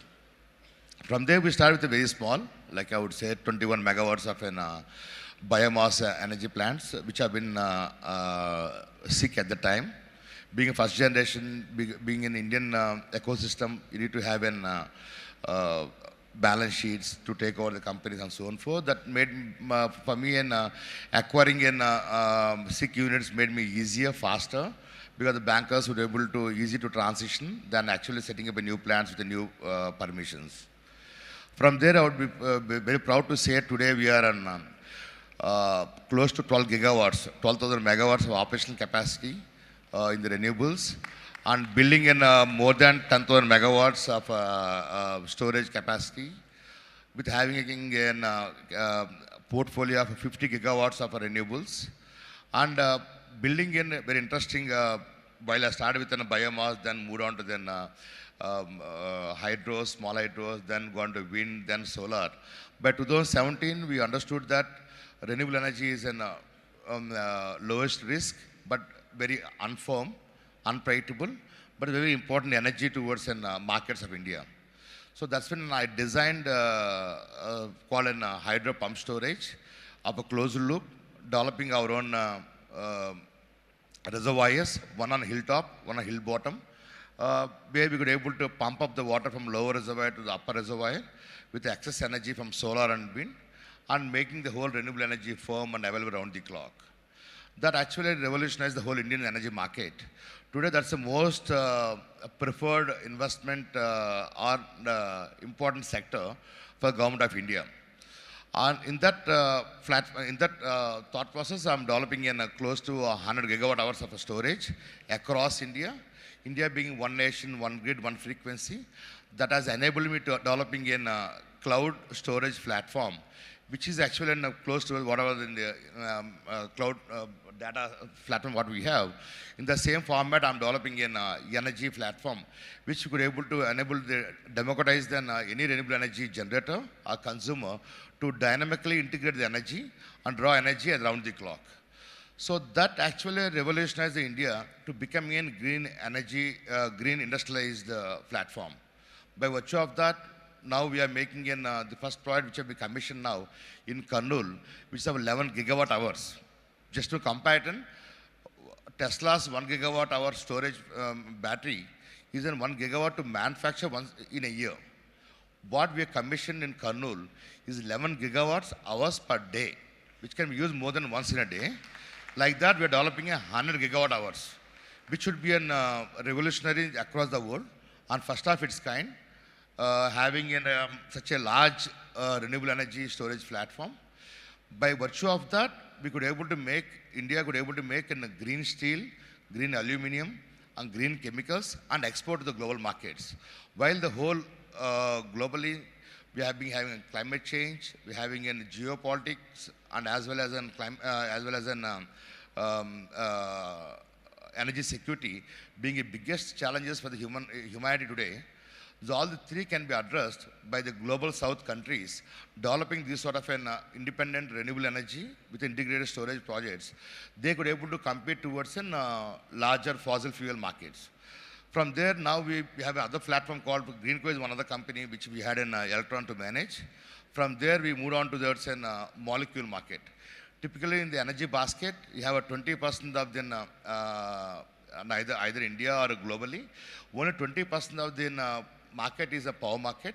80% is a molecule market. So this enables us to renewables to move from the electron market towards the molecule market. So there's a new company called AM Green where we are developing chemicals, metals, materials, and enabling towards converting this solar and wind electrons, converting them to hydrogen molecules and packing them as ammonia and exporting towards global markets to crack and deliver them to other energy markets. I think, Shekhar, I think there probably it's been too technical, but that's why I'm trying to be in macro transitioning. Remember, the important point is the whole to getting into idea, and while you find a solution to a global scale, once we have an idea and implementable opportunity, the capital is not a challenge. While we started with let's say my first fundraise was 2006-07 was $3 million. But today we build asset class more than $10-12 billion. I have deployment of $15 billion. By 2030, I'll be investing $100 billion globally. So I'm just saying, it's not my money, it's not my family money. It's a people who are giving to participate into them as equity partners, as in market players. I'm just saying, ideas are matters. The capital is there, market is there. It's all us. The knowledge and courage are important factors. How you want to be entrepreneur. That's what I could say. We're not going to let you go that easily, but I don't know how many of you have heard it. It is the idea that matters. It is the execution that matters. Capital will come. To say it in a crude, how we used to say when we were kids, double on the kukkantante ralte antar. So, in a crude way, capital markets are there. There is billions and trillions of dollars that are available globally. And when you look at India, every country outside of the Europe or US is looking towards India to invest in it. And that is, you are in a golden era. If you can spend maybe a couple of minutes on the capital market, like how do you raise the capital for entrepreneurs who are here when they're first starting their journey, it will be really useful. Sure. I would say now probably I think to make it simplified, basically, today we have a much more matured capital markets, like in venture capitalists towards PEs and smaller PEs, larger PEs, sovereign funds. And I think technology-wise, I think the amount of capital which is available back in West Coast or in the US was amazing. It's all that you have to deliver, you have a right product, and you can deliver it. And equities-wise, more technology-wise, more equity, but probably on the other industrial-wise, you have debt institutions as well, and multilateral institutions which can able to support multiple ways. But if you have a right product, if you have a right translation of a message to give, to deliver the confidence to deliver, I think the capital is waiting for you guys. I think it's been so amazing, not only the private capital, even the public capital at various formats. Either it can be India's SMEs, either it can be in a NASDAQ, either it can be AIM markets in Europe. We started actually in, while my first 2007-08, while we started with first private equity at $3 million, we had challenges with them. Within 9 months, 6 months, I listed onto the AIM market, which is an alternative small market of an Listco in India, in London, which has enabled me towards the freedom from the capital. I'm just saying, so there are lots of private capital, public capital, and alternative markets as well, with much more easiness. And we always has to be not to fear to learn. It's always important to unlearn and learn, and get into the markets. It's all this status of layers to penetrate. Thank you. Thank you, Anil. And he just slided it, but very important point is to unlearn and learn.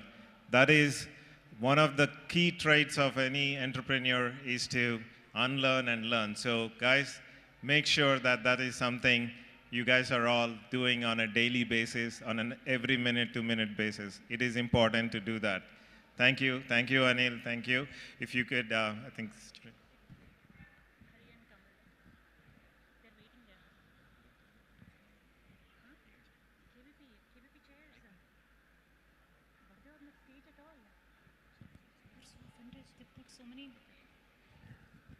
Kamal and Hari, if you guys can come here for a second. Kamal and Hari are the key people who are running this whole business pitch conference. The pitches, they spent days and nights in the last 2-3 months going through and, funneling through all the different applications that have come and made sure that corresponding with each and every one. Give them a big round of applause, Kamal and Hari. Guys, can you cue the KBBAB, please?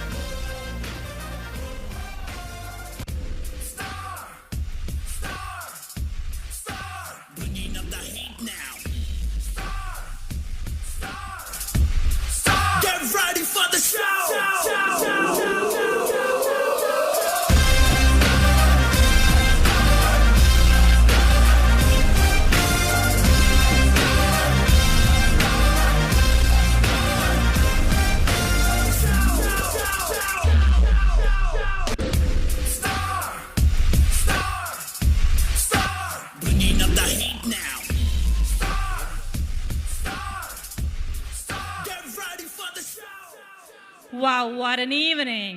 A legend whose name resonates with the generations, a dancer whose moves electrify the screen, an actor who embodies charisma. He's not just a star, he's a phenomenon who redefines stardom with his unparalleled energy and dedication. Let's give a thunderous applause to the man who has captured the hearts of millions. Stage needs to be vacated, please. Chiranjeevi garu. Before we invite, we need to empty the stage. Stage needs to be vacated, please. If there is anyone on the stage, we cannot continue the program. Stage needs to be vacated, please. Stage needs to be vacated.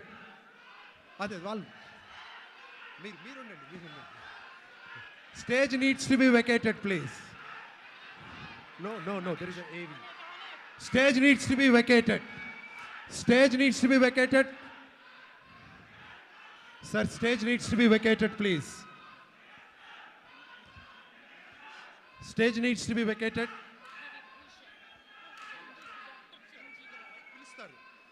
We'll be calling the people again onto the stage, but right now stage needs to be vacated.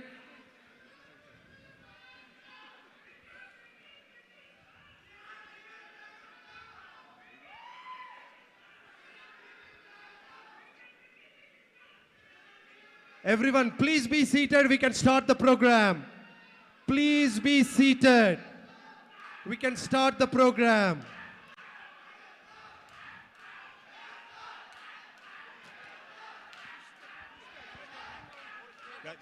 Turn off the lights. Guys,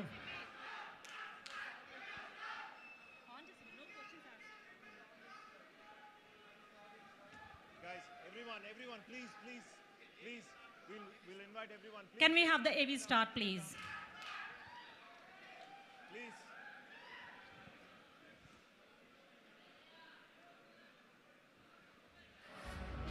దయచేసి అందరూ కామ్గా కూర్చుంటే అందరితో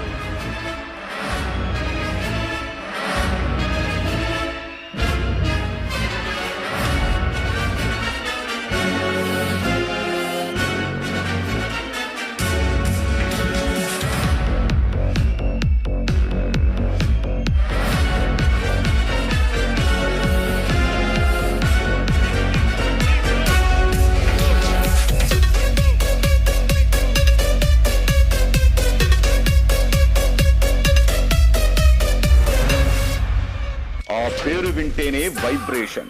cinema ఇండస్ట్రీలో ఆ పేరే ఓ sensation. Mass జనానికి ఆయన ఓ డివోషన్. తెలుగు వారందరికీ ఆయనతో రిలేషన్. నటనలో ఆయనో ఓషన్. ఆయన సినిమా అంటేనే తెలుగు వారికి ఎవ్రీ టైం సెలబ్రేషన్. స్వయం కృషితో ఎదగాలనుకునే ప్రతి ఒక్కరికి ఆయనే ఓ పెద్ద ఇన్స్పిరేషన్. ఆయనే మన one and only megastar Chiranjeevi. Telugu cinema చరిత్రలోనే ఆయనది చెరగని పేజీ. ప్రేక్షకులను అలరించడంలో ఏనాడు పడడు రాజీ. నీలో అభిలాష జ్వాలలా చెలరేగినప్పుడు, సంఘర్షణ గుండెల్లో రుద్రవీణలా మోగినప్పుడు, ఆశయం ఆలయ శిఖరమంతా ఉన్నతంగా ఉన్నప్పుడు, పరిస్థితులు నిన్ను ఛాలెంజ్ చేసినప్పుడు విజేతగా ఎలా ఎదగాలో నేర్పే జీవన పాఠం మన మాస్టార్ మెగాస్టార్ది. కేవలం సినిమా రంగంలోని హీరోలు, దర్శకులే కాదు, వేల కోట్ల వ్యాపార సామ్రాజ్యాలను సృష్టించిన పారిశ్రామికవేత్తలు, ఐఏఎస్లు, ఐపీఎస్లు, క్రీడాకారులు ఇలా ఎందరో మెగా పాఠాన్ని వంటబట్టించుకుని ఎదిగామని చెప్పారంటే అది చిరంజీవి సాధించిన విజయం కాదు, మనందరి విజయం. చిరంజీవి అంటే ఎందుకంత అభిమానం? ఎందుకంటే కష్టమనే పునాది రాళ్లతో అభిమాన సామ్రాజ్యాన్ని సృష్టించాడు. తాను చేసిన సినిమాల్లో సామాన్యుడు గొంతును వినిపించాడు. తాను చేసిన ప్రతి పాత్ర ద్వారా స్ఫూర్తిని నింపాడు. అలాగే వ్యక్తిగత జీవితంలో విలువలు నెలకొల్పాడు. జనం గుండెల్లో జగదేక వీరుడిగా నిలిచాడు. బ్లడ్ బ్యాంక్, ఐ బ్యాంకులతో నేను సైతం సమాజ సేవ కోసం అంటూ స్ఫూర్తిని నింపాడు. కరోనా సమయంలో సినీ ఇండస్ట్రీకి పెద్ద దిక్కుగా మారి సేవలందించాడు. ఆపదలో ఉన్న వారికి చేయూతనిచ్చి ఆపద్బాంధవుడయ్యాడు. అందుకే ఇండస్ట్రీలో వేల మందికి గాడ్ ఫాదర్ గా మారాడు. ఠాగూర్, స్టాలిన్ వంటి సామాజిక సందేశ చిత్రాలతో జనాల్ని చైతన్యవంతం చేశారు. సైరా అంటూ ఉయ్యాలవాడ నరసింహారెడ్డిగా యువతలో దేశ ఉండదు. బాధ్యతాయుతమైన పాత్రల సెలక్షన్ మీదే మోజు.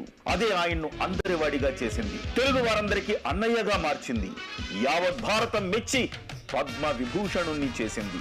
4 దశాబ్దాలుగా తెలుగు ప్రజల గుండెల్లో చిరంజీవిగా చిరస్థాయిగా పేరు ప్రతిధ్వనించేలా చేసింది. తెలుగు ఇండస్ట్రీకి బిగ్ బాస్, తెలుగు ప్రజల హృదయాలను గెలుచుకున్న చక్రవర్తి మన మెగాస్టార్ చిరంజీవికి ఆప్తా కేటలిస్ట్ ఘన స్వాగతం పలుకుతోంది. Grand welcome to megastar Padma Vibhushan doctor Chiranjeevi గారు.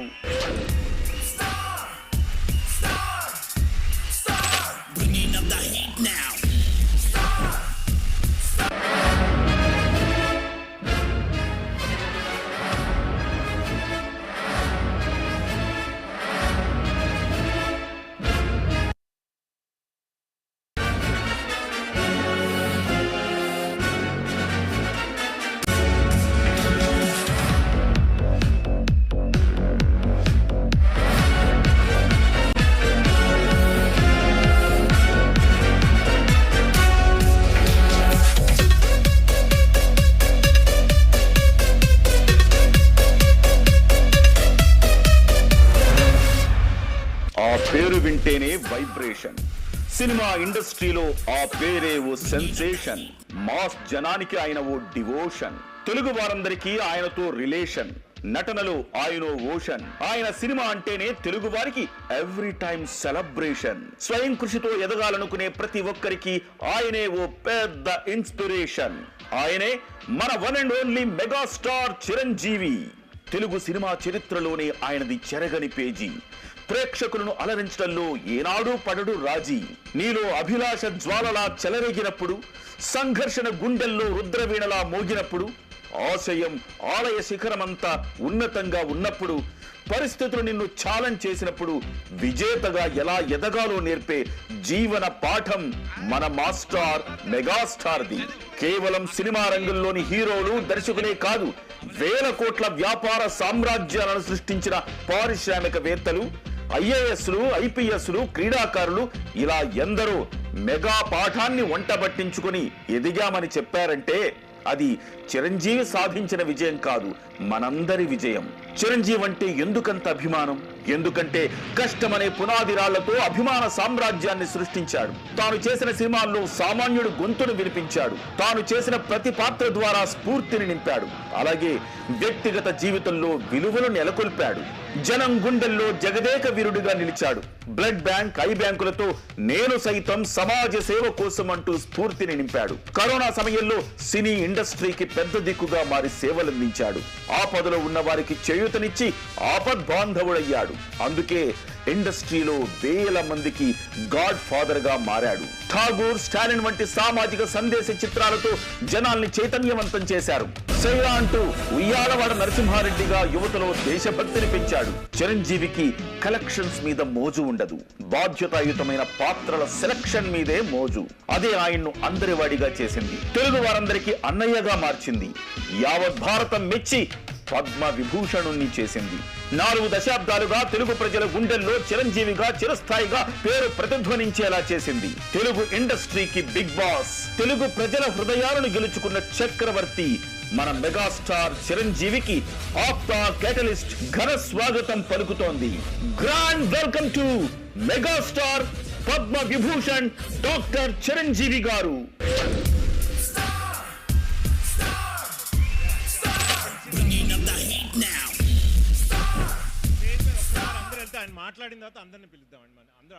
Can we all please sit calm so that our megastar, our all beloved megastar, is going to spend more time with us. If we all can relax and let him sit and just drink some water and relax.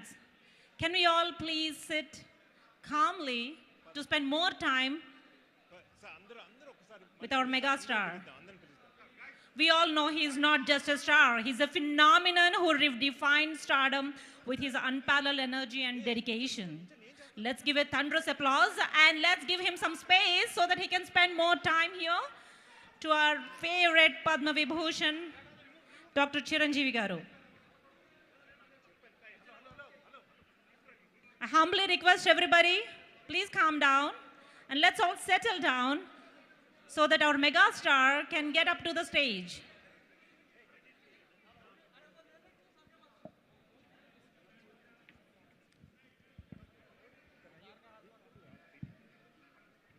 I humbly request to everybody, please calm down and sit down so that our megastar can deliver a speech for us. Everyone move. Get off the stage, everyone. Please.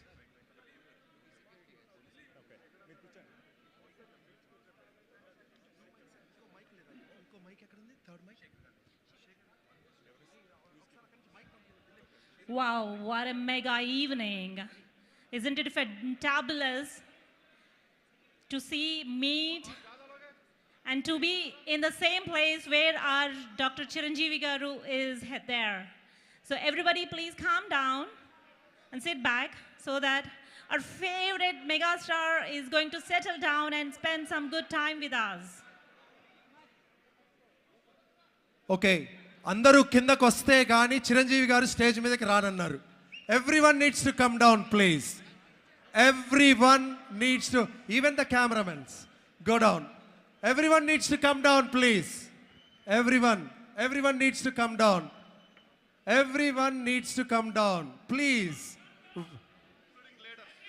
All the leaders will be coming back again for the picture.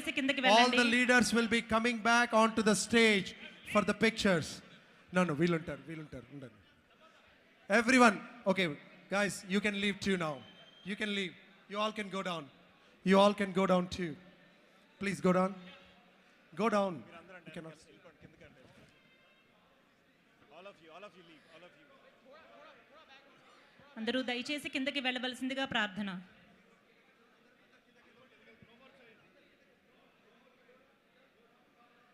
I know we all know that he's a legend. Everyone, please vacate the stage. We cannot continue the program. Please.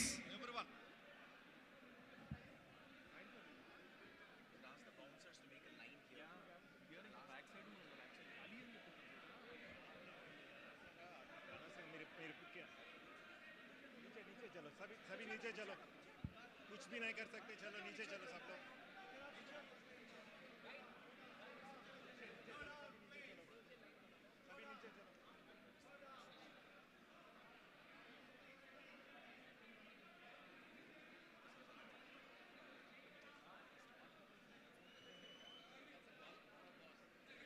I know we all know he's a legend whose name resonates with generations, a dancer whose moves electrify the screen, an actor who embodies charisma. Steps మీద ఎవరు ఉండొద్దు, please. Please get down of the steps. Abhi, please. Everyone, please get down of the steps. Please get down of the steps. Excuse me. Please get down of the steps, please. Huh? Yeah. Everyone from all the sides of the stage. Chiranjeevi garu chepparu evarana stage meeda unte nenu stage meedaki ralenu ani. Please everyone needs to get down of the stage. Please accept the MC and the chief guests here and the main leadership of Katalyst. Everyone please come down. Everyone please get down, sir, please. On the sides, please get down.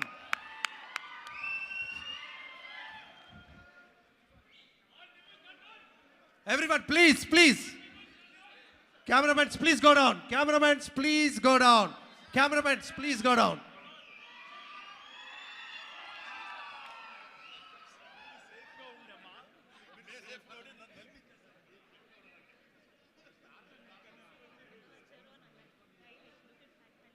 Okay, everyone, please push everyone.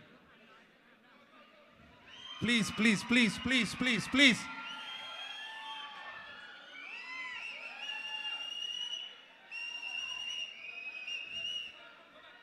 Oh, sorry.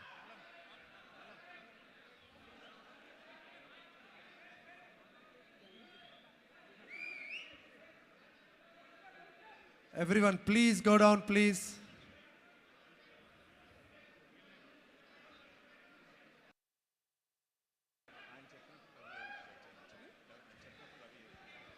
What a magnanimous movement it is. We totally understand.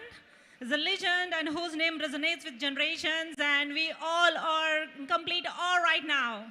But let's please calm down and make sure Chiranjeevi garu get some seat and relax and calm down and spend some good time with us.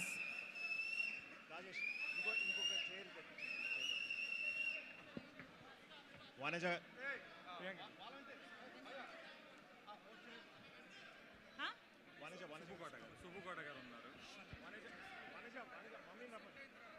I will.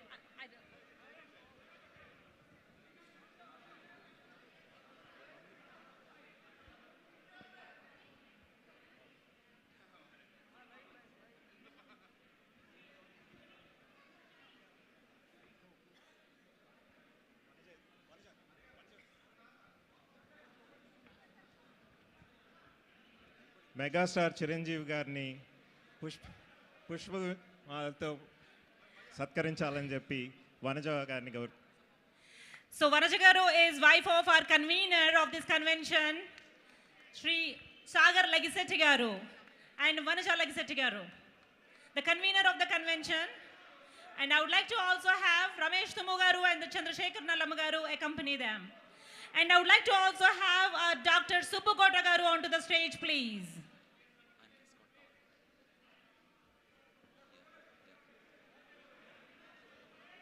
Please దయచేసి అందరూ stage దిగితే Dr. Suppukota garu onto the stage, please. మనం megastar గారి చెప్తాం అందరూ ఒకసారి stage దిగితే మన మెగాస్టార్ గారితో 2 మాటలు వినొచ్చు. ప్లీజ్ అందరూ ఒకసారి దయచేసి దిగండి. ప్లీజ్ అందరూ దిగిపోండి. మీకు మెగాస్టార్ గారు మాట్లాడాలి అని అంటే అందరూ దయచేసి స్టేజ్ దిగండి.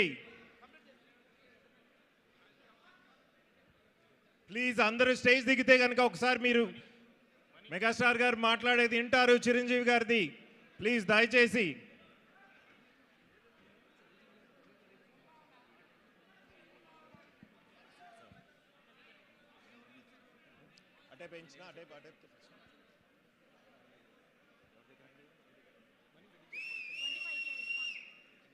ప్లీజ్ దయచేసి అందరూ దిగాలి.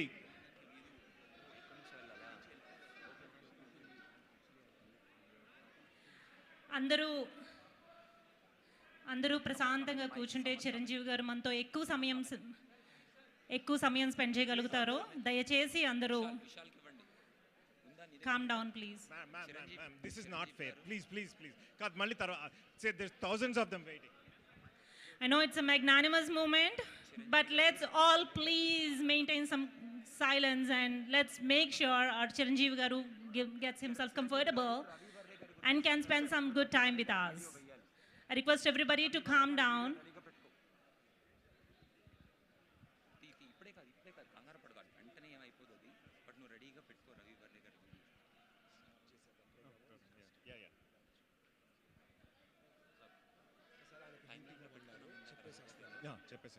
చెప్పండి.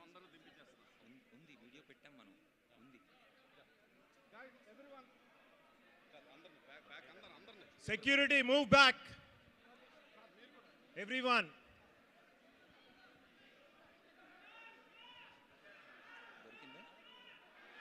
Okay, ready ga pettuko nenu cheptanu ippudu place ayala appudu place okay na okay headphones pettukoni unchu.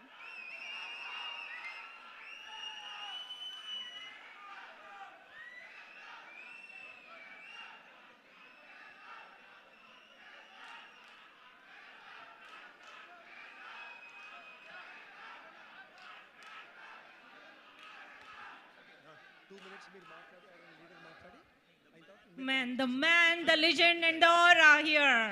I know we all have the excitement. Let's all please calm down. So that our megastar garu can deliver a speech for all of us. మనందరి ఆరాధ్య దైవం మన megastar Chiranjeevi గారు ఈ అకేషన్కి వచ్చి మన అందరినీ ఎంతో support చేసినందుకు మా హృదయపూర్వక ధన్యవాదాలు. అంత పెద్ద మెగాస్టార్ గారు ఉండగా మనం ఏనుగు ముందు కుప్పిగంతుల్లాగా మైక్ పట్టుకుని మాట్లాడితే జనాలు తంతారు. సో మెగాస్టార్ చిరంజీవి గారికి ఇస్తాం. ఆయనతో మాట్లాడమని 4 ముక్కలు చెప్పండి sir.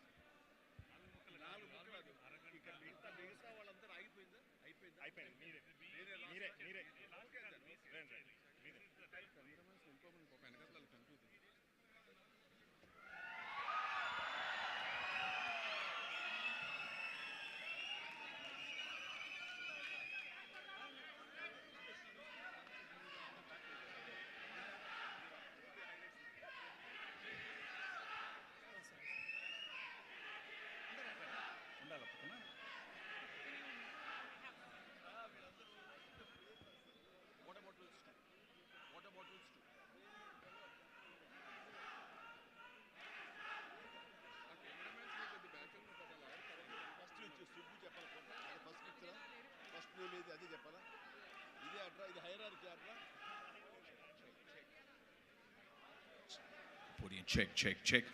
Requesting the camera team, please ఒక couple of steps వెనక తీసుకోండి. అక్కడ క్రౌడ్లో కూర్చున్న వాళ్ళకి ఎవ్వరికి ఏం కనిపించట్లేదు. So requesting the camera team, మాకు తెలుసు ఎన్నిసార్లు క్యాప్చర్ చేసినా యూ వోంట్ బీ సాటిస్ఫైడ్. దీనికి సాటిస్ఫాక్షన్ అనేది లేదు. I understand. Requesting the camera team to step back. Thank you. Okay అక్కడే సౌండ్ బాగుంది, ఎక్కడికి వస్తున్నాను. Thank you.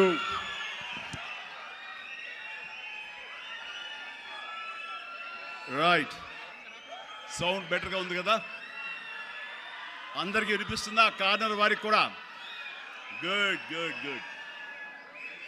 Photographers Neel down అవ్వండి లేదా స్టేజ్ కింద కూర్చోండి, సో దట్ అటు ఉన్నటువంటి నా మిత్రులకి నా ఆప్తులకి నేను కనబడతాను. Please, I'm serious. దిగండి కిందకి.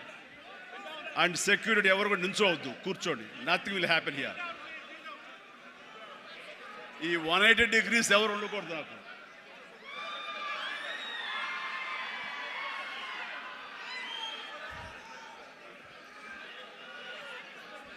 Thank you and good evening.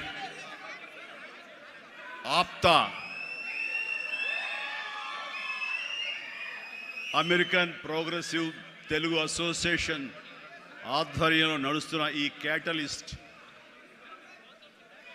ప్రోగ్రాంకి విచ్చేసినటువంటి అతిరథ మహారథులు దేశ విదేశాల నుంచి, ముఖ్యంగా అమెరికా నుంచి ఇక్కడ విచ్చేసి ఈ హైదరాబాదులో తెలుగు వారిని కలుసుకుంటూ తెలుగు వారిలో ఉన్న ఔత్సాహికుల్ని, యంగ్ ఎంటర్ప్రినర్స్ని ఎంకరేజ్ చేద్దాం అనే ఉద్దేశంతో ఒకరికొకరు చేదోడు వాదోడుగా ఉంటే ఆ వచ్చే రిజల్ట్ వేరేగా ఉంటుంది. ఆ రిజల్ట్ మనకే కాకుండా మన ప్రాంతానికి, మన రాష్ట్రానికి, మన దేశానికి, మనం ఉండే ఇతర దేశాలకు కూడా ఉపయోగపడే విధంగా ఉంటుందన్న విస్తృతమైనటువంటి విశాలమైన దృక్పథంతో ఈ రోజున ఇక్కడికి ఈ సమావేశం ఏర్పాటు చేశారు.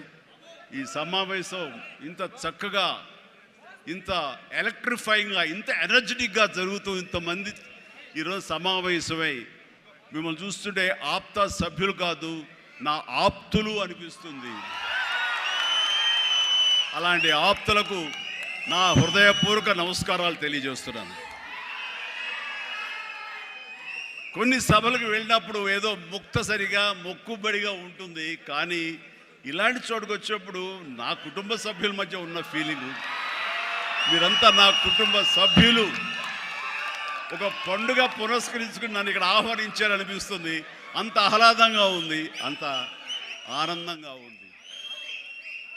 ఇక్కడ చూస్తుంటే ప్రతి ఒక్కరిలోనూ నా మీద వారికి ఉన్న అభిమానం, ఈ తెలుగు మీద ఉన్న అభిమానం, ఈ దేశం మీద ఉన్న అభిమానం ప్రతి ఒక్కరి కళలో సుస్పష్టంగా కనబడుతూ ఉంది. అండ్ దానికి గాను ప్రతి ఒక్కరికి నాకు ఇస్తున్నటువంటి ఈ యొక్క అద్భుతమైన స్వాగతానికి శిరస్సు వంచి నమస్కరిస్తున్నాను. ఇలాంటి అత్యద్భుతమైనటువంటి కార్యక్రమం ఇక్కడ ఏర్పాటు చేయడానికి ముందు ధైర్యం కావాలి, గట్స్ కావాలి.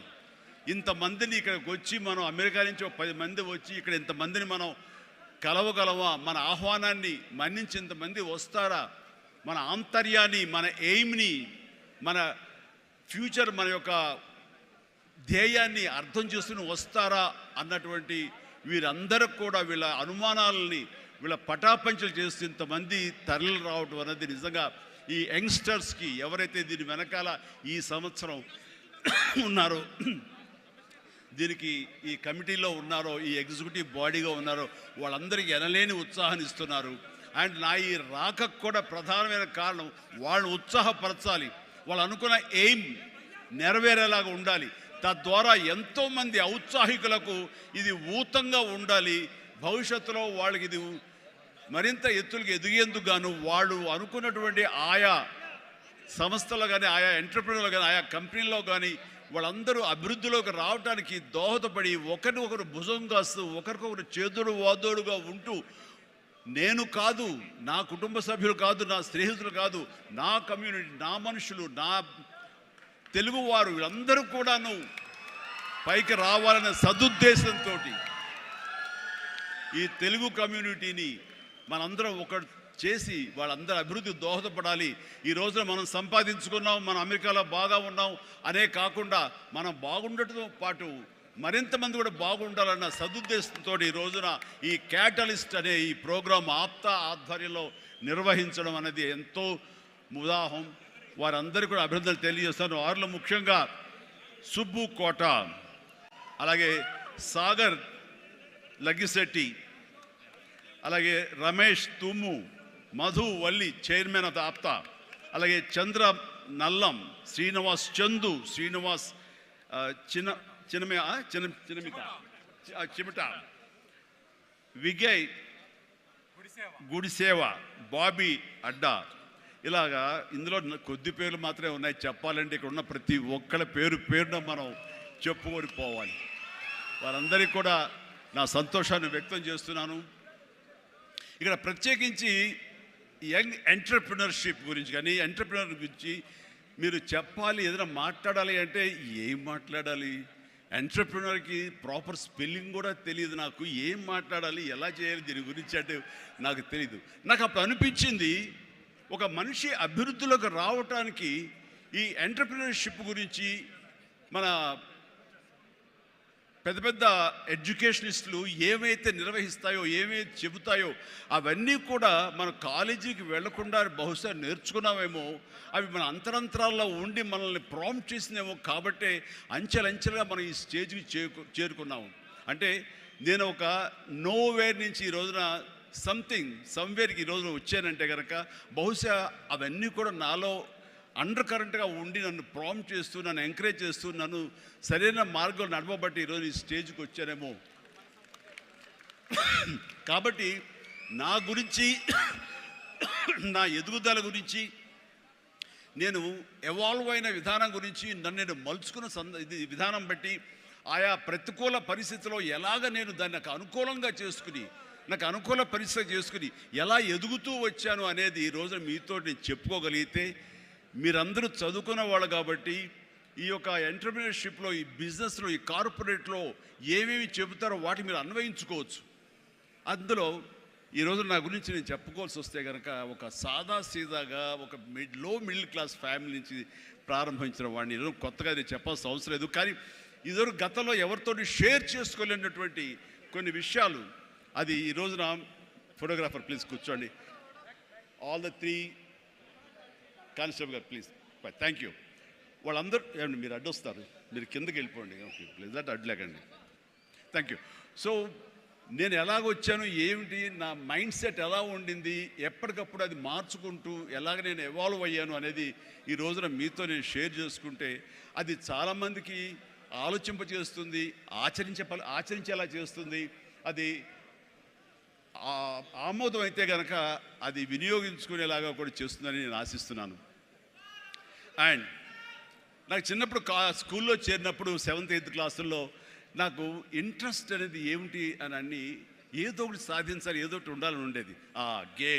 గేమ్స్ అనేది, ఆట అనేది ఎవరికి ఇష్టం ఉండదండి. చదువు అంటే కష్టం కానీ ఆట ఎవరికి ఇష్టం ఉండదు. సో చదువు వైపు తప్పనిసరిగా వెళుతున్నాం కానీ నా మనసు ఆటల వైపు అని. అప్పట్లో బాల్ బ్యాడ్మింటన్ ఉండేది, ఎల్లో బాల్ ఇలా ఉండేది. సో 1-2 రోజులు ఆడిన తర్వాత 3వ రోజు ఎవడో ఏమో తెలియదండి, సరిగ్గా కొడితే అది నా కంటికి తగిలి కళ్ళు వాచిపోయింది. ఆ తర్వాత మళ్ళీ ఆ గేమ్ వైపు వెళ్ళలేదు. సరే వాలీబాల్ ఆడదాం కదా అంటే వాలీబాల్ ఆ అవతల షాట్ ఎగిరి కొట్టినప్పుడు నేను ఫింగర్స్తో టచ్ చేశాను. ఇలా టచ్ చేస్తుంది, ఫింగర్తో టచ్ చేస్తే మొత్తం 7 వంగిపోయినాయి. ఆ ఆట అంటే భయం వేసింది. క్రికెట్ అంటే ఆడెవడో మన బాల్ తీసుకొచ్చి నా బొట్టనవేలు మీద కొట్టాడు, బొట్టనవేలు వాసిపోయింది. ఏంటి మన గేమ్స్ అచ్చొచ్చేలా కనపట్లేదు, నెక్స్ట్ ఇది కాదులే అనుకున్నాగా ఎన్సీసీ అనేది, నేను ఎక్స్ట్రా క్యారిక్యులర్ యాక్టివిటీస్లో పార్టిసిపేట్ చేయాలని నాకు ఎన్సీసీ కనిపించింది. ఎన్సీసీలో ఒక క్రమశిక్షణ వస్తుంది అండ్ ఎక్సర్సైజ్ ఉంటుంది, డిసిప్లిన్గా మనం ఇది అన్వయించుకోవచ్చు, అలవర్చుకోవచ్చు అనే ఉద్దేశం దాంతో చేరిన నాకు కాలేజీ డేస్లో బీకామ్ చదువుతుండగా ఫస్ట్ ఇయర్లో ఒక క్యాడెట్ ఆఫ్ ఎన్సీసీ, నేవీ ఎన్సీసీలో నేను చేరినప్పుడు ఒక క్యాడెట్గా చేరాను. నెక్స్ట్ ఇయర్ పెటీ ఆఫీసర్ అయ్యాను. ఆ తర్వాత క్యాడెట్ కెప్టెన్ అయ్యాను. ఆ తర్వాత సీనియర్ క్యాడెట్ కెప్టెన్ని 3rd ఇయర్లో అయ్యాను. అవ్వటమే కాదు, ఈ మన ఇంటర్నేషనల్గా నేషనల్ వైడ్గా జరిగేటటువంటి మన ఆర్డీసీ క్యాంప్ రిపబ్లిక్ డే సెలబ్రేషన్స్లో మా రాష్ట్రపతి రోడ్డు మీద నేను మన సైన్యంతో పాటు నేను కూడా కవాతు చేయడం జరిగింది. వాట్ వండర్ఫుల్ ఎక్స్పీరియన్స్ అంటే, ఓ పక్క నుంచి ప్రధానమంత్రి గారు, పక్కన ఇందిరాగాంధీ గారు అప్పట్లో అండ్ ప్రెసిడెంట్ వాళ్ళందరూ ఉన్నప్పుడు వాళ్ళు నడుస్తుంటే ఇది కదా మనం సాధించామంటే ఎస్ అనుకునేవాడిని. ఐఎమ్ 9 క్లౌడ్లో ఉండేవాడు అనమాట, క్లౌడ్ 9లో. నేను ఆ రకంగా చేసినప్పుడు ఎన్సీసీలో సాధించేసాను అనుకునేవాడిని. ఆ తర్వాత నెక్స్ట్ ఏంటి అంటే నాకు దారి కనపడలేదు. మహా అయితే కనుక ఒక సబ్ లెఫ్టినెంట్ గానో మళ్ళీ నేవీలోనో పడవల్లోనో ప్రయాణం చేయాలి, షిప్పులో. అది కాదు, something else is bothering me. ఏం చేయాలి అని అనుకుంటుండగా నాకు అనిపించింది, కాలేజీలో అనుకోకుండా ఒక డ్రామా వేశాను. ఆ డ్రామా పేరు రాజీనామాలో నాకు బెస్ట్ యాక్టర్ వచ్చేసింది. వెంటనే ఆ ఫోటోగ్రాఫ్ ప్రింట్ చేసి మా కాలేజీ మ్యాగజైన్లో వేసిస్తారు. అండ్ అక్కడి నుంచి ఎక్కడికి వెళ్తున్నా సరే అమ్మాయిల దగ్గర నుంచి తోటి వాళ్ళ దగ్గర నుంచి నన్ను హీరోలాగా చూస్తుంటే అబ్బా రాత్రి డ్రామా చూసాము, ఆ చైర్మన్ పాత్రలు అదరగొట్టేసాము, చాలా బాగుంది అంటుంటే అప్పటిదాకా ఎవరు నన్ను అలా చూడని వాళ్ళు ప్రతి ఒక్కరి నడుచుకుంటూ వెళ్తుంటే, సైకిల్ మీద వెళ్తుంటే నన్ను అలాగ చూస్తారు. ఆ చూపులో అందమైన అమ్మాయిలు అలా ఇంకా చూస్తుంటే ఇంకా ఖుషిగా అనిపించేది. వావ్, అది ఎంత ఎంకరేజింగ్గా ఉండేదంటే ఎస్ నా ఫ్యూచర్ యాక్టింగ్ అయితే ఎలా ఉంటుంది అన్నది అక్కడ సీడ్ పడింది. అక్కడి నుంచి నా ఇంట్రెస్ట్ డెవలప్ అయింది. అక్కడి నుంచి సినిమాలు చూడటం, సినిమా మీద దృష్టి పెట్టడం జరిగింది. డిగ్రీ అయిపోగానే ఏం చేయాలి అని నాన్నగారితో వాళ్ళతో డిస్కషన్ వచ్చినప్పుడు నేను మెడ్రాస్ వెళ్ళి సినిమా యాక్టర్ని అవుతాను అనగానే నాన్నగారికి సినిమాల మీద మక్కువ ఉంది. ఎక్కడ లోకల్గా సినిమా షూటింగ్ జరుగుతుండగా ఆ ప్రొడ్యూసర్ తోటి ఉన్నప్పుడు నాన్న 1-2 వేషాల్లో చిన్న వేషాలు, మహా అయితే సెకండ్స్తో ఉంటుంది, 1 మినిట్ కూడా ఉండదేమో. ఏ సెంటర్గా నాకు ఇది ఎందుకు చేయకూడదు, చెయ్యొచ్చురా, కానీ అది మన ఏరియా కాదు, మనకు ఎవరు తెలిసిన లేరు, అక్కడ దిక్కుముక్కు లేదు, నీకు ఎవరు ఆసటగా నిలబడతారు, బాసటగా నిలబడతారు, ఎవరు నీ చేయూతనిస్తారు, చాలా కష్టం, ఎక్కడో అన్నోన్ ఫీల్డ్కి వెళ్ళి నువ్వు రాణించగలవా, ఒంటరిగా వెళ్తున్నావు అని అంటే ఏదో గట్ ఫీలింగ్, నేను రాణిస్తాను అన్న నమ్మకం, నేను వస్తాను అన్న నమ్మకం. ఎందుకంటే ఏమనుకున్నా, ఏ బ్యాంక్ ఎంప్లాయీ అనుకున్నా, నాన్నగారిలాగా పోలీస్ డిపార్ట్మెంట్ అనుకున్నా, ఇంకోటి అనుకున్నా, నేవీ ఆఫీసర్ అనుకున్నా కిక్కి ఉండలేదు. అదే సినిమా యాక్టర్ అయితే యా అని అనిపించింది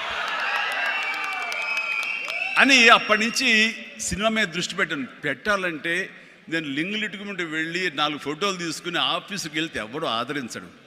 నేను ఒక ఫిలిం ఇన్స్టిట్యూట్లో ట్రైనింగ్ అయ్యానండి, ఆమె ట్రైన్డ్ యాక్టర్ అని అంటే ఎంతో కొంత ఆదరణ ఉంటుంది. రావు కూర్చొని చేసి టీ అని ఇస్తారేమో అనే ఉద్దేశంతో నేను ఫిలిం ఇన్స్టిట్యూట్లో జాయిన్ అయితే అక్కడ నేను అయ్యాను. ట్రైనింగ్ అయిన తర్వాత అక్కడి నుంచి ఏ ఒక్క రోజు కూడా రమ్మండి, ట్రైనింగ్ పూర్తి అవ్వకుండానే నన్ను నా టాలెంట్ని చూసి ఆయా ప్రొడ్యూసర్లు అప్పటికప్పుడు నాకు వేషాలు ఇవ్వడం మొదలుపెట్టారు. నా ఫోటోలు తీసుకుని ఏ ఆఫీస్కి వెళ్ళలేదు, ఏ ఆడిషన్స్కి వెళ్ళలేదు నాకు. బట్ ఒకటే ధ్యేయం, ఎస్ అని. ఆ టైంలో అందరూ తెలుసుకోవాల్సింది, మీ వర్క్లో కూడా తెలియకుండా పాండీ బజార్ వెళ్ళేవాడిని ఎప్పుడైనా. అక్కడ వెస్టర్న్ ఇంట్రెస్ట్ నుండి డిస్గస్టెడ్ పీపుల్, ఫ్రస్ట్రేటెడ్ పీపుల్ అక్కడ ఉండి కాఫీలు టీలు తాగేవాళ్ళు.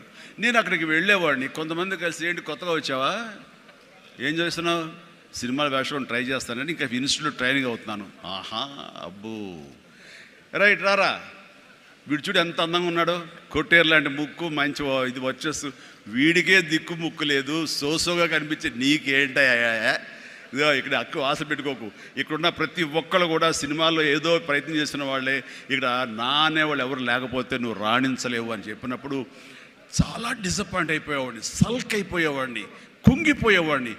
అలాగే రూమ్కి వెళ్ళేవాడిని. ఆ రోజంతా నిద్ర పట్టేది కాదు, నిజమా అనేది. నేను ఏదైతే ఆశలు ఏదైతే మనసులో పెట్టుకుని నేను అవుతానని నమ్మకం ఉందో ఆ నమ్మకం సడిలిపోయేది, బ్రేక్ అయిపోయేది, కూలిపోయేది. అప్పుడు నేను ఒక్కడనే, నాకు ఆంజనేయ స్వామి ఒక్కడే నాకు ఉండేవాడు. ఆయన దగ్గరికి వెళ్ళి ఆయన ప్రార్థించున్నాను, ఆయనతోటే నేను కాన్వర్స్ చేసేవాడిని, ఆయనతోటే సంభాషించేవాడిని. ఆయనతోటి నేను ఏది మాట్లాడినా సరే ఆయన నాకు బదులు చెప్తున్నట్టుగా అనిపించేది. నేను ఎవరు వెళ్ళమన్నారా అక్కడికి, నెగిటివిటీ ఫీల్డ్లోకి? నీకు పాజిటివ్ కావాలి.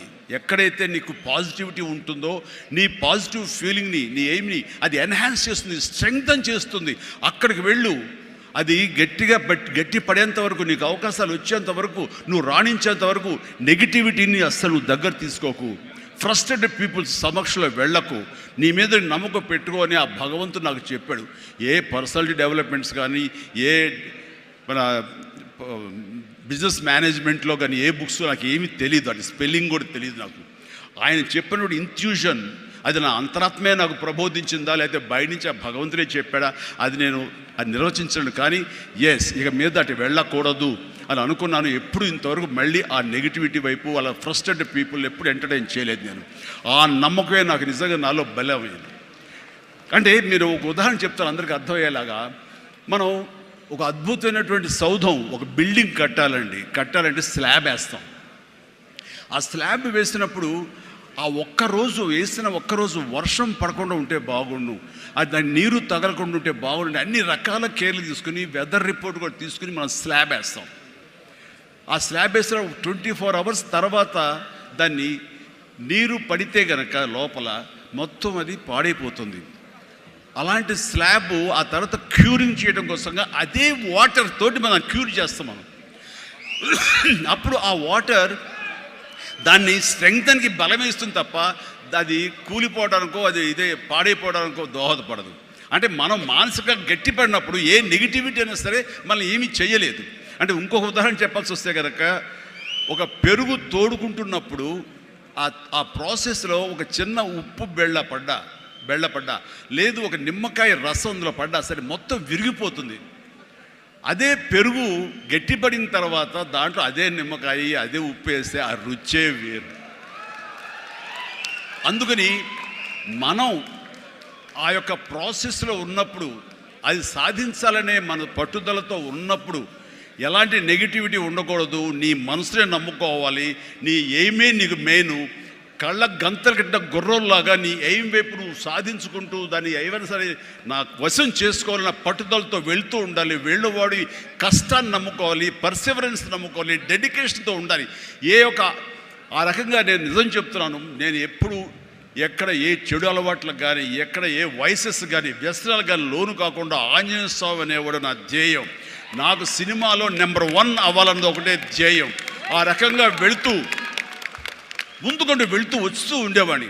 ఈ లోపల అవమానాలు జరగకపోలేదు, ఎన్నో డిసప్పాయింట్మెంట్స్ జరగకపోలేదు. అయితే అప్పట్లో నాది బాగా గట్టిపడినటువంటి కాంక్రీట్ స్లాబ్, బాగా గట్టిపడినట్టు పెరుగులాగా అయ్యాను కాబట్టి ఇవేమీ నాకు లేవు. వీటిని నాకు అనుకూలంగా మలుచుకున్నాను.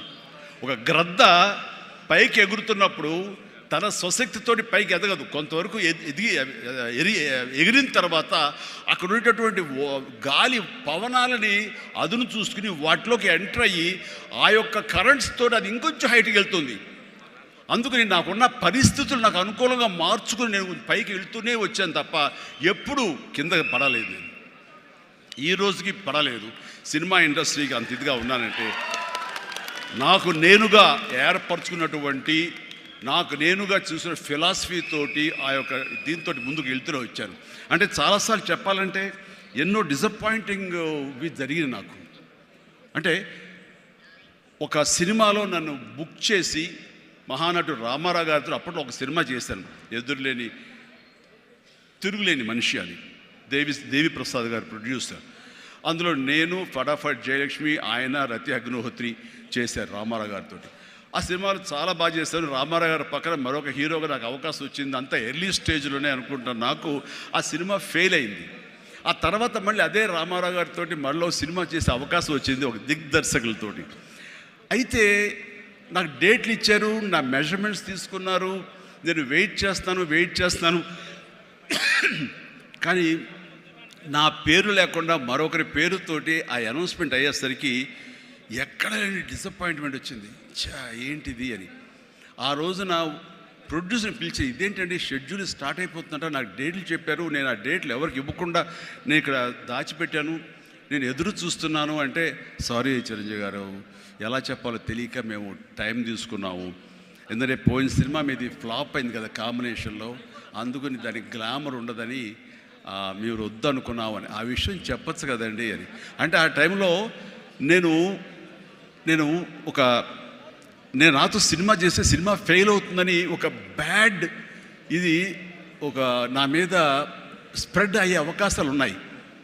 ఈరోజు సోషల్ మీడియా, ఆ రోజు ఇంత మీడియా లేదు కాబట్టి కానీ, లేదంటే ఎంత బ్యాడ్ అయ్యేదంటే నన్ను తిరిగి ఇతనితోటి ఎవరైనా చేస్తే సినిమా ఫెయిల్ అవుతాయి, ఇది ఒక ఐరన్ లెగ్ అనే పరిస్థితి వచ్చేసరికి ఎక్కడో మళ్ళీ జంకాను. కానీ గ్రద్దలాగా నాకు అనుకూలంగా ఉన్నటువంటి అవకాశాల పవనాల్ని అదునుగా చూసుకొని నేను ఎదిగాను. ఎస్, దాన్ని పాజిటివ్గా తీసుకున్నాను. ఎవరైతే వద్దులే ఈ సినిమా చిరంజీవి వద్దులే అని నన్ను పక్కన పెట్టి అనుకున్నారో అలాంటి వ్యక్తితోటే నేను రామారావు గారి కంటే ఎక్కువ సినిమాలు ఆయన నాతో చేసేలాగా చేసుకున్నాను. అత్యధిక సినిమాలు రామారావు గారు చేస్తే ఆ మహానుభావుడు, ఆ దర్శకుడి దగ్గర, అదే దర్శకులు వారు నన్ను భుజం పట్టి నన్ను పైకి తీసుకుని ఆయన కంటే 4 సినిమాలు ఎక్కువే చేశారు నాతోటి.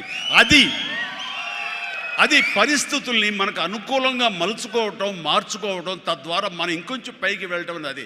ఆ రోజున డిసప్పాయింట్ అయిపోయి నీ కసి లేకుండా, లేదా ఆ కసిని నెగిటివిటీ పెట్టి మార్చుకుంటే కనుక అది నిన్ను తినేస్తుంది. నువ్వు ఇలాగే ఉండిపోతావు, అలాగే దిగజారిపోతావు, అలాగే కనుమరుగైపోతావు.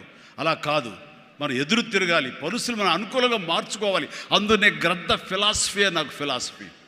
అండ్ ఎదిగాను, పైకి వెళ్తూ వచ్చాను. ఆయన దగ్గరే నా రికార్డులు ఉన్నాయి. అది నా ఫస్ట్ సినిమా ₹1 కోటి చూసిన సినిమా అదే. నా రెమ్యునరేషన్ కాదు సుమా, సినిమా బడ్జెట్ 75 లక్షలు వస్తే కనుక బ్రహ్మాండ బడ్జెట్, ఎంతో రెవెన్యూ అనుకునేవాళ్ళు. ఫస్ట్ ₹1 కోటి. నా తోటి హీరోలు కూడా ₹1 కోటి తెలుగు సినిమా అనే లెవెల్కి వెళ్ళింది. అక్కడి నుంచి కోటి అనేది మామూలు అయిపోయింది. ఒక్కొక్క ఏరియాలోనే ₹1 కోటి. ఆ తర్వాత నా రెమ్యూనరేషన్ ₹1 కోటి పైబడి అలా అంచెంచుగా ఎదుగుతూ వచ్చాను. నేనేమన్నానంటే, మీ బలం మీ పాజిటివ్ థింకింగ్, మీ బలం మీ కన్విక్షన్, మీ బలం మీ ధ్యేయం నుంచి పక్కదారి పట్టకపోవటం. మీరు ఎవరైనా సరే మీ ఎయిమ్ ఏంటి అనే దాన్ని మీరు ఫిక్స్ చేసుకోండి. ఆ ఎయిమ్ని వెళ్ళటం కోసంగా దారులు వెతుక్కోండి. అవకాశాలు ఇలాగ అబండెంట్గా ఉంటాయి. వాటిల్లో మనకు కావలసిన అవకాశాలు, మన ధ్యేయానికి లక్ష్యానికి దగ్గరగా ఉండే అవకాశాలు మనకి పాపపై కనపడుతుంటాయి. ఆ పాపపై కనపడే దాన్ని మనం గుర్తించగలగాలి, వాటిని ఎంబ్రేస్ చేసుకోగలగాలి, వాటిని మనకు అనుకూలంగా మనం మలుచుకోగలగాలి, అవి మనం బలంగా చేసుకోగలగాలి, వెళ్ళాలి. ఇనీషియల్గా వెళ్ళినప్పుడు డబ్బే సంపాదించుకోండి. డబ్బే కాదు ప్రధానం, నిలదొక్కుకోవడం ప్రధానం. మన ఎయిమ్ వైపు మనం వెళ్ళటం అన్నది అది ప్రధానం. వెళ్ళిన తర్వాత డబ్బు ఆటోమేటిక్గా వస్తుంది. అనుకున్నావా ఇంత వస్తుందని, ఆ తర్వాత డబ్బునే పెంచుతుంది. సో నేను అలాగే వెళ్తూ వచ్చాను. నిలదొక్కుకోవాలి, ఇక్కడ నెంబర్ 1 అనిపించుకోవాలి, నా స్థానం సుస్థిరం. ఇది లేకపోతే నేను బయట నయా పైసాకి పని చేయను. ప్రైమ్ టైం నా లైఫ్లో అయిపోయింది కాబట్టి ఇక్కడ ఏమైనా సరే అని ఆ రకంగా వెళ్ళాడు. ఎక్కడ ఈగోకు వెళ్ళకుండా, ఎక్కడ హర్ట్ అవ్వకుండా, వాళ్ళు నన్ను సినిమాలను తీసేసరే, నన్ను కాదన్నారే అనే కోపం కంటే కూడాను వాళ్ళని ప్రసన్నం చేసుకోవాలి. వాళ్ళు మళ్ళీ అతన్ని మనం బాధ పెట్టుంటామేమో కదా అని వాళ్ళ మనసుల్లో వాళ్ళు వాళ్ళు గిల్ట్ ఫీల్ అయ్యేలాగా చేసి నెక్స్ట్ ఏమైనా సినిమా చేయాలయా అని అనిపించేలాగా నా బిహేవియర్ ఉండేది.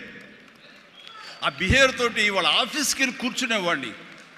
అంటే అక్కడ నాకు ఒక పౌరుషం లేదని కాదు, పరిస్థితి నాకు అనుకూలంగా మలుచుకోవడంలో నేను అది ఆ రకంగా కొంచెం తగ్గి వెళ్తాను. నేను తగ్గడం మూలంగా ఆ తర్వాత వచ్చే కరెంటు వేవ్స్ దాని మీద ఎక్కితే అదే తీసుకెళ్తాను పైకి. అది నమ్మిన వాడిని నేను. అలాంటి దర్శకులతోటి, ఆ దర్శకులతోటి నేను హైయెస్ట్ సినిమాలు చేశాను అన్నది ఈ రోజున వాస్తవం. అలాగే ఇక్కడ సినిమా ఇండస్ట్రీలో నీ టాలెంట్ అనేది ఇనిషియల్ స్టేజ్లో secondary. How you behave, how you cooperate with the producers. So all the time how you look in to their benefit, వాళ్ళ బాగులు ఎలా చూసుకుంటావు, వాళ్ళకి లాభం రావాలి ఎలా చూసుకుంటావు అనే దాని మీద దృష్టి పెడితే అది నిన్ను మరింత దగ్గర చేర్చుకుంటుంది. రామారావు గారి ఎగ్జిట్ తర్వాత, ఆయన పాలిటిక్స్కి వెళ్ళిన తరువాత ఒక గ్యాప్ లోపల ఉన్నారు మహానటులు ఎంతోమంది ఉన్నారు. శోభన్ బాబు గారు, కృష్ణరాజు గారు, కృష్ణ గారు, నాగేశ్వర గారు అందరూ ఉన్నారు. ఆ టైంలో ఒక కొత్త వాటికి ఛాన్స్ రావడం అనేది ఎంత కష్టం అనేది నేను ప్రత్యేకించి చెప్పక్కల. ఈ రోజుల్లో మాత్రం కానే కాదు. ఆ రోజుల్లో ఏంటి అంటే నా టాలెంట్ ఉంది కదా ఎస్ అని అనుకుంటే కుదరదు బాబు. నీ బిహేవియర్ కూడా దానికి అడిషనల్గా యాడ్ అవ్వాలి. మనం కొంచెం ఏంటంట అని అన్నామనుకోండి, అబ్బో వీడితో ఎక్కడ పడుతున్నా బాబు, వద్దురే బాబు, ఆల్టర్నేటివ్ చూడండిరా అనేలాగా వాళ్ళ మైండ్ సెట్ ఉంటుంది. మనలాంటి నటినట్లు ఎంతోమంది ఉంటారు. బట్ వాళ్ళలో మనం బెస్ట్ ఆప్షన్ అంటే అపార్ట్ ఫ్రమ్ అవర్ హిస్టానిక్ టాలెంట్స్, మనకున్న నైపుణ్యం కంటే కూడా మన వ్యక్తిత్వం అని కూడా చాలా చాలా ప్రధానమైన పాత్ర వహిస్తుంది. అలాంటి వ్యక్తిత్వాన్ని నమ్ముకుని వాళ్ళ ఆఫీసులకు వెళ్ళి కూర్చుని వాళ్ళతో సత్సంబంధాలు ఏర్పరచుకుని మీలో ఒకడిని అంటూ వాళ్ళకి ఆ నమ్మకం కలిగించి పెట్టి అలా ముందుకు వెళ్తుండేవాడిని. ఎలాగో ఎవాల్వ్ అయ్యాను అంటే నన్ను ఇండస్ట్రీ నాకు చేయూతనిచ్చి ఇండస్ట్రీ నన్ను పైకి ఎదిగేలా చేసింది అనే దానికంటే నన్ను ప్రేక్షకులు ఫస్ట్ వాళ్ళు నన్ను గుర్తించారు. ఇండస్ట్రీ గుర్తించలేదు, ప్రేక్షకులు గుర్తించారు, ప్రేక్షకులు చేయూతనిచ్చారు. అందుకనే ప్రేక్షకుల పట్ల నాకు ఎప్పుడూ కృతజ్ఞత ఉంటుంది. ఇది మీకు అర్థమయ్యేలాగా తేటతెల్లంగా చెప్పాలి అంటే రామారావు గారు ఎగ్జిట్ తర్వాత ఎవరు అంటలో ఇద్దరు ముగ్గురం పోటాపోటీగా నిలబడి ఉన్నప్పుడు లక్ష్మీ ఫిలిం డిస్ట్రిబ్యూటర్స్ అని విజయవాడలో ఉండేవాళ్ళు. అప్పట్లో ఇప్పట్లాగా బయింగ్ అలాంటివి లేవు. ఏరియాల వైజ్ కొనటం సినిమాలు లేవు, బయర్ సిస్టమ్ లేదు, ఓన్లీ డిస్ట్రిబ్యూషన్. అంటే డిస్ట్రిబ్యూటర్ అనేవాళ్ళు బెజవాడ నుంచి వచ్చి ఎవరెవరు ఏ సినిమాలు తీస్తారు, కథలు నచ్చితే కనుక ఆ కథకి ఇంత బడ్జెట్ ఇచ్చేవాళ్ళు. ఆ బడ్జెట్ తోటి సినిమాలు తీసేవాళ్ళు, అందులో లాభాలు ఎంతో మిగుల్చుకొని మిగతా వాళ్ళు డిస్ట్రిబ్యూటర్స్ వాళ్ళు డిస్ట్రిబ్యూట్ చేసుకుని ఆ వచ్చే డబ్బు వాళ్ళు పంచుకునేవాళ్ళు. ఇది సిస్టమ్. ఆ సమయంలో ఒక కథ చెప్పి మేము సో హీరోని మేము అనుకుంటున్నామని ఆ ప్రొడ్యూసర్స్ చెబితే లింగమూర్తి గారని లక్ష్మీ ఫిలిమ్స్ సంబంధించినటువంటి ఒక వాళ్ళ CEO ఆయన వచ్చారు. ఓకే, ఎంత ఎక్స్పెక్ట్ చేస్తున్నారు ఆ హీరో మీద? అప్పుడు 25 crores lakhs, సారీ క్రోర్స్ కాదు, ల్యాక్సే. 25 lakhs 30 lakhs, కానీ మాది బడ్జెట్ ఎక్కువ అండి, 50 lakhs పైన అవుతుంది అని. అంటే ఆ హీరో మీద 50 lakhs అంటే మాకు చాలా రిస్క్. చిరంజీవి అని వస్తున్నాడు కదా, అతని మీద అయితే ఇస్తాం అని. ఎందుకు ఇస్తారు, అతను ఏంటి కొత్తగా వస్తున్నాడు కదా అంటే, రావడం ఏంటి, ఖైదీ లాంటి సినిమా చేశాడు. ఆ ఖైదీలో అతని డ్యాన్సులకి ఫైట్లకి ఎక్స్ట్రాగా జనం విపరీతమైనటువంటి రెస్పాన్స్ ఉంది. మేము జనంలో ఉంటాం, బెజవాడలో ఉంటాం, మిగతా ఊళ్ళ నుంచి ఫీడ్బ్యాక్ తీసుకుంటాం, మాకు తెలుసు అతని పొటెన్షియాలిటీ అని. అంటే చెన్నైలో ఉండేవాళ్ళు, మెడ్రాస్లో ఉండేవాళ్ళు కొంచెం సంశయిస్తూ వచ్చారు. కాదండి, ఇతనైతేనే 50 ఇస్తాం, వాళ్ళైతే మాత్రం 30 కంటే ఎక్కువ ఇవ్వలేము అని వాళ్ళు తేల్చి చెప్పిన తర్వాత ఆయన ఒక మాట అన్నాడు, సాంగ్స్ అండ్ ఫైట్స్ అనేవి అప్పటి వరకు మినీ ఇంటర్వెల్స్, స్మోక్ చేసేవాళ్ళు కానీ, లేకపోతే బాత్రూమ్ వెళ్ళేవాళ్ళు కానీ, లేకపోతే రిఫ్రెష్మెంట్స్ కోసం బయటికి టీ తాగడం వెళ్ళే వాళ్ళకి సాంగ్ రాగానే వాళ్ళు బయటికి వెళ్ళిపోయేవాళ్ళు. ఫైట్స్ అనగానే కొంచెం అసహనంగా ఉండి బయటికి వెళ్ళిపోయేవాళ్ళు. ఎందుకంటే అది డూప్ చేస్తున్నాడు రా, మధ్యలో క్లోజప్స్లో హీరో తప్ప, అండ్ సాంగ్స్లో ఏంట్రా అది, అలాగే ఉండేది కామెంట్స్ అని. ఆయన చెప్పిన మాటలు ఇవి, నా మాటలు కాదు. ఆయన అన్నారు, కానీ అదే ఈ అబ్బాయి సాంగ్స్ అయితే కనుక ప్రొజెక్టర్ ఆపి మళ్ళీ రిపీట్ తోటి మళ్ళీ వేయండి అని అనిపించుకుంటున్నారు. ఇది మాకు కావాలి, ఇది మాకు డబ్బులు తెచ్చిపెట్టేది, కాబట్టి ఈ అబ్బాయి అయితే కనుక ఇంత ఇస్తాము అని తేల్చుకోడంటే అప్పుడు వీళ్ళందరూ తప్పనిసరి, అంటే ప్రజలు కోరుకుంటున్నారు కాబట్టి, డిస్ట్రిబ్యూటర్స్ ఇన్సిస్ట్ చేస్తున్నారు కాబట్టి నాకు ప్రొడ్యూసర్ అప్పుడు నా వైపు చూశారు. అది పోయి ఏమైందంటే రామారావు గారి తర్వాత రామారావు గారి ప్రొడ్యూసర్లు ఎవరున్నారో అంతమంది ప్రొడ్యూసర్, దేవిప్రసాద్ గారు, చలసాని గోపి గారు, త్రివిక్రమ్ గారు అండ్ వాట్ నాట్, ఏడు నాగేశ్వరరావు గారు, ఇలాంటి నిష్ణాతులైన ప్రొడ్యూసర్లు అందరూ ప్రతిరోజు నా షూటింగ్లు ఎక్కడ జరుగుతున్నా, ఎవరితో జరుగుతున్నా, ఏ ప్రొడక్షన్ జరుగుతున్నా సరే వచ్చి నా దగ్గర కూర్చుని వాళ్ళందరూ కలిపి ఈవినింగ్ స్నాక్స్ తింటూ ఉండేవారు. అప్పుడు అనేది ఇది కదా నా బలం, ఇది కదా నేను సాధించుకున్నాను అని. రామారావు గారి ప్రొడ్యూసర్లు తిరిగి నాతో సినిమాలు తీస్తుంటే అది ఎనలేని బలం. నెంబర్ 1 హీరో అవ్వాలని అనుకున్న నాకు ఆ క్షణం అనిపించింది, ఎస్ అయ్యానని. అయ్యానని ఒకసారి కాలర్ ఎగరేస్తే ఏమవుతుందో కూడా నాకు తెలుసు. అందుకనే అణిగిమణిగే ఉండాలి, ఎప్పుడు సబ్జ్యూడ్గానే ఉండాలి. నెంబర్ 1 అనేది నా మైండ్లో ఎప్పుడు పెట్టుకునేవాడిని కాను. స్వేర్ కష్టపడి పని చేస్తే ఆటోమేటిక్గా ఆ నెంబర్ అట్లాగే ఉంటుంది తప్ప ఎక్కడికి పోదు. అదే నమ్మకంతో తప్ప నేను నెంబర్ 1 చెప్పుకుంటే అది నాతో నిలబడుతుందన్న నమ్మకం లేదు. మనం కష్టపడి అలాగే అదేవిధంగా ముందుకు సాగుతూ ఉంటే కనుక ఆటోమేటిక్గా వస్తుంది. ఆ నెంబర్ 1 స్థానం అలాగే నిలబడి ఉంటుంది. అది గట్టిగా నమ్మిన వాడిని. ఇది ఎవరు చెప్పింది కాదు, నా అంతరాత్మ నాకు చెప్పింది కాబట్టి దాంతో ఫాలో అవుతూ వచ్చేవాడిని. అందుకని ఈ రోజున నేను సరదాగా ఎంటర్ప్రినర్షిప్ వెళ్ళది నేను నా సోత్కర్షం చెప్పకూడదు అనుకుంటున్నప్పుడు నేను ఏం పాయింట్ చెప్పాలని ఊరికి గూగుల్ చేసేవేళ చేస్తే the key principles to become an entrepreneur, identify your passion. NCC తర్వాత నిర్దిష్టంగా నా ప్యాషన్ ఏంటో నాకు తెలిసి వచ్చింది. Acting and take calculated risk. నానన్నారు ఈ సినిమా ఇండస్ట్రీలో ఎవరు తెలియదు, నువ్వు వెళుతున్నావు, అది రిస్క్ కదరా, మరి అక్కడ ఎవరు రాణించకపోతే ఏం చేస్తారు?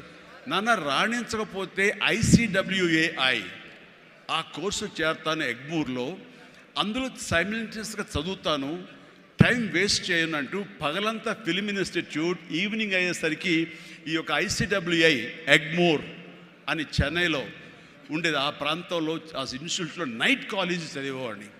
ఒక 6 months అయిన తర్వాత చాలా కష్టమైపోయేది. నైట్ నిద్ర లేకుండా, పగలేమో ఈ ఫిల్మ్ ఇన్స్టిట్యూట్లో నేను అనుకునేది చేయలేక నెమ్మదిగా నా ఇంట్రెస్ట్ స్ట్రెంగ్తన్ అవుతుంది, నాలో బలమైనటువంటి నమ్మకం ఏర్పడుతుంది, ఖచ్చితంగా రాణించగలన్న బలంతో వేసారంటే దీన్ని తెలియకుండా నేను వదిలేశాను. అది అలాగా. సో ఆ రిస్క్ తీసుకున్నా నేను చెన్నై వెళ్ళి.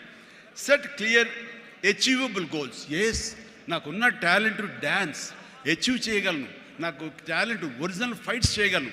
Yes, I can do that. Performance ఇవ్వగలను. ఆ ఇవ్వటంలో పాటు ఒకే మాస్ అంటే ఎప్పటికైనా బోరు కొడుతుంది. అలా కాదు, అంటే డిఫరెంట్ డైరెక్టర్స్ని నమ్ముకున్నాను నేను, డిఫరెంట్ కథలు నమ్ముకున్నాను. ఒక పక్క నుంచి ఖైదీ సినిమా చేస్తే, మరో పక్క నుంచి నేను మంత్రి గారి వియ్యంకుడు సినిమా చేశాను. College students, young lad, love subject చేశాను. 2 కలిపి ఒక వారంలో రిలీజ్ అయింది. మీరు కావాలంటే గతంలోకి వెళ్ళి ఆ ఖైదీ రిలీజు, నెక్స్ట్ మంత్రి గారి వియ్యంకుడు చూడండి. 1 week. 2 ఒకటేమో సూపర్ డూపర్ ఫినామినల్ హిట్, ఒకటి సూపర్ హిట్ అయింది మంత్రి గారి వియ్యంకుడు. ఆ తర్వాత శుభలేఖ, ఒక డిగ్నిటీ ఆఫ్ లేబర్, మన మహానుభావుడు విశ్వనాథ్ గారి డైరెక్షన్లో సినిమా చేశాను. ఆ తర్వాత ఇదే కాదు, చిన్నపిల్లల్ని అలరించేలాగా, ఇందులో చాలామంది చిన్నప్పుడు చూస్తుంటారు చంటి అబ్బాయి. ఆ సినిమా ఆ చేసిన ఆ ఫార్స్ కానివ్వండి, స్లాప్స్టిక్ కామెడీ కానివ్వండి, ఇప్పటికీ చాలామంది చెప్తుంటారు. వాళ్ళందరూ IAS ఆఫీసర్లు, వాళ్ళు పెద్దవాళ్ళు అయ్యారు, వాళ్ళందరూ అయినా సరే చెప్తుంటారు. అదొకటి. ఇట్లాగా వైవిధ్యమైనటువంటి క్యారెక్టర్స్, స్వయం కృషి కానివ్వండి, యాక్షన్ సినిమాలు కానివ్వండి, రాఘవేంద్రరావు గారి గ్లామర్ క్యారెక్టర్స్ కానివ్వండి, కోదండరావు రెడ్డితో చేసిన కామెడీ కమర్షియల్ సినిమాలు కానివ్వండి, గోపాల్తో చేసినటువంటి ఫ్యాక్షన్ సినిమాలు కానివ్వండి, అట్లాగా 1-2 అలాగా మన ఇది మా బావగారు బావన లాంటి సబ్జెక్టులు కానీ, ఒకటే ఇలా ఇంద్ర ఇలాంటి సబ్జెక్టులు అందరూ చూస్తుంటే కనుక నాకు అనిపించింది అన్ని రకాలుగా నాకున్నటువంటి టాలెంట్స్ని అన్ని పక్కలకి వ్యాపింప చేశాను. అంటే అంతమంది ప్రేక్షకుల్ని ఈ రోజున మహిళా ప్రేక్షకులు వచ్చి ఆప్తుల్లాగా వచ్చి నన్ను ప్రేమించిన లేడీసే కాదు, యంగ్స్టర్సే కాదు, పసిపిల్లలే కాదు, పెద్దవాళ్ళే కాదు, ధనికులే కాదు, ప్రతి ఒక్కళ్ళు క్లాస్ మాస్ వాళ్ళు వీళ్ళు అందరూ ఇంతమంది ప్రేమించారు. కాబట్టి ఈ రోజున ఇంతమంది నేను ఆస్తిగా చేసుకున్నాను, ఇంతమంది ప్రేమ పొందే అదృష్టం భగవంతుడు కల్పించగలిగాడు. ఎందుకంటే నేను లిమిటేషన్స్ పెట్టుకోలేదు. ఆ రకంగా అది నాకు ఎంతో హెల్ప్ అయింది. అలాగా delivery, high quality work, constantly market understanding. Yes, ఈ రోజున ఒకటే రకమైన డ్యాన్స్లు వేస్తుంటే కనుక బోరు కొట్టచ్చు. సో ఏం చేద్దాం, డ్యాన్స్లో కానీ ఫైట్స్లో కానీ వైవిధ్యం ఎలా తీసుకొద్దాం అనుకున్నప్పుడు, ఫారిన్ వెళ్ళినప్పుడు నా భార్యతో పిల్లలతో ఎంజాయ్ చేయడం కాకుండా అక్కడ దొరికేటువంటి వైవిధ్యమైన డ్యాన్స్ క్యాసెట్స్ తీసుకొచ్చేవాడు, VHS క్యాసెట్స్. అందులో మైకేల్ జాక్సన్ ఉండేవి. అప్పుడు ఇక్కడ ఇండియాలో VHS క్యాసెట్లు కానీ VHS ప్లేయర్స్ కానీ ఉండేవి కదా, వీడియో ప్లేయర్స్. అవి తీసుకొచ్చి ఒక ప్లేయర్ కొనుక్కొచ్చి అవి చేసుకునేవాడిని, అవి డ్యాన్స్ మాస్టర్లు చూపించేవాడిని. అదే ఈరోజున డిస్కో డ్యాన్సులు కానివ్వండి, బ్రేక్ డ్యాన్సులు కానివ్వండి, వేవ్ డ్యాన్సులు కానివ్వండి, ఇలాంటి డ్యాన్సులు రావడానికి నేను వైవిధ్యంగా ఉండాలని ఎప్పటికీ పరితపిస్తూ ఉండేవాడిని. వాళ్ళ మొనాటినిగా ఫీల్ అయ్యేలా చేసేవాడిని కాదు. అది ఫైట్స్లో కూడా అదే విధంగా ఉండేది. And then critically important is understanding your target audience and customers. So మారుతున్నటువంటి కాలానికి కానీ అనుకూలంగా ఆడియన్స్ టేస్ట్ మారుతుంటే మనం కూడా మన సినిమా కథాంశాలు మార్చుకోవాలంటూ ఆయా కథకులతో కూర్చుని ఇంటరాక్ట్ అవుతూ వాళ్ళని మార్చుకుంటూ అప్లోడ్ మార్చుకుంటూ జగదగి వీడు అతిలోక సుందరి, అన్నయ్య అనే సినిమా, సెంటిమెంట్ సినిమా, హిట్లర్ అనే సినిమా, మాస్టర్ అనే సినిమా, రెస్పాన్సిబిలిటీ సినిమాలు, మెసేజ్ ఓరియంటెడ్ సినిమాలు ఇస్తూ ఆ రకంగా మోసపోసే సినిమాల నుంచి నేను బయటికి రావడం జరిగింది. And know that your product won't appeal to everyone and conduct market research and continuously learning. ఇప్పుడు సినిమా చిరంజీవి సినిమా అంటే అందరూ లైక్ చేసేయాలి, అందరిని అనుకోకూడదు. కొంతమంది డిస్లైక్ చేసేవాళ్ళు ఉంటారు. కానీ డిస్లైక్ చేసేవాళ్ళను కూడా మనం ఇంప్రెస్ చేయాలి అంటే కనుక మనం ఏ విధంగా మన యాక్టింగ్లో మార్పులు చేర్పులు చేసుకోవాలి అనుకుంటాడు. ఇక్కడ ఉన్నటువంటి కొంతమంది ఇండస్ట్రీలో, సార్ మీ సినిమాల్ని దొంగతనంగా చూసేవాళ్ళం సార్, ఇదేం కర్మయ్యా దొంగతనం ధైర్యంగా చూడొచ్చు కదా అంటే, లేదు సార్ అలా చూస్తే మా వాళ్ళు కొంతమంది ఎందుకురా సినిమాలు అంటే అవేనా అని అనేవాళ్ళు సార్. అదేంటయ్యా సినిమాలకు కూడా తేడా చూపిస్తారా? అవును సార్, అందుకని మీ సినిమాలు మీ డ్యాన్స్ అంటే మాకు ఇష్టం సార్, అందుకని సెకండ్ షోలకి ఎవరికి తెలియకుండా కామ్గా వెళ్ళిపోయి చూసి వచ్చేవాళ్ళం సార్. ఏమిటి అసలు అవి చూసి కాలేజీలో ఆ పెర్ఫార్మెన్స్ ఇచ్చేసేవాళ్ళం సార్, మాకు ప్రైజులు వచ్చేసేవి. ఆ రకంగా అందరినీ కూడాను, ప్రతి ఒక్కరిని కూడా నేను నా వైపు ఆకట్టులాగా చేయగలిగాను. అలాగే learn from mentors and successful entrepreneurs. ఎవరైతే మీకంటే ముందే సాధించారో వాళ్ళని మీరు ఆధారంగా చేసుకుని వాళ్ళు ఏ విధంగా అంత స్థాయికి వెళ్ళారు, టాటా వాళ్ళు కానీ ఇంకోళ్ళు కానీ వెళ్ళారు. అంటే నా విషయంలో రామారావు గారు, నాగేశ్వరరావు గారు ఆ స్థాయికి వెళ్ళారంటే క్రమశిక్షణ, టాలెంట్ అనేది ప్రూవ్డ్. కానీ ఇక్కడ క్రమశిక్షణ అనేది చాలా ఇంపార్టెంట్. అందరితో సత్సంబంధాలు పెట్టుకోవడం ఇంపార్టెంట్. నిన్ను క్రిటిసైజ్ చేసే వాళ్ళు ఉంటారు, ఆవేశపడకు, వాళ్ళ తప్పు వాళ్ళు తెలుసుకుంటారు, నువ్వు సంయమనం పాటించాలి. అండ్ అట్లాగా నేను నా సీనియర్స్ నుంచి నేర్చుకుంటూ వచ్చాను. Learn more mentor and successful entrepreneurs of course. అలాగే నెట్వర్క్ అనేది చాలా ఇదిగా ఉండాలి మీకు, అంటే డిస్ట్రిబ్యూషన్ సైడ్ కానీ ఇంకోటి కానీ మీ ప్రోడక్ట్ మార్కెటింగ్ చేసుకోవట్లేదు. అలాగా నా విషయంలో నాకు అండగా నిలబడింది, నన్ను ప్రజల్లోకి నిరంతరం తీసుకెళ్ళేది ఎవరంటే నా అభిమానులు. మీ ఎంటర్ప్రినర్స్కి ఎలాగైతే కనుక నెట్వర్క్ ఉంటుందో, అబ్జర్వ్ చేసుకుంటారో, డిస్ట్రిబ్యూషన్ ఉంటుందో, మార్కెటింగ్ స్ట్రాటజీస్ ఉంటాయో, అలాగా నా అభిమానులు ఎప్పటికప్పుడు నాకు అండదండలు అందిస్తూ కొండంత అండగా నిలబడ్డారు. వాళ్ళు నా కోసం ప్రాణం ఇచ్చే లెవెల్కి వాళ్ళు ఉన్నారు. నేను అన్నాను, మీరు నాకు ప్రాణం ఇవ్వక్కర్లేదు, మీ యొక్క సహాయ సహకారాలతో రక్తం ఇచ్చి ప్రాణాలు నిలబెట్టండి అన్నాను. ఆ మాట పుణిగి పుచ్చుకుని 25 సంవత్సరాలుగా ఈరోజు కూడా వాళ్ళు రక్తదానం చేస్తూనే ఉన్నారు. వాళ్ళందరికీ నిజంగా జీవితాంతం నేను రుణపడి ఉంటాను. అందులో భాగంగా ఎక్కడో ఉన్నట్టు నా మాట, ఇక్కడ మాట్లాడిన నా మాట అమెరికా దాకా వినపడింది. కాబట్టి ఆప్తా ఎన్నోసార్లు నా పేరు మీద బ్లడ్ బ్యాంకులు నిర్వహించారు, రక్తదానాల శిబిరాలు నిర్వహించారు. ఈ రవి కానివ్వండి, మధు కానివ్వండి, ఇలాంటి వాళ్ళందరూ కూడాను ఇవి చేశారు. ఈ రోజున అన్ఫార్చునేట్లీ రవి వర్రే ఒక బ్రెయిన్ స్ట్రోక్ వచ్చేది ఆగిపోయినప్పుడు, ఆ విషయం తెలిసినప్పుడు అతనికి వీడియో పెట్టాను నేను. వీడియో, రవి డోంట్ వర్రీ, ఇవన్నీ స్మాల్ థింగ్సే, బట్ అన్ఫార్చునేట్, సో త్వరలో కోలుకుంటావని అతను నేను మెసేజ్ పెట్టినప్పుడు అతను పొందిన ఆనందం అంతా ఇంత కాదు, అది ఎంతో ఉత్సాహాన్ని ఇచ్చింది. ఈ రోజున కోలుకుంటున్నాడు. ఈ రోజున ఈ సభ రవి రావాలి, అన్ఫార్చునేట్ రాలేకపోయాడు. కానీ నెక్స్ట్ ఇదే సభ ఇక్కడ జరిగితే కనుక రవి వస్తాడు, నేను వస్తాను, మీతో ఉంటాను. మీ అందరి ఆశీస్సులతోటి రవి లాంటి ఎంతూజియాస్టిక్ గాయ్ కోలుకుంటున్నాడు. వాళ్ళు మధుతోటి, సాగర్ గారితో, మన ఇతర ఫ్రెండ్స్ తోటి, సుబ్బు చంద్రశేఖర్ గారితో, వీళ్ళందరితో కూడాను మళ్ళీ కలిసి ఈ యొక్క సభల్ని ఇంతకంటే మరింత అద్భుతంగా చేయాలి. అండ్ ఆ రకంగా నేను మీ ఎంటర్‌ప్రెన్యూర్‌షిప్ యంగ్స్టర్స్ ఎలాగ రావాలి ఏమిటి అనేది నా గురించి నేను చెప్పుకోవడంలో తెలియకుండానే మీకు అందరికీ చెప్పాను. అది మీకు అందరికీ అర్థమై ఉంటుందేమో అనిపిస్తుంది. కాబట్టి ఇది నాకు గొప్ప అవకాశం. ఈ తీరుగా ఈ రీతిగా ఇదే విధంగా మనం వెళ్ళగలిగితే కనుక ఎవ్వరికి అడ్డుండదు. ఇక్కడ ఒక్కొక్కరు ఒక్కొక్క గ్రేట్ ఎంటర్‌ప్రెన్యూర్స్ అవుతారు. ప్రతి ఒక్కళ్ళు మీ సలహాలు సంప్రదింపులు మీ సీనియర్స్ తోటి మీరు ఆయా సమయంలో ఇంటరాక్ట్ అవుతూ what to do what not to do how to go about it అనేది మీరు తెలుసుకుంటూ ఎప్పటికప్పుడు మీరు అప్డేట్ చేసుకుంటూ రిస్క్ ఉంటుంది. బట్ మన జీవితాలు కొలాప్స్ అయ్యేలాగా మాత్రం రిస్క్ వద్దు, కానీ మీడియం రిస్క్ తీసుకుంటూ మీరు ముందుకు వెళ్ళకపోతే అభివృద్ధి ఉండదు. ఛాలెంజ్ సినిమా ఎంతమందికి ఇన్స్పిరేషన్ వచ్చింది అంటే ఆ రోజుల్లో ఏమి చేయాలరా అని తొయ్యనంటే వాళ్ళకి ఆ సినిమా ఒక దిక్సూచిలా ఉండి ఈవెన్ మనం కూడా అచీవ్ చేయగలం అనే నమ్మకం వచ్చింది. అలాగా సినిమాల ద్వారా ఇతోధికంగా నేను చాలామందికి మార్గదర్శకంగా నిలబడ్డాను, ఇన్స్పిరేషన్గా నిలబడ్డాను.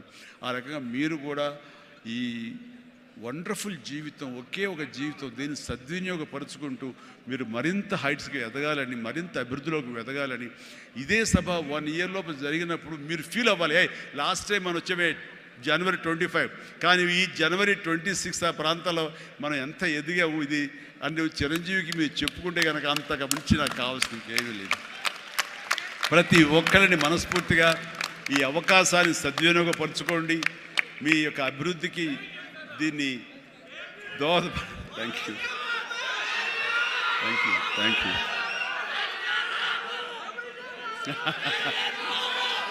ఎస్ ఇందాక నుంచి చాలా చెప్తూ నా అచీవ్మెంట్స్ గురించి చెప్పాను. Pawan Kalyan is my achievement, Ram Charan is my achievement, నా ఫ్యామిలీలో ఉన్న అందరు బిడ్డలు అందరూ కూడా నా అచీవ్మెంట్. వీళ్ళందరూ చూస్తుంటే ఇది కదా నేను సాధించానని. మొన్న పవన్ కళ్యాణ్ ఇంటికి వచ్చినప్పుడు ఒక మాట అన్నాడు, అన్నయ్య నీకు ఒక మాట అనేవాడికి గుర్తుందా అని. ఏమన్నానరా, మన ఇంట్లో ఇంతమంది మీరందరూ ఉన్నందుకు, నాకు ఈ అవకాశం భగవంతుడు ఇచ్చినందుకు ఇది నాతో ఆగిపోకూడదు. ఒక రాజ్ కపూర్ ఫ్యామిలీలో ఎంతమంది ఎలా ఉన్నారో ఆ రకంగా మరొక రాజ్ కపూర్ ఫ్యామిలీ మన మెగా ఫ్యామిలీ అవ్వాలి అని నువ్వు చెప్పావు. ఈ రోజున చూస్తుంటే తలుచుకుంటే నీ మాట ప్రభావం, నీ మాట మంత్రంగా ఈరోజు పనిచేసి మన ఫ్యామిలీలో ఇంతమంది 9 ఉన్నావు, 10 మంది దాకా ఉన్నావు అంటే కనుక నీ మాట పవర్. ఎందుకంటే నువ్వు చాలా నిష్కల్మషంగా అంటావు, అనేదో కన్విక్షన్తో అంటావు, అందులో ఎలాంటి పొల్యూషన్ ఉండదు కాబట్టి దానికి బలం ఎక్కువ అన్నయ్య. మంచి మనసుతో అంటావు, పాజిటివ్తో అంటావు అని కళ్యాణ్ బాబు అంటే అవును కదా అనుకున్నా. తెలియకుండా అదే ఒక పత్రిక కపూర్ ఫ్యామిలీ ఆఫ్ సౌత్ అంటూ మా గురించి ప్రస్తావించినప్పుడు, భగవంతుడా, ఇది మా గొప్పతనం కాదు, నువ్వు ఈ ప్రజలు, నా అభిమానులు, ఈ ప్రేక్షకులు మమ్మల్ని ఆదరించారు కాబట్టి మేము ఈ స్థాయిలో ఉన్నాము అనుకున్నది ఆ రకంగా సాధించగలిగాము అనిపిస్తుంది. అండ్ గతంలో ఎప్పుడు నేను ఏ సభలోనూ ఇంత మనసిప్పి మాట్లాడుకోలేదు. అది మీతోటి నేను మనసిప్పి మాట్లాడుకునేంత ఆప్తుల మధ్య ఈ ఆప్తా సంస్థ సంబంధించి నా గుండెని టచ్ చేశారు.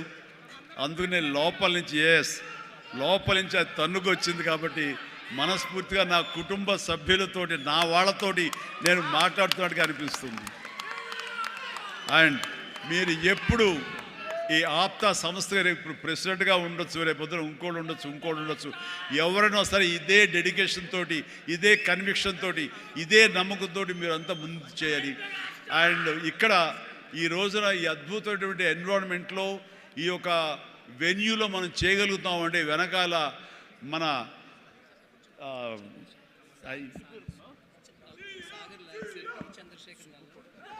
ఈ వెన్యూ ఇచ్చినటువంటి మా గోపి చల్మశెట్టి అనిల్ అంటారు. గోపి నాకు అత్యంత ఆప్తుడు, నా ఇంటి మనిషి.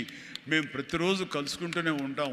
అతను కూడా మామూలు సాదాసీదా స్థాయి నుంచి ఈ రోజున తనలో ఉండే ఆ ఇంటెలిజెన్స్ అవనివ్వండి, ఆ ఇంటలెక్చువల్ థాట్స్ అవనివ్వండి, ఆయన చెప్పాలంటే సైన్స్ చదువుకొని సైంటిస్ట్ ఆయన. ఈ రోజున మన దేశం గర్వించే విధంగా గ్రీన్ ఎనర్జీలో ఆయన పాయినీర్ అయ్యాడు, నిష్ణాతుడయ్యాడు, హైట్స్కి వెళ్ళాడు. ఇప్పుడు ప్రపంచపరంగా కూడా మనందరం గర్వించే స్థాయికి తను వెళ్ళాడు. ఈ రోజున ఈ హైటెక్ సిటీ తనదే. మన అందరి కోసంగా ఈ వెన్యూ ఏర్పాటు చేసినటువంటి నా మిత్రుడు, నా తమ్ముడు, నేను అనే గోపి, మీరు అనేటువంటి చల్మశెట్టి అనిల్ని మనస్ఫూర్తిగా అభినందిస్తున్నాను. అనిల్, నీ ముఖం ఎవరు చూస్తుంటారు? ఉంటే ఇటు వస్తావా నా పక్కకి? గోపి ఎక్కడ వెళ్ళిపోయాడు దొంగ? జస్ట్ వస్తున్నాడు సార్, వస్తున్నారా? Yeah, please Gopi come yeah. ఒక బొకే ఉందండి, ఒక బొకే ఉందా?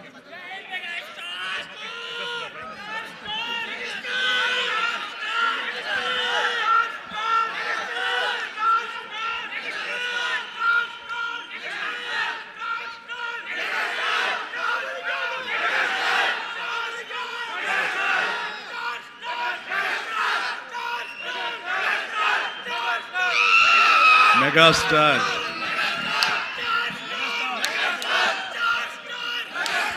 Thank you.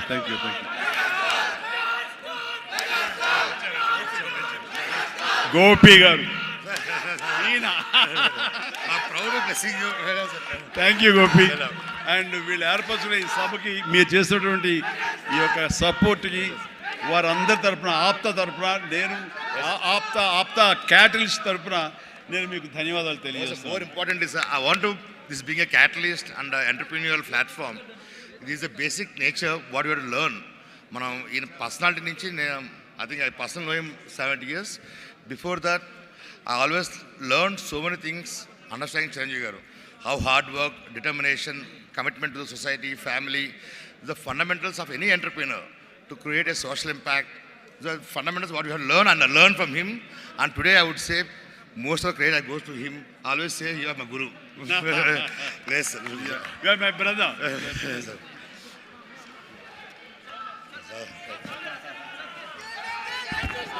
అందరూ దయచేసి కూర్చుంటే చిరంజీవి గారు వచ్చి కూర్చుంటారు. మీరు ప్లీజ్ స్టేజ్ ఖాళీ చేసి అందరూ దయచేసి స్టేజ్ పక్కకి వెళ్తే చిరంజీవి గారు వచ్చి కూర్చుంటారు.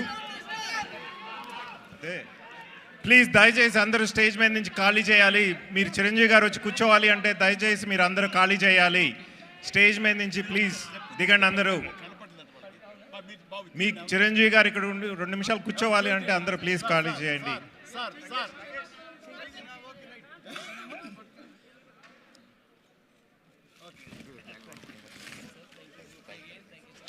థ్యాంక్ యూ అండి. So nice of you. చాలా ఓపికగా, ఎంత ఎంకరేజింగ్గా విన్నారు ఆ మాటలు. నమస్తే, గుడ్ నైట్, జై Hind.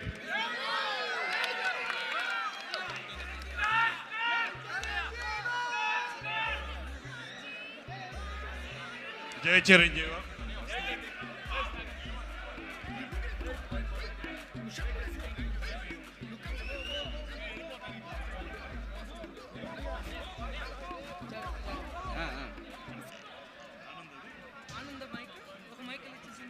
Thank you.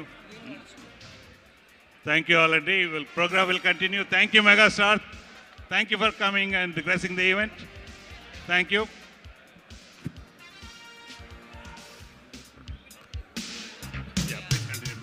Right, so the man, the legend, the star, Kadu, the mega star was here with us.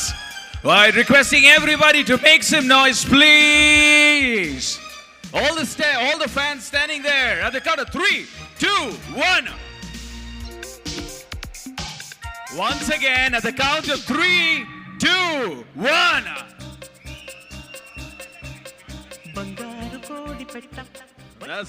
That's like it. The show will go on because the show must go on. Can we all empty the stage, please? Can we all empty the stage, please? We need to continue with our program. And I would like to have all the silver sponsors, please be seated. And we'll continue our program.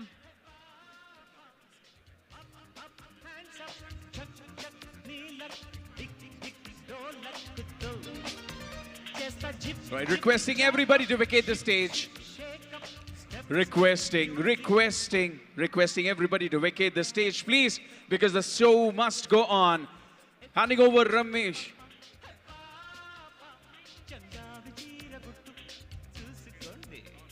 All right. So handing over the control to Ramesh Thumugaru to continue recognizing our silver sponsors, please. Hello, please, vacate, please. Everybody, please, we need to recognize the sponsors. Please vacate. Hello, please, we need to continue the program, please. We can't recognize the sponsors.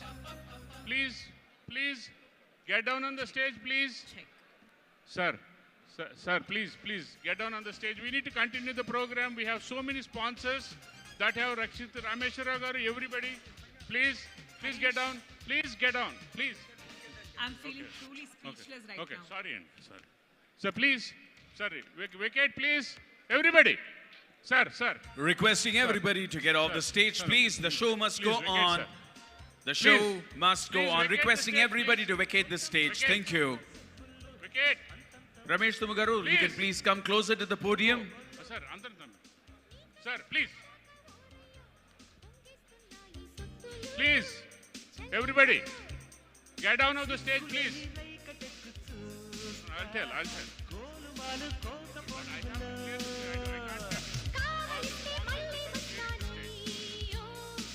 No. Sir, Arjun Garu, clear the stage. Clear the stage, please. Sir, please.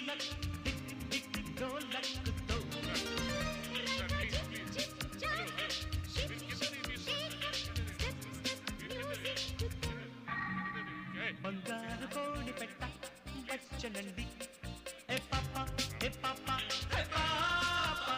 Please don't get onto the stage, please. We need to continue. Respect to the sponsors, please. Please, guys. This is not acceptable. Hello. We are disrespecting all the sponsors, please. Please. Sir, Anil garu nonni. Hello, please. Guys. Hello, Burra Babji garu. Next, our silver sponsor, please come onto the stage, please. Can somebody play the AV of Burra Babji garu SVS projects? Huh? Can the bouncers please report to the dais? Tej, okay. I think I'll go ahead and call Tej Pakyala and Venkatesh Pakyala onto the stage. Our silver sponsors, Tej Pakyala and Venkatesh Pakyala onto the stage. AV, please. Son of Krishnamurti Garu and Rama Hello, Garu, please sit in down. Dallas along with Please his wife sit down, Aleka guys. and 2 kids. Please, He's a true visionary and a relentless We are entrepreneur disrespecting who the has built sponsors, a legacy with sheer determination not good. and hard work. As the founder of Anvaya Capital, Yeah. he has led the charge in the real estate industry, managing an impressive portfolio of 350 million in assets under management. His journey is deeply rooted in the principles of entrepreneurship and resilience taught by his mother, which continue to guide his every step. He also runs a successful international tax firm offering invaluable services to clients across the globe, along with his father and brother Venkatesh. With a sharp eye for detail and an unwavering commitment clear to the stage, excellence, please. he has contributed significantly to the Andhra Pradesh Telugu Association APTA, Sit serving down. as the internal audit chair and later as the co-chair of the APTA Business Forum. He has consistently empowered the Telugu community with his leadership and expertise. Mr. Ravi Varre, President of Camelot Integrated Solutions, It's a wrong embodies one. the Please stop. transformative essence of a butterfly. An entrepreneur.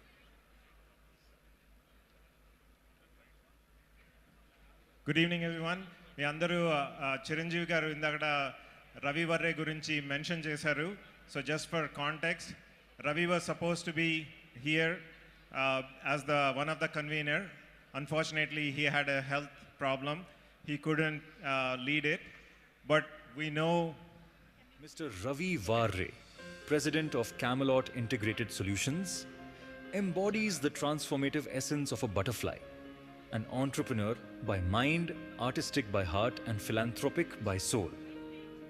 His journey as an accidental entrepreneur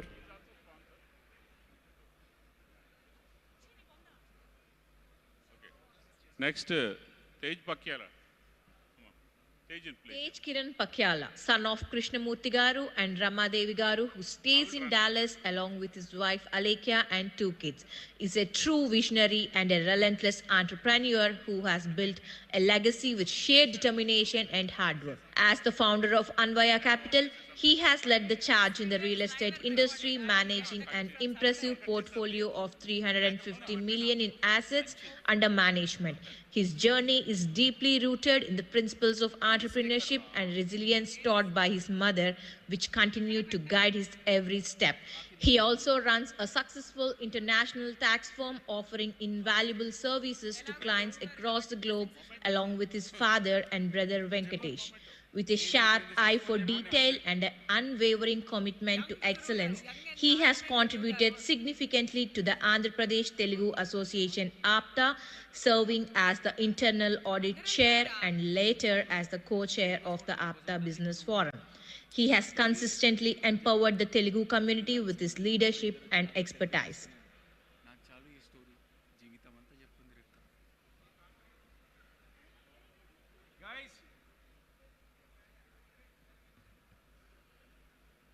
Minutes. They are getting the flag.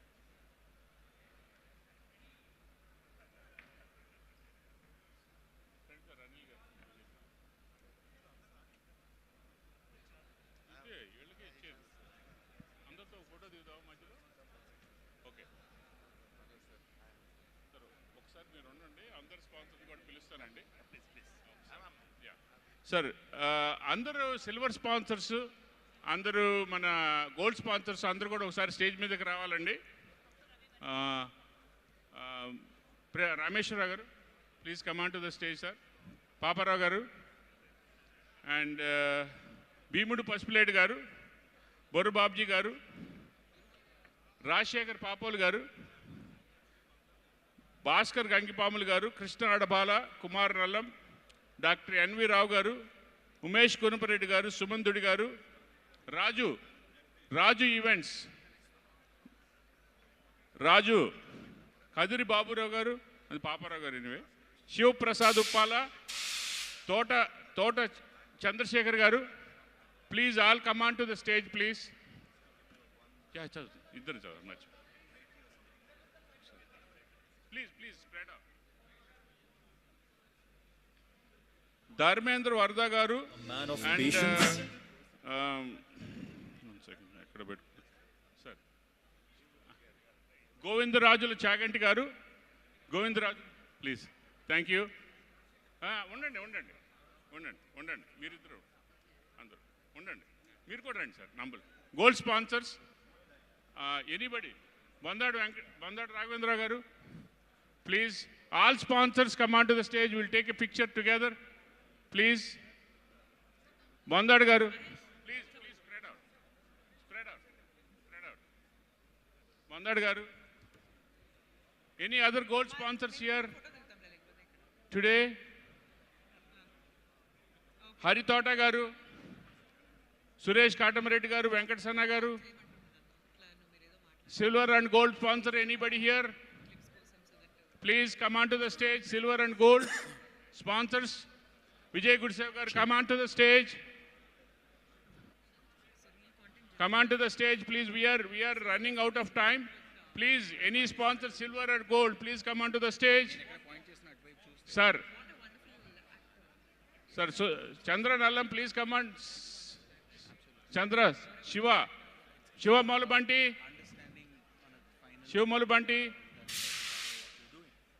Shiva Malubanti.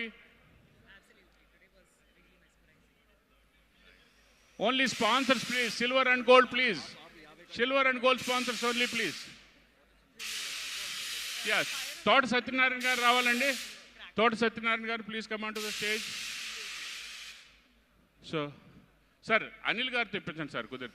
Sir ఒక్క నిమిషం, వాళ్ళకి ఎక్కువసేపు మనకి time cut చేసాము. అనిల్ గారు తెప్పిద్దాం sir.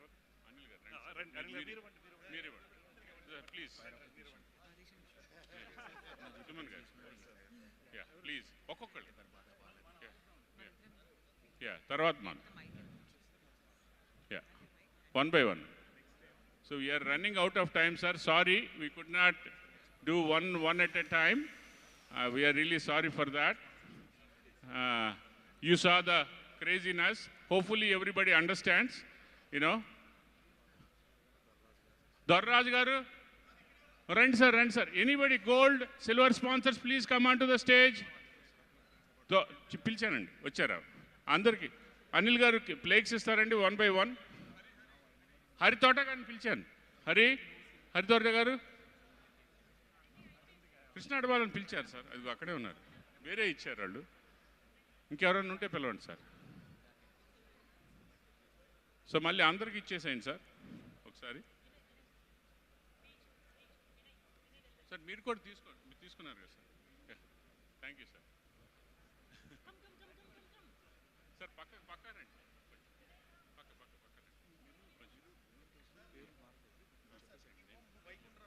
Yeah tea homes Vaikuntharao గారు, please come on to the stage. ఏంటి only sponsors.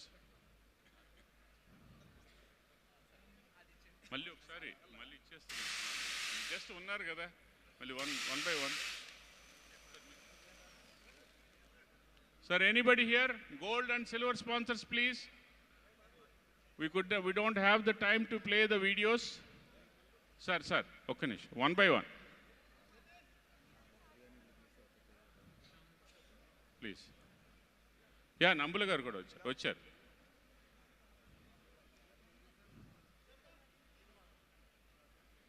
Delay అయిపోతుంది సార్.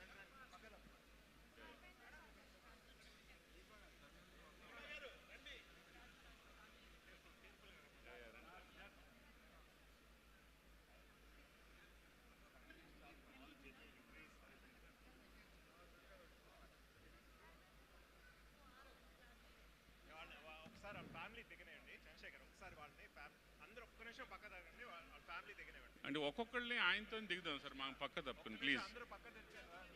పిలిచాను నేను, రాజు ఈవెంట్స్ని కూడా పిలిచాను.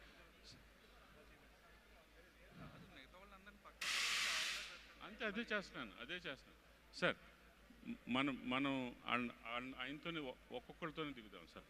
అందుకంటే మనం వీడియో వేయట్లేదు, మనం పక్కన ఉండదు ప్లీజ్. ఆయన ఇచ్చేసి ఆయనతో it's recognition for him. Sir వాళ్ళిద్దరిని వదిలేసి ప్లీజ్ ఒక్కొక్కరికి ప్లీజ్. థ్యాంక్ యూ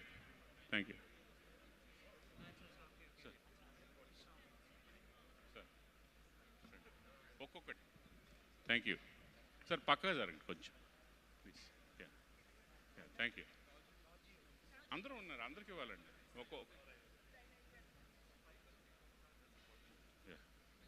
వాళ్ళు వీడియో వేయట్లేదు సార్. అట్లీస్ట్ మనం తోట చంద్రశేఖర్ గారు రండి. సారీ ఫినిష్ అయినా కుమార్ అడవ మన స్పాన్సర్. సార్ ప్లీజ్ తోట సత్యనారాయణ గారు. Yeah please sir. one at a time, please. Narendra Babu. Oh, yeah. Please, sir. Oh, please, sir. 1 minute.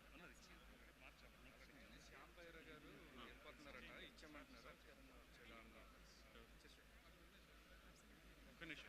Sir, Narendra Babu Nambul garu, finish. Please.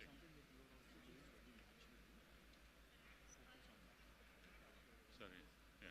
Narendra Rajasekhar Papareddy, ఆయన ఐపీఓకి వెళ్తున్నాడు sir shortly. Thanks for your sponsorship అండి. Then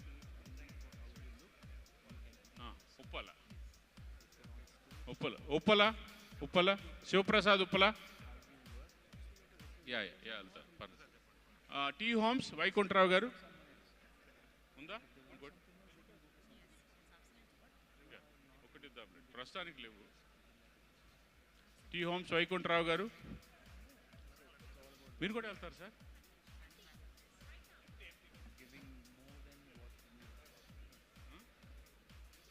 okay, MT1 ఉంటే కొంచెం. Then Dharmendra వరద గారు దిగారా? Okay, సుమంతుడి గారు. Subbu Kota garu, please come. Subbu garu. Ayipindi. Sir, ade. Please.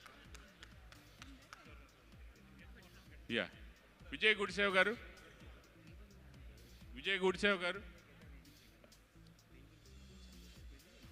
ఉన్నారు వస్తున్నారు సురేష్ చలంపతి గారు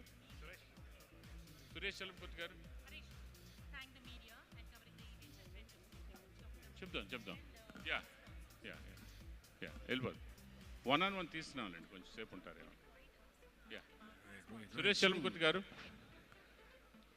If you look at the stage, it is everybody got the awards. We'll take a group picture and go.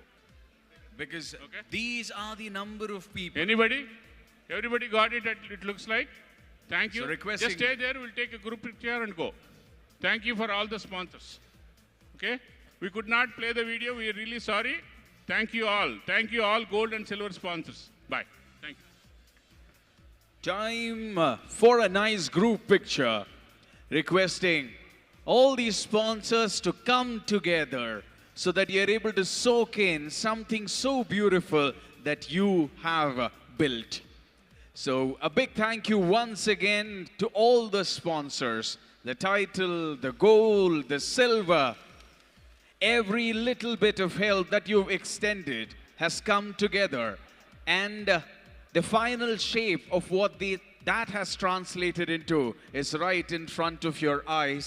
APTA Katalyst 2025, sponsored by Ace Urban, wouldn't have been possible without you. Thank you so much. Also, I would love to thank the media. For the quality of coverage that they have provided, your patience and your respect to quality content that was being churned here, the way you have covered it. For that, all I can say on behalf of APTA Katalyst is thank you, and a big thank you. And also a big shout out to the camera team who have relentlessly covered this entire event. Even if a decade down the line, if you want to revisit these memories, it's only because of you that it would be possible.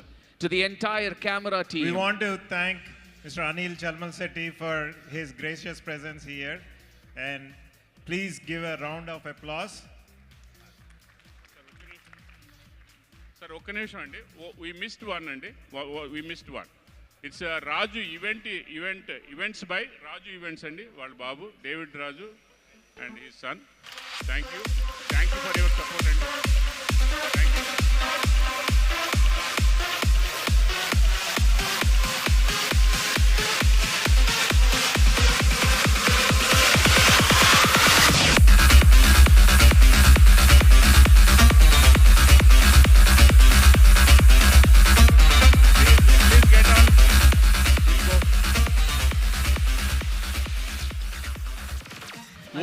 What a show.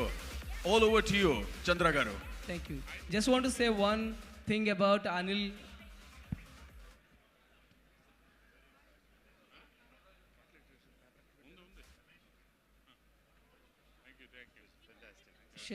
Shekhar Puli embodies the transformative essence of a butterfly. There is place for taking an pictures. Entrepreneur by mind, artistic by heart, and philanthropic by soul.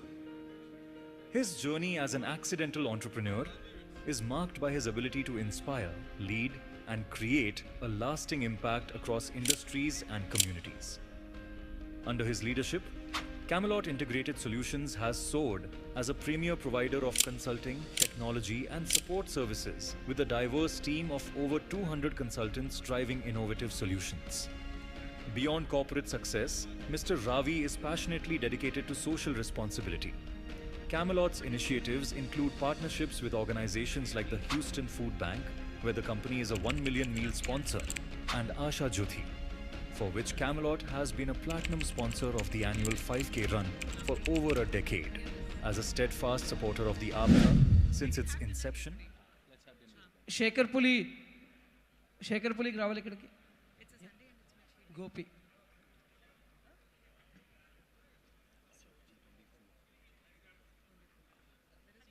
Yeah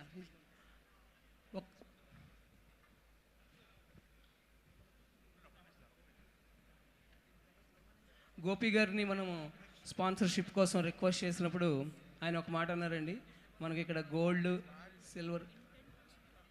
silver and platinum packages మాట్లాడుతున్నప్పుడు each ప్యాకేజ్కి దానికి ఎలా promote చేస్తామో అవన్నీ మాట్లాడుతున్నామండి. మాట్లాడుతుంటే ఆయన మీ title sponsor అండి, మీరు 2 crores ఇస్తున్నారంటే మీకు ఏ రకమైన ప్రమోషన్ కావాలని అడిగితే ఆయన, చంద్రశేఖర్, మేము నాకు కానీ మా కంపెనీస్ కానీ మా బిజినెస్లు కానీ ప్రమోషన్ కోసం మేము ఈ స్పాన్సర్షిప్ చేయట్లేదు, కేవలం మన కమ్యూనిటీకి హెల్ప్ చేయడం